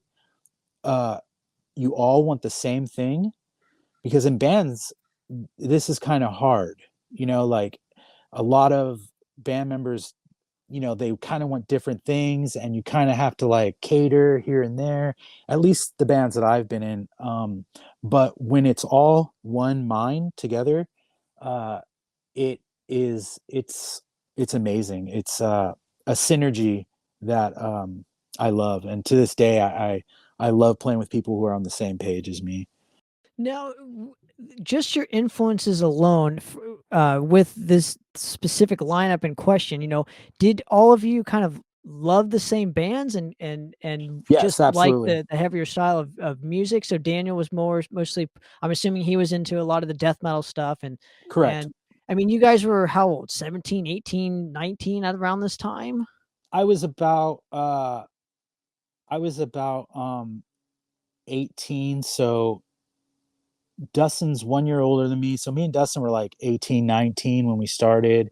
And Taylor is about 5 years younger than me, I think, 3 or maybe 4 years younger. I don't know. But but him and Daniel were a little bit younger than us. But yeah, we all loved the exact same music. And that's what made us click really well together. Now, can I ask you about your specific lyrical content and just kind of how you infuse the sense of humor, but it also isn't, it's not like overblown. It's not like it doesn't take away from the music itself. It actually adds a lot just because it's so much fun. And I'm just Yeah. kind of curious where that comes from. I'm I love to be funny, dude. I mean, life is very serious, and a lot of the death metal that I listened to growing up is very serious. Their lyrics are super serious. Despite a couple bands, but I wanted to have fun. I didn't want it to be so serious because life's already fucking serious, and in that moment in time, I wanted the lyrics to be very funny. So I tried to write very funny lyrics. An alien fucked my infant brother. That one is by far one of my favorites. Gamma Ray Cunt Punch. That song's about the Hulk punching a female's vagina. Silly, but it worked with the music, and I had fun doing it, man. It was very fun to play on stage. And how did you guys come to terms with choosing the name Visceral Decay? Did you kind of just look? It sounds like you almost looked in the dictionary, just found two words just to put them together. So I don't know if this was the case or not, but No, we all sat around and we're like, dude, and it took us years to get that name too. We all sat around and we just threw ideas back. At first we were going to be called Sepsis, but I was like, we gotta change that up a little bit. So I don't know if a dictionary was involved, but I'm sure we looked something up. But yeah, we came up with visceral decay, like stomach decay, basically. It's what it means. So yeah, I mean, it just kind of went. And after, we went by visceral decay, but after a while, we started calling ourselves VD, like venereal disease. So I mean, it kind of just it fit a little bit, I guess, better with what we're singing about. But yeah, we just sat around and we just sat around, passed ideas back, and came up with visceral decay. And can I ask you, around this time too, social media was kind of just booming because it's like the mid 2000s, so MySpace was happening, and Correct. and how much of that played a part in you guys finding your audience either locally or worldwide wise, and then Right. the other thing is how did this help in having you guys having getting you guys shows per se around or locally? So we kind of didn't.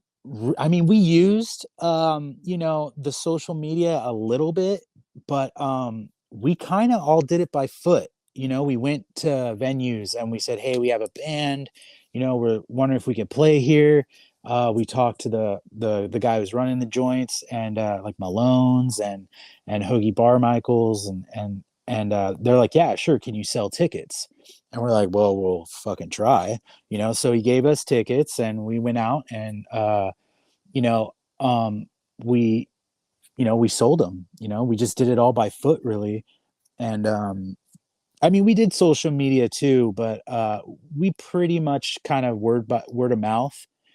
And we didn't. I can't really remember right now if we had a super huge fan base, but most of the people that came were pretty much our friends and maybe some of their friends. So Well, I remember specifically, and I'm going to infuse myself in this particular part of this, where you guys played hoagies with us, and we had no idea who you guys were. You guys were just like Yeah. drinking in the parking lot or whatever, and we came over to you guys, and your attitude was just so cool that it was like it was almost infectious, and it still is. Obviously, we've been friends for so long now, but back in the 2007, 2008 era, I would say. Yes.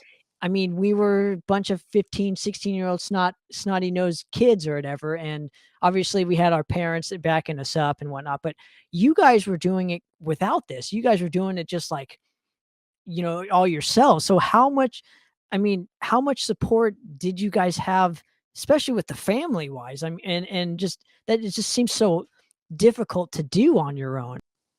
It was super hard, and most of the times, like, we couldn't sell the tickets, so that came out of our pocket. We had to pay what we couldn't sell, which was fine as long as we got to play. And as far as the family goes, my mom and Taylor's mom and the rest of the people's family were super supportive. They showed up. That was the support they gave us. They showed up, although they didn't like the music, but they showed up and they supported us. Through and through, and I'm so grateful for that.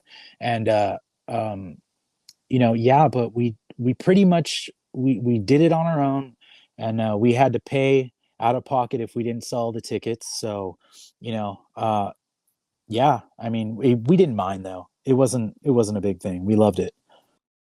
And just watching you specifically with that experience and whatnot of first meeting you, we stayed for even after we played, and you guys were like the last band. But Yeah. I'm not kidding you when I say this. Is there's only been a handful of times where like I literally saw a band that was like almost life changing. So when I saw VD for the first time, that shit was life changing. The band Wow. was so tight. Thank you, man. The energy was just, I couldn't even explain it. The music I couldn't even explain. It just like had this going back to the word you used is synergy to it. So it's like there's 5 guys on that stage, but you all just click so well that it's almost 1 in a million, and Yeah. when I'm Mhm. yeah, so it's like watching that, I was like, man, we got to be as good as these guys. Like that was like, you guys were our inspiration to get better as musicians, especially, and as performers. So it was Wow, dude. Thank you. Thank you for that, man. But you guys blew us away too, man. Like I can't tell you, man, you guys, and even the support from your family. Like I love the fact that your dad got up there, bro. Like that's so kick ass, man. And like I would have to say, like, that day, it was your band and Visceral Decay that fucking took that show, dude. Both of us were great, dude. I loved playing with you. Um, I mean, was that the only show that we played together? No, we played a couple more times with Xanthocroid, I think. I think we played a Oh, that's right. Xanthocroid there. But regardless of the fact, you got to admit around that specific time, the deathcore scene was happening. And I think Yes. I want to say we kind of clicked too, just because, yeah, we might have not been playing the same style of death metal, but it was still death metal, and it was not deathcore. So we were, Right.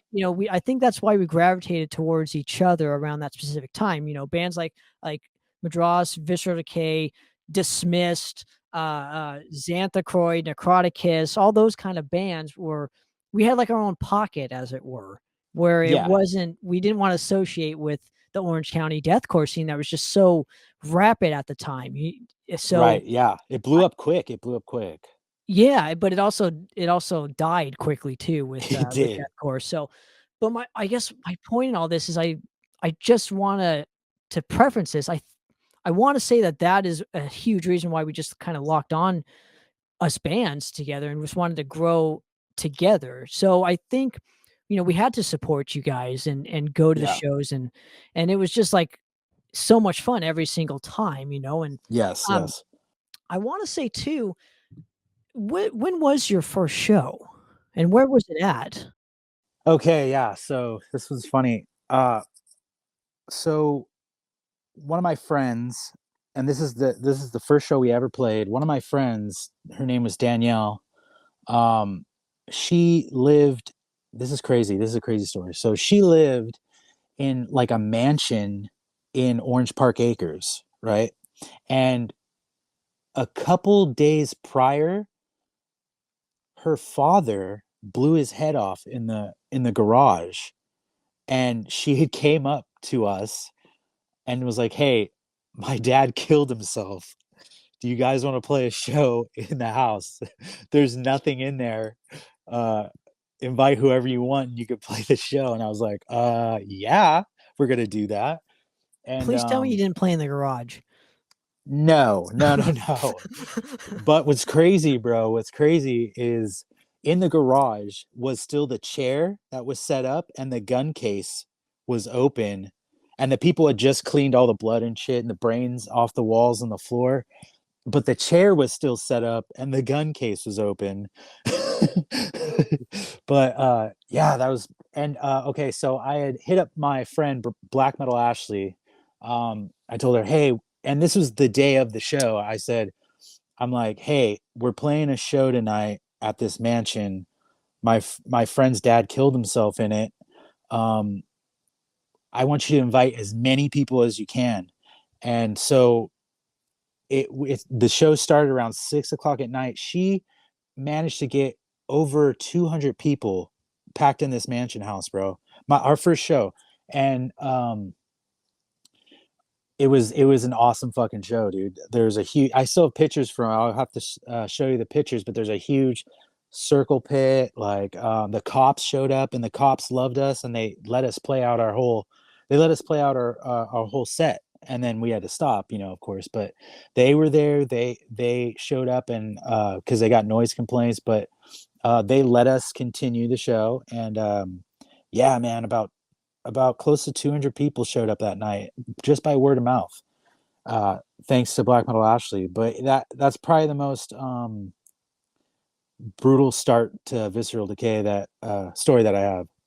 Now, how can you walk me through the differences of playing a live show as compared to just being in a rehearsal space and and I guess the feeling that you got on that live stage, just kind of touching it for the first time and opening your mouth and the first guttural just fucking bark that you let out. I mean, walk me through just that whole vibe and experience and what you were kind of going through, if you can even remember that far back.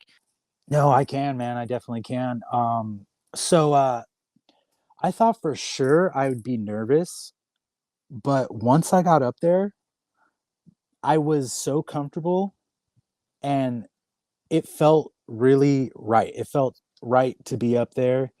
And we practiced at least 4 or 5 times a week to really get it. So there wasn't a thing like, even though sometimes like the sound wasn't as good, it was still that synergy that we all had together that made it.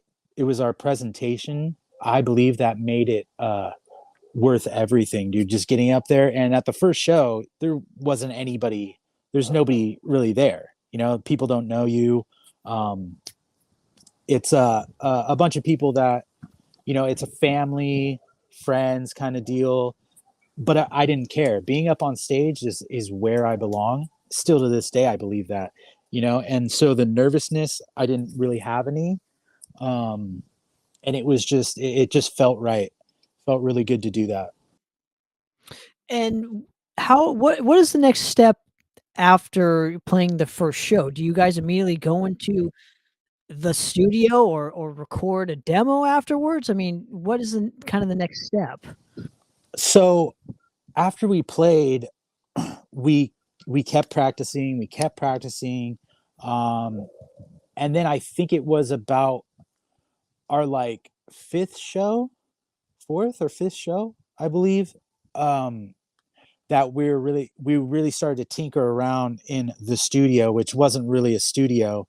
It was just like we set up mics and we fiddled with the sound to make it sound like it was in a studio. We had like a cardboard around the mics. We didn't have like an actual studio. And Taylor at the time was music, like he was doing music at a college, so he knew how to do all that stuff. You ask me, I don't fucking know how to do any of that, but um, I just get to the mic and sing. But he really stepped up and made that happen, with the mics and really making it sound really good for him doing it for the first time. I mean, I got to give him credit. Like, it sounded fucking decent, so yeah, we even though we were working, we were practicing for shows, we were also practicing to do the demo as well at the same time. And correct me if I'm wrong here, but I remember you telling me that the vocals were actually recorded in a car or something to this effect. Yeah, we recorded them in my van because my van had carpet, like it was like a shaggin' wagon, dude. It had shag carpeting up the walls and on the side, so I had really good condensed sound. So yeah, I did it in I did it in my van. Yeah, the vocals were done in the van. Di and how hard difficult was it for you just to record? And because, yeah, it lasts forever, so you wanna make sure that your vocals are just as pristine as possible, so it's like, you know, walk me just through your specific thinking around this whole time, because it's again, this is your first time in a studio recording. Correct. So, at first when I started doing death metal vocals, I didn't know how to do them. I was just kind of going off what I heard from other bands and trying to mimic it. It's not until maybe like 4 years into Visceral Decay that I started to learn to sing with my gut. And once I started to learn to sing with my gut, there was no problems. Like, I could do it all the time. I still can do it, and it's just the learning how to do it with your diaphragm and your stomach and not your throat. And once I learned how to do that, my vocals got way better. And I could go for hours. There wasn't a time where I was like, I need to take a break. So we just pumped it out in like a week. And correct me if I'm wrong too. Another story I remember that you specifically telling me was, I believe on one occasion you literally had blood coming out of your mouth because you were singing so hard in your throat area. Correct. That's when I didn't know how to sing with my diaphragm, and I almost fucked my vocal cords up by doing that. And once I did a little research and figured out that you're not supposed to do it with your throat, you're supposed to do it with your diaphragm, and then I never had that problem again. But yeah, there was a time where my throat would get super sore and I cough up a little bit of blood, and I'm like, okay, I got to change. I'm going to ruin my vocals if I do that. And flexing your diaphragm while you're doing it, actually, it worked for me. So I just kind of did that and honed the skills on that. And immediately after the demo's recorded, do you upload it to MySpace and then just kind of pass it around to your friends and whatnot, or do you? I believe we uploaded it to Facebook. I don't know about MySpace. I think the only thing that's on MySpace is Strange Note. But I think Facebook was more around that time when it just had came out, and I think we used that to our advantage. Not so much MySpace. I don't think. I can't really recall. Interesting. Okay, so you just passed the demo out. What is the initial kind of response to this? Because again, you're doing something kind of unique to Orange County around the mid 2000s. I remember, we passed it out to a lot of people and we didn't get a lot of feedback.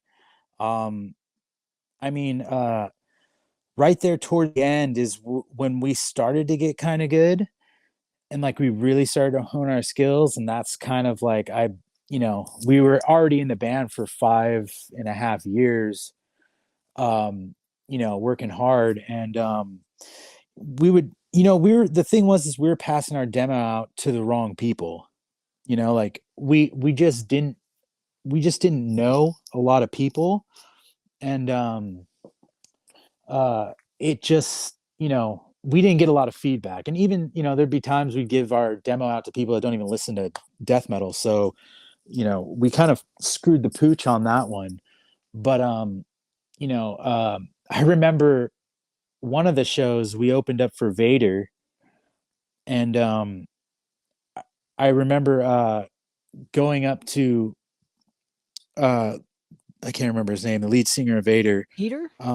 Yes. I walked up to him, and he was too shy. He's like, "Nah, man, you do it." I'm like, "All right." And I walked up to him and I was like, "Hey man, here's our demo. We're big fans, big influence for us." And he was playing guitar and he looked so bugged. He looked like I just fucking ruined his whole day.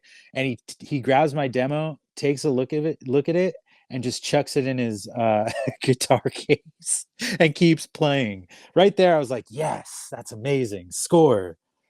That's a win for me," But so we didn't really have a lot of feedback from it. Interesting. And I believe that Vader show, you guys won like some Battle of the Bands to play it, if I'm not mistaken, at Chain Reaction or something.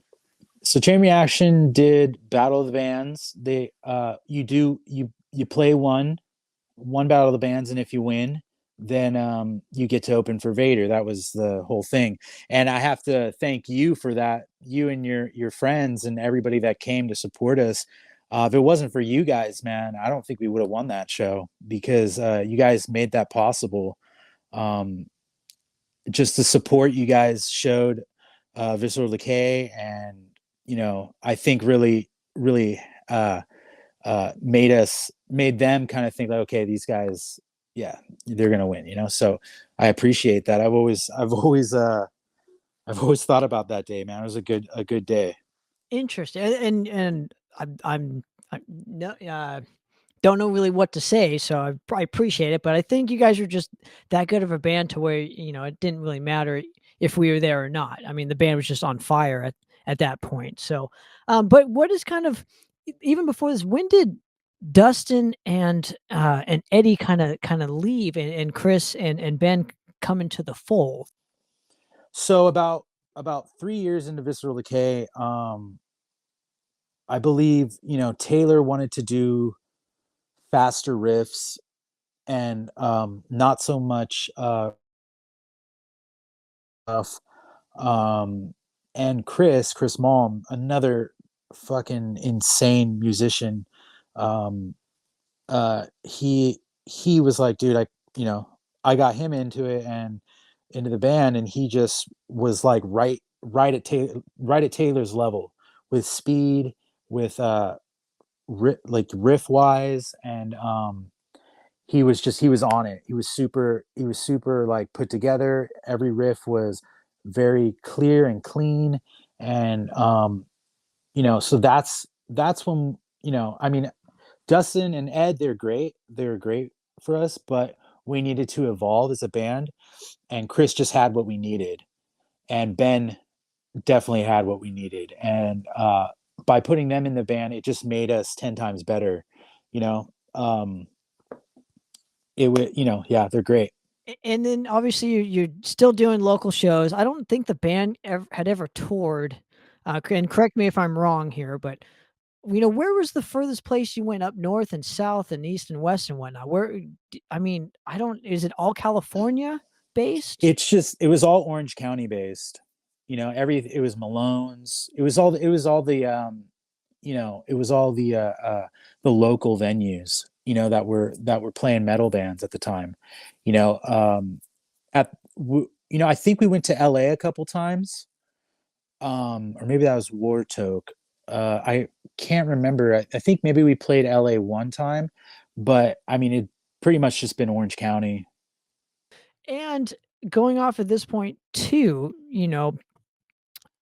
when is the point where you record the Spread the Disease demo in like 2008? Because I think this is probably the last thing that VD kind of ever did. Obviously apart from you have a couple live albums and whatnot that are floating around out there, but as far somewhere, as whoever has them, as far as an actual studio recording and whatnot, I think Spread the Disease, you guys recorded it in like a.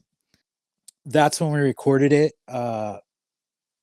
and I think it took almost a year to really do it, I believe. And how was the process like? Because you obviously didn't you go to a college or whatnot? Taylor did. Taylor had us go to his class, actually, and we did it there. We did the vocals in my van, but the music was done at his college.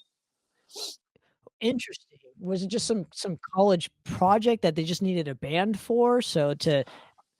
I think it was his for him to pass the class, so he had us come in and actually record, and I think his teacher graded him off of our recording, and I think he passed. So good for him. Absolutely, man. So the demo gets recorded. Is there some sort of attention to it or feedback from anybody? Is it just kind of one of those things where, like the 2006 demo, where you kind of just pass it out to a bunch of killer people and your friends and whatnot? Pretty much, like once we recorded the demo, that the actual demo, you're right, we just passed it to friends and everybody that we thought would want it. And I guess in our minds we thought like the people we do pass it to will pass it on, but I mean it never turned out that way. We didn't get a lot of feedback from it. How important was it for you though to kind of do studio recordings? And where I'm going with this is, you guys just didn't do a lot of them, sadly, but the band was just it was just, you guys were on like a different level than most of us who were doing demos repeatedly year out in and year out. So, I mean, or was it just, you just concentrated on playing live shows? We wanted to do both. We wanted to do more live because for us, like playing live was amazing. The feeling, the energy you get from it was awesome. Like, I mean, for me anyways, like, yeah, okay, cool. I like the demo recording. That's awesome. We did it, but I want to get out there and play live shows. There's a certain type of energy and euphoria you get from being on stage, as you know. So for me, it was always, let's play live. Let's get out there and let's show everybody how we play when we're playing live, because I mean, cool, a recording's great, but you can't really show people what you do, your stage presence in a recording. So I've always loved playing live other than the recording.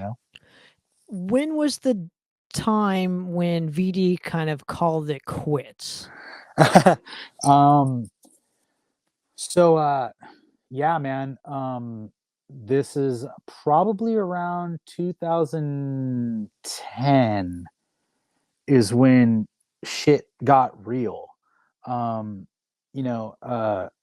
Not to go into Taylor's and Chris's life, but I mean, all I can really say is once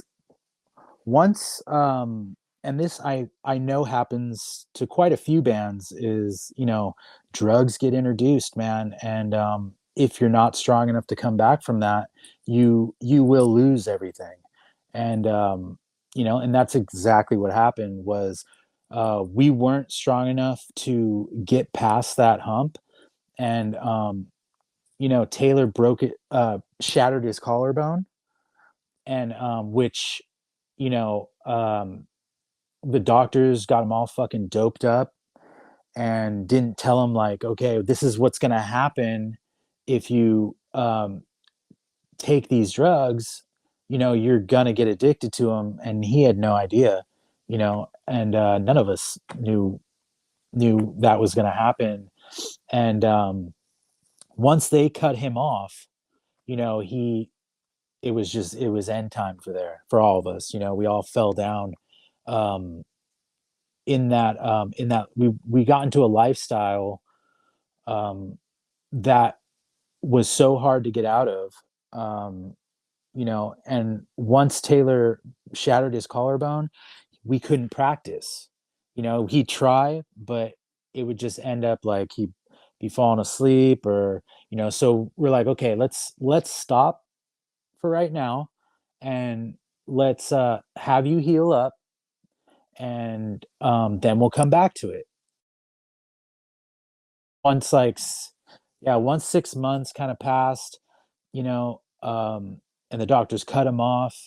uh from there on, he was hooked, and then I got hooked, and Chris got hooked, and it was just an everyday uphill struggle to get back into playing. And then finally, like, you know the band wasn't, like, Daniel lost steam. He didn't want to play drums anymore. uh Although he never went as far as going down the road of narcotics or anything, but um he just lost steam. He just didn't want to play drums anymore. He got bored.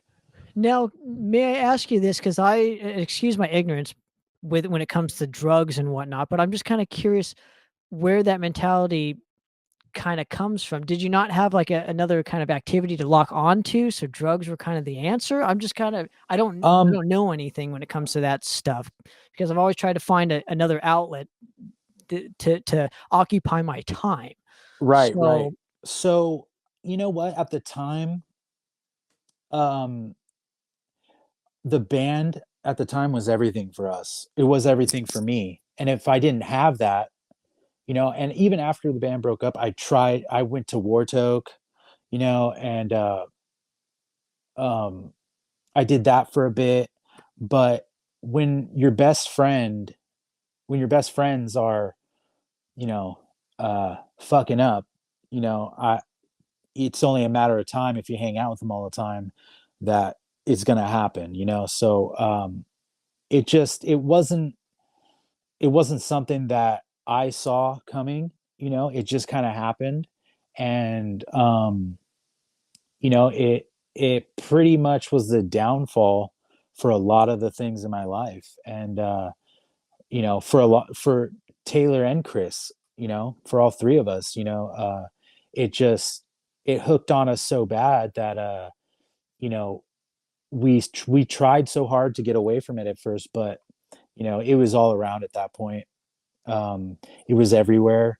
It was just, we didn't, if we didn't have the band, we needed something else. And since we were already kind of like hooked into like, the drug scene after that, like it just got worse and worse and worse. And, it didn't matter if, I was pretty much the only one that was trying to play in other bands and trying to still do what I love to do. And it still took over my life. So it's just something that, if you don't have a lot of self-worth, you're not going to care if you mess up or be in a band or want to play music. You're just going to want to do whatever the fuck you want to do because you don't care about yourself. And that is where I was at that time.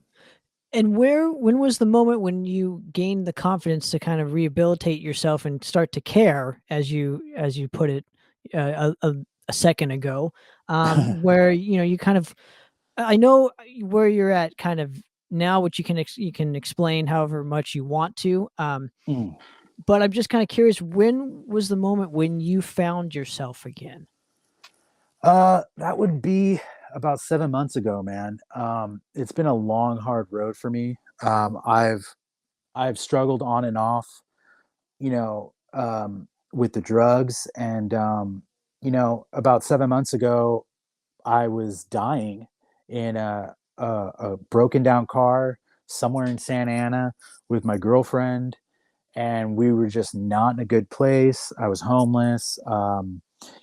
Things not working out, and I really had to go through that to really realize that this is not what I want to do. This is not where I want to be. And in 2019, I was doing really well. I was in a band again. I was, just kicking ass. I had a job, and but drugs are real. That's all I have to say, dude. They're very real, and they always found a way back to me. But 7 months ago, I just looked at where I was. I looked around, looked at my girlfriend, and was like, I can't do this anymore. I cannot be in this fucking shithole car or homeless. So I just made a change. I got out of that. I got off the streets. I went to rehab. And I'm just, I'm kicking ass again. I'm doing great now. And it's not a lifestyle I ever want to go back to. It's a very brutal, you gotta really have some hair on your nuts to fucking live that life, bro. I don't recommend it for anyone. What tools do you now possess that maybe you didn't around, 2010, 2011, that's helped you out within the last 7 months that you didn't have before?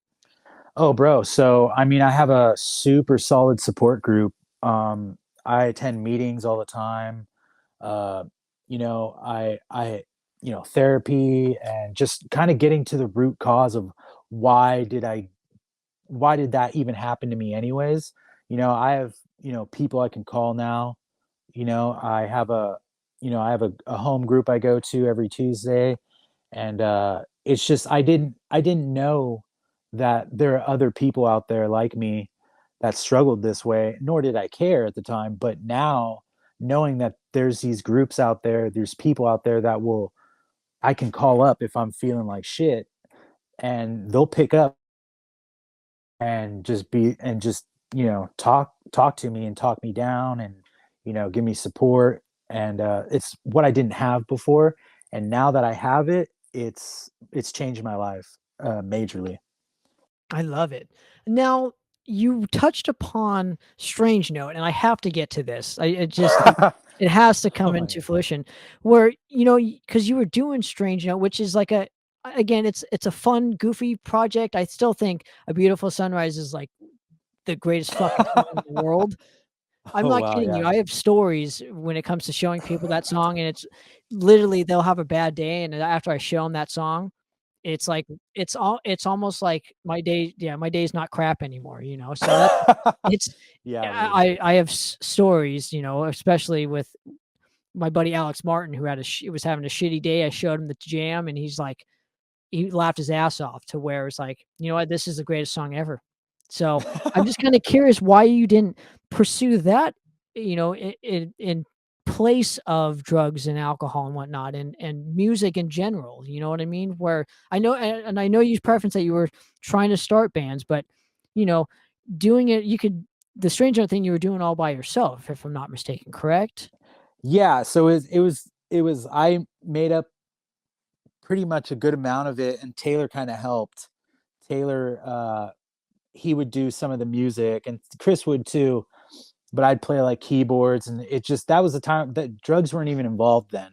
So I was like completely 100% sober doing it, and just my attitude and my mindset at that time was super hilarious. Like I kind of don't have that mindset anymore. I'm a little bit older now, so it's hard for me to get there, but I mean, I can still bring it out, but that was just all for fun. And when I have someone making music with me, like I'm not good at mixing music. I'm not good at like putting it on the computer and shit like that. But when I have someone else doing it with me, there's no limitations to my ideas, and that was just something for fun. And I had a lot of ADHD back then, so it was easy to pump out. Yeah, but I love that stuff. I can't find out. How'd you find it?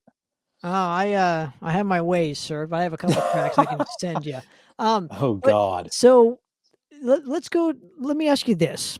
Podcasting has become, kind of the hip thing to do now. It's a new art form, and obviously this is what we're doing now, is being on a podcast. Have you ever thought of getting your own and starting your own podcast, just to even, in place? Let's just say, God forbid, you ever get to that place where the drugs will come in again. Maybe the podcasting thing could help, I don't know, alleviate some of that, like, helplessness or whatever it is. Or have you ever thought about doing like a new art form like that? Because I think you'd be really good at it.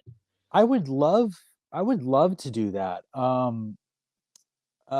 I just, I don't have the funds right now to really do it. In the future, I would love to do something like that. I wouldn't, like to do what you're doing. That'd be awesome. That'd be very fun. I see a lot of people, doing that, and it does seem like a lot of fun. I mean, I wouldn't rule it out.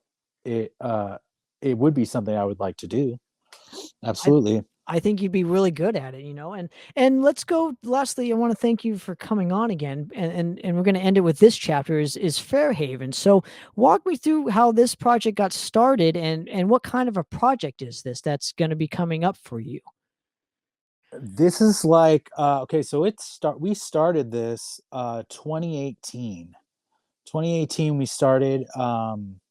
We practiced for about 2 years, and I kind of had a little mishap, and I was gone until about 7 months ago, and that they just kind of we just started doing it again. But Dustin and Ben, not Ben Dowling, this is a different Ben. um his last name is Jack, Ben Jack. And Dustin, they kept, oh, and Philip Moore, he's our drummer. And they kind of kept going and kept doing it while I, had my little leave of absence there. But now that I'm back, we're starting it back up again, and they never stop, so it's good. But it's basically a stoner doom. It's very drony, very slow. It's got some heavy parts. I sing I sing clean. I sing very clean at some points, and then I do some death metal vocals. So it's like very stoner doom influence, Electric Wizard, Chemist, Pallbearer type stuff. That's kind of really what I'm super into right now. And it's what's drawing me towards the music. But and we named it Fairhaven after Fairhaven Cemetery in Santa Ana. Is a cemetery that I kind of grew up in. Actually, I've been going there since I was 13 years old as a kid, and I mean, I've done everything there. That's just and it fits so well. All of my friends Dustin, everybody knows Fairhaven Cemetery, and we have a logo out already. I'll have to send that to you. But we're still practicing right now. We're still trying to hone everything in. But from what I can tell you right now, it's going to be awesome. It's going to have a lot of emotional ties with my life. The lyrics are going to be a little more serious. I sing about a lot of like the trips I've had on DMT, hallucinogens, stuff like that. My life living as I was homeless, stuff like that. Just a lot of shit that hits home with me. I'm going to be singing about. So whenever we start doing it fully, I'm going to hit you up and send you some stuff. I have a couple videos I'll have to send you. And it's like, it's us in a studio, and we're just kind of playing it live. And it was our first take. So, sounds awesome. I'll send it. I think I sent it to your email, right? It's like a 7-minute video. So I don't know. Sure, we'll do it off air or whatever. But for now, I mean, where can people find Fairhaven and kind of what you're doing now? Obviously with the VD stuff, it's only in bootleg form. So if anybody wants a copy, I can always make them a bootleg and send it to them. But okay, with Fairhaven and whatnot, where can people find you guys? Are you on Bandcamp? Is there a Right now, you won't be able to find us right now. We're still working. We're still getting it together. I think we got a total of like 5 or 6 songs that we need to kind of hone. We need to find a bass player. I was going to play bass, but I just think it'd be better if we found a good bass player that can groove with Dustin and Ben, and I can just focus on singing. Once we all get back together, which would probably be in a couple months here, we're going to start going hard. And then we'll probably get into the Bandcamp, maybe SoundCloud. I've been in a cave, so to speak, for 8 years. So I'm not too tech savvy anymore, but we'll get you on the right track, my man. We'll get you on the right track. But Tim, I want to thank you so much for giving me a couple minutes of your time to do this with me. I've always been a big fan of yours specifically, and of course VD. I mean, and Warthog and Strange Note, and I'm looking forward to Fairhaven and whatnot. And just having you back into the music scene is I'm just super excited for it. And but for another episode of Poppitt's Corner, guys, I'm out of here. Cheers.